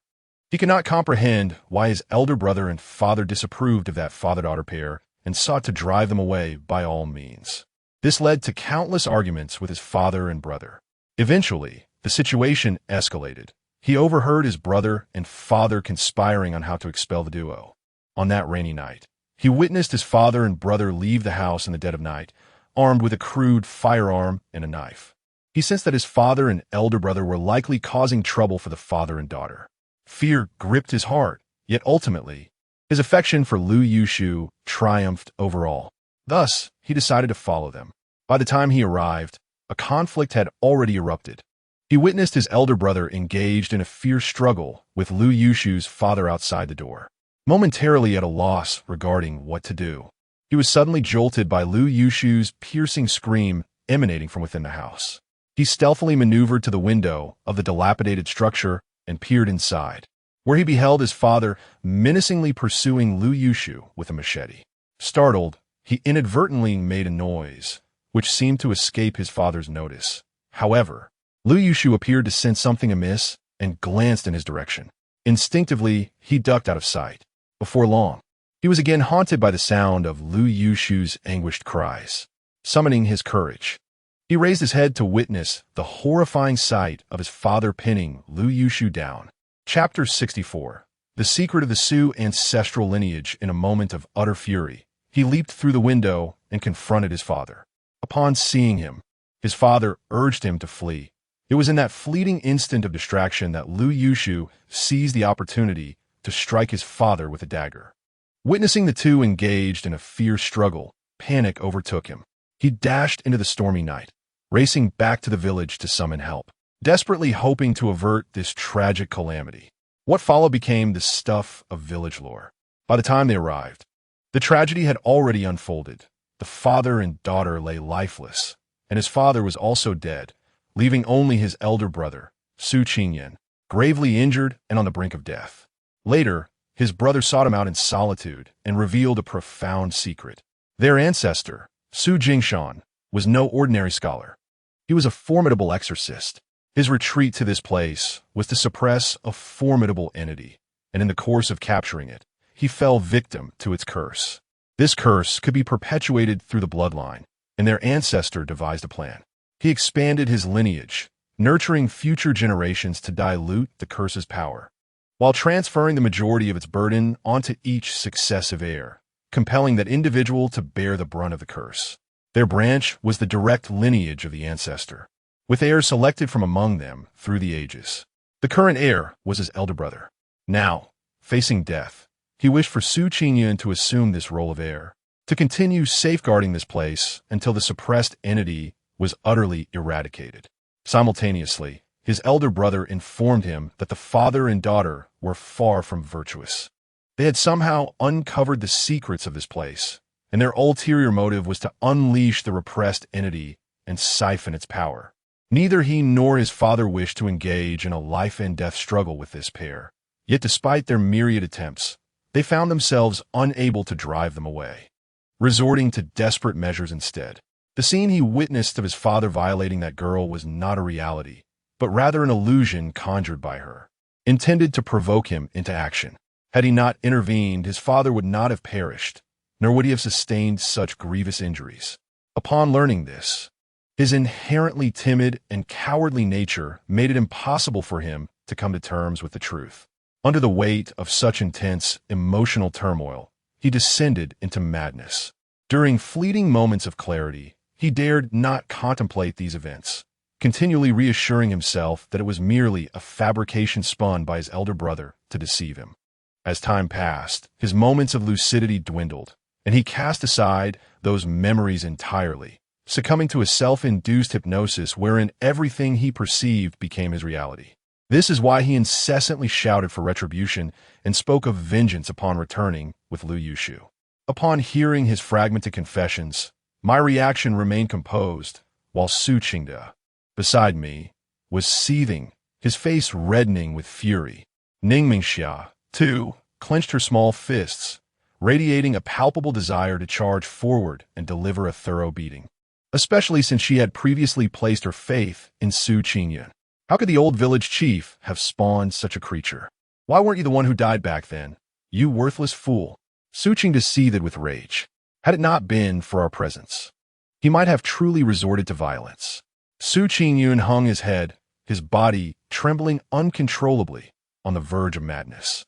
Observing this, I quickly gestured for Su Qingde to calm down. Should he lose control again, it would not be easy to bring him back to his senses. Restraining the explosive Su Qingde, I hastily inquired, "Did your elder brother mention where that thing is suppressed and how it should be maintained?" Su Qingyun whispered, "It's just beyond the back mountain. As for maintenance, my brother said there's no need for deliberate upkeep. We only need to check occasionally to see if there are any changes or unexpected occurrences." Su Qingde exclaimed in anger, "So, have you not gone to check on it at all these years?" Upon Su Qingyun's nod, Su Qingde could no longer contain himself. He kicked Su Qingyun fiercely, despite my presence and that of Wu Bai. "You insufferable wretch. Do you have any idea how many lives you've cost?" At this point, I felt no inclination to intervene. Su Qingyun was truly a sight to behold. Had I been in Su Qingde's shoes, I too would have been unable to suppress my murderous intent. The situation had now become crystal clear. The source of the strange afflictions plaguing Su family village stemmed from a curse deep within their bloodline. Due to an unexpected incident in the arrangement suppressing that entity, its power had begun to recover, leading to a resurgence of the curse. Consequently, the villagers of Su family village began to suffer from these strange maladies in quick succession, and even those who were far away could not escape their fate. The reason we, as outsiders, have fallen prey to this peculiar affliction is likely due to the unique and sinister energy emanating from that entity, which has contaminated the mountain spring and flowed into the pond. Those who partook of the water from the pond have thus succumbed to this strange illness. Although Su Qingyun is uncertain about the true nature of that being, locating its source would undoubtedly simplify matters. Without further delay, I resolved to venture forth and assess the situation to ascertain the nature of the formidable entity we were dealing with. After extracting the precise location and method of access from Su Qingyun, we hastened our departure. Upon exiting, Ning Mingxia quietly inquired, "Brother Yang, how did you discern that his words were amiss, and that he was not entirely mad?" Wu Bai and the others looked on with curiosity. I elucidated, "Firstly, there's a discernible difference between someone who is truly deranged and one who is merely partially so. Secondly, it is evident in their speech and actions. However, these are merely conjectures. My conviction that he is not entirely mad stems from the way he gazed at Su Chaoling. Though I had never encountered him before, it was clear he recognized Su Chaoling as a kin, a reaction unbecoming of one who is completely deranged. Ning Mingxia nodded thoughtfully and then asked Brother Yang, "If you were uncertain of his mental state prior to this, why did you choose to seek him out?" The words of village chief Su reminded me that before his death, Su Qingyun earnestly implored everyone to accept Su Qingyun as the village chief. If there were indeed secrets within their family, he must have shared them with Su Qingyun before passing, for he would not have urged the acceptance of an inept younger brother as the leader otherwise. Moreover, even if he had truly lost his sanity, there exist ways to deal with the mad. As long as he possessed knowledge of the secret, I harbored a certain confidence in extracting it from him. After I articulated my reasoning, Ning Mingxia generously lavished praise upon me, leaving me somewhat bashful. "We are partners now," and her gestures bore a hint of self-promotion. After a few moments of her compliments, I quickly cast her a glance to signal her to cease. The young lady pouted in mild discontent. Before long, we departed the village and arrived at the location Su Qingyun had mentioned. Chapter 65. The 5-element suppression in a concealed thicket of weeds. I discovered the mechanism to activate this place. However, perhaps due to the prolonged absence of visitors, the mechanism refused to open smoothly. In desperation, Wu Bai and I resorted to brute force, managing to create a slight gap in the tightly sealed stone door. At the moment the stone door creaked open, I, ever vigilant, struck a match. The malevolent aura that wafted out collided with the spark, erupting into several large fireballs. Once the accumulated dark energy had dissipated significantly, I ventured inside first. Noticing the absence of immediate danger, I beckoned the others to follow. They promptly illuminated the interior with their pre-prepared flashlights, instantly brightening the space. We found ourselves positioned in a corridor approximately 5 meters long, at the end of which lay a vast hewn chamber. Suspended in the air was a colossal iron coffin, held aloft by 12 robust iron chains. Some sections of the chains bore a crimson hue, evidently coated with vermilion or a similar substance, though much of it had worn away over the ages. The coffin was riddled with numerous holes, each adorned with a long wooden peg. At the apex of these pegs, moisture gathered, coalescing into glistening droplets. However, I observed that at the very bottom of the iron coffin, some pegs had conspicuously vanished, allowing wisps of malevolent energy to emanate from the vacant holes. Beneath the suspended iron coffin lies a gently flowing spring, its waters trickling through a meticulously carved passageway towards the rocky wall. It is evident that the source of the mountain spring outside originates from this very spring. My mouth slightly agape. I acknowledge my limited expertise in the art of geomancy. Nevertheless, I can discern that this arrangement is anything but ordinary. The iron chains and the coffin symbolize metal in the 5 elements, while the mottled red cinnabar on them represents fire. The wooden nails pertain to wood. The flowing water below signifies water, and the concealed earth within the mountain embodies earth. What kind of being is suppressed within this formation that requires the convergence of all 5 elements? I gestured for them to remain in place while I cautiously approached the iron coffin. The entire process unfolded without any anomaly, allowing me to exhale in relief. It seems that although a sinister energy emanates from within, the entity contained in the iron coffin has not shown signs of complete revival. My gaze continued to scrutinize the coffin above. Perhaps we have misjudged Su Qingyan. It is not his evasion that has led to the current predicament. The malevolent energy seeping from the coffin is likely due to the absence of several wooden nails. I counted. There are originally 108 wooden nails on the coffin, yet 18 are now missing. It is precisely this absence that has compromised the arrangement, allowing the malevolent energy to escape, thus restoring its power and unleashing the curse. Confirming the absence of immediate danger, I called for them to come over. I pointed to the missing wooden pegs on the iron coffin and revealed the true cause. Ning Mingxiao was the first to speak. Could it be that those wooden pegs were stolen by that father-daughter duo from back then? It is possible. Otherwise, why would the old village chief and brother Qingyan be so eager to hunt them down? Su Qingda chimed in, but was immediately countered by Wu Bai. It shouldn't be the case. If they'd been lost back then, why didn't Su Qingyan return the wooden pegs after he killed them? Furthermore, after over 40 years, if they had indeed gone missing at that time, it would be impossible for your village to have only encountered problems now. If they were not lost back then when did they disappear? Su Qingda furrowed his brow and continued, for what I observe outside, it does not seem like anyone has been here recently. Perhaps no one has come, but spirits might have. Upon hearing my words, Ning Mingxia immediately grasped the implication. Brother Yang, are you suggesting that the wooden pegs were taken by the female ghost that appeared last night? I nodded. Mr. Wu is correct. These wooden pegs were certainly not taken by that father-daughter duo. The traces outside, as village chief Su mentioned, show no signs of anyone having been here. Thus, the seemingly plausible explanation appears to be that they were taken by the female ghost. Su Qingda retorted, while ghosts may pass through walls, the wooden pegs cannot. How then could it have carried them away? I pointed to the spring that leads to the rocky wall. It can be done through here. Su Qingda leaned down for a glance, affirming my conjecture. However, he quickly inquired, is that female ghost truly the woman from back then? The possibility is quite substantial. Yet, to verify this matter, we need not look far. Su Chaoling is aware of the woman's burial site. We can simply visit and ascertain the truth. Su Qingda, brimming with impatience, urged, what are we waiting for? Chaoling, please lead us there at once. Wait a moment, I interjected.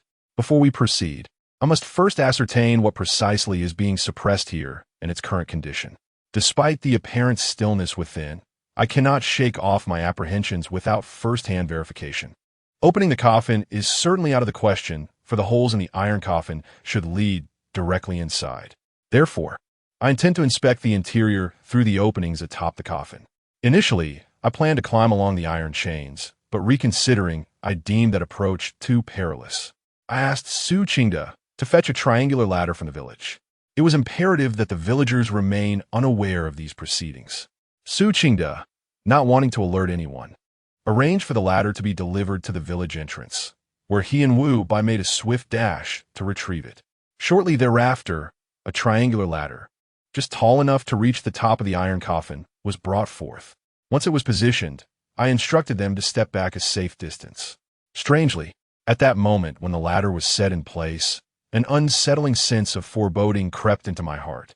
Since my right hand had transformed several years ago, this was the first time I experienced such disquietude. My intuition tells me that the entity within this iron coffin is anything but ordinary.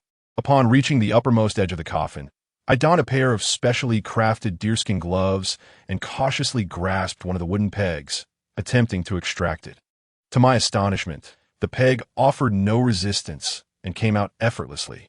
As I removed all the pegs, I suddenly noticed a faint pattern of lightning etched around them. These pegs were crafted from high-quality thunderstruck wood. True thunderstruck wood is not merely charred remnants struck by lightning, but rather, it refers to the wood that has been struck and subsequently regrown, bearing the intricate patterns of lightning within. Thunderstruck wood is a renowned talisman against malevolence. With such an abundance of it, what malevolent force is contained within this iron coffin? My curiosity intensified, and I peered through the opening. To my dismay, a pair of crimson eyes was gazing back at me. A human fiend. My mouth fell agape, and a chilling sensation coursed from my tailbone to the crown of my head. Chapter 66. The Vanished Corpse, Alas. This is an entity that instills fear in the hearts of those within the mystical sections. It is a type of ghost, yet the nature of ghosts is inherently intricate. Some ghosts lack sentience entirely, acting solely on instinct, such as the hungry ghosts or lustful spirits. Conversely, certain ghosts possess a degree of intelligence, leading to vastly different behaviors. Not all ghosts are malevolent. The tales of vengeful female spirits from ancient folklore are not entirely baseless, as there are indeed accounts of love between humans and ghosts. There exists a kind of ghost that is utterly ruthless and bloodthirsty, seemingly existing solely for the purpose of slaying the living. Only such a ghost may be deemed a killing spirit. These spirits are nearly impossible to annihilate, with their only apparent vulnerability being the remains of their corporeal form from their lifetime. Yet, the human killing spirit lacks even this solitary weakness. This entity arises when a killing spirit, through some esoteric means, reclaims a body that shares its bloodline, such as that of a deceased sibling or offspring. It is said that this process is exceedingly arduous and complex. However, once successful, the spirit effectively undergoes a form of reincarnation. Not only are the remains of their former self incapable of restraining them, but most exorcism and demon-slaying techniques also lose their efficacy, as they become akin to a living being. My grandfather once regaled me with ancient tales, and one of the most striking accounts was related to a human killing spirit. It is said that this spirit rose to the rank of a general amidst chaotic times, ruthlessly slaying tens of thousands in a series of battles. Its formidable presence radiating an aura of terror. Later, in a desperate attempt to eradicate this calamity, dozens of the era's foremost exorcists nearly obliterated themselves, finally subdued that malevolent entity. Typically composed and unflappable, I now felt beads of sweat forming on my forehead. Through the aperture, I locked eyes with the figure clad in crimson, its gaze a fiery red. An ethereal, malevolent aura swirled around its visage, though its features remained obscured. I could discern it was a woman. It had yet to be fully vanquished, and from its movements, it was evident that it retained its consciousness and had already detected my presence. A sudden wave of dizziness washed over me, compelling me to avert my gaze hastily as I prepared to thrust the wooden stake once more. "Release me! Release me!" A haunting voice echoed in my mind. An electric shiver coursed through my body. The malevolent entity could communicate with me, its power undoubtedly restored to a significant extent. I have regained my memories. I shall no longer commit evil. The voice of the entity continued to resonate within my mind, imbued with an enchanting allure that slowed my resolve to reinsert the stake. Release me, and I shall impart to you the secret of prolonging life. Its siren call reverberated incessantly, causing my left hand to involuntarily reach for another stake. The remnants of my intellect cautioned me that this was undoubtedly the entity's beguiling spell. I bit my tongue, forcing myself to remain composed, and with a swift motion of my right hand, I grasped the stake and thrust it into the aperture. At the very moment my right hand turned black, the sinister aura upon the face of the malevolent spirit within the iron coffin abruptly dissipated, revealing a visage of chilling beauty. The malevolent whispers that had echoed in my mind vanished in an instant, replaced by a melodious laughter. You cannot confine me. Su Jingshan cannot, and neither can you. Young one, on the day I emerge, I shall undoubtedly seek you out and devour you. As the wooden stake was driven into the hole, that voice faded into silence. I exhaled deeply. This malevolent spirit was indeed formidable, having remained suppressed for so many years yet still possessing such a potent ability to beguile. If it had been at its zenith, with my current capabilities, I would have likely succumbed in a single exchange. As I descended, they quickly gathered around me. Observing the beads of sweat on my brow, Ning Mingxia wiped my forehead while inquiring about the entity within.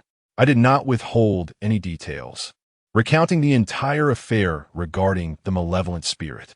It was uncertain how long it would take to completely subdue it. Once we retrieved the 18 wooden stakes to restore this place, the onus would fall upon Su Qingda and his companions to maintain their vigilance. They must come to comprehend the true peril posed by the malevolent spirit to ensure they approach the matter with utmost caution in the future. Upon finishing my account, both Su Qingda and Wu Bai wore expressions of grave concern, particularly Wu Bai, who, possessing some knowledge of the arcane, could hardly maintain his poker face, his lips twitching uncontrollably. Upon witnessing their reactions, I could only offer them a few words of reassurance.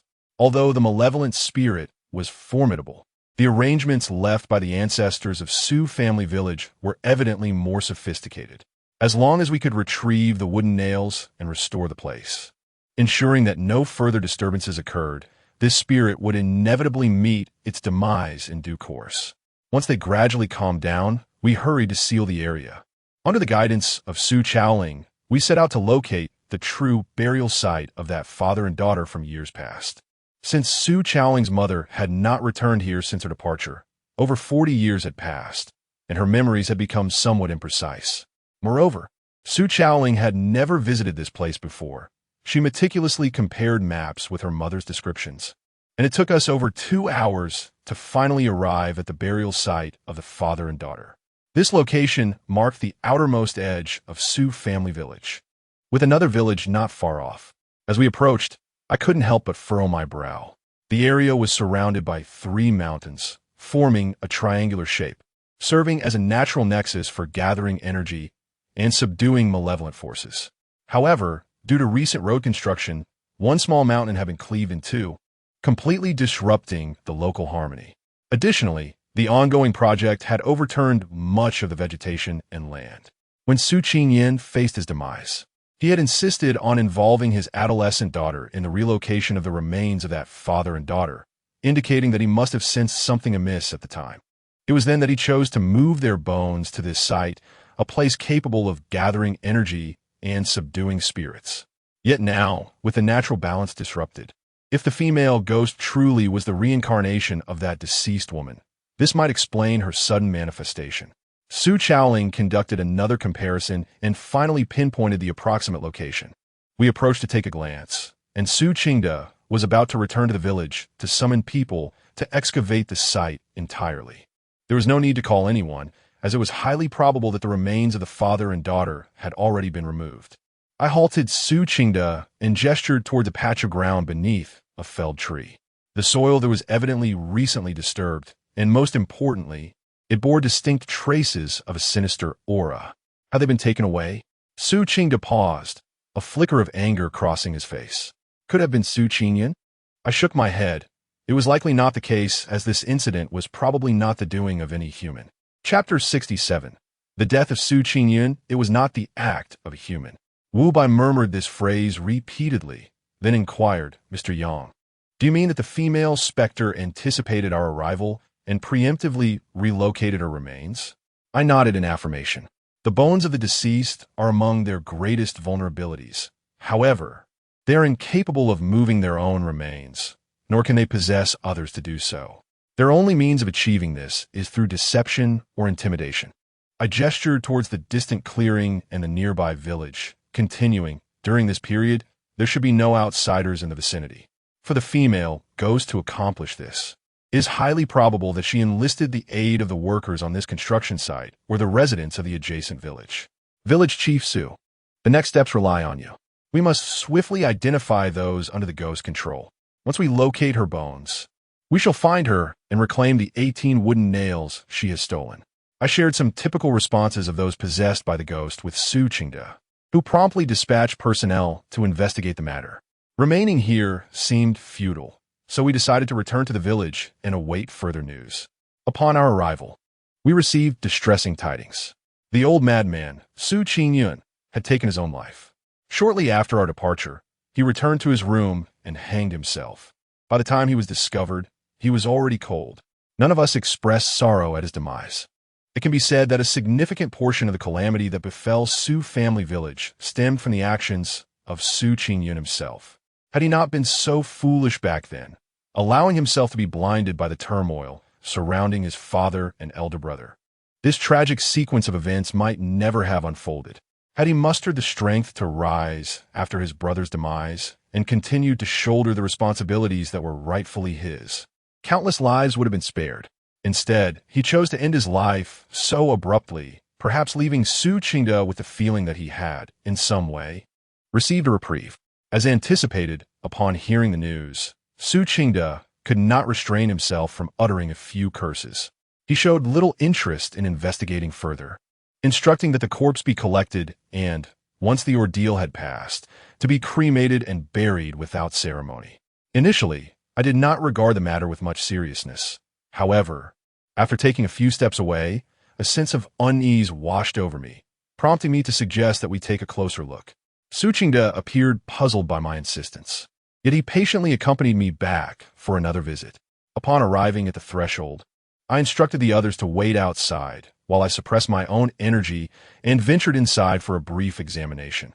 After inspecting Su Qingyun's remains, a smile crept upon my lips. It became evident that his death was far from a mere act of suicide. For a man as timid and cowardly as Su Qingyun, if he had truly possessed the courage to take his own life, he would have done so long ago, rather than languish in self-deception for nearly 40 years. His sudden decision to hang himself might have been a response to our provocations, perhaps a flicker of conscience awakening within him. Yet, I deemed this possibility unlikely. His abrupt act of self-destruction likely stemmed from deeper reasons, with the transformed specter of Lu Yushu emerging as the prime suspect. This was the very rationale behind my sudden suggestion to take a closer look. Now I have confirmed that Su Qingyun's demise was orchestrated by the ghostly presence of Lu Yushu. The folly of infatuation can indeed inflict profound harm. Even in such dire circumstances, he still sought to assist Lu Yushu. Had I been his elder brother, I would have taken drastic measures long ago. Lu Yushu, in a desperate gamble, clandestinely met with Su Qingyun. I suspect he possesses no other stratagem and is prepared to risk everything. A resolution to this matter is imminent tonight. Upon leaving Su Qingyun's residence, I did not indulge in enigmas but promptly relayed my findings to them. Upon hearing the news, Su Qingda was incensed, pacing back and forth in a fit of rage, uttering an array of profanities. The village chief had completely lost his composure. It was not only him. Ning Mingxiao and Wu Bai were equally furious, and even Su Chaoling, related by blood to Su Qingda, was gritting his teeth in anger. How could he be so foolish? Have he not treated him well? For all these years, I have cared for him diligently. By the end, Su Qingda's eyes glistened with unshed tears. I sighed and offered him a few words of consolation. Human nature is profoundly intricate, especially emotions. At times, they unleash unimaginable strength, while at other times, they become chains that bind one's very humanity. Throughout my years working with my grandfather, I have encountered several individuals more outrageous than Su Qingyun. Such occurrences are not surprising at all. Upon returning to the ancestral hall, I immediately began preparations, with Ning Mengxia assisting me, while Wu Bai aided Su Qingde in locating those under Lu Yushu's control. We are currently overwhelmed with tasks when Wu Bai suddenly approached with an unusual expression. "Mr. Yang, a woman has come to see you," he announced. The mention of a woman instantly piqued Ning Mengxia's interest. However, she was taken aback when I inquired about the woman's name. "Ning Mengyun? What brings her here?" I too felt a sense of confusion. Could it be that some trouble had arisen in her life once more? Without delay, I hurriedly took Ning Mengxia to the outskirts of the village. At the entrance, President Ning stood by her car, waiting for us. "What brings you here?" I asked directly. Ning Mengyun replied calmly. "I am concerned about my sister and came to check on her." My eyebrows twitched in surprise. What prompted this sudden concern? We had only been away for a short time, and already she was worried for her sibling. Ning Mengxia quickly intervened, sticking out her tongue in reassurance. "Sister, I'm perfectly fine. There's no need to worry. With Brother Yang here, I'm doing quite well. Moreover, this matter will be resolved shortly, and we will return soon," she hastily added. Nevertheless, her reassurances did not fully convince Ning Mengyun, who insisted on staying. After weighing the situation, I acquiesced, for the source of mysterious illness had already been identified, and Ning Mengyun would not be at risk of contagion. On our way back to the village, I cautiously inquired about Ning Mengyun's urgency. To my surprise, she did not withhold information, stating that she had learned about the situation here through some special channels. And the accounts she received were far more alarming than what old Zhuang had described. She pondered deeply, still concerned about Ning Mengxia's safety, which prompted her to rush over. Upon hearing this, a shadow of unease settled in my heart. It appeared that the news here had not been entirely contained, which boded ill. Once the word of the human calamity leaks, it is sure to stir considerable turmoil. It seems imperative that I swiftly inform Wu Bai and explore potential remedies. With that thought, I hastened my steps back to the ancestral hall. Upon learning of the matter, Wu Bai's expression grew grave. He scarcely uttered a few words before setting about making arrangements. We continued our diligent preparations, and nightfall soon enveloped us once more. Chapter 68. Identity in the Private Room. A few of us engaged in desultory conversation. The atmosphere appeared relaxed, yet, apart from myself, the others occasionally cast furtive glances towards the window. Observing this, I could only shake my head inwardly. After all, they had not encountered such circumstances before, and their anxiety was only natural. Nevertheless, I was certain that Lu Yushu would arrive tonight, so there was no need to fret about her discovering that we had already sensed her presence. As midnight approached, just when everyone seemed on the verge of fatigue, the temperature in the room suddenly dropped several degrees. Instinctively, I straightened my posture. The main character had finally arrived. A chilling laugh emanated from outside the door, followed promptly by a gust of cold wind that forcefully flung open the door to the private room. I was momentarily taken aback. What did this signify? Was she so confident in her own power that she couldn't even be bothered to conceal her intentions and was prepared to confront us directly? The drowsy assembly was immediately roused, and they all turned in unison towards the entrance. Beneath the ancient tree in the ancestral hall, a faint silhouette emerged. Upon glimpsing the visage of this spectral woman, I suddenly comprehended why Su Qingyun would willingly play the sycophant. Lu Yushu possessed an exquisite beauty, an indescribable allure that was utterly captivating. Yet, this striking appearance stirred an inexplicable sense of familiarity within me, and as I pondered, a jolt of recognition coursed through my mind. I abruptly recalled the moment in the cave when the figure within the iron coffin had briefly revealed part of its true form. Lu Yushu bore a striking resemblance to that entity. A shiver ran down my spine as I silently hoped that Lu Yushu was not in any way connected to that sinister being. Anger triumphed over fear as Su Qingde. Upon witnessing the apparition of the vengeful spirit resembling Lu Yushu, charged forth, hurling accusations. Indeed, it is you, wicked woman. Years ago, our village took you in with kindness. Yet you repay our goodwill with malice. Lu Yushu chuckled softly, surveying Su Qingda with a knowing glance. Ah, so it is you, little Qingda. Even back then, you held disdain for your elder sister, and it seems that sentiment has remained unchanged throughout the years. How pitiful! Only a fool like Su Qingyun would ever find favor in someone so disastrous as you. If Brother Qingyan had slain you back then, even in your ghostly form, you would surely meet your demise today. Su Qingda's words rang loud and defiant, yet his body betrayed him, inching closer to my side. Lu Yushu's smile widened as her gaze shifted towards me. Young lad, are you the helper they summoned? You possess a rather pleasing appearance, one that appeals to an elder sister's taste. Gradually, Lu Yushu advanced, her voice taking on a chilling edge. For the sake of your likability, I shall grant you a chance. Take these two women and vacate Su family village. I shall ensure your safety henceforth. I furrowed my brow, finding Lu Yushu's words peculiar, her demeanor tonight equally strange. Even if she intended to confront us fiercely, her brazen appearance was unexpected. She spoke with a confidence that suggested no hint of bluffing. Most critically, I had failed to notice the ghostly presence of Su Qingyun lurking nearby. At that moment, I examined Su Qingyun's lifeless body. His spirit had not departed in the usual manner, but appeared to have been forcibly taken away. This was undoubtedly the handiwork of Lu Yushu, aiming to transform Su Qingyun into a specter, intending to exploit him and his corpse to strike back at us when the time was ripe. What, I wondered, were Lu Yushu's true intentions? I fixed my gaze upon her countenance, which elicited strange looks from the others, particularly from Ning Mingxia. In a fit of urgency and frustration, grasped my arm. The human fiend. My temples throbbed, and an instinct surged within me, suggesting that Lu Yushu's peculiar behavior was likely connected to that very fiend. There must be some undisclosed secret linking the seal of the human fiend with the Su family's direct lineage. Damn it.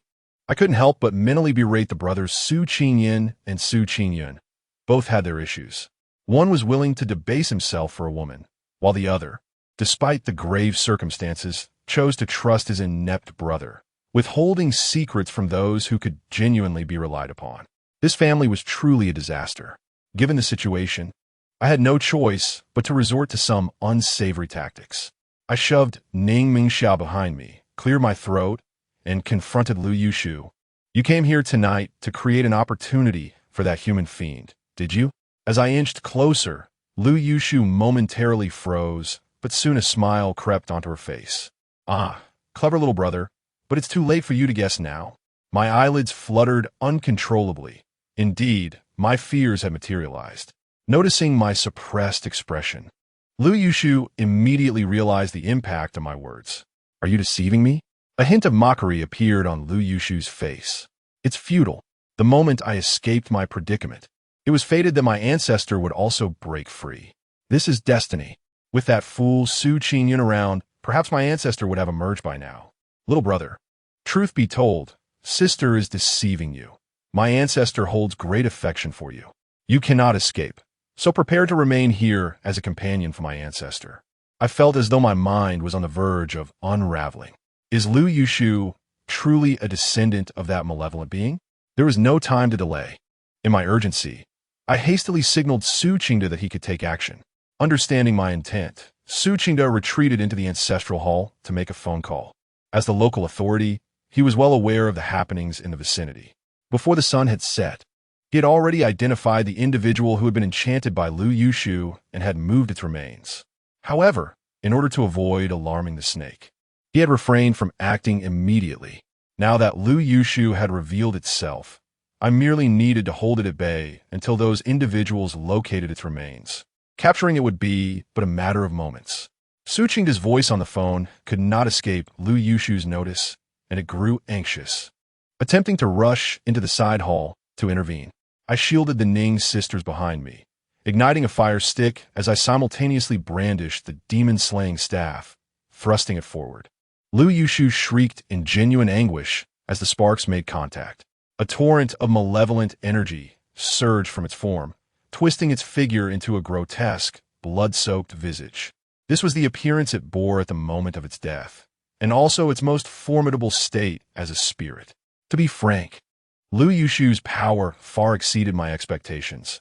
It must have absorbed the strength of that malevolent being. Without the use of my right hand, I can only temporarily suppress it. Capturing it will not be an easy task. However, shortly thereafter, the malevolent energy emanating from Lu Yushu began to wane abruptly, and her once solid form started to grow ethereal. Su Qingde, brimming with excitement, burst forth from the side chamber, exclaiming, "Mr. Yang, our people have already seized its remains and are following your instructions to pour chicken blood on it." Upon hearing this, a flicker of madness crossed Lu Yushu's face. "Even if I perish, my ancestors will avenge me." No sooner had Lu Yushu spoken than a tremendous roar echoed from afar, seemingly emanating from the very place where the malevolent spirit was being suppressed. Chapter 69. The binding earth spirit formation. Lu Yushu, with her hauntingly beautiful yet eerie visage, became increasingly unhinged. She ceased her resistance, collapsing to the ground and reciting a low, ominous chant. Su Qingde and Su Chaoling, descendants of the Su family, along with Ning, Mengxia, and Wu Bai, individuals afflicted by the sinister disease, displayed expressions of distress as the symptoms of the malady began to resurface uncontrollably. The ominous specter might truly be on the verge of emergence. A shroud of dread enveloped my heart as I observed Lu Yushu, still kneeling in a state of fervor. Without hesitation, I stepped forward, untying the crimson cord from my right hand and pressing it against her forehead. It was futile. What would it matter if I were to perish? Ancestor. Lu Yushu's mocking laughter abruptly froze, her derisive words transforming into piercing screams of anguish. My right hand had succumbed entirely to darkness. Even my eyes now mirrored that shadowy hue. "Ah, your hand! You!" Lu Yushu writhed in despair, her cries echoing in the air. With a firm grip, I suppressed her consciousness and urgently demanded, "Where have you hidden the 18 wooden nails?" In a dazed manner, Lu Yushu replied, "The Thunderbolt exorcism nails have been destroyed as per the ancestors' instructions." Upon hearing this, my blood pressure surged alarmingly. In this era, it would be no small feat to procure 18 such exquisite thunderstruck woods. If those 18 nails were truly lost, the escape of the sinister specter would be utterly inevitable. However, I soon regained my composure. The wooden pegs crafted from thunderstruck wood are not easily destroyed. They are impervious to both water and fire, and thus the means to annihilate them are limited. Furthermore, Lu Yushu is quite cunning and may not have completely obliterated them. Indeed, upon my inquiry, Lu Yushu revealed that she had merely entrusted the wooden pegs to someone under her control, and she had yet to receive confirmation of their complete destruction. When I pressed for the identity of this individual, I hastily inquired, "Apart from removing all the thunderstruck wooden pegs, do you possess any other means to release the human calamity?" Su Qingyan. When Lu Yushu uttered these 3 syllables, I was filled with an overwhelming desire to bury that old wretch on the spot. He was truly a classic example of someone whose actions lead to more harm than good. According to Lu Yushu, the core of that arrangement involved not only the 5 elements but also bloodline suppression. Although the human calamity had cursed the descendants of Su Jingshan with bloodline magic, Su Jingshan, a prodigy, had ingeniously utilized the connection between the human calamity and his bloodline to establish a binding spirit formation, effectively locking it away through the bloodline power of the Su family for generations. Even if all the thunderstruck wooden pegs were removed, as long as a significant number of Su family members remain in Su family village, the binding spirit formation would prevent it from escaping that cave. Su Qingyan, being a direct descendant of Su Jingshan, provide the means for the human calamity to unravel the binding spirit formation. Upon hearing this, I felt an array of profanities echoing in my mind. That venerable ancestor Su Jingshan was not only extraordinarily skilled, but also possessed a remarkably astute mind. However, his descendants are truly remarkable. In such a critical matter, Su Qingyan, this foolish elder brother, places his unwavering trust in his incompetent younger sibling. Shouldn't he at least explain the situation to his own daughter? With no information or heritage to rely upon, how could I possibly fathom these matters unless I were a deity? Just as I was about to voice my final queries, Lu Yushu could no longer endure, her spectral form showing signs of imminent collapse. After a moment's contemplation, I refrained from demanding her life at that moment and instead produced a jade vial, capturing her ghostly essence within. Our preceding exchange had been overheard by those present, aside from the Ning sisters who remained relatively composed. Su Qingda and the others were beginning to display signs of panic. Wu Bai urged anxiously, "Mr. Yang, should we evacuate all the residents of Su family village at once?" I shook my head. It would be futile. The curse tied to their bloodline would remain effective regardless of distance, even if they fled to the ends of the earth. As long as the malevolent spirit regained its freedom, they would inevitably face death. "Mr. Yang, you must devise a plan. The lives of over 300 individuals in Su family village depend entirely on you." Su Qingda's voice was tinged with a hint of despair. At this juncture, I too felt a sense of uncertainty. According to my grandfather's teachings, a gentleman does not stand beneath a precarious wall. The wisest course of action for me would be to discreetly withdraw. Yet, as Su Qingda articulated, these were over 300 lives at stake, and Ning Mingxia was afflicted with a mysterious ailment. Should the malevolent spirit escape, she too could become embroiled in peril. Weighing my options, I promptly resolved my course of action. Suppressing the tumult of thoughts within, I steadied my mind and began to make arrangements. "Su village chief, please check if Su Qingyun's body is still at home. If it is, bring it along. Then, promptly gather some individuals to search for the 18 wooden nails. Regardless of how many remain intact, ensure that all are collected." Once Su Qingda acknowledges, I turned to Mr. Wu Bai and stated, "Mr. Wu, whatever conditions you must employ, I require a substantial quantity of rooster blood and boy's urine. The more, the better. In addition, procure ample amounts of vermilion, yellow wine, realgar, dried ginger, and garlic. Furthermore, if you can acquire any cold weapons that have claimed lives, do your utmost to obtain more." Wu Bai did not inquire about my intentions for these items. He simply nodded in acknowledgement. I cleared my throat, emphasizing my words. "This matter is fraught with peril, and now that we have reached this juncture, let me be candid. Henceforth, I shall do my utmost and leave the rest to fate. Should the situation prove untenable, you must be prepared for the possibility of failure." Su Qingda's expression was one of distress, yet he comprehended that our relationship was merely transactional. It was inconceivable for me to risk my life and fortune. Wu Bai, however, managed a wry smile and remarked, "I understand this, Mr. Yang. Proceed boldly. If it proves unfeasible, we shall retreat swiftly." "Very well, let us now divide our tasks. I will investigate the situation over there." Su Qingda departed first, and I hastily urged the Ning sisters to join Wu Bai, ensuring they left this place with him. However, the usually obedient Ning Mengxia became quite obstinate this time, insisting that she would stay with me. She was willing to keep her distance for now, but she absolutely refused to leave immediately. With her unwillingness to depart, Ning Mingyun also chose to remain. I truly had no time to argue with the two of them, so I reluctantly consented. Gathering our belongings, I led the Ning sisters and Su Chaoling towards the sinister location. The closer we drew, the more palpable the malevolent energy in the air became. Shortly after we exited the village, a distressing message arrived from Su Qingda.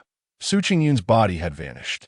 I had long anticipated this outcome, particularly concerning the 18 thunderstruck wooden stakes. Before long, we arrived at the ominous site where the stone gate was utterly destroyed, and a haunting red glow flickered ominously within the cave. Chapter 70. Soul-shattered. Stay here and wait. Under no circumstances should you enter without my command. I first cautioned the Ning sisters, hesitating momentarily before turning to Su Chaoling. "You shall accompany me." Su Chaoling, the granddaughter of Su Qingyan, could be considered a legitimate descendant and might prove helpful.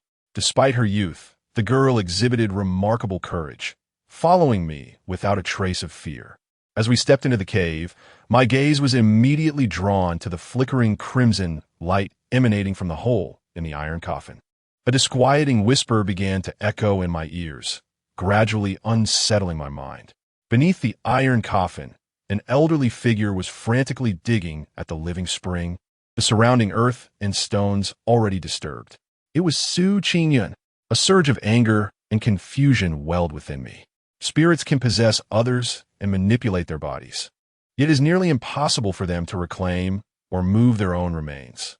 This ingrained belief led me to overlook the possibility that Lu Yushu might utilize Su Qingyun's corpse to disrupt this place of suppression.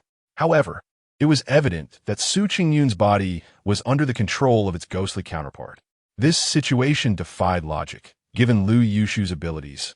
I doubted she could achieve such a feat. Perhaps this was one of the extraordinary methods employed by the human spirit. The world is not absolute. There is an abundance of knowledge I have yet to grasp. Now is not the time to dwell on such matters. I suppressed the tumultuous thoughts within me and exclaimed in anger, Su Qingyun, have you lost your mind? Do you realize the gravity of your actions? If you release that entity, the entire village will perish. Su Qingyun remained unfazed, continuing to kneel and excavate the ground. Beneath the spring, the edge of a bagua compass began to emerge, evidently the core of the earthbound spirit formation. A sense of foreboding washed over me. Su Qingyun's soul had likely been completely ensnared by Lu Yushu's enchantment. At this moment, with the presence of another malevolent force, it seemed unlikely he would regain his clarity. Before I could rush forward to intervene, the crimson light surged forth as if animated, coiling around me like a constricting serpent. I attempted several exorcism techniques, yet the strands of red light remained impervious to my efforts, their speed increasing with each passing moment. It was at this juncture that I comprehended the true nature of these malevolent beings, as entities that were part human and part ghost. Ordinary methods proved utterly ineffective against them. The cacophonous voice in my mind grew increasingly loud, compelling me to divert my focus to suppress my emotions.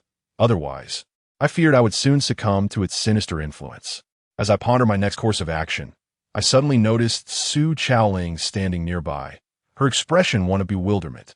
Observing her demeanor, it appeared she was unaffected by the insidious voice, and the red light did not impede her.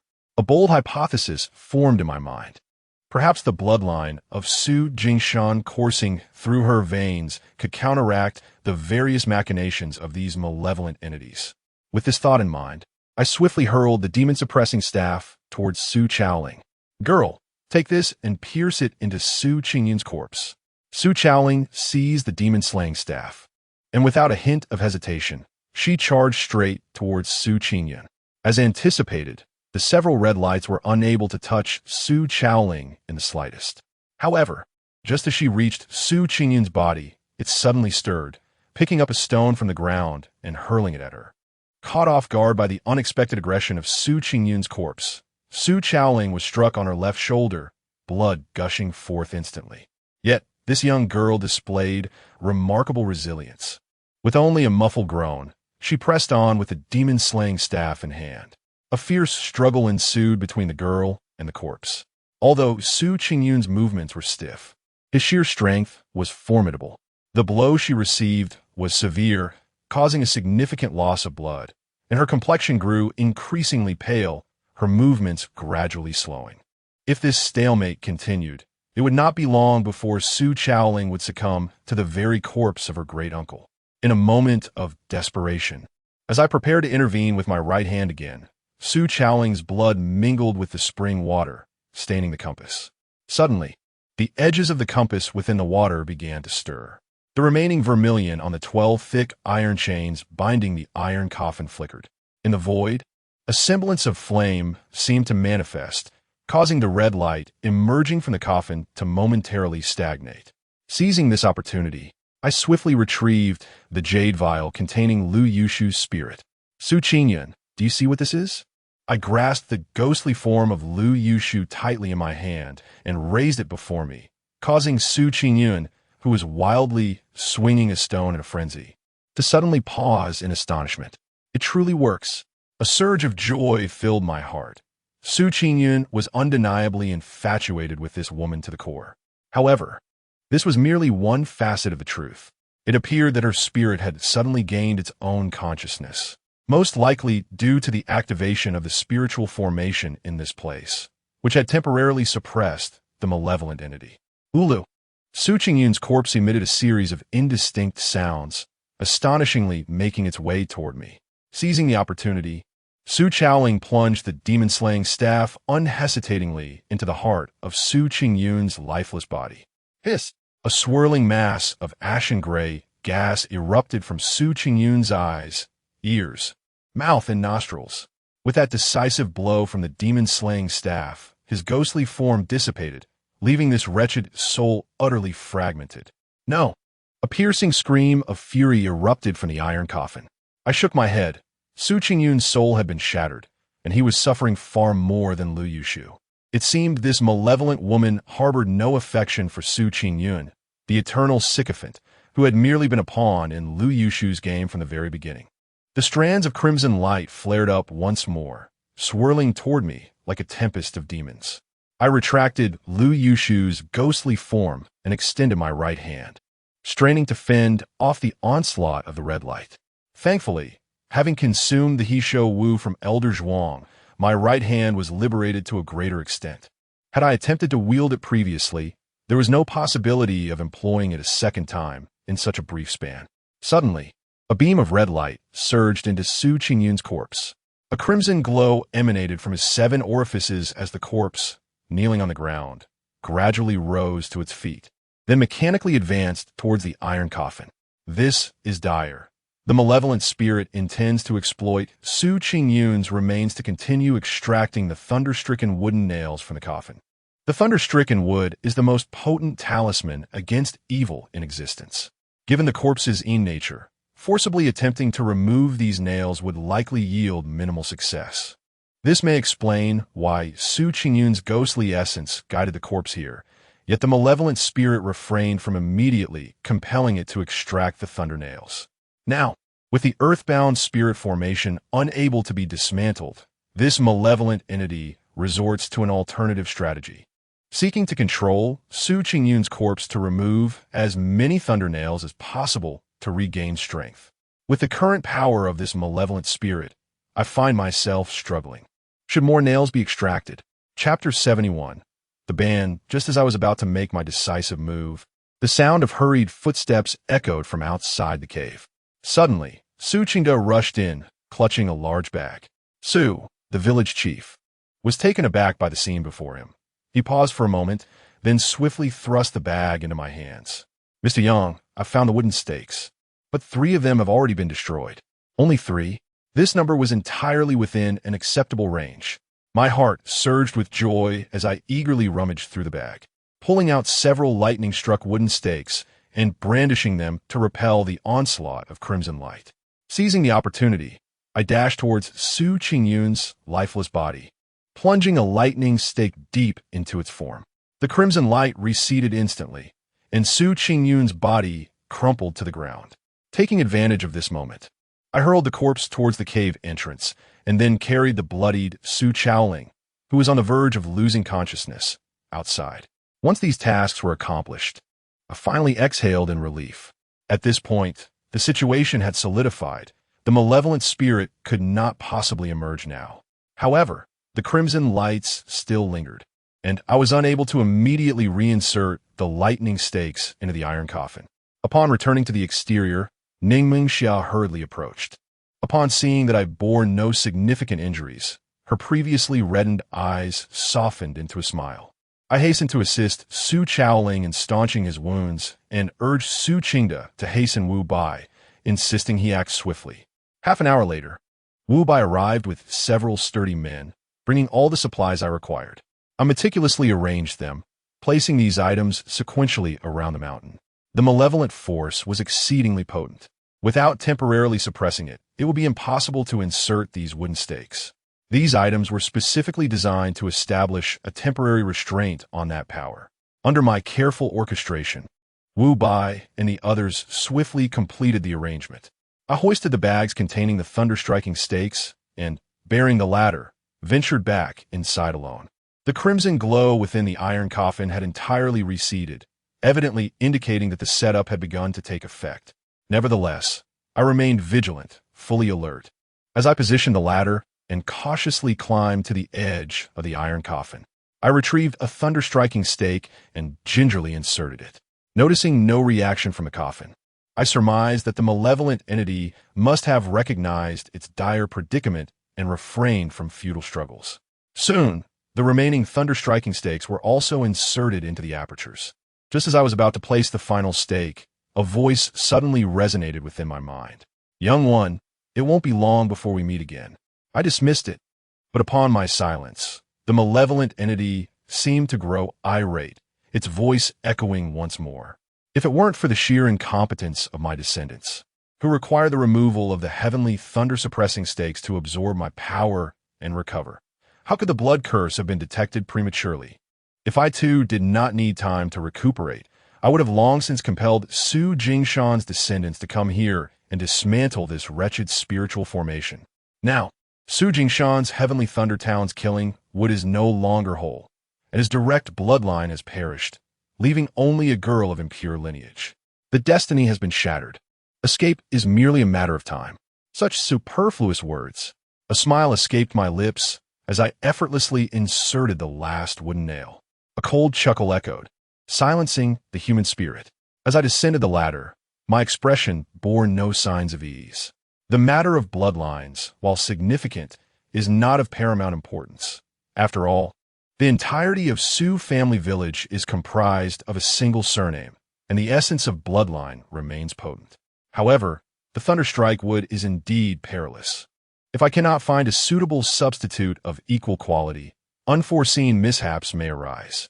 The final words of the human spirit, though somewhat a desperate attempt at self-redemption, contained a kernel of truth. This situation is indeed fraught with danger. Were it not for the bloodline curse afflicting the villagers of Su family village, compelling them to seek external aid due to the emergence of bizarre maladies, given a little more time, both Lu Yushu and the human spirit could have successfully extricated themselves. Our arrival evidently instilled a sense of crisis in Lu Yushu and the human spirit, prompting them to take reckless risks despite the immaturity of their timing. Initially, Lu Yushu actively sought to harm, attempting to divert our attention towards the female ghost. Upon realizing this tactic bore no fruit, she resorted to manipulating Su Qingyun to make a final desperate attempt. Alas, that last step faltered, falling just short of success.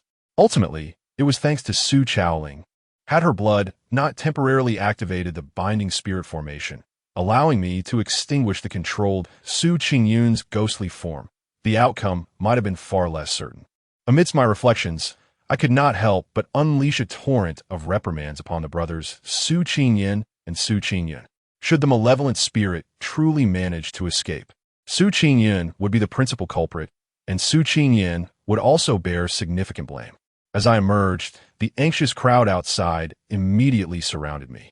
Upon learning that I had successfully reinserted the thunderstruck wooden nails and subdued the malevolent entity once more, the expressions of Su Qingda and the others radiated joy. However, my subsequent remarks promptly doused their spirits with cold reality. 3 of the thunderstruck nails had been destroyed, rendering the formation incomplete. Thus, the entity's power would inevitably be restored. Furthermore, it could exploit the remaining openings to influence the outside world, unless we could procure wooden nails of equivalent quality to replace those lost. There remained a possibility of its eventual escape. Su Qingda and the others had already mentally prepared for this eventuality, and Wu Bai expressed his willingness to assist in the search for such high-quality wooden nails, while also seeking swift methods to effectively suppress the malevolent spirit. The entity was not invincible.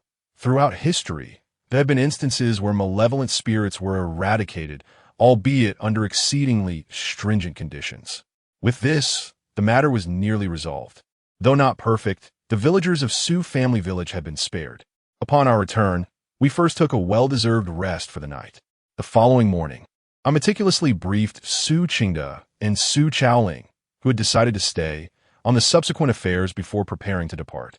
Just before my departure, Wu Bai discreetly approached me, subtly inquiring whether I had any intentions of collaborating with him on forthcoming endeavors. Without a moment's hesitation, I declined the offer. Given Wu Bai's unique circumstances, While I could assist him occasionally, a long-term collaboration was out of the question. Upon witnessing my resolute stance, Wu Bai refrained from further discussion. After expressing his sincere gratitude, he escorted our group to the vehicle. We bid farewell to Su Qingde and the others, and Ning Mingyun took the wheel as we made our way back to Nan City. Not long after our departure, old Zhuang called. He was already informed about the events that had transpired here. He expressed his trepidation regarding the perilous nature of the situation and insisted that upon my return, he would ensure ample compensation. Just as I was about to discuss Ning Mengxia's peculiar affliction with her, another call came through unexpectedly. Chapter 72. The enigmatic secret lock. The call came from Zhang He. As soon as I answered, his characteristic hearty laughter resonated through the line. Zhang He is not one to beat around the bush. Within a few exchanges, he candidly expressed the purpose of his call. He sought my assistance. Upon hearing the word help, I instinctively felt inclined to decline. His affairs often revolved around violent confrontations, a realm in which I am decidedly inexperienced. However, before I could voice my refusal, Zhang He hastily added, "There's a beautiful woman involved." I was momentarily taken aback, feeling a silent incredulity. Did he truly perceive me as a lecherous individual? What had I done to cultivate such a stereotype in his mind? No, I resolutely rejected his proposition. I'm not joking. The person in question is a stunning beauty, and I'm certain you would be intrigued. Zhang He nearly shouted this, and my hand froze, realizing that the Ning sisters must have overheard. As expected, when I turned, I found Ning Mengxia gazing at me with a bemused expression. Embarrassed, I offered a sheepish smile and hung up the phone. Yet, Zhang He was relentless, persistently calling back. After several attempts, I finally answered under Ning Mengxia's urging. It seemed Zhang He had sensed something amiss, for he refrained from mentioning the beautiful woman again, and instead began to recount the situation at hand. After resolving his own matters, he learned that one of his clients had a friend whose relative had encountered some troubles and sought his assistance. True to his nature, Zhang He was open to any requests, yet upon investigating the situation, he found himself somewhat bewildered. The young lady's predicament left him somewhat baffled. While he could easily engage in exorcisms or even acts of violence, investigating and resolving such peculiar matters was not within his expertise. Thus, he thought of me and sought my assistance. However, I was preoccupied with numerous obligations and explained that I could not be of service at the moment. Yet, Zhang He assured me that there was no urgency, as the events surrounding the young woman were not life-threatening and had persisted for quite some time. She was willing to wait. With such a commitment laid before me, I had no choice but to acquiesce. Upon my return to the southern city, old Zhuang awaited my arrival.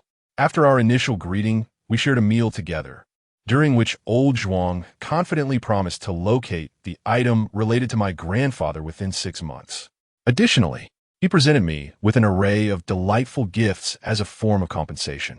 After our repast, old Zhuang departed, and Ning Mingyun escorted us to the shop before taking her leave as well. I pulled down the rolling shutter and, instead of ascending to the upper floors, settled myself at the counter to commence my tasks.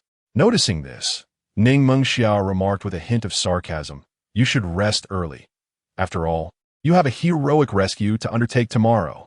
I chose to ignore the undertone of her comment and clarified, "I have already informed Zhang He that I won't be able to go until at least 3 days from now." Ning Mengxia paused for a moment, then quickly responded, "We have no other pressing matters, so why not go sooner?" I was merely jesting. What if something truly happens to her? I mused to myself that this girl was indeed too kind-hearted. She had just teased me moments ago, yet upon hearing my delay, she became anxious. A few days' postponement would be inconsequential. Zhang He had elaborated on the condition of that girl, and I had formed a conjecture in my mind. It was not a matter of life and death. Very well. Ning Mengxia chose to trust my judgment. She blinked and inquired, "Then what shall we do during our stay here?" I gestured towards Ning Mengxia, indicating the necessity to resolve the affliction plaguing her. "What affliction do I have?" Ning Mengxia asked, perplexed. "The bizarre illness," I pronounced emphatically, "for reasons unknown. Ever since departing from Shujia village, I harbored an unsettling feeling, an instinct telling me that the malevolent spirit might indeed escape its confinement one day." Ning Mingxiao was also tainted by this bizarre illness, with the malevolent spirit suppressed. There was no immediate cause for concern. However, should the spirit break free, it would pose a grave threat. Fortunately, the essence of Ning Mengxia's bizarre illness stemmed from the sinister aura of the malevolent spirit rather than a curse rooted in her bloodline, suggesting it could be entirely eradicated. My next step was to devise a means to eliminate the source of her affliction. After hearing my explanation, Ning Mengxia's cheeks flushed. She turned and ascended the stairs to prepare a pot of tea, joining me in researching materials. It was not until the early hours of dawn that I completed my review of the materials at hand. At that moment, the predominant feeling in my heart was one of gratitude. The terror of the malevolent spirit exceeded my expectations. Had it not been suppressed for so long, its strength would have been nearly depleted. Furthermore, the seals had not been entirely compromised. Even if I fully unleashed my right hand, it would still be inadequate to contend with it. The unease within me grew ever more pronounced, and in that moment, I found myself unable to discern a suitable method to dispel the peculiar affliction plaguing Ning Mengxia from the materials at hand. Noticing my furrowed brow, Ning Mengxia gently advised, "The dawn is fast approaching. Yang, you must be weary from these relentless days. Perhaps it would be wise to rest first, and then devise a solution once you have regained your strength." I nodded in agreement. To be frank, fatigue had indeed settled upon me, and relying solely on the scant resources at my disposal would not suffice. Upon awakening, I would need to reach out to some acquaintances for further inquiries. Before we retired, Ning Mingxia insisted on preparing a bowl of noodles. After partaking in a meal, we each returned to our respective rooms to rest. I slept soundly until the afternoon, and when I awoke, Ning Mingxia had risen before me and opened the shop's door. After a brief period of movement to rejuvenate my spirit, I took my seat at the counter and began to call several trusted friends to inquire about the matter of the human fiend. As dusk began to cloak the sky once more, Ning Mingyan arrived, pushing Li Ruoyi along, just as I completed my final call. A sense of agitation brewed within me. I left the three of them to converse downstairs while I retreated to the second floor to examine the magical mirror. After witnessing Su Jingshan's remarkable skills, I held this mirror in high regard. The ability to capture a human fiend single-handedly speaks volumes of the prowess possessed by that esteemed predecessor, and thus, the artifact he left behind is undoubtedly extraordinary. Regrettably, I found myself at a loss. Despite acquiring the mirror, I had yet to fathom its true utility. To my eyes, it appeared merely as a finely crafted, incense-laden talisman for warding off malevolence. After playing with it for a while, I was about to put away the mystical mirror. However, at the very moment I raised my hand, the rays of the setting sun reflected through the mirror onto the wall, revealing an indistinct shape resembling a bagua. Startled, I stood on my toes to observe it closely for a while, and could not help but exclaim in surprise. On the surface of this mystical mirror was intricately engraved a bagua diagram, both positive and negative, using some arcane technique. This bagua diagram, also referred to in Taoism as the bagua secret lock, is a form of mechanical mysticism.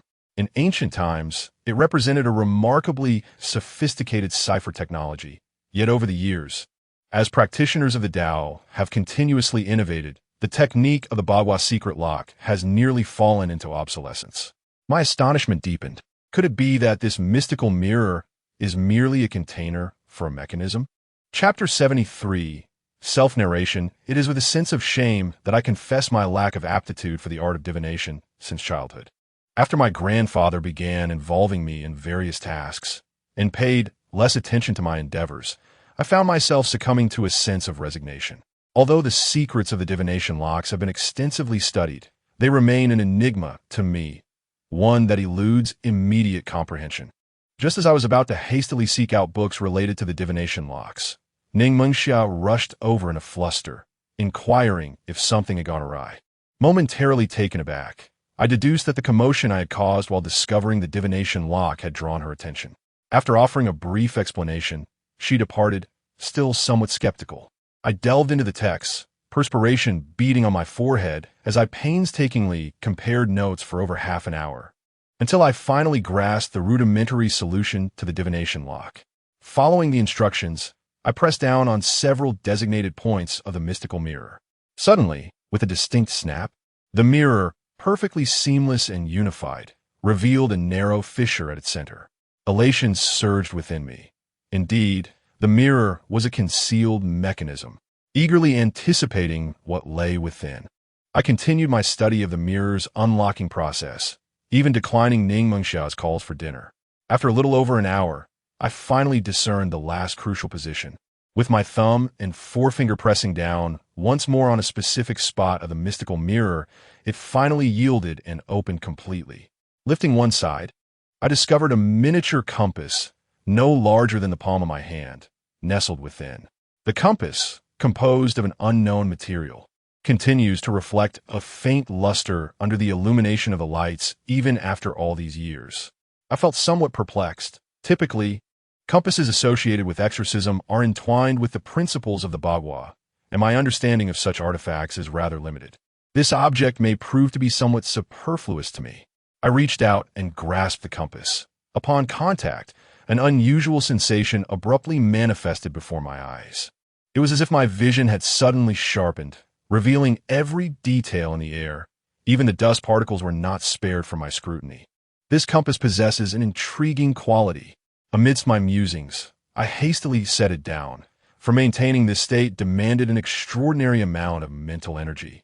And within such a brief moment, I already felt fatigued. Was there something else? Upon regaining my focus, I noticed a folded silk cloth wedged beneath one of the compartments of the compass. I carefully extracted it and unfolded it, revealing it to be densely inscribed with characters. A mere glance ignited a surge of excitement within me. The script was penned by Su Jingshan, and the majority of its content pertained to matters concerning that individual's malevolent spirit. I promptly seated myself to study it meticulously. The initial portion primarily consisted of Su Jingshan's self-introduction. He hailed from a wealthy lineage. His father held significant accolades, and, as the legitimate heir, he was destined to inherit all. In his early years, he fulfilled his family's aspirations by passing the provincial examination at the tender age of 13. However, during a subsequent excursion into the mountains, he encountered a sinister entity and was subsequently rescued by a remarkable figure. Since then, he became the disciple of that extraordinary individual, learning the arts of exorcism and demon banishment. In pursuit of this knowledge, he even severed ties with his family and embarked on a journey across the world alongside his master. After a decade of diligent study, his exceptional talent allowed him to fully assimilate all that his master had imparted. Just as he was on the verge of completing his training, they encountered a malevolent spirit. This entity had taken form and was scheming to usurp the body of a blood relative, transforming into a human demon. He and his master devoted all their strength to thwart its plans. Yet ultimately, their efforts were in vain. His master perished, and the demon successfully seized his younger sister's corporeal form, fully metamorphosing into a human demon. From that moment onward, he relentlessly pursued this fiend. After 15 years of meticulous planning and a fierce struggle, he finally captured the human demon. At that time, he was gravely injured and unable to quell it immediately. So he sought a location of geomantic significance to imprison it. To prevent the demon from escaping, he forsook his wanderings, settled in the vicinity, established a family, and nurtured descendants, hoping they would sustain his arrangements after his demise until the demon was entirely subdued. However, he was acutely aware that human calculations often falter against the whims of fate, and this human demon was exceptionally rare, a dual soul spirit. The term dual soul spirit refers to a situation where the demon occupies the body of a twin brother or sister, and the individual whose body is possessed willingly concedes their physical form, with their soul remaining intact and merging with the demon's essence during the possession process. This entity, known as a human malice, transcends the conventional definition of a ghost. It embodies a monstrous being that resides between the realms of humanity, specters, and demons. He surmised that in the future, this malice might escape its confinement, potentially leading to the annihilation of his lineage. To thwart the possibility of this malevolent force wreaking havoc once freed, he meticulously documented his reflections in several of his talismans, outlining the origins of this malice. strategies for its containment, and instructions for utilizing his artifacts. Should this malice indeed break free and bring ruin to his descendants, it would fall upon a fortunate individual to bear the solemn duty of suppressing it once more. Upon absorbing this account, I found my thoughts deeply unsettled. The ancestor of the Sioux family village was undeniably an extraordinary figure, possessing not only unparalleled mastery, but also a commendable sense of responsibility and justice. Many of the ancients undertook their endeavors without expectation of reward, driven solely by an intrinsic sense of righteousness, even at the cost of their lives. While it is understandable that contemporary individuals often seek compensation for their efforts, it is disheartening that some, driven by unscrupulous motives, resort to deception for financial gain. I once again grasped the compass, which was elaborately described on the silk cloth. This artifact, known as the Yin-Yang 5 Elements disc, is not overly complex in its application. With sufficient time and study, I could certainly master its use. Su Jingshan's writings on the cloth were notably generous. He expressed that he had imposed no restrictions on the compass, indicating that if the human malice had been vanquished, the possession of this item would serve as a gift from a predecessor. Even if the human spirit has escaped its confines, the individual possessing this object need not bear the burden of repressing it once again. The choice rests solely upon their own volition. Although Senior Su imposed no such obligation, I resolved that should this human spirit indeed break free in the future, I would exert my utmost effort to assist, calming the tumult within my heart. I meticulously revisited the introduction concerning the human spirit. Upon thoroughly digesting the information, I conceived an impeccable method to eradicate the peculiar affliction plaguing Ning Mingxia. However, this approach would necessitate a minor sacrifice from another, yet I believe they would not object. With a solution in mind, I felt considerably relieved. Gathering the silk cloth, I hastened to partake in a meal. Chapter 74. Farewell to Zhang He as dawn broke. Ning Mingxia and I were just about to enter the car when Ning Mingyun's vehicle sped towards us, blocking our path. The esteemed President Ning emerged from her car, her icy demeanor betraying a hint of displeasure at our sudden departure. I found myself at a loss for words. It seemed rather perplexing that after all this time, Ning Mingxia still felt the need to report her whereabouts to Ning Mingyun. After an extended explanation from Ning Mingxia, Ning Mingyun finally relented and cleared the way. Before we set off, she forcefully rapped on my car window, launching into a tirade directed at me. I chose to ignore her, pressing the accelerator and departing.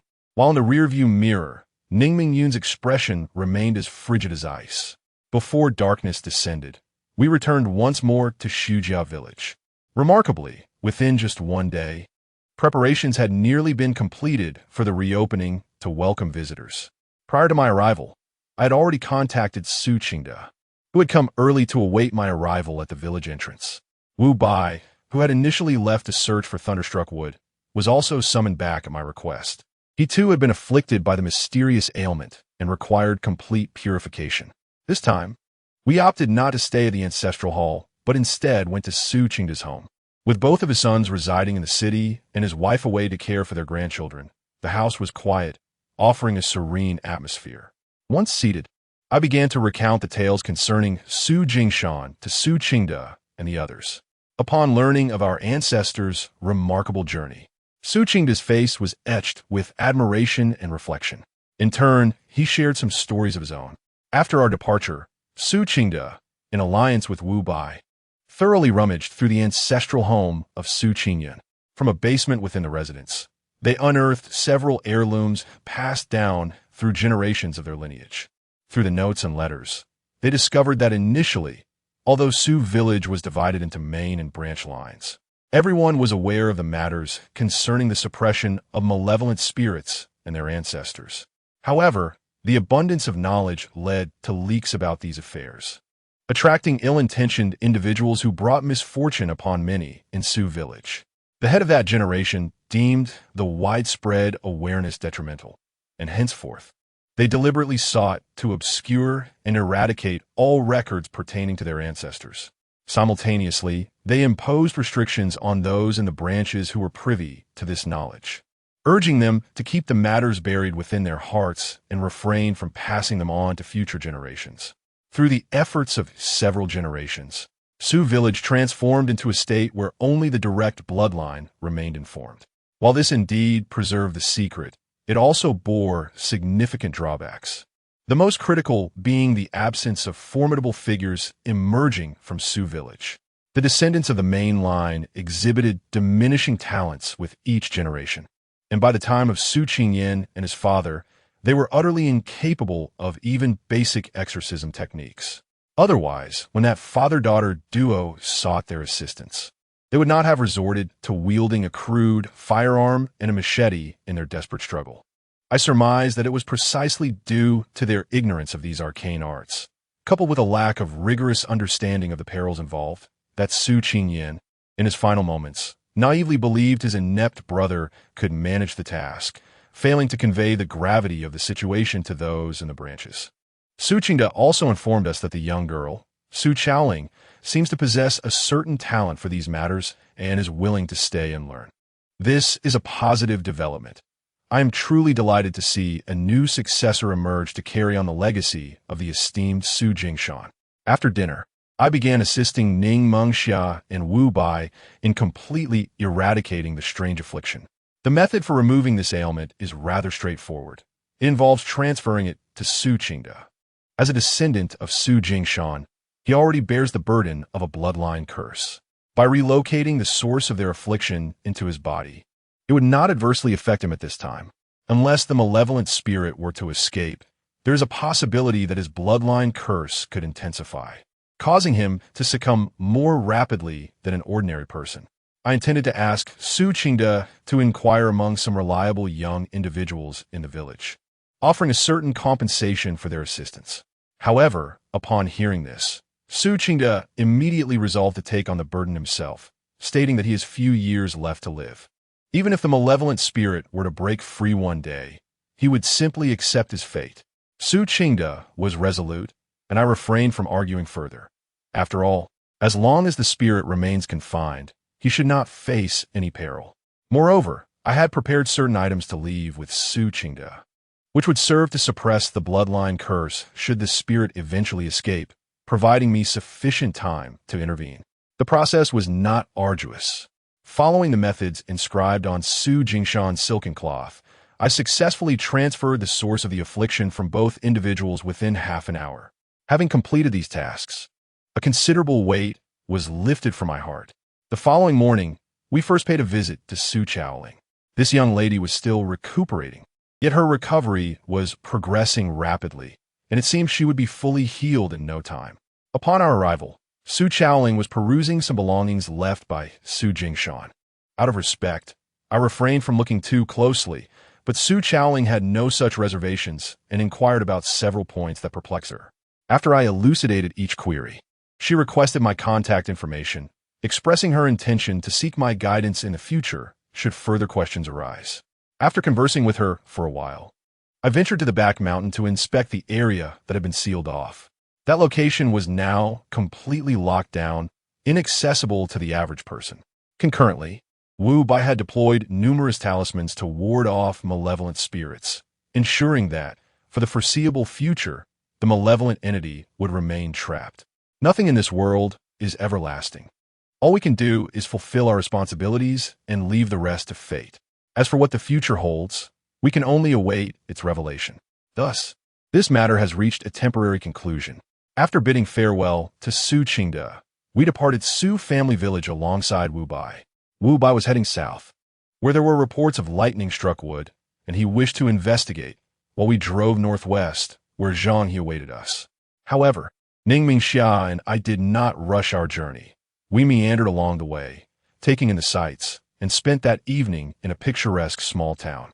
It was not until the following morning that we finally arrived at Zhang He's location, choosing to meet directly beneath the building of the concerned party. Zhang He came alone to meet us. After a few days apart, it was evident that he appeared considerably haggard. His left arm was wrapped in a bandage, suspended across his chest. He had not mentioned his injury during our previous phone conversation. When I casually inquired, Zhang He, somewhat bashful, admitted that he had sustained the injury in a fit of rage while pursuing someone, having misstepped and fallen from the third floor. Both Ning Mingxia and I were at a loss for words. Such a predicament seemed uniquely his doing. Zhang, he led us directly to the residence of the individual involved. As soon as the door opened, I was taken aback. It was no wonder she had not accompanied Zhang He to meet us, for the woman's appearance was indeed rather peculiar. Chapter 75. The beastly transformation of beauty indeed. She is a stunning beauty, yet her allure is somewhat daunting to behold. Her eyes gleam a deep crimson, and around her cheeks, a fine fringe of red fuzz has sprouted. Her nose has sharpened, and her lips protrude slightly, revealing two prominent fangs that are now uncontrollably exposed. Her hair, too, is a vibrant shade of red, and her ears have taken on a pointed shape akin to that of her nose. Upon closer inspection, one can discern elements of certain beasts in her appearance. This is Yang Qian, as I previously mentioned to you. With his skills, your ailment will undoubtedly find resolution. Zhang, he commenced the introduction, which left me feeling rather awkward, as if it were a line more suited for Ning Mengxia. Brother Yang, this is the Miss Xia Zhu I spoke of. Your expertise is required for her condition. Zhang, he concluded his introduction. Xia Zhu extended her hand, stating, Dr. Yang, I have long admired your reputation. Brother Zhang holds you in the highest regard. I entrust my predicament to your capable hands. I shall do my utmost, I replied with a smile, offering a brief handshake before introducing Ning Mengxia, who stood beside me. After a round of polite exchanges, we proceeded into the room. Once seated, I observed Zhang He bustling about, and I couldn't help but feel a sense of amusement. Earlier, he had emphasized the presence of a beautiful woman over the phone, seemingly intent on playing matchmaker. Yet now, his demeanor suggested an interest in her himself. Could it be that he is using me as a means to pursue her? If that is the case, I shall have to give him a stern talking to upon my return. His paper cutting and crafting skills could prove quite useful. After the tea was served, Xia Zhu took a seat and began to recount her circumstances in detail. Although Zhang he had previously shared some information with me, I listened intently. The essence of a narrative can differ significantly between a recounting by a third party and the original speaker, even if the words are identical. The profundity of the Chinese language, coupled with tone and expression, can greatly influence the conveyed meaning. Xia Zhu explained that this peculiar condition of hers began to manifest 6 months ago. Initially, she merely experienced itching on her skin, mistakenly believing it to be a form of dermatitis. Despite trying various medications, none proved effective. Eventually, while the itching subsided, she noticed the emergence of strange red fuzz on her face and body. Simultaneously, her facial structure began to subtly alter, culminating in her current appearance. Beyond these superficial changes, Xia Zhu discovered that her senses had sharpened. She could hear the faintest sounds and perceive dust particles suspended in the air. Additionally, her physical strength had increased, rendering her much more robust. Over a month ago, while out shopping for groceries, she donned sunglasses and hurried along, eager to conceal her appearance from others. However, her lack of attention led her to be struck by a vehicle. The car was moving at a significant speed, and she feared she would sustain severe injuries. Yet to her surprise, she emerged with only minor wounds, which healed swiftly. Having listened to Xia Zhu's account, I formed a preliminary assessment in my mind. Not all peculiar ailments are malevolent. Take the case of Xia Zhu, whose affliction, while altering her appearance, has also conferred upon her numerous advantages. Her condition resembles a connection forged with a certain entity, endowing her with a peculiar power. This may seem somewhat perplexing, but to put it simply, it is akin to the practices of the Chumaxian from northeast China. Those disciples who serve the revered deities establish a bond with their household guardian spirits through incense offerings, enabling them to harness the strength of these spirits during their endeavors. Under the influence of their guardian spirits, they often exhibit traits reminiscent of those deities. Xia Zhu, however, is certainly not a Chuma disciple. Rather, she seems to have caught the attention of a unique entity or come into contact with ancient artifacts imbued with extraordinary powers. I lean towards the latter possibility, for both deities and certain exceptional beings possess their own intellect. Even if they were to take an interest in Xia Zhu, they would not permit her body to undergo constant transformation. It is only those ancient relics, infused with special power, that allow their bearers to undergo continuous metamorphosis, ultimately merging with them or becoming subjugated as their thralls. Brother Yang, have you devised a solution? Zhang He eagerly interrupted my contemplation. To me, this does not appear to be an insurmountable challenge, and I replied with a smile, taking on this matter will certainly pose no difficulty. However, have you informed them of my stipulations? Xiaozhu seamlessly took over the conversation, stating that Brother Zhang had informed her in advance that her most treasured possession was a jade ornament passed down from her ancestors. Should Dr. Yang assist her in alleviating her afflictions, she would be willing to offer this item as a reward. I produced the prepared parchment, and once Xiaozhu affixed her signature, I verified its accuracy. Thus, the task was officially accepted. I cautiously inquired, Miss Xia, prior to the incident, did you encounter any peculiar objects? It was highly probable that it was some form of sculpture, most likely shaped like a beast. Xiaozhu pondered for a moment before shaking her head, replying, I seldom venture outside, and I honestly cannot recall coming into contact with such items. Upon hearing this, I couldn't help but frown subtly. As time extends, human memory tends to blur, and without a direct point of recollection, my search would undoubtedly consume considerable time. Just as I was about to speak, Xiaozhu suddenly seemed to recollect something.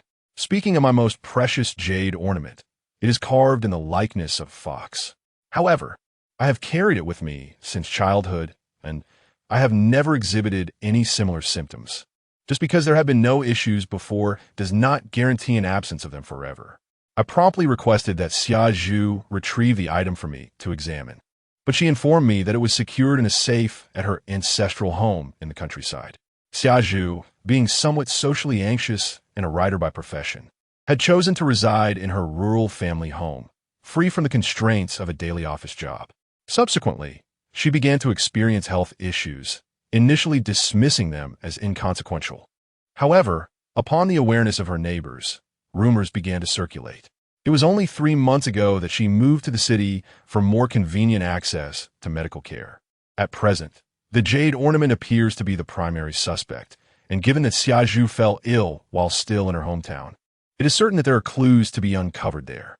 I promptly urged Xiaozhu to accompany us back for a visit. Her hometown is not far from the city, and a few hours later, we found ourselves returning. A handful of individuals, upon seeing Xiaozhu, contemplated approaching her to inquire about her condition, yet the fierce aura emanating from Zhang He deterred them from coming any closer. Xiaozhu retrieved her keys to unlock the door and made her way directly to the basement safe. She assured us that there was nothing illicit within, suggesting we could join her without hesitation. However, upon arriving at the safe, we were instantly taken aback. Chapter 76. Mysterious death. The stainless steel safe had been forcibly opened, revealing its desolate emptiness. Had been robbed? I was somewhat speechless. Such a coincidence seemed improbable. I leaned closer for a meticulous examination and confirmed that this safe had not been opened by some extraordinary means, but rather had been brutally cut open. This was the first time for Xiaozhu to encounter such an incident, and momentarily, she appeared flustered, standing before the safe in a state of bewilderment. We first offered her some comfort. It was understandable that, after such a long absence from her ancestral home, she would attract the attention of thieves. Thieves bold enough to forcibly open a safe are typically not those who roam from place to place. Tracing their whereabouts would not prove to be a daunting task. I instructed Ning Mingxia to accompany Xiaozhu to check if any other possessions were missing. Once the two had departed, I conferred with Zhang He regarding our strategy. He possessed his own connections and could inquire with local informants about habitual thieves in the vicinity. I cautioned Zhang He against impulsiveness and advised him to approach the matter with care before setting out to seek information. Seizing the opportunity, I took a stroll through Xiaozhu's old residence. The house bore the marks of age, and from its decor, it was evident that the original builders possessed a certain status, as the materials used were of commendable quality. Before long, Xiaozhu returned, revealing that some jewelry and a small sum of cash she had left in the old house had been pilfered. However, her larger belongings remained untouched. Given the circumstances, an unsettling notion began to form in my mind that this incident bore the hallmarks of an acquaintance's handiwork. Xiaozhu had finally regained her composure. She tidied up the space, boiled a kettle of water, and waited in the living room with us for Zhang He's return. After a couple of hours, Zhang He hurried back, but the news he brought was not promising. Through his connections, he had located several local influential figures in the town. From them, he indeed gleaned some information about habitual thieves in the area. However, none of those individuals admitted to stealing anything from here. I firmly believe that, given Zhang He's capabilities, these individuals would certainly not dare to lie. Recalling my earlier speculation, I inquired of Xiaozhu whether she had any acquaintances in the old residence. After pondering for a moment, she shook her head and replied, "I truly have no acquaintances. Our family is not particularly numerous, and the few relatives we had have long since moved away. I seldom go out, so I lack friends." It seemed that without relatives or friends, this young woman led an exceedingly simple life. I sighed inwardly and continued my questioning. With such a large house, do you ever enlist anyone to help manage it? Xiaozhu nodded. Indeed, I did. Well, my situation was not as severe. I had hired a local woman to assist with cleaning and occasionally prepare meals. However, as my circumstances worsened and I contemplated returning to the city, I let her go. Zhang He grasped my implication and, upon hearing this, quickly exclaimed, "I'll go take a look." "Let us go together," I replied, rising to my feet. I had already inspected the house and found no other pressing issues. Xiaozhu furrowed her brow and asked, "Do you suspect that this matter involves Aunt Zhang?" Such a scenario seems implausible. Aunt Zhang is a kind-hearted person who has always taken good care of me. However, given the circumstances, the likelihood of foul play by an acquaintance cannot be dismissed. It would be prudent for us to investigate further. I offered a brief explanation and arranged for Ningmingxia to stay with Xiaozhu, as her current state is not suitable for public appearance. After ascertaining Aunt Zhang's address, Zhang He and I hurried over. To our surprise, after knocking for an extended period, no one answered the door. Finally, a neighbor opened the door and inquired, "Who are you? Are you not aware that she has moved away?" "Moved away? When did this happen?" I quickly donned a smile, retrieving a pack of cigarettes from Zhang He's pocket and offering it as a gesture of goodwill, while concocting a story about a distant relative coming to inform her of a joyous occasion. With the cigarettes in hand, the neighbor's demeanor brightened, and he shared everything he knew. Aunt Zhang had relocated a month prior due to the tragic incident involving her son, who met his demise on a mountain outside the town. Overwhelmed by grief, she was taken by her younger daughter to reside in another city. I took the opportunity to inquire about the circumstances of Aunt Zhang's younger son's death. The neighbor's expression shifted, a hint of trepidation clouding his features as he lowered his voice. He revealed that her son publicly claimed to have accidentally fallen to his death while climbing. However, the reality seemed far more gruesome. When discovered, his body had been dismembered. Such a terrible fate could not have resulted merely from a fall. It was said that Aunt Zhang was left in such a state of shock after viewing the corpse that she could barely stand. After listening to this account, both Zhang He and I sensed that there were certain issues surrounding Aunt Zhang's family. However, we approached the credibility of such rumors with skepticism. To ascertain the truth, Zhang He leveraged his connections to inquire further. Given that Aunt Zhang's son's body was discovered on the mountain, there were likely numerous witnesses. If we could locate just one, we would be able to determine whether he truly succumbed to a fatal fall or if there were other circumstances at play. With a modest expenditure, we swiftly learned who had first stumbled upon the corpse. This individual was a guide, specializing in leading climbers up the mountain. After we found him and offered some compensation, he recounted the entire sequence of events. On that fateful morning, he had led a group up the mountain, and upon reaching the foot, he was confronted with a gruesome sight of dismembered remains. The shock rendered him nearly paralyzed with fear. After alerting the authorities, he mustered the courage to take a few distant glances and noted that the dismembered body appeared to have been severed by some sharp instrument, rather than having tumbled down the mountain. Initially, he feared he had encountered a deranged murderer and hastily retreated with his team. As he elaborated on his harrowing experience, both Zhang He and I became increasingly convinced that there was something amiss regarding the death of Aunt Zhang's son. It seemed implausible that he had fallen victim to a psychopathic killer. Rather, it appeared he had provoked some malevolent force. If the jade artifact in Xiaozhu's possession indeed harbored sinister implications, It was entirely plausible that Aunt Zhang's son met his demise as a consequence of attempting to steal it. With this hypothesis in mind, we promptly resolved to reach out to Aunt Zhang for further inquiry. Xiaozhu had Aunt Zhang's phone number, and she attempted to call her first. Initially, no one answered the phone. After several attempts, a young girl finally picked up and sorrowfully informed us that Aunt Zhang had passed away a few days prior, the cause being a recurrence of heart disease. This news, while unexpected, also heightened my sense of caution. Before arriving, I had believed that this was not a particularly complex or dangerous matter, but the unfolding events had entirely exceeded our anticipations. Regardless of whether Aunt Zhang's demise was linked to that jade ornament, we suspected that the theft of the safe was likely connected to her or her son. Zhang He and I deliberated, and we decided to split our efforts. I would head to Aunt Zhang's old residence, while Zhang He would continue to use his connections to investigate if there were any accomplices or leads on the stolen goods. Chapter 77.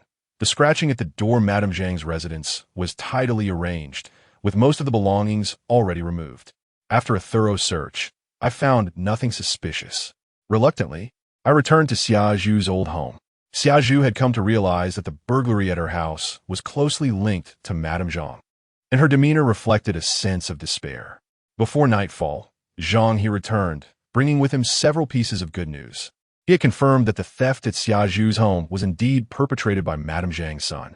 Zhang He had located several local individuals involved in the fencing of stolen goods, and from their accounts, he learned that Madame Zhang's son had secretly sold some gold and silver jewelry to them about a month and a half ago. This individual was known locally as a petty thug and gambler, frequently engaging in dubious activities. It was likely he had learned from Madame Zhang that Xiaozhu had returned to the city and that her home contained valuables, prompting his nefarious intentions. Moreover, this was not his first incursion. He had initially scoured the premises before returning with tools to execute the burglary after discovering the safe. It turned out that when Zhang He had previously sold the gold jewelry, he had boasted to these individuals that more valuable items would soon be forthcoming. However, the fence never received the anticipated goods. A person with a closer connection to this individual informed Zhang He that just 3 days after selling the gold, he had appeared not only gaunt but also increasingly paranoid. Subsequently, he approached this acquaintance for a loan, claiming that something was following him, and that he needed to leave to avoid drawing attention. At that time, he believed that the individual was merely attempting to swindle him and thus dismissed him. However, only a few days later, rumors surfaced regarding the man's fatal fall from a mountain, coupled with whispers of his restless spirit after death, which led him to reconsider whether the man had been indulging in mere theatrics. In light of this information, we can ascertain that the jade ornament is indeed extraordinary. Not only did it incite the troubles plaguing Xiaozhu, but it is likely that it also contributed to the demise of Aunt Zhang's son. A sense of perplexity enveloped me.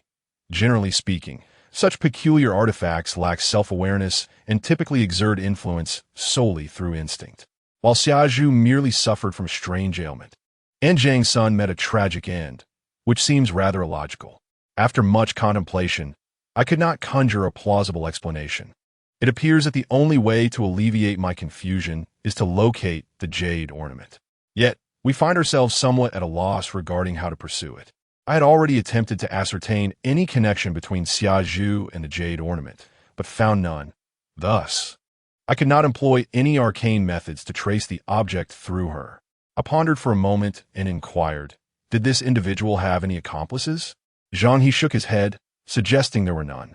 I had visited the local gambling dens, and based on the amount of money he brought with him, it seemed he had not shared it with anyone else. I mused that Zhang He's considerations were quite meticulous, even accounting for this detail.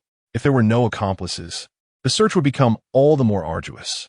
Ningming Xia suspected that the items might have been taken away by Aunt Zhang.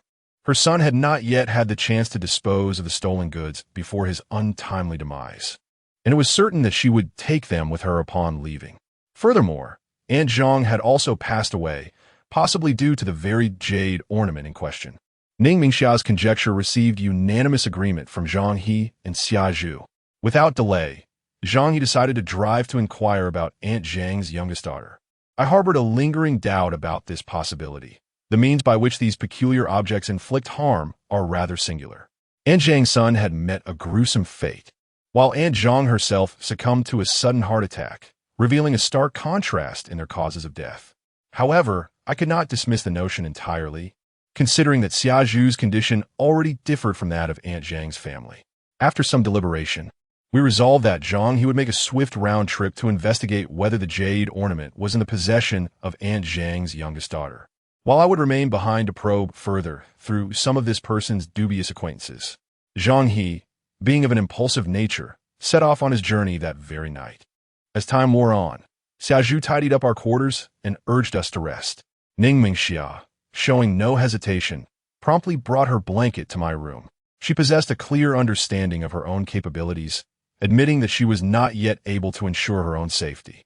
Thus, whenever work called her away, she opted to stay with me. Xia Zhu, observing Ning Mingxia's actions, felt a twinge of awkwardness and hastily clarified her ignorance regarding the nature of our relationship. Yet, Ning Mingxia countered with an explanation that left Xia Zhu with an expression of understanding, thereby rendering both Ning Mingxia and myself somewhat embarrassed. We entered the room and lay down separately. I had already discerned Ning Mingxia's habit of falling asleep instantly. As soon as she got into bed, she would close her eyes and drift into a light slumber without uttering a word. I was unaware of how much time had passed when suddenly, a faint sound of footsteps echoed from outside. Startled, I sat up and turned my gaze toward the door. After years of training from my grandfather, I had learned never to slip into a deep sleep while out and about. Any slight disturbance in the surroundings would rouse me immediately. The footsteps outside grew clearer, seemingly approaching our room. The sound of scratching on the door suddenly pierced the silence of the night, a subtle yet jarring noise that sent chills down my spine. At that moment, a soft snore from Ning Mingxia shattered the tension in the air. I glanced at her, still lost in her deep slumber, and I began to understand why she insisted on sleeping beside me. With how soundly she slept, one could easily sell her off in the dead of night without her ever knowing. I chose not to wake her. Instead, I quietly retrieved my demon-slaying staff and crept towards the door. The scratching grew more pronounced, the noise increasingly grating. Taking a deep breath, I grasped the doorknob and yanked it open with force.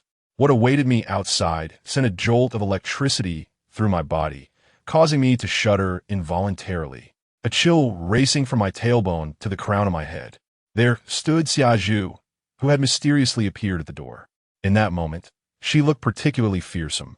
Her nose was more pronounced, and her teeth had become sharp and prominent, protruding from her lips.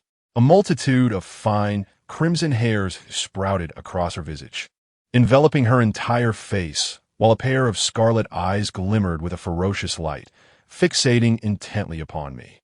Most alarming were her hands. Her fingers had elongated and sharpened into lethal points. The scratching sound that had earlier reverberated against the door was indeed the result of those elongated claws making contact. Before I could fully comprehend the situation, Xia Zhu let out a primal roar, akin to that of a beast, and lunged towards me with ferocity. I instinctively sidestepped, only to find Xia Zhu's body twisting in an uncanny manner midair, her arm raised, brandishing claws as sharp as blades aimed directly at me. In a reflexive attempt to use my demon-slaying staff to pin her in place, I hesitated, realizing that such an action would undoubtedly harm Xia Zhu. With no other choice, I suppressed my instinct and evaded her strike. Having missed me, Xia Zhu abruptly altered her course, lunging towards the still, slumbering Ning Mingxia. Chapter 78. Transformation in a moment of desperation. I disregarded everything else and raised my hand, prepared to wield the demon-slaying staff to halt Xia Zhu. However, Ning Mingxia suddenly sprang up from the bed, flinging her blanket towards Xia Zhu, and leaped down from the bed to hide behind me. I was momentarily taken aback. Realizing that Ning Mingxia had made significant progress, she instinctively understood the art of feigning sleep to evade danger upon being startled awake. As the blanket fell upon Xia Zhu, two jarring ripping sounds echoed, for that thick quilt was effortlessly sliced in half by Xia Zhu's razor-like nails. The sight made my eyelids twitch, if struck by her. Neither Ning Mingxia nor I would withstand the blow. I gestured towards my bag, indicating the neatly folded silver net inside, then stepped forward to continue my maneuvering with Xia Zhu. Seizing the opportunity, Ning Mengxia circled around, retrieving the cloth bag containing the silver net from my bag and tossing it towards me. This net, originally a fishing net, had come into my possession from fishermen. It was an heirloom, altered by capturing a unique entity. The fisherman had suffered from a peculiar affliction that caused his body to be covered in scales due to this net. After I resolved his predicament, this net, being his most treasured possession, naturally found its way into my hands. As I deftly evaded, I unfurled the net and cast it over Xia Zhu. Caught off guard, she was ensnared and found herself unable to escape, gradually becoming bound. I felt a sense of relief as her nails could not tear through the net. To be fair, this net hardly constitutes a formidable contraption. I even found myself pondering how to subdue her without inflicting harm upon her body should the net fail to ensnare her. I took aim and swiftly brought Xia Zhu down, simultaneously beckoning Ning Mengxia to assist. Without hesitation, the spirited girl pounced upon Xia Zhu's back, pinning her to the ground. Suddenly, Xia Zhu's countenance transformed into that of a wild beast, her face twisting at an uncanny angle. Her mouth, filled with sharp teeth, gaped wide as she drew in a breath towards both Ning Mengxia and me. A wave of dizziness enveloped me, but it dissipated instantaneously with a chilling sensation emanating from my right hand. Xia Zhu was attempting to consume our souls. Alarmed, I quickly raised my hand and pressed down on the Baihui point atop Ning Mengxia's head. In her dazed state, she gradually regained her awareness, blinking in confusion. I forcefully grasped Xia Zhu's head, twisting it back, while hastily retrieving a small pouch containing golden needles. I extracted several needles and swiftly inserted them into various acupoints on Xia Zhu's head. Xia Zhu let out a pained roar, her head thrown back, followed by a release of ashen gray gas from her eyes, ears, mouth, and nose. As I covered my mouth and nose, I used my other hand to stifle Ning Mengxia's mouth and nose as well. Moments later, as the ashen gas dissipated, Xia Zhu's struggling form slumped weakly to the ground.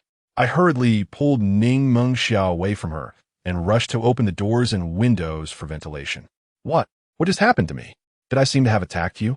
As her consciousness gradually returned, Xia Zhu sat on the ground, her face a picture of despair.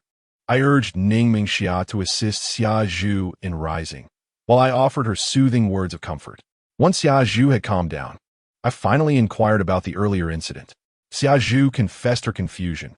After freshening up, she had donned her nightwear and settled into bed for rest. It wasn't long before she began to feel an unusual warmth and itchiness, as if something were attempting to emerge from her body. In her agitation, she frantically scratched at herself, but soon a sensation of blood rushing to her head enveloped her, rendering her in a state of foggy disorientation. Following that, her awareness faded entirely. She only remembered leaving the bedroom and catching a delightful scent in the air. Guided by this aroma, she arrived at our door, and upon my opening it, her consciousness succumbed completely. The last image etched in her memory was of her body uncontrollably lunging toward me. After recounting this, the emotions Xia Zhu had just stabilized began to unravel once more. Grasping my and Ning Mengxia's hands, tears streaming down her face, she questioned whether she was destined to transform into some monstrous creature akin to a zombie. I stroked my chin and chuckled. We do not have such creatures as zombies. The likelihood of becoming one is exceedingly low. However, there exists a possibility of transforming into a spirit servant or some form of ethereal attendant. Upon hearing the first part, Xia Zhu's expression began to brighten, but as soon as she heard the latter terms, her countenance fell once again. Ning Mengxia shot me a disapproving glance, saying, "Brother Yang, at such a time, you ought not to jest with Sister Xia Zhu. Please assure her that you can indeed help her resolve her predicament." Distracted by Ning Mengxia, Xia Zhu finally wore a smile on her face. With a hint of nervousness, she inquired, "What are demon servants and spirit servants? Why might I potentially transform into one of these entities?"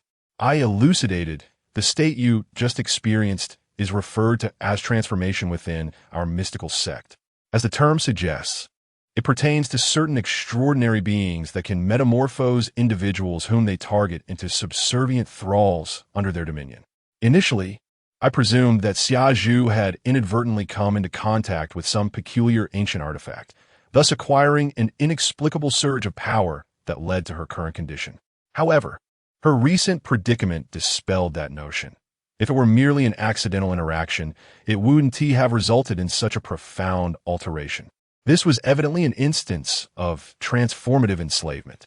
Although I had not personally encountered such phenomena, my grandfather had recounted tales with unmistakable symptoms.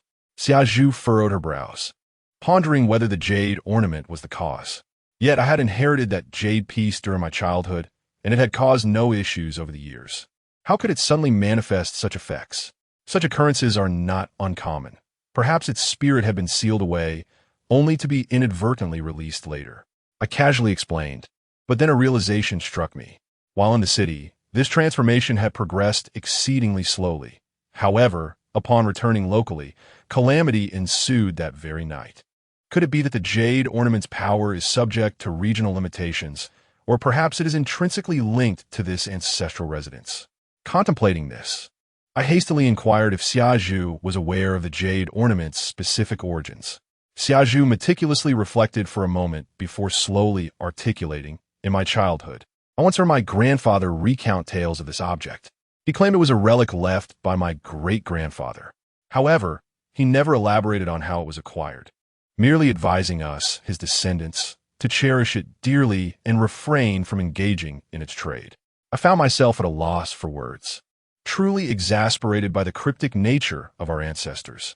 Why could they not convey their thoughts clearly during their lifetimes, instead of leaving us in the dark upon their passing? With such a predicament unfolding, sleep eluded us. I perceived the provenance of this jade ornament as a crucial piece of information, prompting me to urge Xia Zhu to share the stories of her family. Yet, before she could gather her thoughts, I was startled by a cacophony of shouts emanating from outside. Chapter 79. An increasing number of the deceased knights in this town are typically shrouded in tranquility, making the clamor all the more jarring. Ning Mingxia strained her ears to listen closely.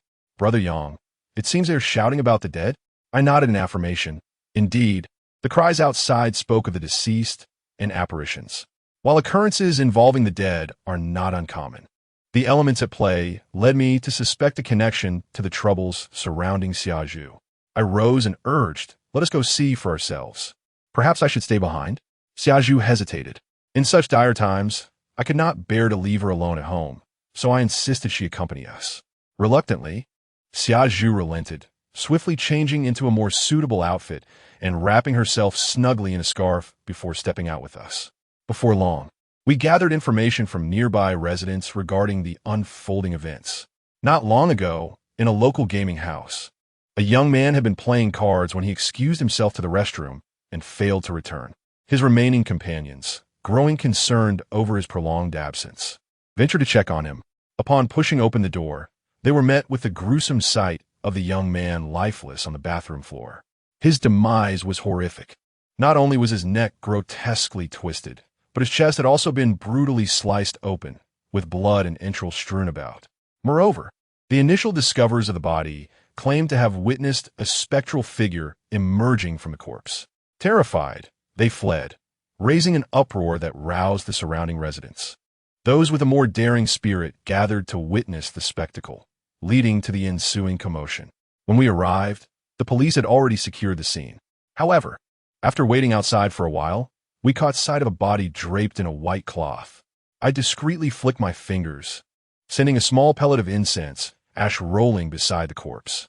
The ash quickly dispersed, and a mysterious cold wind swept it away, simultaneously lifting a corner of the cloth to reveal the tragic state of the deceased.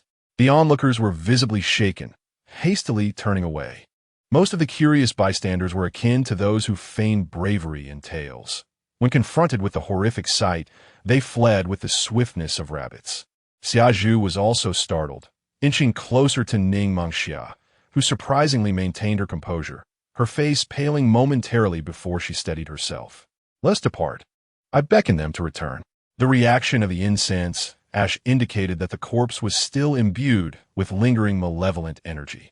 I had ascertained that the cause of this person's demise was linked to some nefarious entity. While I could not entirely confirm that the object tied to Summer Zhu's jade ornament was responsible for this young man's death, it undeniably provided us with a valuable lead. Besides malevolent spirits and exceptionally vicious beings, such entities do not harm individuals without reason. It was likely that the deceased had prior contact with whatever had caused his demise. We could commence our investigation from this point. However, as it was already quite late, we decided to rest before launching into our inquiries upon returning. After such an incident, Xia Zhu dared not sleep alone. I relinquished my bed to the two of them and made do with a makeshift bedding on the floor. As dawn broke, Zhang, he returned. This fellow approached his tasks with a fervor akin to madness, traveling nearly 800 kilometers without a moment's respite. However, the news he brought was disheartening.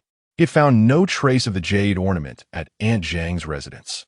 Additionally, he confirmed through various means that Aunt Zhang's demise was solely due to excessive worry, which had led to her physical and mental exhaustion, ultimately resulting in a fatal heart condition with no other underlying causes. I recounted the events of the previous night to Zhang He. After listening intently, he hurriedly went to check on Xia Zhu, engaging in a brief conversation before scampering back. It seemed this young man genuinely harbored feelings for her, yet I remained skeptical about the viability of Zhang He's affections. For individuals like us, it is far more suitable to seek companionship among kindred spirits. Pursuing an outsider rarely culminates in lasting fulfillment. Not to mention, the perilous nature of our lives renders such connections difficult for most to accept.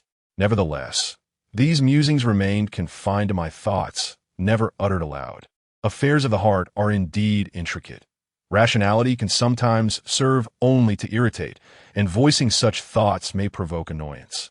After some deliberation, we swiftly determined our next course of action. We resolved to split our efforts once more, with Zhang He continuing his investigation into Aunt Zhang's son, hoping to unveil the whereabouts of the hidden jade ornament through his acquaintances. I embarked on an investigation into the deceased from last night, seeking to ascertain whether this individual's demise bore any connection to the entire affair. After partaking in breakfast, I set out with Ning Mengxia ahead of schedule. Such matters are not particularly challenging. With sufficient financial resources, pertinent information can be swiftly uncovered. The unfortunate soul who passed away last night was namely Yuan Liang, a small-time thug with an insatiable gambling addiction, notorious for his petty criminal activities in the locality. However, it appears that he had no acquaintance with Zhang Dama, as Li Yuanliang's usual haunts bore no overlap with those of Zhang's son. According to some of Li Yuanliang's acquaintances, he had recently come into a modest fortune. Yet the origins of this windfall remained shrouded in secrecy. It was only after a night of heavy drinking that he vaguely alluded to having earned this money by serving a prominent figure from the county. This individual seemed to be engaged in a significant undertaking in their vicinity, and Li Yuanliang had the fortune of being chosen to assist. Pursuing this lead further, we discovered that the prominent figure Li Yuanliang had been associated with had actually succumbed to a sudden death several days prior. Following this trail, we sought information about the powerful figure from the county with whom this individual had collaborated, only to uncover that this notable businessman had also met an untimely end a month earlier. Rumor had it that the circumstances of his demise were rather bizarre. He had reportedly been intoxicated, crashed his vehicle into a roadside embankment, and was later found in a gruesome state, allegedly mauled to death by wild dogs. This businessman was the very nexus of the entire matter, and with the death of Li Yuanliang, it could be said that nearly all involved in that significant affair had perished. The first thought that crossed my mind was that the so-called significant matter was the acquisition of the jade ornament stolen by Zhang Danyang's son. However, I promptly dismissed this notion. After all, it was merely a purchase. Such a trivial transaction could not warrant such a grand upheaval. Through our inquiries, we have already uncovered 6 deceased individuals connected to this case. It seems implausible that a simple acquisition would necessitate such a multitude of casualties. The prominent figure had some influence in the area, and now that the tree has fallen, the monkeys scatter. It should not be too challenging to investigate what he was engaged in during his lifetime. Consequently, Ning Mengxia and I drove to the county, and, as expected, with a bit more expenditure, we unearthed a wealth of information regarding the deceased's activities prior to his demise. Chapter 80. The half-mountain villa, the individual known as Tang Tsong, was a prominent real estate mogul during his lifetime. His final project before his demise involved acquiring a parcel of land in the town where Xia Zhu resides, utilizing some rather dubious methods. Tang believed the locale boasted exquisite scenery and envisioned transforming it into a resort destination. For the past year, he had been tirelessly engaged in this endeavor. Both Ning Mingxia and I surmised that this so-called significant affair was closely intertwined with the development of the resort. Initially, we intended to approach Tang's family for a more thorough inquiry. However, after his untimely incident, his wife and children absconded with the funds, leaving behind a chaotic situation and fleeing abroad. The clues we had gathered were already substantial, prompting Ning Mingxia and me to promptly return and inspect the undeveloped resort area. Upon our return to the town, I contemplated and decided to summon Zhang He. Although we were operating separately, my recent breakthrough warranted a more cautious and collective exploration. Zhang He soon arrived with Xia Zhu, joining us for our investigation. His own inquiries had yielded little progress. Zhang Dama's son was hardly a person of stature, lacking friends and facing general disdain, which resulted in scant information regarding his affairs. The only certainty gleaned from their inquiries was that in the days leading up to his fatal fall, he exhibited peculiar behavior, constantly evading and claiming to be pursued by something. As for the jade ornament, he had never mentioned it. After regrouping, we swiftly embarked toward the unfinished resort. The resort lies at the foot of a mountain, and upon arrival, both Zhang He and I were somewhat taken aback. The mountain where the resort is situated is the same one where Aunt Zhang's son met his tragic end. One side faces the mountain's front, while the other is at its rear. This revelation indeed links the two events together. A thought suddenly struck me. Could it be that the jade ornament was hidden by Aunt Zhang's son on this very mountain? Initially, I harbored doubts about this notion, as someone with a gambling addiction is unlikely to enjoy such strenuous activities, particularly night climbing. At that time, I speculated that he might have been compelled by some force to venture into a desolate area, leading to his demise. However, if this location indeed harbors some issues, my previous assumptions would be unequivocally overturned. Aunt Zhang's son may not have been coerced into coming here to perish. He might have had ulterior motives. Zhang He also grasped this realization, and we exchanged a glance, instinctively quickening our pace. Following the sudden demise of General Tang, all construction at the resort had come to a halt, and there was not even a guard present. Valuable items had long been swept away by debt collectors, leaving only incomplete ruins. We navigated around the debris, heading straight for the main building of the resort. Yet, after an extensive search, we found nothing suspicious. Zhang He, growing increasingly anxious, kicked a nearby can, exclaiming in frustration that there was nothing here at all. I smiled helplessly, aware that this place had long been ravaged by countless individuals. Perhaps there was something here once, but it likely had been taken away by those demanding repayment. What should we do? We certainly cannot approach every individual with ties to this person and inquire about them one by one. Can we? Zhang He, increasingly anxious, was clearly flustered. I shook my head. It was impractical to question everyone, and we must continue our search for clues here. Having scoured this location thoroughly, should I follow up on the previous lead and inquire further? Zhang He, not particularly adept at such matters, was now flustered, and his budding affection for Xia Zhu only exacerbated his distress, clouding even his basic analytical skills. Let us not be hasty, I said, detaining Zhang He, who was about to depart. According to the reports from Tang Tsong's subordinates, this Mr. Tang had been engaged in significant affairs here recently. We had learned that Mr. Tang is a hedonist. If his so-called significant affairs pertain to the construction of this resort, he would not be residing here personally. There must be something else drawing him here. While the obvious assets may be removed, the true treasures may remain undiscovered. Zhang He, though anxious, had not lost all rationality. Upon hearing this, he regained his composure. Brother Yang speaks wisely, he acknowledged with a nod before adding, if Mr. Tang is up to no good here, he surely cannot manage it alone. Why not seek out those subordinates who are in the know? I patted Zhang He's shoulder, teasingly remarking, well done. You're beginning to think proactively. Casual banter is harmless under normal circumstances, But with Xiaozhu present, this fellow becomes irate upon hearing my ambiguous remarks. I hastily explained that we had anticipated this matter previously, yet those privy to the information have long since departed. Before I could finish my explanation, Zhang He rushed out of the building, fervently continuing his search for clues. Indeed, once emotions come into play, a person can behave quite irrationally. I silently criticized this notion and quickly followed in his wake. Here, there is no malevolent energy, rendering special methods of investigation futile. However, if we were to resort to such a clumsy approach of searching inch by inch within this expansive resort, it would be an interminable endeavor. I lifted my gaze to survey the surroundings, my mind racing with thoughts about Tang Tsung's actions.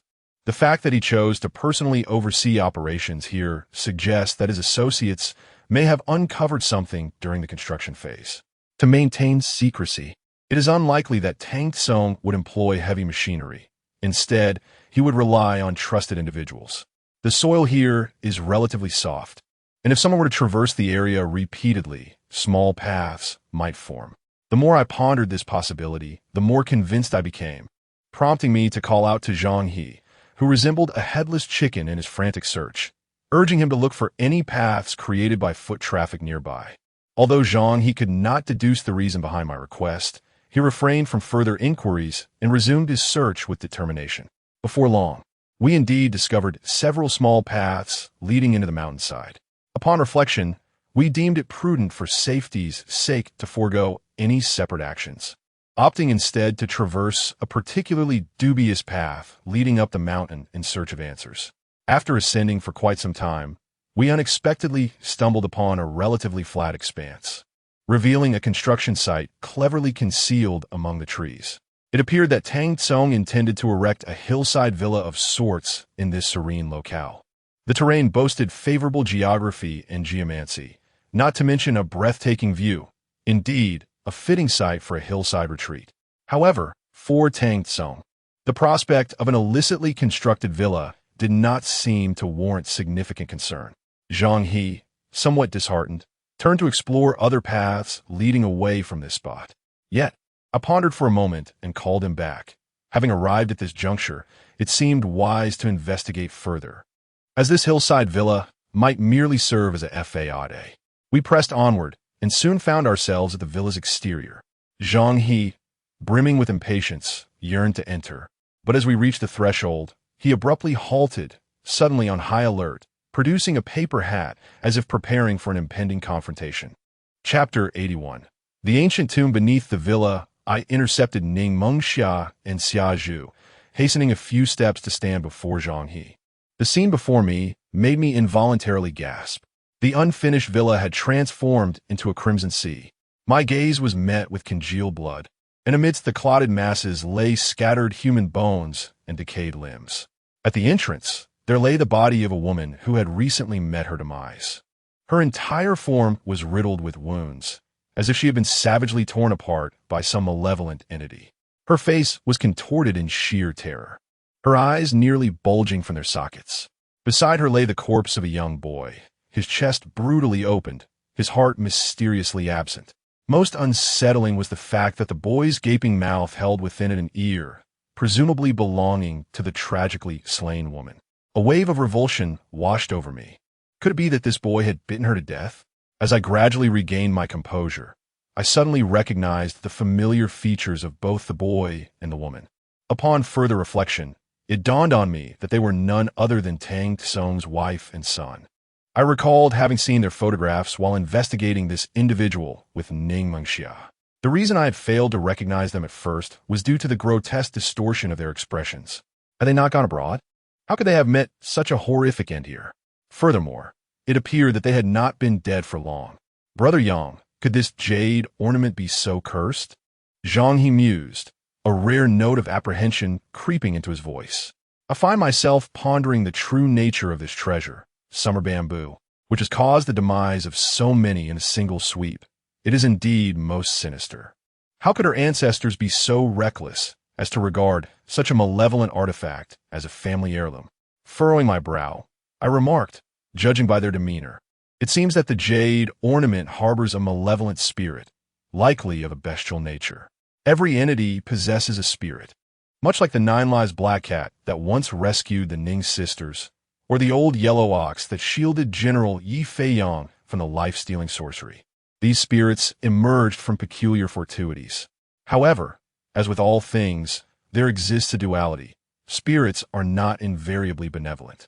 Some malevolent spirits can be as ferocious, if not more so, than ordinary malevolent entities. I share this sentiment. Zhang He nodded, his expression grave as he continued. If it is indeed a beastly spirit, could it be that its corporeal form lies buried here? That jade ornament might serve as its seal, while its corporeal body could have been subdued by a formidable figure.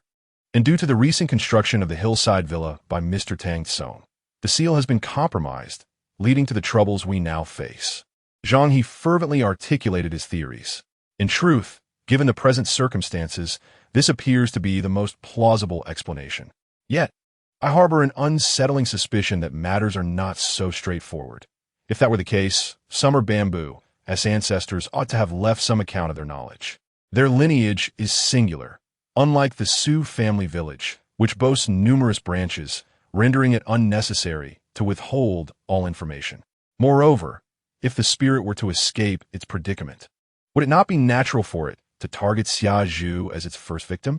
Malevolent spirits, lacking the intricate motivations of humanity, would not resort to the notion of enslavement as a more fitting form of vengeance than outright murder.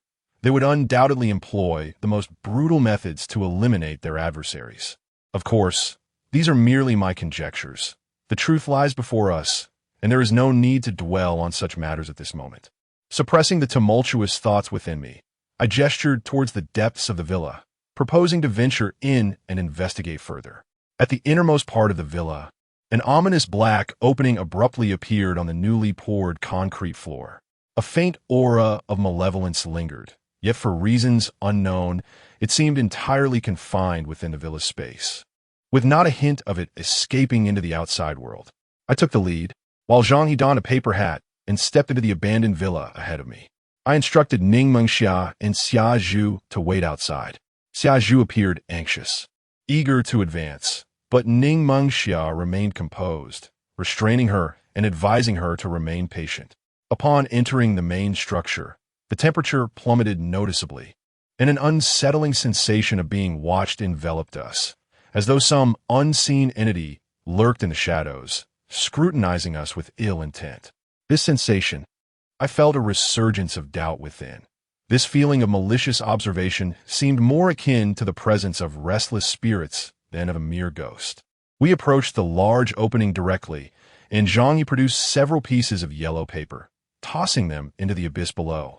As the paper descended, it ignited instantaneously, illuminating everything beneath in an instant. Is this a tomb of ancient times? Zhang opened his mouth slightly, his eyes filled with astonishment. I found myself equally astounded, for it appeared we had stumbled upon an ancient tomb's corridor. Having dealt with spectral entities for years, we both recognized this unmistakable presence. Just as we stood there in a daze, a sudden surge of gray mist erupted from the corridor, and forth emerged a sinister, ghostly figure, accompanied by a chilling gust of wind. The malevolent force was overwhelmingly powerful.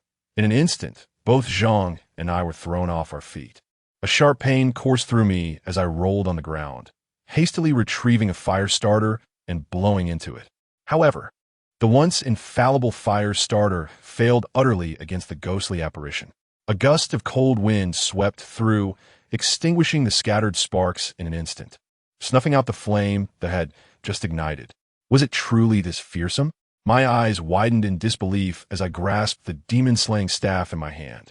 Beside me, Zhang fared even worse. His paper hat was whisked away the moment the vengeful spirit revealed itself. He attempted to catch it, but the hat was immediately engulfed in a vibrant green flame. The ghostly figure lunged towards Zhang. In a moment of desperation, scattered several paper effigies. These crimson figures emitted a playful laughter, only to be swept away by the malevolent wind. Zhang was struck by the ghostly figure, his complexion turning ashen, and he swayed unsteadily. The apparition emitted a chilling sound, pivoting to assault Zhang once more. I swiftly brandished the demon-slaying staff to shield him.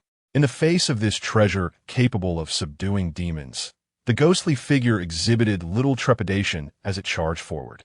In an instant, I felt as though my head had been struck by a heavy hammer, and a fog of confusion began to envelop my consciousness. Fortunately, at this critical juncture, an unexpected chill surged through my right hand, jolting me back to lucidity. In a flash, I brandished the demon-slaying staff, forcing the menacing specter, now perilously close, to retreat. Having narrowly escaped death, a cold sweat broke out over me. This vengeful spirit was exceedingly fierce, capable of directly assaulting one's psyche, which transcended the realm of ordinary malevolent spirits. The ghostly figure emitted a chilling, eerie laughter, its wails echoing like a cacophony of tormented souls. As the blood and corpses before me twisted in my vision, as if they were coming to life, suddenly a crisp voice rang out, and in that very moment, the ghostly figure abruptly recoiled back towards a corridor. Chapter 82. The evil spirit in the vacant lot outside the villa. Zhang He and I sat slumped on the ground, gasping for breath. Zhang He, his face ashen, looked at me weakly and said, "You heard it too, right?" Upon my nod, he continued with uncertainty, "Brother Yang, what do you think that sound was? Can we trust its words?" I was not entirely sure, but it had provided a clue. If we could locate that entity, we would surely ascertain its identity. The clear voice echoed in my mind once more. It claimed it could only hold the evil spirit at bay for a moment, urging us to leave swiftly. It instructed us to bring the jade ornament, asserting that only by retrieving it could we vanquish the malevolent being. However, it was currently entangled with the evil spirit, losing its connection to the jade ornament, thus unable to reveal its precise location. Yet, it did share with us how to seek this object. Evil spirit. The mere mention of those two words made me question my own senses. This entity is far more vicious and sinister than the malevolent spirits we had encountered before. In life, evil spirits were individuals who suffered immense grievances and torment. After their demise, they were buried in cursed grounds, their souls unable to dissipate, continuously tormented by malevolent energies. This cycle could persist for decades, even centuries, and should their souls remain intact, they ultimately transform into evil spirits. At this stage, the evil spirit is not yet fully formed. Once it breaks free, it will harm many before it finally metamorphoses into this fearsome entity. Evil spirits inflict suffering more cruelly than malevolent spirits, while the latter might engage in indiscriminate slaughter. The former delights in tormenting its victims. It will diminish one's vital energy, creating illusions that transport individuals into a hellish abyss, compelling them to engage in unspeakable acts. In the final moments, it dissipates these illusions, forcing one to confront the harshest realities, and just as the soul teeters on the brink of collapse, it seizes the essence of that soul. The boy we witnessed earlier, clutching his mother's ear, was undoubtedly ensnared by this malevolent entity, which manipulated the pair into a grotesque cycle of mutual destruction. Ultimately, the illusion fades, leaving them to perish in overwhelming terror and despair. Throughout history, the practitioners of the arcane have approached non-human entities with a spectrum of understanding, yet the malevolent spirit is one that commands unanimous disdain, prompting an urgent call for its eradication or confinement, disregarding all customary constraints. Each such spirit epitomizes the very essence of malevolence. I had presumed the source of harm to be a mere evil spirit, only to discover it was, in fact, a malevolent entity. Yet, what was the origin of that voice? What could it possibly seek from that jade artifact? In that moment, my mind was clouded with uncertainty. From a distance, Ning Mengxia and Xia Zhu, having seen us rush out and collapse onto the ground, hurried over. Upon their approach, they too beheld the horrifying scene within the forsaken villa. Ning Mengxia's face turned ashen, while Xia Zhu turned away to retch. "Brother Yang, are you all right?" The composed Ning Mengxia came to help me to my feet. "I am fine." I forced a smile, momentarily taken aback by the sudden appearance of the specter, which caught me off guard. Fortunately, I was not the primary target of its assault and remained unscathed. However, Zhang He was not as fortunate. He had been pierced through by the specter, and I wondered if he had sustained any injuries. Noticing my gaze, Zhang He rose from the ground, pulling from his chest a shattered paper effigy. "Do not worry. I am fine, merely a bit fatigued," he reassured me. "A substitute life paper doll? Zhang, you are now able to craft such things?" I expressed my astonishment, reflecting on the fact that while Zhang He often acted recklessly, he possessed a meticulous side and understood the necessity of preparing means of self-preservation beforehand. Had he not had this paper effigy, though he might not have lost his life from a specter's passing, he surely would have been bedridden for at least a month. "Impossible," Zhang He replied with a wry smile, shaking his head. "I am still far from being able to create such a thing. This was left to me by my mother." "Ah, that explains it," I thought to myself, recognizing that Zhang He's innate talent could not be so extraordinary as to fabricate such a sophisticated item at his age. The substitute paper doll is among the most refined artifacts of his lineage. Had he been able to produce one at this age, it would surely have sent shockwaves through the entire realm of the mystical. As Xia Zhu began to recover, she turned and, upon witnessing the scene inside the villa, succumbed to a fit of vomiting once more. Ning Mengxiao intended to comfort her, but I restrained her, deeming it more appropriate for Zhang He to take the lead in this situation. However, this young man evidently did not grasp the situation. Ultimately, it was Ning Mengxiao who stepped forward to assist Xia Zhu, gently helping her to regain her composure. Gradually, Xia Zhu began to recover her senses. Brother Zhang, Dr. Yang, what exactly transpired within that villa?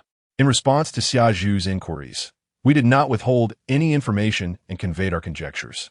Upon hearing this, a glimmer of joy appeared on Xia Zhu's face. She had always doubted that the jade ornament was responsible for the demise, and now her steadfast belief was receiving preliminary validation, naturally bringing her delight. "Brother Yang, do you think it is still necessary for us to expend time and effort searching for that jade ornament?" Zhang He scoffed, remarking that it was merely a malevolent spirit. Had it not made such a sudden appearance, we would not have suffered such significant losses. Let us prepare and return to exterminate this malevolent spirit directly. Zhang He's proposal stirred something within me. The malevolent spirit, unlike a human killer, although formidable, was not as troublesome. With proper preparation, I could manage it alone without Zhang He's assistance. However, I sensed that this matter was not merely about the malevolent spirit. The sudden voice also warranted consideration. To err on the side of caution, I believed it prudent to locate the jade ornament first. When I shared my thoughts, Zhang He deemed me somewhat timid and sought to persuade me further. Yet at that moment, Xia Zhu interjected, advocating for a more cautious approach, prompting Zhang He to promptly acquiesce. Following the guidance of that voice, we understood that to successfully locate the jade ornament, we must first venture to a specific place. After descending the mountain, we hurried back to the town to inquire. However, after making the rounds, everyone claimed to have no knowledge of any kitchen god temple in the vicinity. This left us somewhat bewildered, as the voice had indicated that the clue lay within this temple. Without locating this place, how could we possibly seek the clue? We deliberated and speculated that perhaps due to its antiquity, the temple had long been demolished or destroyed, which would explain the locals' ignorance. Subsequently, we set out to consult some elderly residents while also investigating whether any temples had been dismantled in the area. Before long, we learned from an elderly person that there indeed once existed a kitchen god temple that flourished with devotees. However, this was a matter of 8 or 9 decades ago. By the time he was born, that temple had already been reduced to ruins. Chapter 83. The inscription after more than an hour. The 4 of us arrived at the foot of a desolate hill. According to the elder's account, the long-destroyed kitchen god temple was located atop this small mountain. We ascended for a while, and amidst some overgrown grasslands, we faintly discerned remnants of shattered stone steps. This discovery invigorated us, indicating that we had not erred in our search. The hill was not particularly lofty, and within half an hour, we reached its summit, amidst a thicket of wild grass. Zhang He was the first to uncover the ruins of the kitchen god temple. Once a site of flourishing worship, the temple now lay in ruins. Its exposed foundation the only testament to its former grandeur, the rest having long since faded into the annals of history. Zhang He cast a few anxious glances, his concern mounting as he realized that the temple had been utterly obliterated. He feared that the clues alluded to by the voice might have been lost to time as well. I too harbored similar thoughts. The destruction here had occurred far too long ago. Moreover, I sensed no peculiar aura in the vicinity. Yet, years of experience taught me the virtues of composure and meticulousness. One must not be swayed by fleeting emotions. Since we had come, we ought to search diligently. If we truly found nothing, we could then contemplate alternative methods. Suddenly, Ning Mingxia beckoned to me from a short distance. "Yang, come quickly." I hurried over, only to find her clearing a patch of underbrush, revealing a hole the size of a watermelon among the stones below. This location likely corresponded to the main hall of the kitchen god temple, specifically designated for the worship of the kitchen god's statue. Zhang He approached and, after a brief glance, remarked, "This must be a mouse hole. But what sort of mouse could be this large?" Ning Mengxia's reasoning was sound. If it were merely a mouse that had created this hole, it would hardly be so expansive. The sudden appearance of this opening, coupled with our lack of other leads, prompted us to take a chance. Perhaps this seemingly insignificant hole might yield something of value. I instructed Zhang He to search the vicinity for any concealed mechanisms or buttons, while I took the initiative to excavate along the edges of the opening. As I removed several fragments of stone, the hole gradually enlarged until it became spacious enough for a person to crawl through.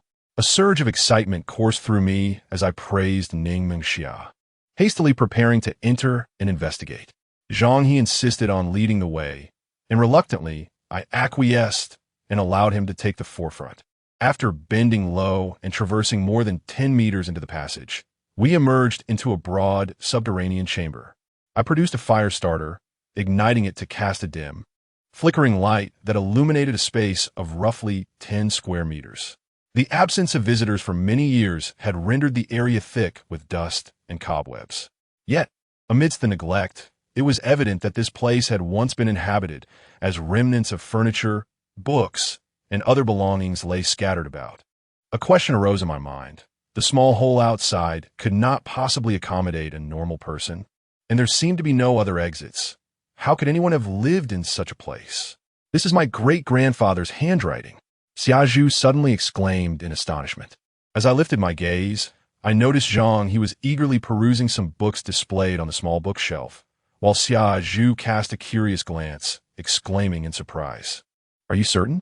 Zhang He inquired, his expression one of astonishment. "Absolutely," Xiazhu affirmed with conviction. She retrieved a bound volume from Zhang He's collection, stating, "I have seen some handwritten works by my great-grandfather when I was a child, and the script is identical." This revelation indeed connected us to her great-grandfather, adding another ancestor to the lineage of the riddle maker. Though I internally critiqued the situation as a practitioner of the mystical arts, I could comprehend this behavior. Many individuals, when deciding to withdraw from this perilous circle, choose to conceal all past experiences to prevent their descendants from entangling with karmic repercussions, thus severing ties with their history. I hurried over to take a glance. The contents predominantly consisted of melancholic excerpts and reflections, along with some disordered narratives. From these writings, it became apparent that Xia Zhu's great-grandfather was a person of delicate sensibility and considerable literary talent. The bookshelf held numerous volumes, and after we each examined a few more, Zhang He raised one of the books, exclaiming, "It appears that Xia Zhu's great-grandfather was the abbot of this kitchen god temple." Xia Zhu's eyes widened in astonishment, filled with curiosity about this ancestor whom she had never met. Zhang He unfolds the contents of the book before us, revealing the handwriting of my great-grandfather, Xia Chengfeng.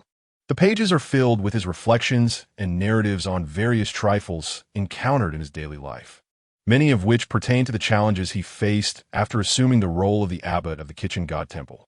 To hold such a prestigious position in a temple bustling with incense and offerings, my great-grandfather Xiazhu was indeed a remarkable individual. As more questions arose in my mind, I continued to peruse the book while also meticulously observing the other items within. Before long, my gaze fell upon an extraordinarily small stone bed. Measuring just over a meter in length, It seemed almost too cramped for even a child to rest comfortably, which struck me as rather peculiar. I approached and leaned in for a closer examination, and a sudden realization dawned upon me. I believed I had uncovered the clue alluded to by the mysterious voice and understood the nature of its owner. The stone bed was a uniform shade of bluish-gray, harmonizing with the mountain's hue, yet at the center of its upper portion lay a palm-sized patch of vibrant red. This area of stone shimmered like jade, and under the flickering light of the torch, it reflected flecks of crimson, creating a captivating spectacle. This was no gemstone. Rather, it was an ordinary stone infused with the essence of a spirit, resulting in what is known as spirit bloodstone. My initial conjecture had not been in vain. The jade ornament was indeed connected to a spirit, though I had misjudged its nature, mistakenly believing it to be a malevolent entity. With this spirit bloodstone in hand, provided that the jade ornament is linked to this spirit, we shall be able to locate the jade ornament through it. I was about to share this delightful news with them when Xia Zhu, brimming with excitement, interjected, "Look quickly. The content inscribed here seems to be penned by the master of this place." The three of us leaned in unison. The handwriting on the paper was quite unsightly. Some characters were even written in a crooked manner, requiring considerable effort to decipher. However, after flipping through a few pages, the script improved significantly, and soon we had consumed the entirety of the text. Zhang He and I were merely taken aback and astonished, yet Xia Zhu and Ning Mengxia, the two young ladies, were already brimming with tears in their eyes, particularly Xia Zhu, whose hands trembled slightly as she held the book. Considering the contents above, their emotional response was indeed quite understandable. Chapter 84. The Spirit of the Wild. The author of the inscriptions refers to herself as Ling Xian. Originally, she was merely a wild fox inhabiting the desolate mountains. However, through a serendipitous encounter with a rolling pin in a temple, she awakened her intelligence and transformed into a spirit. Naturally timid, she sought refuge within the confines of the kitchen god temple. One fateful day, while venturing outside, she fell prey to a malevolent spirit and was gravely injured. In her moment of despair, she was rescued by a handsome young man, none other than the then aspiring temple priest, Xia Qingfeng. From that moment forth, she harbored feelings for him. Yet as a mere spirit, she lacked the ability to take form and dared not reveal herself before him. As time flowed by, Xia Qingfeng matured from a brash youth into the esteemed abbot of the kitchen god temple. Throughout those years, she would occasionally pilfer his written works to cherish in secret, while quietly observing him from the shadows. The inscriptions above were not crafted in a single day, reflecting an increasingly refined hand. Through these words, it is evident that the spirit harbored genuine affection for Xia Qingfeng. However, the narrative remains silent on subsequent events, concluding only with her concern over his recent absences and preoccupations. Although the critical details are lacking, one can speculate on the unfolding of events. Perhaps Xia Qingfeng discovered the haunted site and endeavored to eliminate it, only to falter at a crucial moment. In that dire instance, the spirit might have revealed herself, sacrificing her own life to save him. I conveyed my findings from the stone bed, and upon verification, Zhang He was elated. He speculated that the spirit bloodstone on the stone bed was likely formed from the essence that Ling Xian had expelled after being grievously wounded and saved by Xia Qingfeng. I concurred with this notion, as it seemed improbable for any spirit creature to willingly shed its vital essence to create such an artifact as the spirit bloodstone. After carefully prying the stone from its resting place, we proceeded to gather all the books in the vicinity for transportation. Xia Zhu expressed a desire to meticulously organize everything upon our return, intending to document this incident in her writings. As we descended the mountain, we promptly utilized the spirit bloodstone to locate the whereabouts of the jade ornament. This task required no intervention on my part, as Zhang He swiftly confirmed the location through the paper effigy. However, we were taken aback to discover that the jade ornament was situated quite far from us. A round trip by car would likely consume an entire day. It was no wonder we had been unable to locate the ornament. It had already been taken by someone else. Zhang He insisted on pursuing the matter personally, while I opted to remain behind to prepare essential items for the journey. I refrained from allowing him to set off immediately, as we had all grown weary over the past few days, particularly Zhang He, who had been affected by the malevolent spirit's passing. Even with the aid of the paper effigy, he would inevitably bear some consequences. Thus, we decided it would be prudent for him to rest well for the night and embark on our respective endeavors at dawn. As the first light of day broke, Zhang He set out in his vehicle. After breakfast, I took Ning Mengxia and Xia Zhu to procure the necessary items for our upcoming tasks. Xia Zhu displayed considerable interest in the process, eagerly probing into each purchase with a curiosity that surpassed even that of Ning Mengxia. As the sun tilted westward, Zhang He arrived with the cherished jade ornament in hand. After several days, we had finally located this pivotal item. Zhang He explained that the ornament had been picked up by a mountaineer, a traveler from afar, who happened to be climbing another peak nearby on the night of Aunt Zhang's son's tragic incident. While passing through that area, he did not encounter the unfortunate soul, but instead stumbled upon the exquisite jade ornament. Enchanted by its beauty and recognizing its potential value, he discreetly claimed it for himself. However, he paid a steep price for his greed. Under the ornament's malevolent influence, he descended into madness, injuring his wife and nearly causing the death of his son. Before Zhang He arrived, the man had already sensed the ornament's ominous nature, and had he delayed any longer, he intended to cast it into the sea. Both Zhang He and I felt an overwhelming aura of ancestral spirits emanating from the jade, along with a faint trace of supernatural essence. Yet, we were at a loss as to how to wield this ornament to vanquish the malevolent entity haunting us. After some deliberation, we concluded that we could not solely rely on this spirit. We needed to prepare additional contingencies in case unforeseen complications arose. With this resolution, Zhang He and I devoted extra time to our preparations, and it was not until the moon ascended in the western sky that we finally set forth. Ning Mingxia and Xia Zhu were adamant about accompanying us, despite my reservations. I truly wished to leave them behind, for confronting the malevolent spirit was no trivial matter, and even a moment's inattention could lead to dire consequences. However, Zhang He felt somewhat wavering. He still wished to make a display before Xia Zhu. Eventually, unable to withstand Xia Zhu's persuasion, he decided to produce a few of his most treasured life-saving items. Observing this, I refrained from further insistence. Nevertheless, I did not take advantage of him. For the life-saving items I provided to Ning Mengxia, I selected several from my own cherished collection. Upon arriving at the abandoned resort, we did not immediately ascend.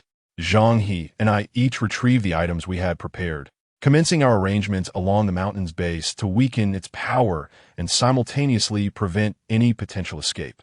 Neither of us possessed profound knowledge of feng shui or the intricate arts of divination.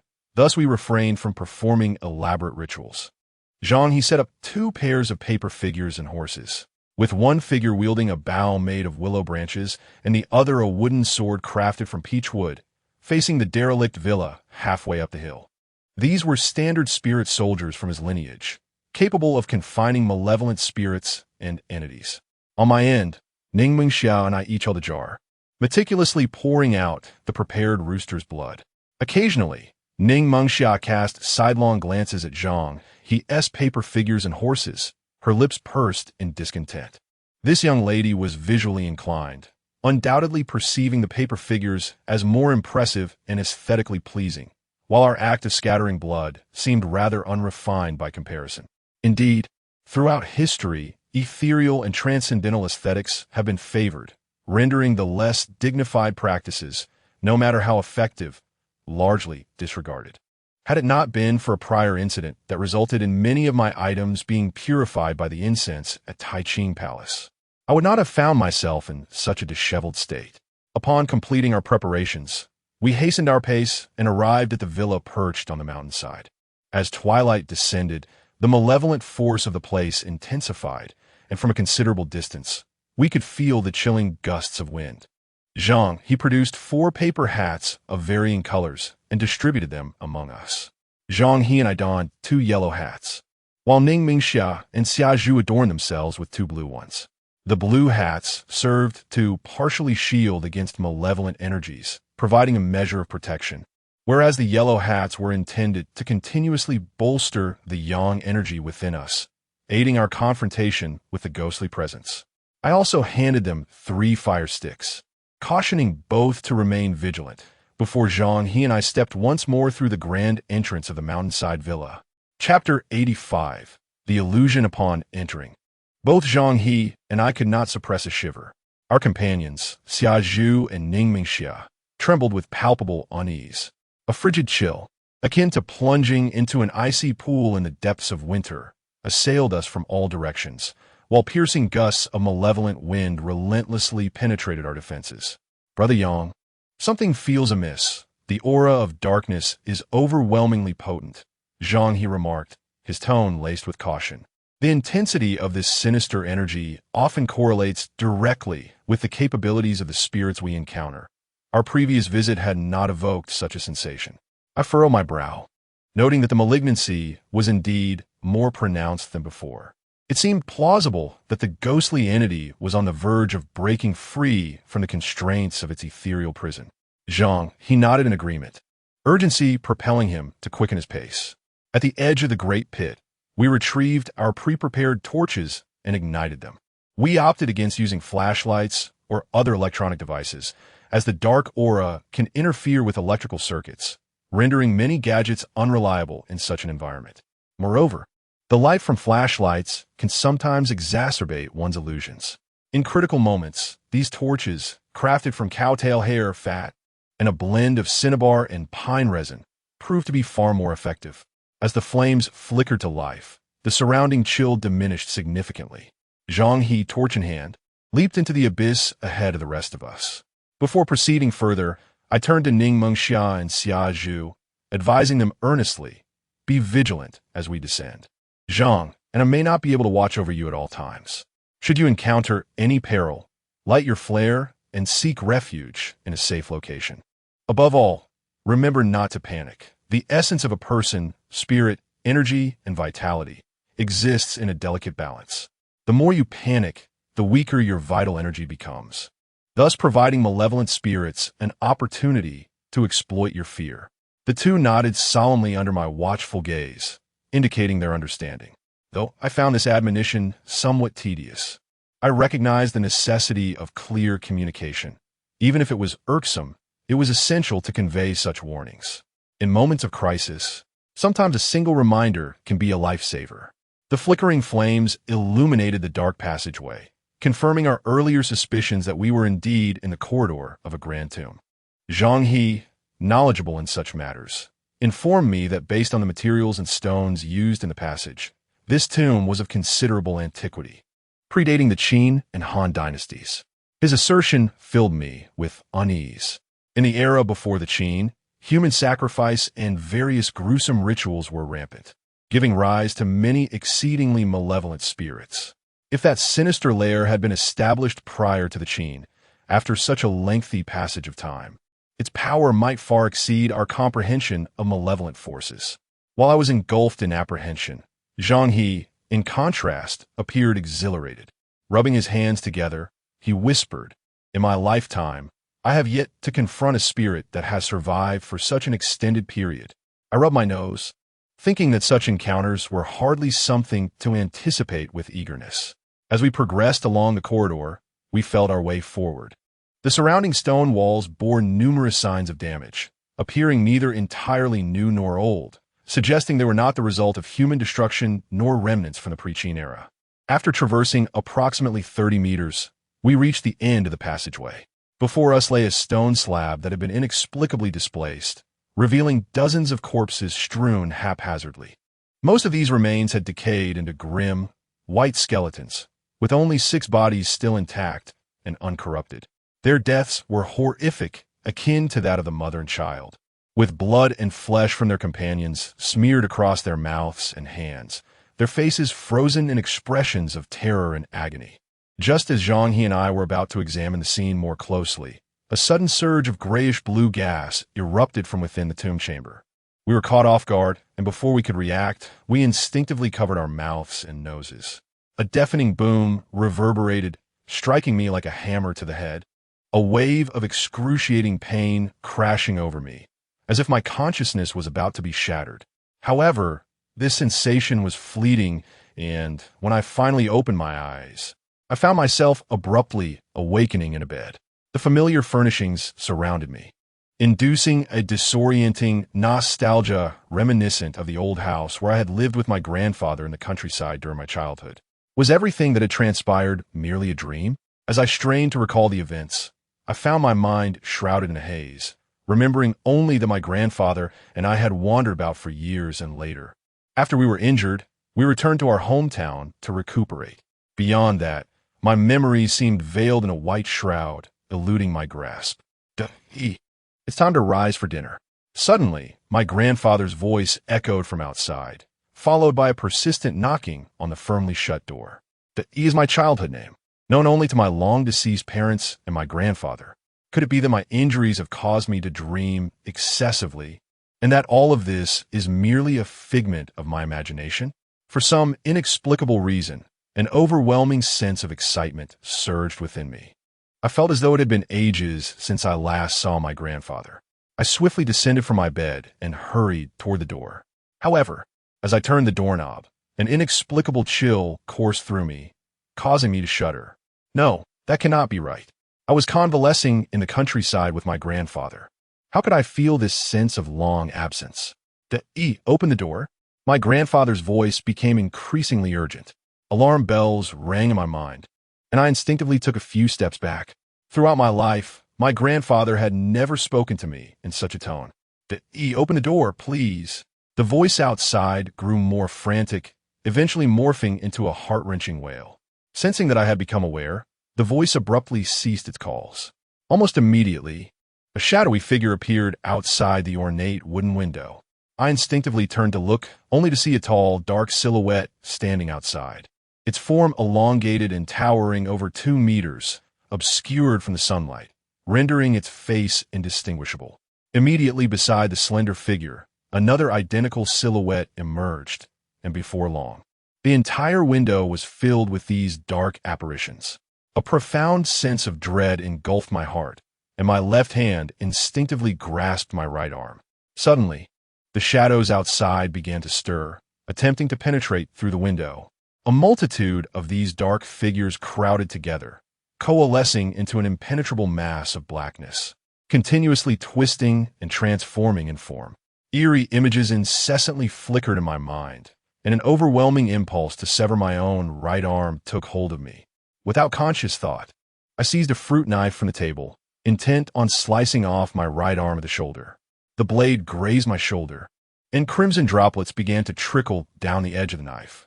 For reasons unknown, the sight of blood ignited an inexplicable thrill within me.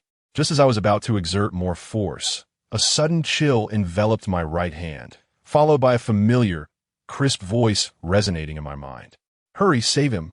Chapter 86. The Path of the Ghostly Demons. I blinked. Before me, there was no longer any sign of the old mansion or the slender shadow. We remained within the corridor. Beside me, Zhang He's face was flushed, one hand gripping a rusted pair of scissors poised ominously toward his eyes, while the other clutched 2 golden paper figures, desperately pulling back the hand that wielded the scissors. Behind me, Ning Mengxiao and Xiazhu were huddled together, collapsed on the ground. It seemed they had merely succumbed to the overwhelming malevolent energy, fainting under its weight, unlike Zhang He and me, who had plunged into a hallucinatory realm. Relieved, I hurried to Zhang He's side, blowing forcefully on a fire starter. Sparks cascaded onto him, and his tense body relaxed instantly, the hand holding the scissors dropping limply.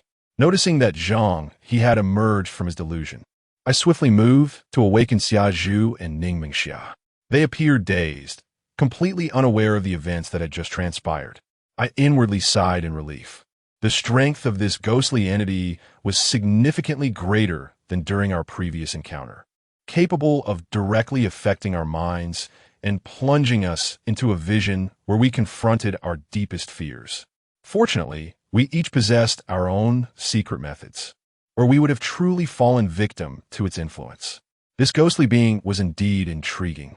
Zhang He took a deep breath, stowed away his belongings, and stood up. I shook my head. It seemed that to instill fear in Zhang He one would need the direct intervention of some malevolent deity or similar force. However, he indeed possessed a certain measure of confidence. The two golden paper figures had already attempted to pull his hand down. Even if I had not woken up first to rescue him, he likely would have extricated himself from the illusion.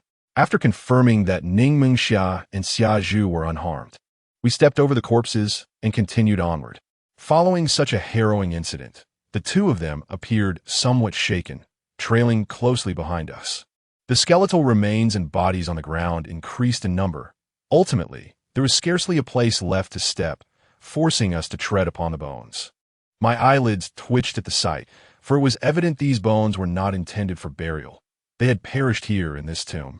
There was no need to count them. A mere glance sufficed to ascertain that there must be at least hundreds of remains. What truly transpired here to result in such a multitude of corpses? "Quick, over here!" That voice echoed once more, and simultaneously, a flicker of sensation ignited within me. Concurrently, Zhang He and Xia Zhu seemed to have heard the same voice, turning their gazes toward the same direction. It pointed toward the main chamber of the ancient tomb. Zhang He cast me a glance, signaling to hasten our pace. As we advanced further, the skeletal remains not only did not diminish, but rather multiplied. Simultaneously, we discerned that the walls of the tomb chamber were adorned with an array of bizarre symbols. These symbols exuded a primal aura. I felt a sense of familiarity, yet I could not immediately identify their true nature. Upon my observation, these symbols were not originally inscribed upon the tomb chamber. Rather, they appear to have been later applied by individuals, albeit with the passage of time, suggesting they have existed for some duration. It is unlikely they were created by Tang Tsong and his associates. I surmise that these symbols, along with the corpses on the ground, are likely connected to the esteemed figure of Xia Chengfeng, the great-grandfather of Xia Zhu. Before long, we arrived at the threshold of the main burial chamber. The flickering torchlight illuminated the two ajar doors, and both Zhang He and I inhaled sharply. There, upon the tomb's entrance, were affixed grotesque figures, all kneeling in unison, seemingly engaged in a profound act of reverence towards something unseen. These figures were crafted from human skin, and their lifelike poses unmistakably suggested they were fashioned through the most brutal method of flaying. Zhang He's teeth ground audibly, a tempest of rage threatening to erupt at any moment. "Brother Yang, have you heard of the Tiangui Dao? Those of us who traverse this path are likely familiar with them." I sighed. Upon first encountering those symbols, an inexplicable familiarity had washed over me, and now, upon witnessing these flayed figures, I had confirmed within my heart that this ancient tomb was indeed linked to the enigmatic Tiangui Dao. After all, the act of flaying human skin into a posture of worship is one of their notorious hallmarks. The term Tiangui Dao is infamous within the realm of the mystic arts. Its origins are shrouded in mystery, with the earliest records dating back over a millennium. Chaos, malevolence, and cruelty, various terms synonymous with darkness, aptly describe these individuals. They believe that the corporeal form is a shackle, and that only by transforming into a ghost can one truly achieve the ultimate goal of humanity. Perhaps in the beginning, the ghost path was indeed a group acting with a somewhat radical and extreme approach in pursuit of humanity's future. However, over time, they gradually deviated from their original intent, becoming a nefarious organization that recklessly exploits ghosts for profit. In the realm of the mystical, any sect with a slightly longer lineage has undoubtedly suffered losses at the hands of the ghost path. It is only in recent years, following a significant incident 2 decades ago, that the ghost path has begun to quiet down. It appears that the matters here are inextricably linked to them, those wretched beasts. One day, I shall sever the heads of all those associated with the ghost path. Zhang, he felt a surge of anger.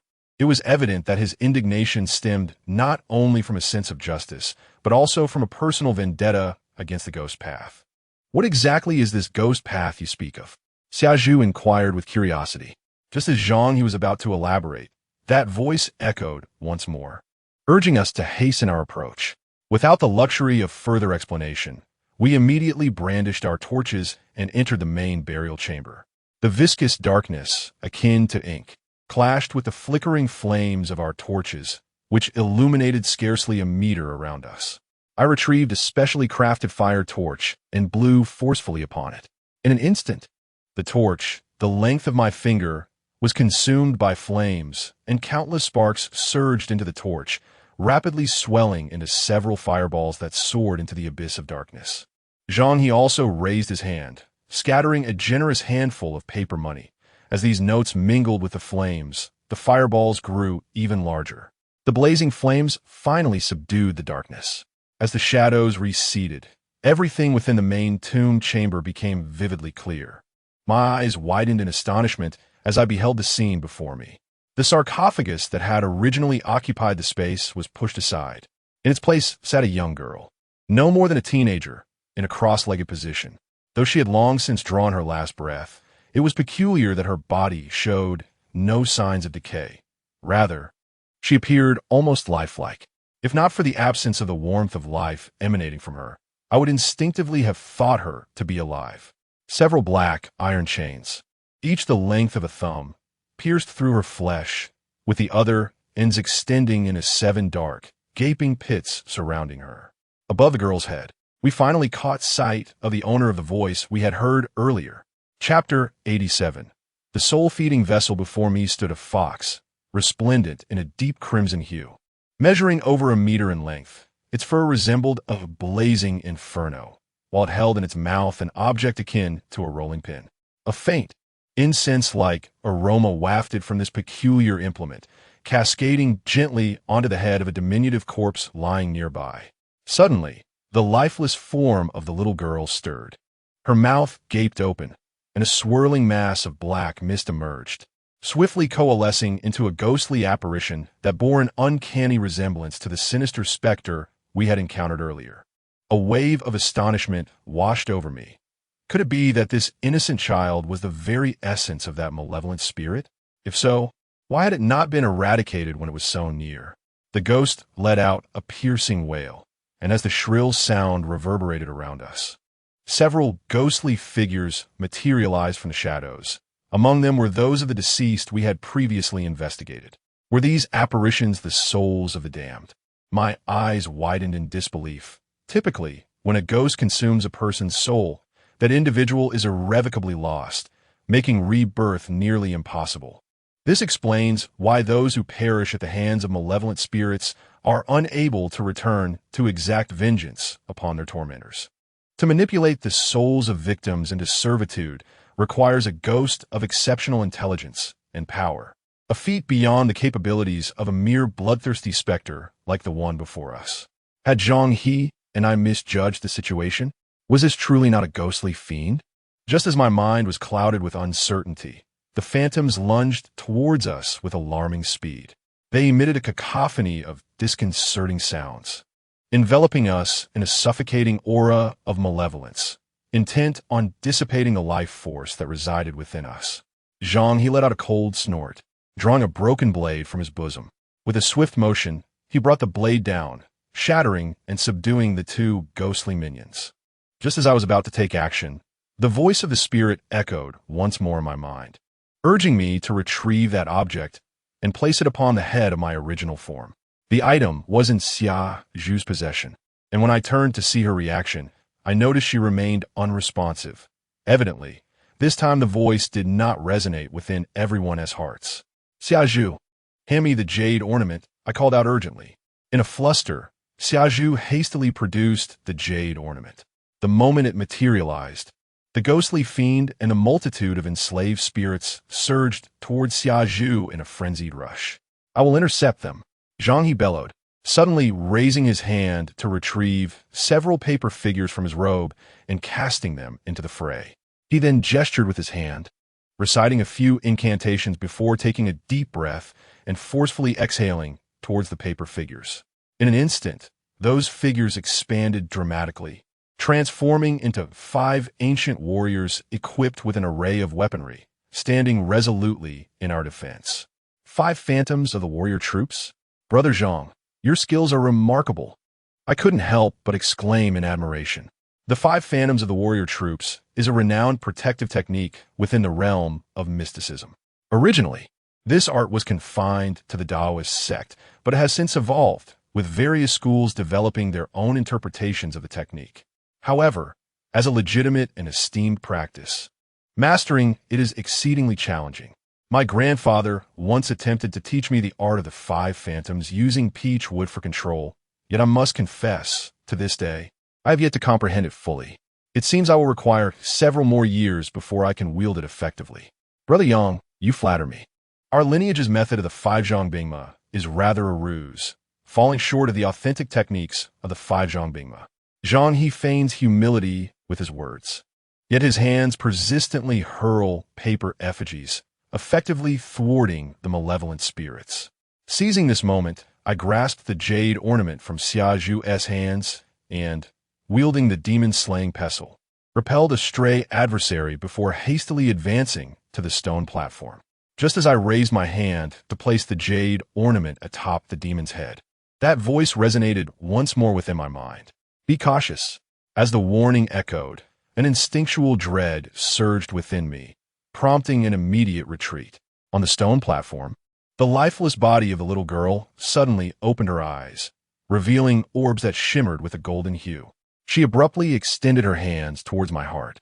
Although her grasp missed its mark, it sent chills of cold sweat cascading down my spine. Had I not reacted instinctively, relying solely on that voice's alert, I might have fallen victim to her assault. What manner of creature is this? From the corpse of the little girl, I sensed no trace of the undead. Why then did she possess the capability to launch such an attack? The absurdity of this occurrence is beyond comprehension.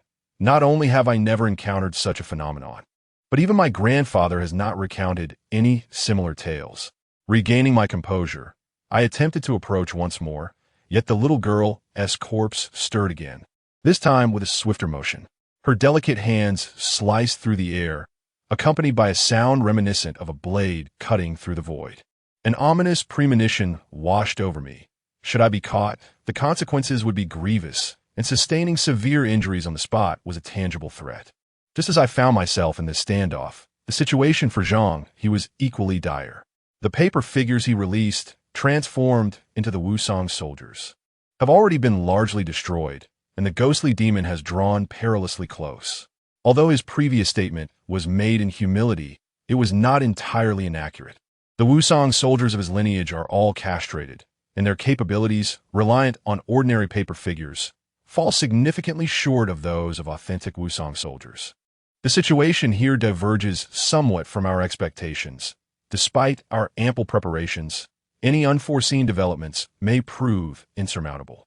After a moment's deliberation, I deftly untied the red ribbon from my right arm, allowing a shadow to extend from my hand, delivering the jade ornament to the crown of the fiery red fox. The corpse's hands lunged once more, and with clenched teeth and focused resolve, I summoned another shadow from my arm to intercept the corpse's grasp. At the moment of collision, an inexplicable energy surged up my arm and into my mind. Could it be a soul-nourishing vessel? A surge of fury ignited within me, and for the first time, I entertained a thought akin to Zhang He's, the desire to behead the one who intended to transform that little girl into a soul-nourishing vessel. The soul-nourishing vessel is an unspeakably cruel sorcery, wherein a living person is forcibly refined into a hollow shell capable of nurturing spirits, all while maintaining conscious awareness. Throughout this harrowing process, the individual endures unimaginable torment. Those transformed into soul-nourishing vessels find their consciousness eternally imprisoned within the decaying body, gradually succumbing to a state of utter confusion, retaining only the instinct to protect their physical form. What is transmitted from my right hand was the chaotic consciousness of this soul-nurturing vessel. A figure flashed through my mind, that of a childhood friend whose grandfather was a close companion of mine. Due to her unique constitution, she caught the attention of malicious individuals and ultimately met a tragic end at the hands of such dark sorcery. I suppressed the fury within me as the shadow of my right hand extended outward once more, finally placing the jade ornament upon the fox's head. Suddenly, radiant golden light emanated from the jade ornament, causing the rolling pin held in the fox's mouth to dissolve into pure incense energy. which then entered its body through its eyes, ears, mouth, and nostrils. Chapter 88. The awakening of the spirit. The fox suddenly opened its eyes, and two beams of golden light, as tangible as reality itself, erupted forth, causing the two ghostly servants to be utterly disoriented. Immediately thereafter, this spirit seemed to resurrect, slowly rising from its previous position. It opened its fox-like mouth and took a deep breath, drawing in the surrounding darkness, which flowed into its being like a river merging into the sea. The light from the torch illuminated the area once more, revealing a multitude of eerie symbols adorning the walls of the tomb. Upon closer inspection, these symbols appeared as though they were coming to life, transforming into venomous serpents that lunged towards us. "Do not look." The fox's voice resonated, this time echoing directly in my ears. Those three brief words struck my heart like a thunderous bell, and the distorted symbols vanished in an instant. Startled, I hastily averted my gaze. The jade ornament gradually returned to my hand, while the fox in midair stretched its body, its gaze lingering on the astonished Xia Zhu, as if reluctant to look away. I surmised that it had perceived the likeness of her great-grandfather, Xia Chengfeng, in her visage. As I had anticipated, the fox slowly spoke. "You bear a striking resemblance to your great-grandfather." Its tone was imbued with nostalgia and longing as it gracefully descended from the small girl's lifeless form. Its gaze first swept across the faces of Zhang and me, and then turned towards the malevolent specter of the ghostly fiend. Over the years, I have thoroughly eradicated the sinister origins of this entity. Had it not been for the existence of this soul-holding vessel, it would have long since faded into oblivion. Now, it stands merely as a shadow of its former self. Assist me in utterly vanquishing this scourge, so that I may fulfill the uncompleted endeavors of my late brother, who once soared with the wind. What are we waiting for? Zhang, filled with impatience, once again took action. He produced a pair of rusted scissors, pierced his finger, and smeared the blood upon them, directing a forceful snip towards the ghostly fiend. The apparition wavered, and an arm was violently transformed into black mist, dissipating into the ether. However, this action took its toll on Zhang, as blood trickled from the corner of his mouth. My eyelids fluttered. The demon spirit, having escaped, now fought with renewed fervor, showing no signs of relinquishing its hold. Nonetheless, seeing Zhang's relentless determination, I retracted the shadow from my right hand and, with a twinge of reluctance, extracted 3 strands of hair from my forehead to entwine around the demon-slaying staff. Suddenly, radiant golden patterns illuminated the staff, and a voice reminiscent of a Buddha's chant resonated through the air. I raised my hand and hurled the demon-slaying staff, now transformed into a brilliant golden hue, piercing the ghostly fiend and pinning it against the wall of the tomb. The malevolent energy surged, and the fiend emitted piercing, chilling shrieks. As tendrils of darkness spread from its chest, its form writhing in an attempt to detach from the staff. Having each taken our respective actions, the fox spirit finally made its move. Its fiery red form leaped into the air, and a spectral fox emerged from its body, merging directly with the ghostly fiend. In an instant, the body of the ghostly fiend appeared to be pierced by countless tiny holes, with crimson radiance continuously emanating from it. The fiend writhed and struggled, breaking free from the restraint of the demon-slaying staff, transforming into a wisp of black mist, attempting to return to the vessel that nourished souls. Zhang He and I exchanged a glance, an unspoken understanding passing between us. Zhang He acted first. Several paper figures carrying a jar suddenly materialized, momentarily obstructing the fiend's escape. I then advanced, deftly evading the assault of the corpse while swiftly plunging 3 golden needles into the back of its head. As Zhang He's paper figures vanished, removing the barrier, the fiend instantly surged into the corpse through its gaping mouth. Just as the fiend disappeared, Zhang He lunged forward, swiftly covering the eyes, ears, nostrils, and mouth of the soul-nourishing vessel with several pieces of paper money. He then produced 3 paper hats of varying colors and placed them atop the corpse's head. Erupting into laughter, "Now, let's see how you escape." With our myriad of strategies sealing it off, the fiend was now trapped within the soul-nourishing vessel. However, To utterly subdue it, the action of the fox spirit was paramount. Yet, the fox spirit did not act immediately. It slowly approached Xiaozhu, scrutinizing her closely. You're my great-grandmother? Xiaozhu stammered, finally managing to utter those words. Upon hearing this, I couldn't help but feel a wave of disbelief. While it is indeed possible for humans to develop feelings for various non-human entities, the notion of procreation was utterly impossible. How could this fox spirit possibly be her great-grandmother? Though Xiaozhu's words may seem rather naive, they brought great satisfaction to the fox spirit, whose vulpine visage broke into an almost human-like smile. Unable to resist, its clawed paws gently caressed Xiaozhu's face. Good child, I apologize for the distress I caused you earlier. The disruption here has unleashed the residual energy of my soul, and I wish to alert you, which inadvertently led to some unfortunate changes within you. The fox spirit elucidated, unveiling the truth behind Xiaozhu's transformations. This revelation aligned perfectly with my initial suspicions. She had indeed been influenced by some external force, resulting in her altered state. Had it not been for these unforeseen complications, we might have swiftly resolved the matter by locating the jade ornament. A sudden thought struck me. Could it be that the son of that woman was swayed by the malevolent spirits, prompting him to steal the jade ornament? Xiaozhu quickly waved her hands, insisting, I am fine. Could you please explain what is truly happening? The fox spirit fell silent for a moment before gradually recounting the entire story.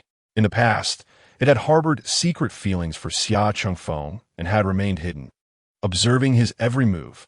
It was not until over a decade later, when Xia Chengfeng had ascended to the role of temple steward, that he began to oversee all affairs of the kitchen god temple. On the surface, their temple served as a place for devotees to worship, but in truth, they also engaged in exorcising malevolent spirits and maintaining peace in the region. In that tumultuous era, when human life held little value and various sinister and bizarre events unfolded incessantly, Xia Chengfeng found himself perpetually occupied. Several times, he contemplated revealing himself to offer assistance. Yet he feared being misunderstood by Xia Chengfeng. Thus, the years passed until one day, Xia Chengfeng and his companions undertook a task to exorcise malevolent spirits. Initially, they believed it to be a trivial case of a troublesome ghost, but as they delved deeper, they astonishingly uncovered a vast conspiracy brewing beneath the surface. A group had infiltrated the area, intent on exploiting a peculiar ancient tomb to forge a spirit that could be commanded by humans. With his upright and resolute nature, Xia Chengfeng could not possibly remain indifferent upon learning of this affair. He concealed himself in the shadows, investigating the machinations of these individuals, gradually unraveling their sinister plot. Chapter 89. In those days the group referred to themselves as the followers of the heavenly demon path.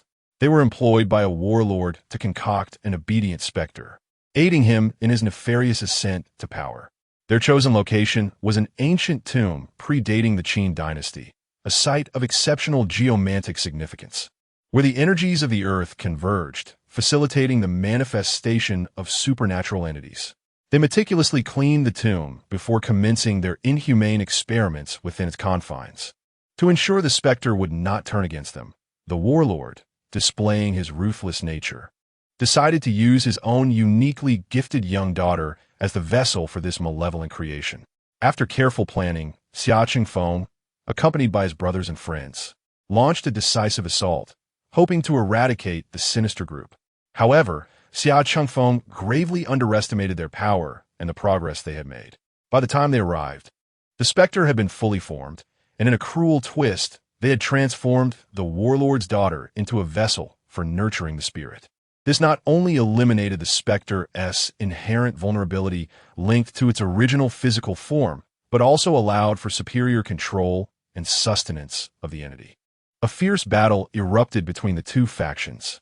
The temple of the kitchen god, where Xia Chengfeng resided, had enjoyed over a century of flourishing incense offerings, and he wielded a talisman imbued with the essence of this legacy, barely managing to suppress his adversaries. Sadly, his brothers and friends were not so fortunate, as they gradually fell victim to the relentless onslaught of sinister tactics employed by their opponents. Driven by fury and desperation, Xia Chengfeng contemplated the destruction of his talisman, seeking to bring about a mutual demise with his foes. At that moment, the fox spirit Lingxian, who had been lurking in the shadows, finally revealed itself. Its appearance did not evoke much surprise in Xia Chengfeng, as if he had long been aware of Ling Xuan's existence. The two, a man and a spirit, exhibited a remarkable synergy, systematically annihilating the members of the Tiangui sect. However, the leader of the Tiangui sect, in his final moments, infused all his soul power into the ghost Xia, significantly enhancing its strength. In desperation, Xia Chengfeng resolved to fight fiercely once more, but at a critical juncture. Lingxian preemptively offered its own essence as a source of power, completely sealing the ghost Xia. Xia Chengfeng was engulfed in sorrow, yet the situation left him no alternative. In deep contemplation, he ultimately decided to leave behind the treasured rolling pin from the kitchen god temple as the source of sustenance for Ling Xuan's life force. Concurrently, he destroyed another artifact, a jade carving, extracting its spiritual essence to sculpt an image of Ling Xuan's true form, infusing it with a fragment of soul power to preserve its consciousness. He believed that once the malevolent essence of the ghost Xia was entirely eradicated, it could pave the way for Lingxian's revival. Lingxian urged him against such a sacrifice, warning that without the rolling pin, not only would the kitchen god temple be imperiled, but Xia Chengfeng would also struggle to find his footing in the future. It was a voluntary choice on Ling Xuan's part, and Xia Chengfeng need not make such a sacrifice. Yet, Xia Chengfeng remained silent, resolutely completing all necessary arrangements. Once everything was meticulously arranged, Xia Chengfeng finally revealed to Lingxian that he had long been aware of her existence. The kitchen god temple was his domain. How could he not know that a spirit had taken refuge there, often pilfering his books and writings? Lingxian was momentarily overwhelmed with a medley of emotions, fully comprehending the implications of Xia Chengfeng's words. He estimated that within a maximum of 20 years, the source of the malevolence in this ghostly temple would be entirely eradicated. Before his departure, Xia Chengfeng made a pact with Lingxian, promising to reside in the town beyond the mountain, awaiting the day of her complete revival. However, Lingxian refrained from disclosing to Xia Chengfeng the formidable nature of those adversaries.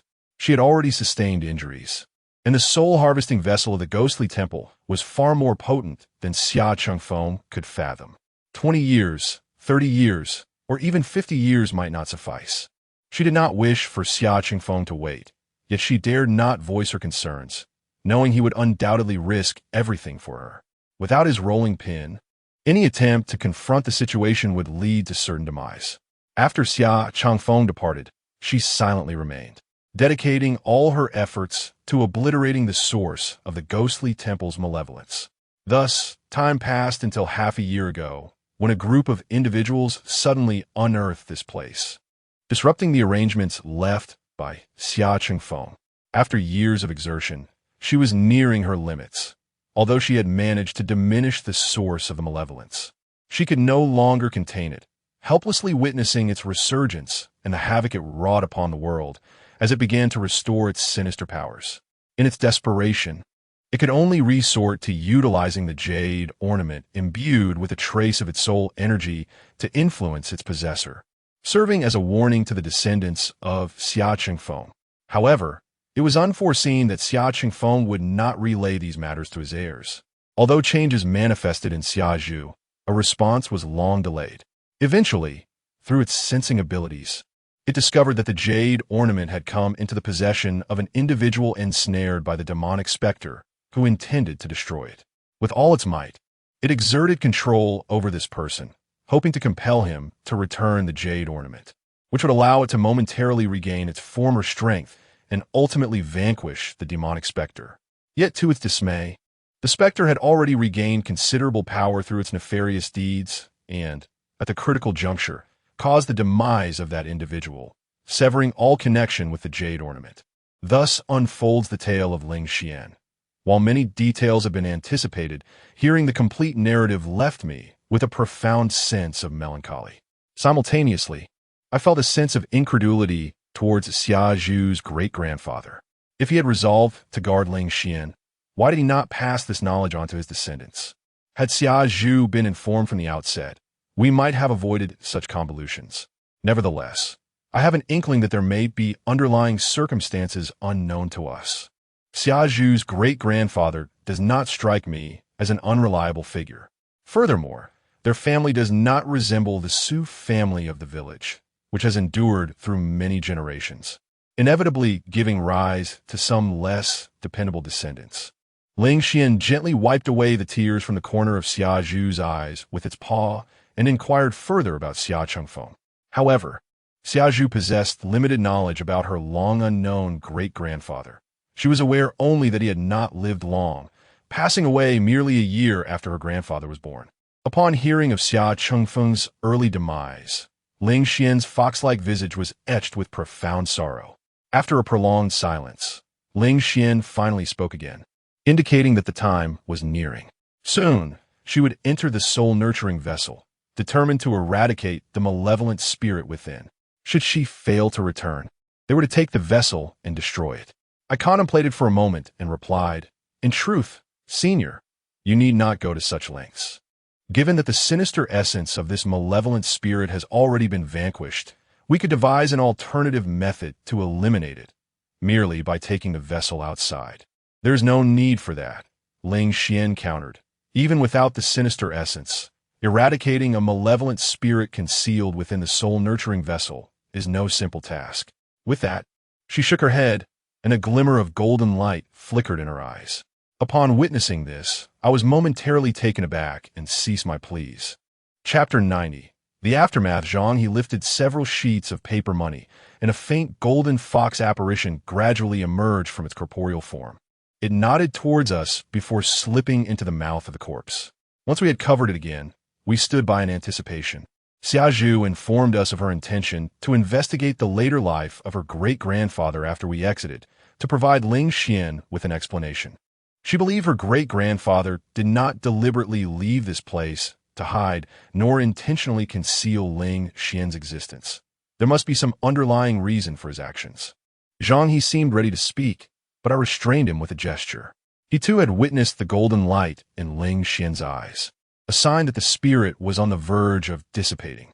To quell the malevolent source of this ghostly domain, it was imperative that it fully merged with the incense power left behind in the talisman by Xia Chengfeng. Now, having forcibly regained its original strength, the last vestiges of incense energy were nearly exhausted. Even if it managed to emerge, it likely would not last until dawn. I felt it would be far better for it to convey this directly to Xia Zhu. Moments later, the golden needle I had thrust into the back of the corpse's head began to stir, with wisps of dark mist escaping along its length. It had succeeded. Zhang He hurriedly removed the paper money and paper hat. Shortly thereafter, the fox-shaped apparition reappeared, its claws grasping the ethereal form of a small girl. I let out a soft sigh. This spirit truly possesses a kind heart. At the critical moment, it refrained from extinguishing the soul of the ghostly fiend. Instead, it selflessly expended its own spiritual energy to purify the malevolent aura surrounding the fiend, restoring it to its original form. Consequently, the fiend's soul now harbors a glimmer of possibility for reincarnation, yet its fate remains uncertain. It released its grasp, and the ethereal figure of the little girl gradually faded away. I must take my leave. The voice of Ling Xian resonated in our minds, not allowing Xia Zhu to interject before continuing. Though the fiend is deceased, a considerable amount of malevolence lingers here. I hope you will find a way to thoroughly cleanse this place in the future. As for my essence, you need not hold back. I do not mind if you utilize it wisely. I shall seal my remaining spiritual energy in the source of incense left in the talisman within that jade ornament, leaving it for Xia Zhu as a means of protection. Her words served as a final testament, and I held deep admiration for Ling Xuan's willingness to leave her essence with us. Such magnanimity is not something everyone can easily bestow. However, Xia Zhu had long promised that jade ornament to me. I cleared my throat and hastily spoke up about this matter. In truth, I could have feigned ignorance and simply taken the jade ornament afterward. with the spirit's essence and the core source of the talisman. The jade ornament would undoubtedly transform into a formidable artifact. However, I am reluctant to take advantage of such a bargain. Even a demon spirit possesses such magnanimity, and we ought not to abandon our dignity. Ling Xian glanced at Xia Zhu, and upon receiving a nod of affirmation, a smile graced its fox-like visage. Its voice resonated once more, declaring that everything was indeed fated. My decision remains steadfast, and this jade ornament shall belong to whomever it rightfully should. Xia Zhu harbored no objections. After some contemplation, I too refrained from any further refusal. I genuinely desired this object, and having expressed my intentions, there was no reason to feign reluctance when the other party had not wavered in their stance. At that moment, Xia Zhu realized that Ling Xian was bequeathing its final wishes. With tears brimming in her eyes, she attempted to speak, but Ling Xian could no longer endure. As the golden radiance enveloping it gradually faded, its spirit dimmed further. "Take me to the grave of the Wind Rider." Before the last words could escape, its spirit abruptly shattered, a glimmer of gold appearing and swiftly merging into the jade ornament. Xia Zhu then broke down in tears. "May your journey be smooth. Once the matter is clarified, I shall inform you without delay." At the old residence, Xia Zhu waved farewell to us. This was now 2 days later. Following Ling Xuan's demise, we departed from the ancient tomb with the soul-nourishing vessel in hand. Zhang He and I devised a method to incinerate the vessel, subsequently sealing the ancient tomb temporarily. With these tasks completed, I considered the matter resolved. After resting for another night with Ning Mengxia, we prepared to return. Zhang He chose to stay, determined to thoroughly address the potential dangers of the ancient tomb. Simultaneously, he wished to assist Xia Zhu in investigating the events of that year, seeking to unravel certain mysteries surrounding the Tiangui Dao. This individual had always harbored an interest in Xia Zhu, and their continued proximity would afford them ample opportunity to connect. After bidding farewell to the two, Ning Mengxia and I hastened towards the southern city. By the time the sun began its descent, we arrived at a leisurely pace. Just as we were about to alight from the vehicle, I spotted a tall woman, her expression icy, blocking our way. What was Ning Mingyan doing here? I turned to see Ning Mengxia wearing a somewhat helpless smile, and I instantly understood that the young lady must have sent her a message during the journey back. "Did you not say you would return swiftly? Why the delay?" Ning Mingyan confronted me as soon as I stepped out of the car. Before Ning Mengxia could offer an explanation, another familiar voice emerged from the entrance. "Dr. Yang, please do not misunderstand. Mingyan means no harm. She is merely concerned for her sister Mengxia, and your outing was indeed rather prolonged." I turned to see Li Ruoyi, wrapped in a beige overcoat, standing at the shop's doorway. "You can stand now? It appears your recovery is progressing well. Congratulations are in order. However, while you can move independently, a complete recovery will likely take some time. Such matters cannot be rushed." Ning Mingyun, feeling overlooked, was on the verge of losing her temper once more. However, at this moment, Ning Mengxia also alighted from the vehicle, hastily grasping Ning Mingyun's arm. "Sister, the situation we encountered this time is rather troublesome, which has caused us some delay. Nevertheless, it is quite intriguing. Allow me to elaborate." Ning Mengxia began to narrate the tale of the demon spirit and Xia Chengfeng, completely captivating the attention of both individuals. As I opened the shop door, I first conducted a brief tidying up before ascending to the second floor to organize the items from my bag. When it came to the jade ornament, I could not resist indulging in its beauty for a moment longer. On my way back, I could not help but test its power. Its capabilities far exceeded my expectations. The only downside was that its core was fueled by incense power, rendering it a type of magical artifact that diminishes in strength with continued use. However, this posed no significant challenge for me, as I maintained a long-standing collaborative relationship with the Taiching Palace. At worst, after each use, I could simply return it to the Taiching Palace to reabsorb incense power and restore its original potency. With this thought in mind, I found myself increasingly pleased with this reward. If only I could acquire a few more such formidable artifacts, then perhaps that matter could be brought to fruition. Chapter 91. The corpse spots in the following days, I experienced a rare respite from the usual tumult of my life. Seizing this opportunity, I first took inventory of the various talismans and artifacts at my disposal. Subsequently, I visited my old friend at the Taiching Palace, where I also retrieved several of my possessions stored there. Although Ning Mengxia showed little aptitude for the exorcism techniques, she displayed remarkable talent in maintaining the assorted items and conducting rituals of transference. There were certain tasks she could now handle independently, requiring no assistance from me. Furthermore, Ning Mingxiao approached these duties with great enthusiasm, often resisting my suggestions for her to take a break. With her assistance, I could dedicate myself to the study of the I Ching and the 8 trigrams, striving to master the artifact left behind by Su Jingshan as swiftly as possible. Several days later, we received a response from Xia Zhu. Through her diligent investigation alongside Zhang He, they had managed to uncover the details surrounding her great-grandfather, Xia Chengfeng. The incident had escalated to such an extent that it was impossible to keep it under wraps. Upon his release, Xia Chengfeng was likely met with retribution, as the Temple of the Kitchen God was razed by agents sent by a local warlord. Subsequently, members of the Tiangui Dao appeared, intent on eliminating Xia Chengfeng.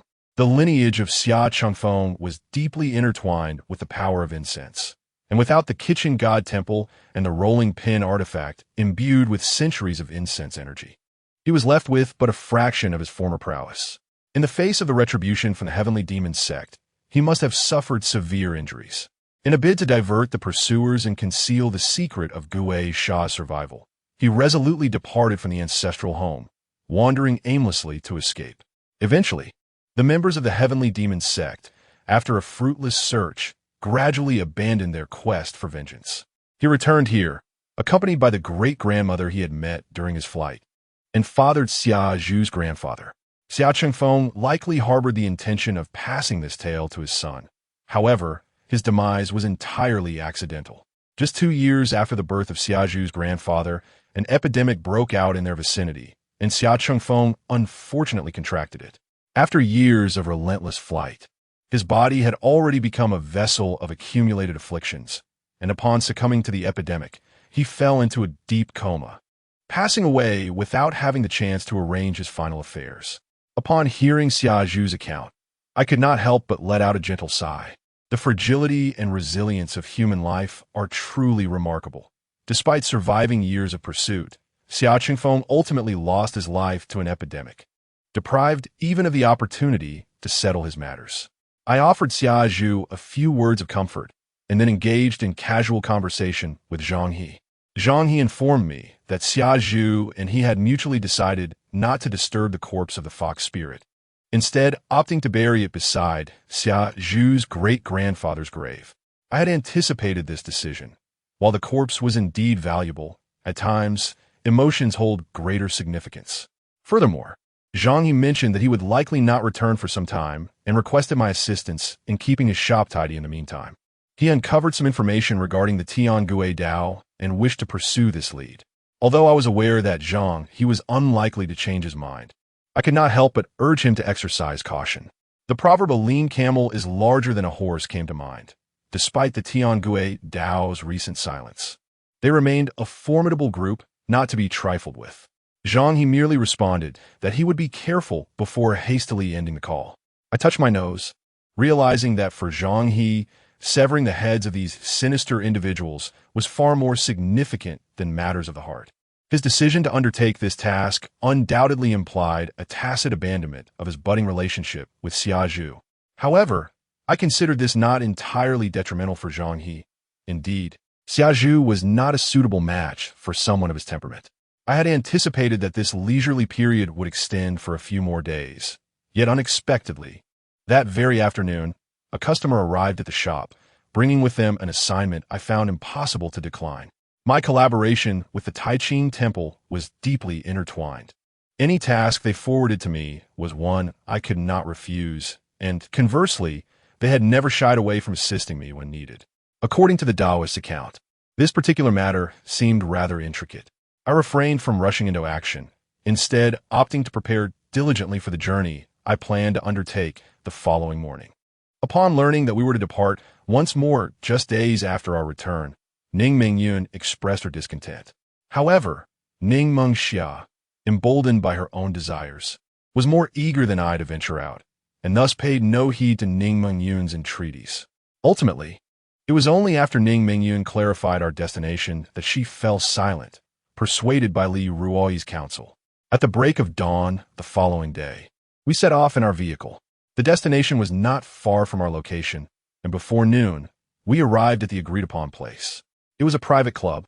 I made a phone call, and shortly thereafter, a young and attractive woman, dressed in professional attire, emerged briskly. Upon seeing me and Ning Mengxia, she hesitated for a moment, then gestured invitingly. "You must be Mr. Yang? Chairman Chu is unable to come out. Please follow me." We followed the woman into a private room, and as we entered, an unsettling feeling washed over me. The room was furnished in a traditional Chinese style, and seated behind a tea table was a woman clad in a suit. She was indeed quite beautiful. While not stunningly gorgeous, she certainly possessed a graceful elegance. However, the aura of cold detachment that emanated from her was even more pronounced than that of Ning Mengyun, and from a distance, I could sense the challenging nature of our interaction. The information from the Taiching Palace had only mentioned that the employer was a woman, the head of a company named Chu Suhua, without any further details. Upon hearing her title and that somewhat elderly name, I had imagined her to be a middle-aged woman. But to my surprise, she was yet another young powerhouse reminiscent of Ning Mengyun. I could comprehend their efforts to cultivate such an image to protect their interests, but understanding did not equate to admiration. I have always found it irksome to deal with individuals of such disposition. Had it not been for the assignment transferred from Taiching Palace, I would have considered leaving with Ning Mengxia at that very moment. "Mr. Yang, is it? Greetings." The woman behind the tea table glanced up at me, her eyes momentarily betraying a hint of surprise, before she smiled and rose to greet me with eagerness. This gesture was in stark contrast to the demeanor she had just displayed, leaving me momentarily taken aback as I extended my hand. "Hello, Miss Chu," I said, lightly grasping her hand. However, the instant our hands made contact, I instinctively recoiled. Her hand was chillingly cold, a sensation that transcended the mere coolness typical of someone with a constitution prone to chill. It was a touch reminiscent of the deceased. As I lowered my gaze, I caught sight of a small scar at the edge of her wrist. My eyes widened in astonishment. If my vision was not deceiving me, the pattern was indicative of livor mortis, a phenomenon associated with corpses. Chapter 92. The one who should have died. This is referred to as livor mortis, is it not? It is said to appear only on the bodies of the deceased. Noticing my gaze, Chu Suhua gracefully rolled up her sleeve, revealing the mark on her arm. A shiver ran